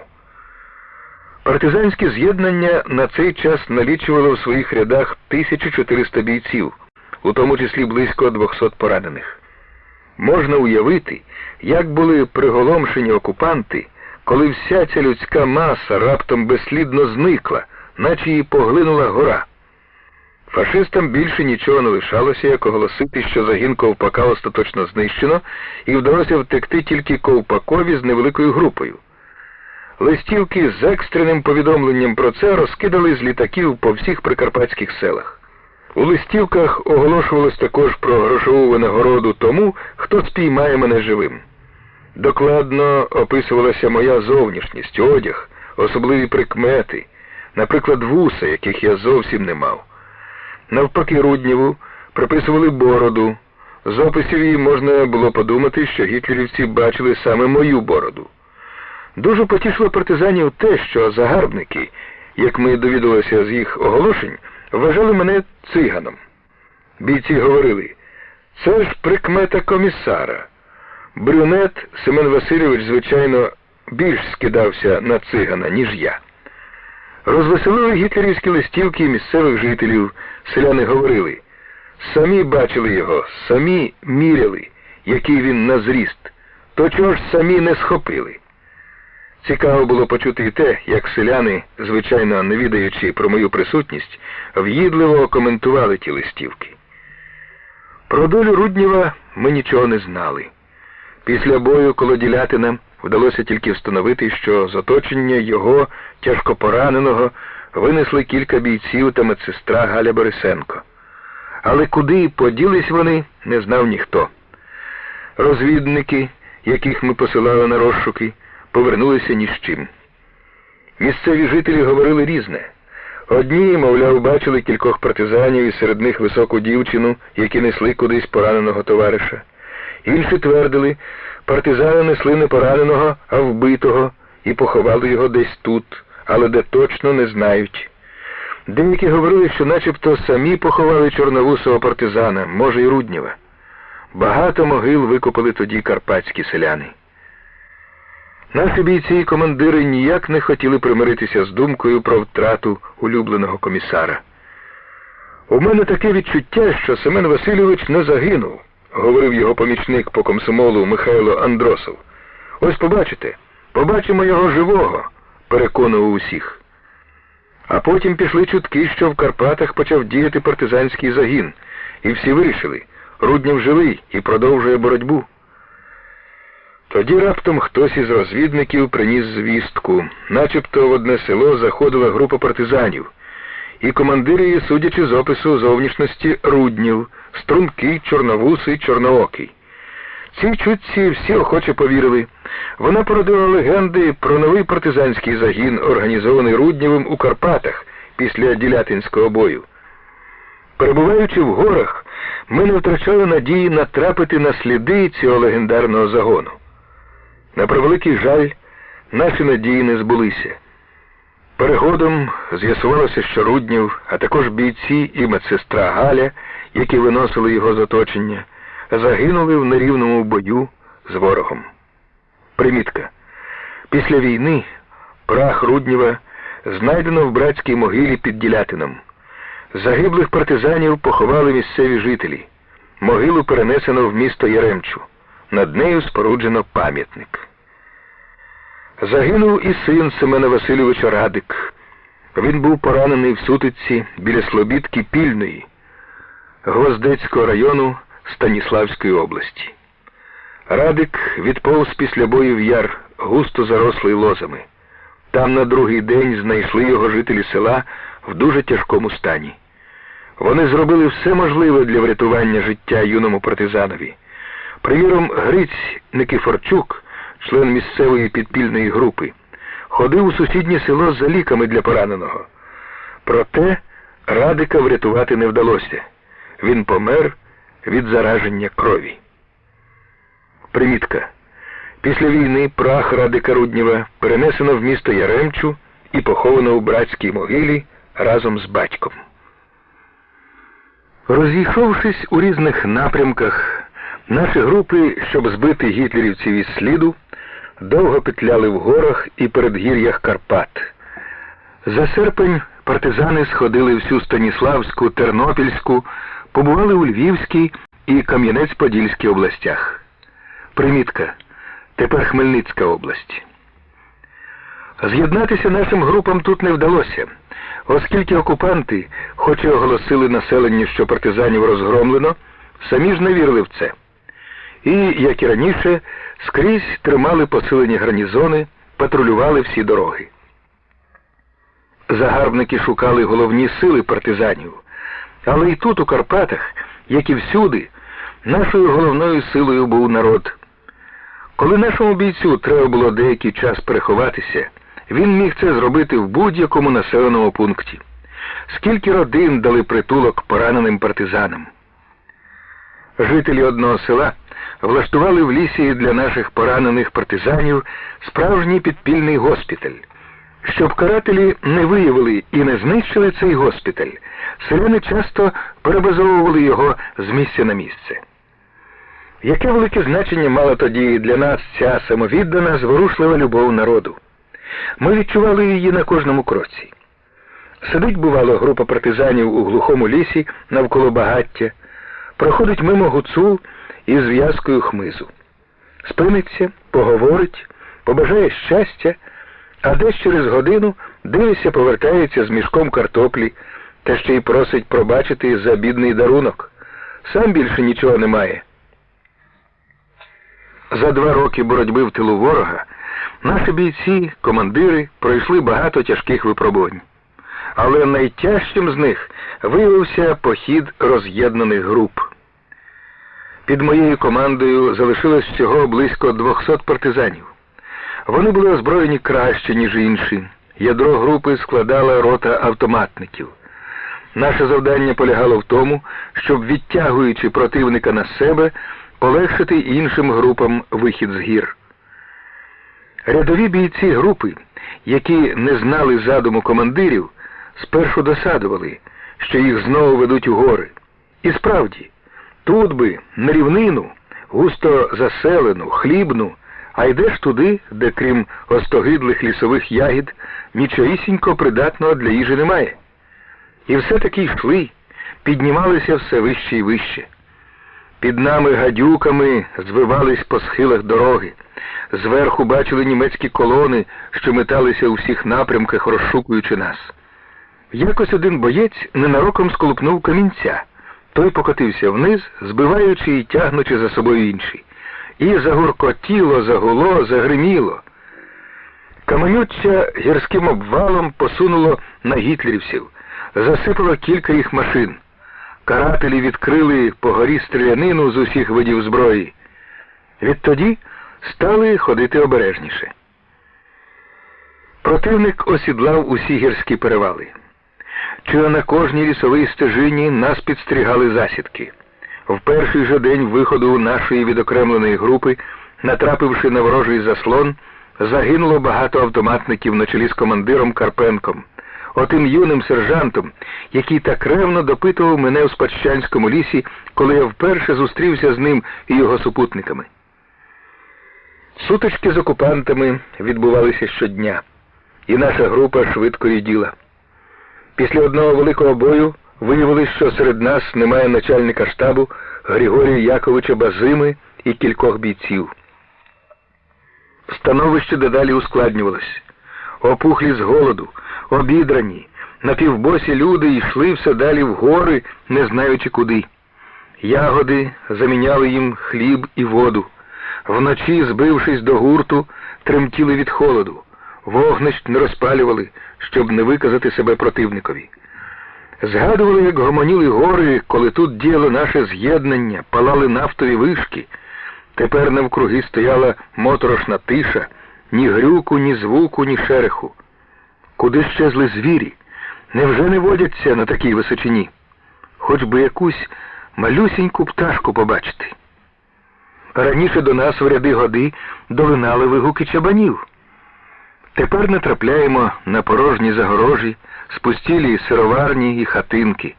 Фашисти зігнали з гір усіх, і пастухів, і мисливців. Наказав зарізати останнього в нашій групі бойового коня. А все ж ми не перестали бути людьми, не цуралися людяного слова, пісні. Наш поет-мінер Платон Воронько, після того, як відстав Базима, заступив начальника штабу. Через відсутність карти він визначав маршрут дальшого просування за допомогою горян. Щоб зустрітися з ними, надовго зникав. Бійці не раз побивалися. Нема нашої чудо-людини. А він раптом з'являвся з-за кущів, у гуцульському капелюсі, з автоматом на переваги. І, як звичайно, після розвідки читав свої нові вірші. До кінця серпня блукали ми в Карпатах. Радисти ні вдень, ні вночі не скидали навушників. Зв'язок з великою землею не припинявся. А з нашими іншими групами, хоч ті перебували і недалеко, зв'язку регулярного ми не мали. Наші радіостанції на близькій відстані працювали нечітко. Доводилося через Москву, столицю, підтримувати з ними відчуття ліктя. Коли в моїй групі залишилося близько 100 бійців, на наш слід натрапила одна з партизанських рот, яку очолював Тютєрєв, дбайливий бойовий командир. Зустріч з цією ротою була особливо радісною, тому що вона переважно складалася з путивлян, найстаріших бійців з'єднання, з котрими пройшов я від Путивля до Карпат. Тютєрєву пощастило. Він не втратив у горах жодної людини. Тепер можна було не уникати зіткнень з ворогом. Знову мали сили для боїв. Через деякий час, благополучно обминувши ворожі заслони, вийшли на рівнину і попрямували на північ, у ліси Полісся, до збірного пункту з'єднання хутора Конотоп у районі Олевськ-Сарни. Поки ми перебували у горах, фронт наблизився до Дніпра. Гучно званий східний вал німецько-фашистських загарбників уже тріщав під ударами Червоної армії. Гітлерівці змушені були вивести частину військ, які стерегли нас біля Карпат, щоб залатати фронтові діри і проріхи. Це полегшило решті наших груп вихід з гір. Найбільшою з них командував мій помічник по розвідці Вершигора. Ця група виходила з гори Діл у Чорний ліс, що під Станіславом, тобто туди, звідки ми піднімалися до прикарпатських нафтових промислів. Гітлерівці, встановивши, що там удруге з'явились партизани, стали оточувати ліс і підвозити артилерію. Коли їхні гармати відкрили вогонь по партизанській стоянці, там тільки вітер висвистував. Ворог підстерігав Вершигору на глухих дорогах, які вели в гори, а командир вивів месників з лісу просто до міста і вночі провів групу його околицями, городами. Щоб збити фашистів із сліду, партизани переходили дороги задкуючи. Противник удруге виявив Вершигору аж на Дністрі. Форсувавши ріку на паромі, він розіслав бійців у села за кіньми. Доки німці переправлялися слідом, усі партизани стали вершниками. Окупанти побачили тільки пил з-під копит кінноти, що віддалялася. Рухаючись рівниною, група багато разів потрапляла в оточення, проривалася з боєм. Біля Шепетівки її було затиснуто серед кількох висот. Між двома з них болото, яке есесівці вважали непрохідним. Партизани спішились, залишили коней і вночі по пояс у грязюці подолали його. На шляху з Карпат група Вершигори обростала бійцями, які відбились від інших груп. Коли ми зустрілися, сталося це 23 вересня біля містечка Городниця Житомирської області, під командою Вершигори перебувало майже 400 бійців. Через кілька днів нас наздогнала група у складі близько 200 месників, яких виводив з гір Матющенко. Цей кмітливий командир, котрий діяв за приказкою 7 разів одміряй, а раз відріж, не поспішав виходити на рівнину. Він маневрував у горах, поки не знайшов місце, через яке можна було непомітно вискочити з Карпат. Потім довго петляв по Чорному лісі, все шукав місце переправи через Дністер та очікував зручної миті для цього. Карателі посилено патрулювали берег річки, проте Матющенко і тут прослизнув непомітно. Одним човном перекинув по черзі всіх бійців. 1 жовтня ми прибули на збірний пункт. Раніше від нас прийшла сюди група Кудрявцева. Потім майже одночасно дісталися групи Павловського і Кульбаки. Слідом за ними з'явилися інші. Багато бійців мали тяжкі рани. Яких же зусиль доклали вони, щоб дістатися до місця збору? Була в нас чудова медсестра, котру звали всі просто на ім'я Міля. В бою під Ділятином кулеметна черга розірвала їй груди, прострелила легені. Стоячи на колінах, уся закривавлена, дівчина благала дати їй пістолет, щоб застрілитися. «Однаково не жити мені, дайте, дорогі мої», — говорила вона. Мілю доставили в гори в дуже тяжкому стані. Спочатку її носили, згодом стала сама ходити. Голодувала, як і всі, видряпувалася на 1,5-кілометрові вершини, падала від кволості, скочувалася з крутих спусків, обдираючи тіло об каміння, теж як усі. В неї кров з рота цівками б'є, а вона йде. І таки дісталася до збірного пункту. Тільки тут розплакалась, прощаючись із товаришами, коли наказали їй сідати в літак, послали Мілю доліковуватись на велику землю.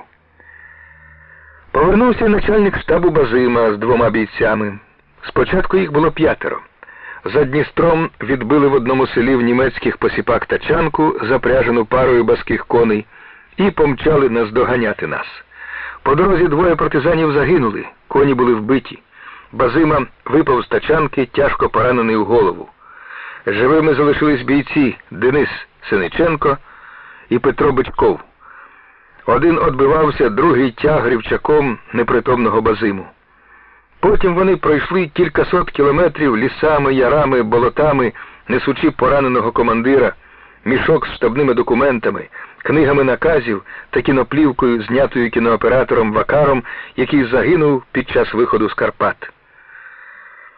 Григорію Яковичу легше було розлучитися з життям, ніж з цим мішком. Ще в Спадщанському лісі він старанно працював над кожним наказом по загону.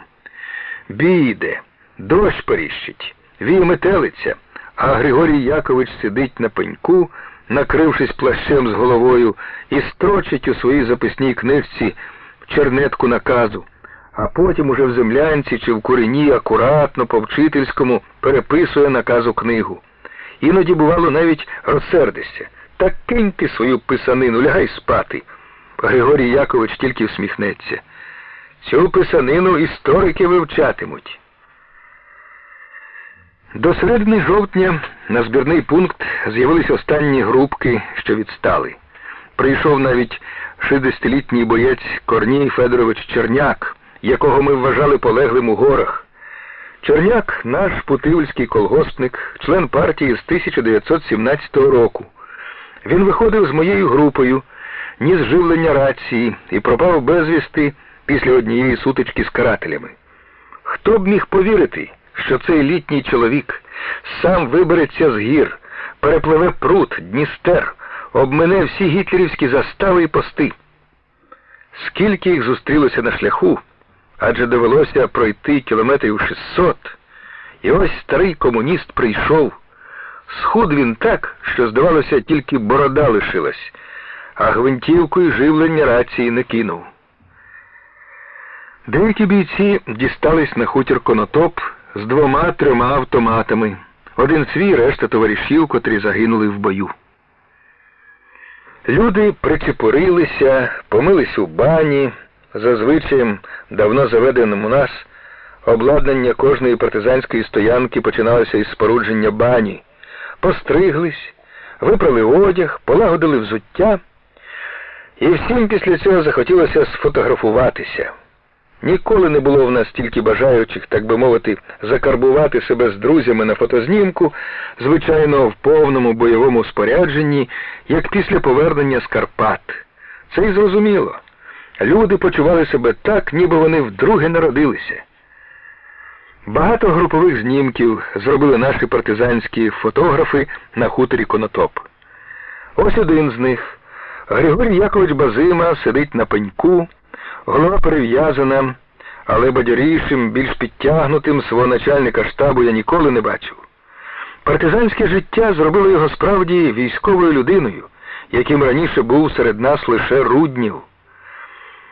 Обіруч Базими стоять його рятівники Синиченко і Бичков з автоматами в руках. Які орли! Дивишся на це фото і думаєш, поклялися люди в дружбі на все життя, ні перед чим не відступлять, з усякої біди визволять одне одного. Був сфотографований і єдиний кінь, що повернувся з Карпат, наш славний Орлик. Хоч як голодували партизани в горах, але на цю гніду конячку з гривою підстриженою їжачком, подарунок одного путивльського колгоспу, ні в кого рука не звелася. 1000 кілометрів пройшов Орлик з нами. Це був кінь комісара, потім він дістався командирові роти П'ятишкіну. В горах, поранений у ногу, П'ятишкін не сходив з Орлика. Вночі лісовою гущавиною бійці йдуть ланцюжком, тримаючи за плече один одного, щоб не розгубитися. Орлик бреде позаду і ніколи не зіб'ється з дороги, навіть без повода. Диво кінь відзначався і витривалістю, і розумом. Коли партизани ховалися в горах, він жодного разу не заіржав, ніби знав, що не можна. Ворог почує. На кручі, як людина, коліньми видирався. У Карпатах Орлик довго харчувався тільки листям дерев. Почав від виснаження сліпнути. Останні сотні кілометрів цей кінь ішов зовсім сліпим. Напевно, нюхом, як собака, відчував сліди. До музею поставити б цього коня, говорили партизани. У Південному Поліссі, неподалік нашого місця збору, базувалося велике з'єднання ровенських партизанів під командуванням вже знайомого нам Бегми. По сусідству діяло з'єднання Сабурова, з якими одночасно вийшли в рейд на правий берег Дніпра з брянських лісів і не раз зустрічалися в поході. Тут ми знову встановили зв'язок з білоруськими партизанами. Їхні табори знаходились за кілька десятків кілометрів від нас.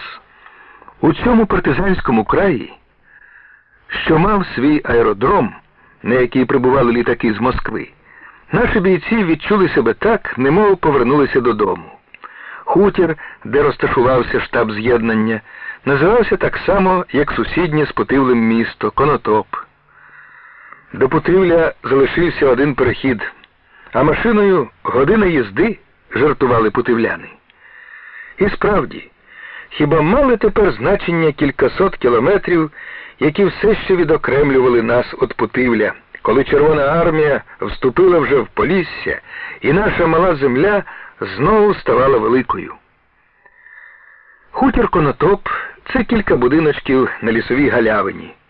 В ньому, крім штабу з'єднання, розмістилися розвідка, підрозділ зв'язкових, тут же обладнали баню.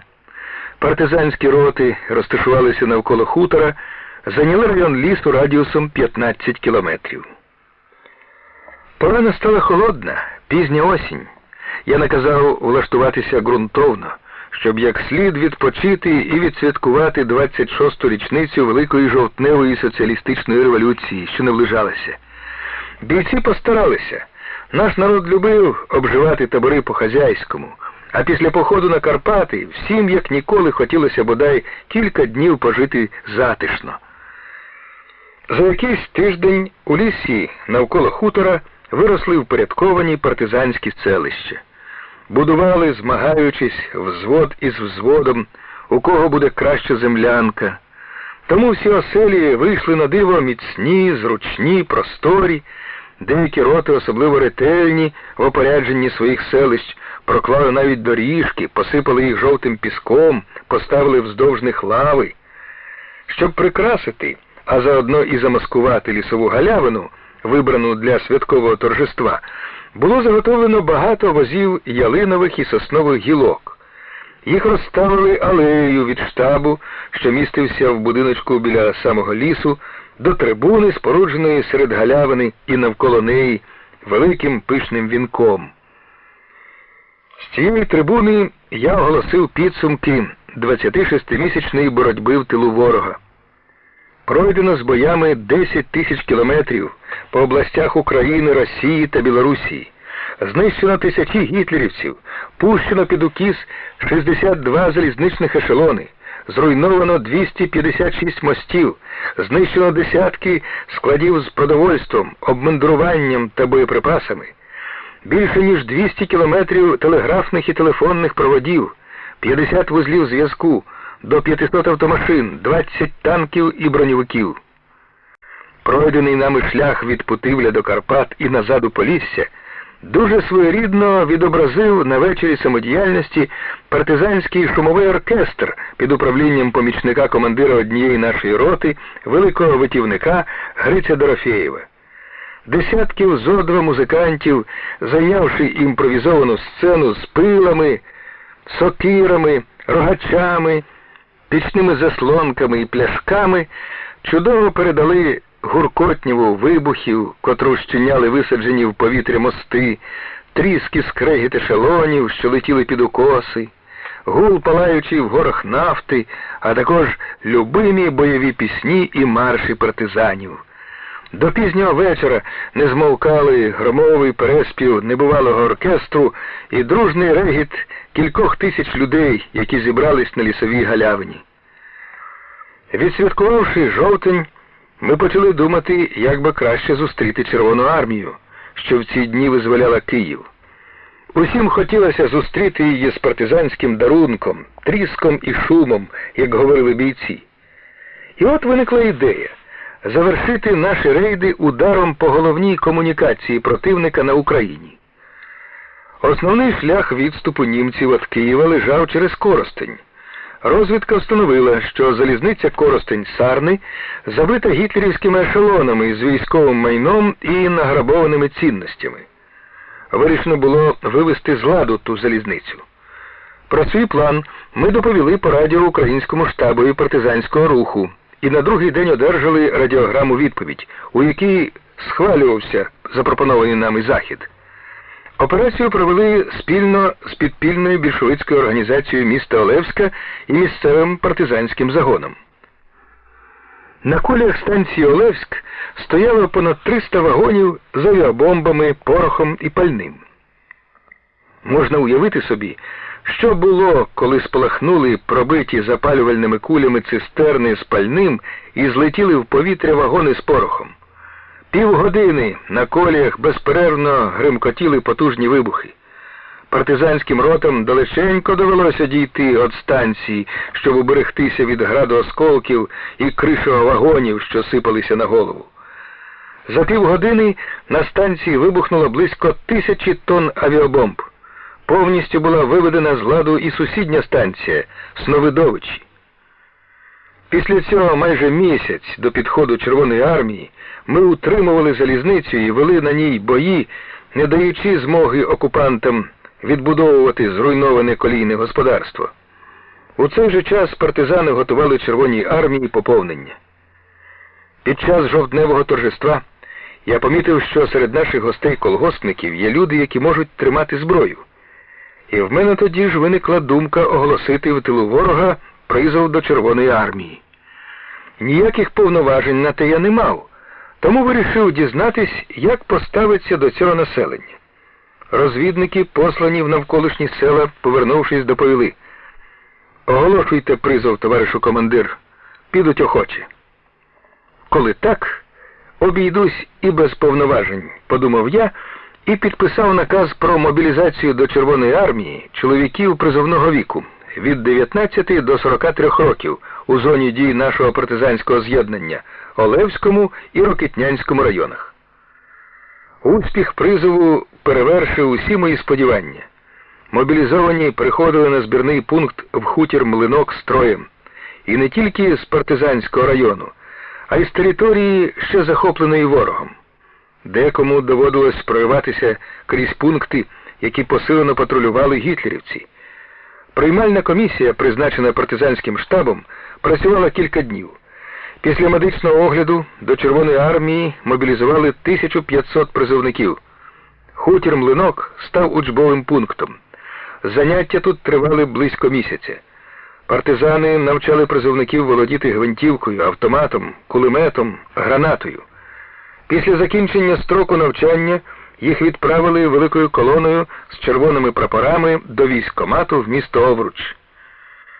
Вважалося, що перебуваємо в тилу ворога, але фронт противника на нашому напрямку був розірваний, і партизани вільно проїжджали через так звану передову, яка існувала тільки на карті. Я теж поїхав через фронт кіньми. Мене викликали в Київ у розпорядження ЦК КПБУ.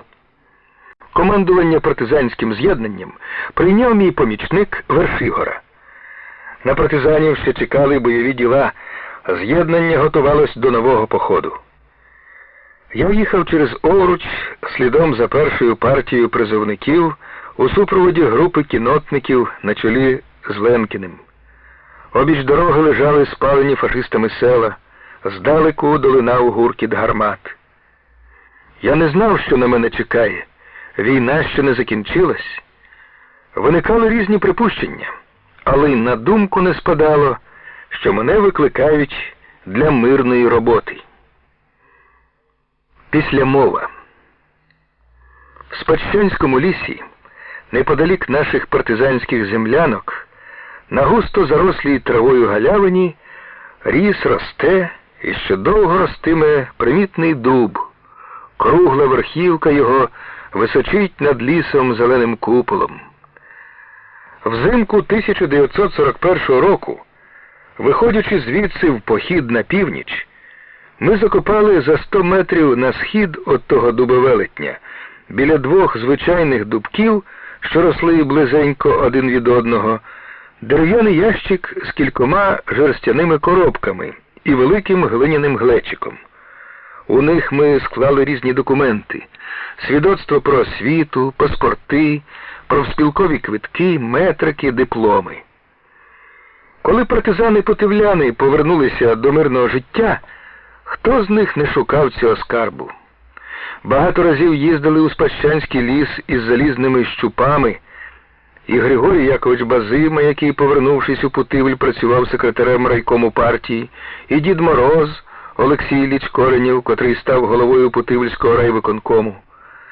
Знайти примітний дуб-велетень виявилось неважко, але галявина зникла. Її вкрила поросль молодого дубняка. Пройдеш 100 метрів на схід і починаєш плутати. От, здається, ті два дубки, що росли поряд, коли біля них закопали ящик. Але скільки не штрикали туди щупом, нічого схожого не намацали. Видно, не тут треба шукати, думали прибулі. Може, он коло тих дерев? Там теж два дубки поряд ростуть. Трохи далі ще точнісінько така ж зелена пара. Змінився ліс, не впізнати його. Шукати втрачений скарб вирушили путивльські піонери та комсомольці. Вздовж і впоперек обходили вони Спадщанський ліс, вивчили всі місця наших боїв з німецько-фашистськими загарбниками, обнишпорили всі партизанські землянки, які давно пообвалювались і заросли чагарником, постягували на брухт рештки підірваних німецьких танків, пробиті кулями каски, почорнілі гільзи, впорядкували могили загиблих партизанів, але скарбу не знайшли. Почали приїздити в Путивль екскурсії школярів з різних міст Радянського Союзу, навіть з Москви. Подобались молоді походи по наших місцях. Усім хотілося знайти партизанський скарб у Спадщанському лісі, а він усе лежав у землі під порослю молодого дубняка. Лише влітку 1948 року одній групі комсомольців-киян пощастило. Багато землі перекопали вони в лісі, поки знайшли потаємне. Дерев'яний ящик давно згнив, а жерстянки і глечик важко було витягти, так їх обплило коріння молодих дубків. Корені пронизали навіть клапоть волячої шкури, якою було обмотано глечик, вросли в нього, сплелися всередині в клубок. Давно закінчилась війна, а скільки скарбів ще не знайдено. І в Новослобідському лісі, і в межиріччі Дніпра та Прип'яті, і на горі Діл, і в багатьох інших місцях від Путивля до Карпат. Шукаємо ми їх, колишні партизани, шукають їх і червоні слідопити-піонери, які вирушають у походи за нашими маршрутами. Приємно, вийшовши з машини, пройтись по дорозі, на яку колись виходили з лісу, переважно вночі, встановляти міни. Озирнешся навкруги, он той ліс, де ми сиділи в курені, прислухаючись, чи ніхто не йде, чи не тріщить хмиз під чоботом фашиста. Ось новий міст, збудований на місці колись висадженого нами в повітря. То була одна з перших наших диверсій у тилу ворога. Як раділи ми тоді, що вдалося підірвати його, а тепер ще більше радієш. Новий міст, кращий від старого. Он партизанське село, що його окупанти спалили дотла. Воно давно вже відбудоване. На березі річки, біля нового мосту, біліє будинок гідроелектростанції, якої раніше тут не було. Зеленою стіною стоять коноплі на місці колишнього болота, яке партизани переходили по поясу в грязюці. Далі довгий лан кукурудзи. А он виходить із лісу колона, лине пісня, знайомий мотив. Діти, школярі ідуть по наших маршрутах, з нашими піснями шукають наші скарби.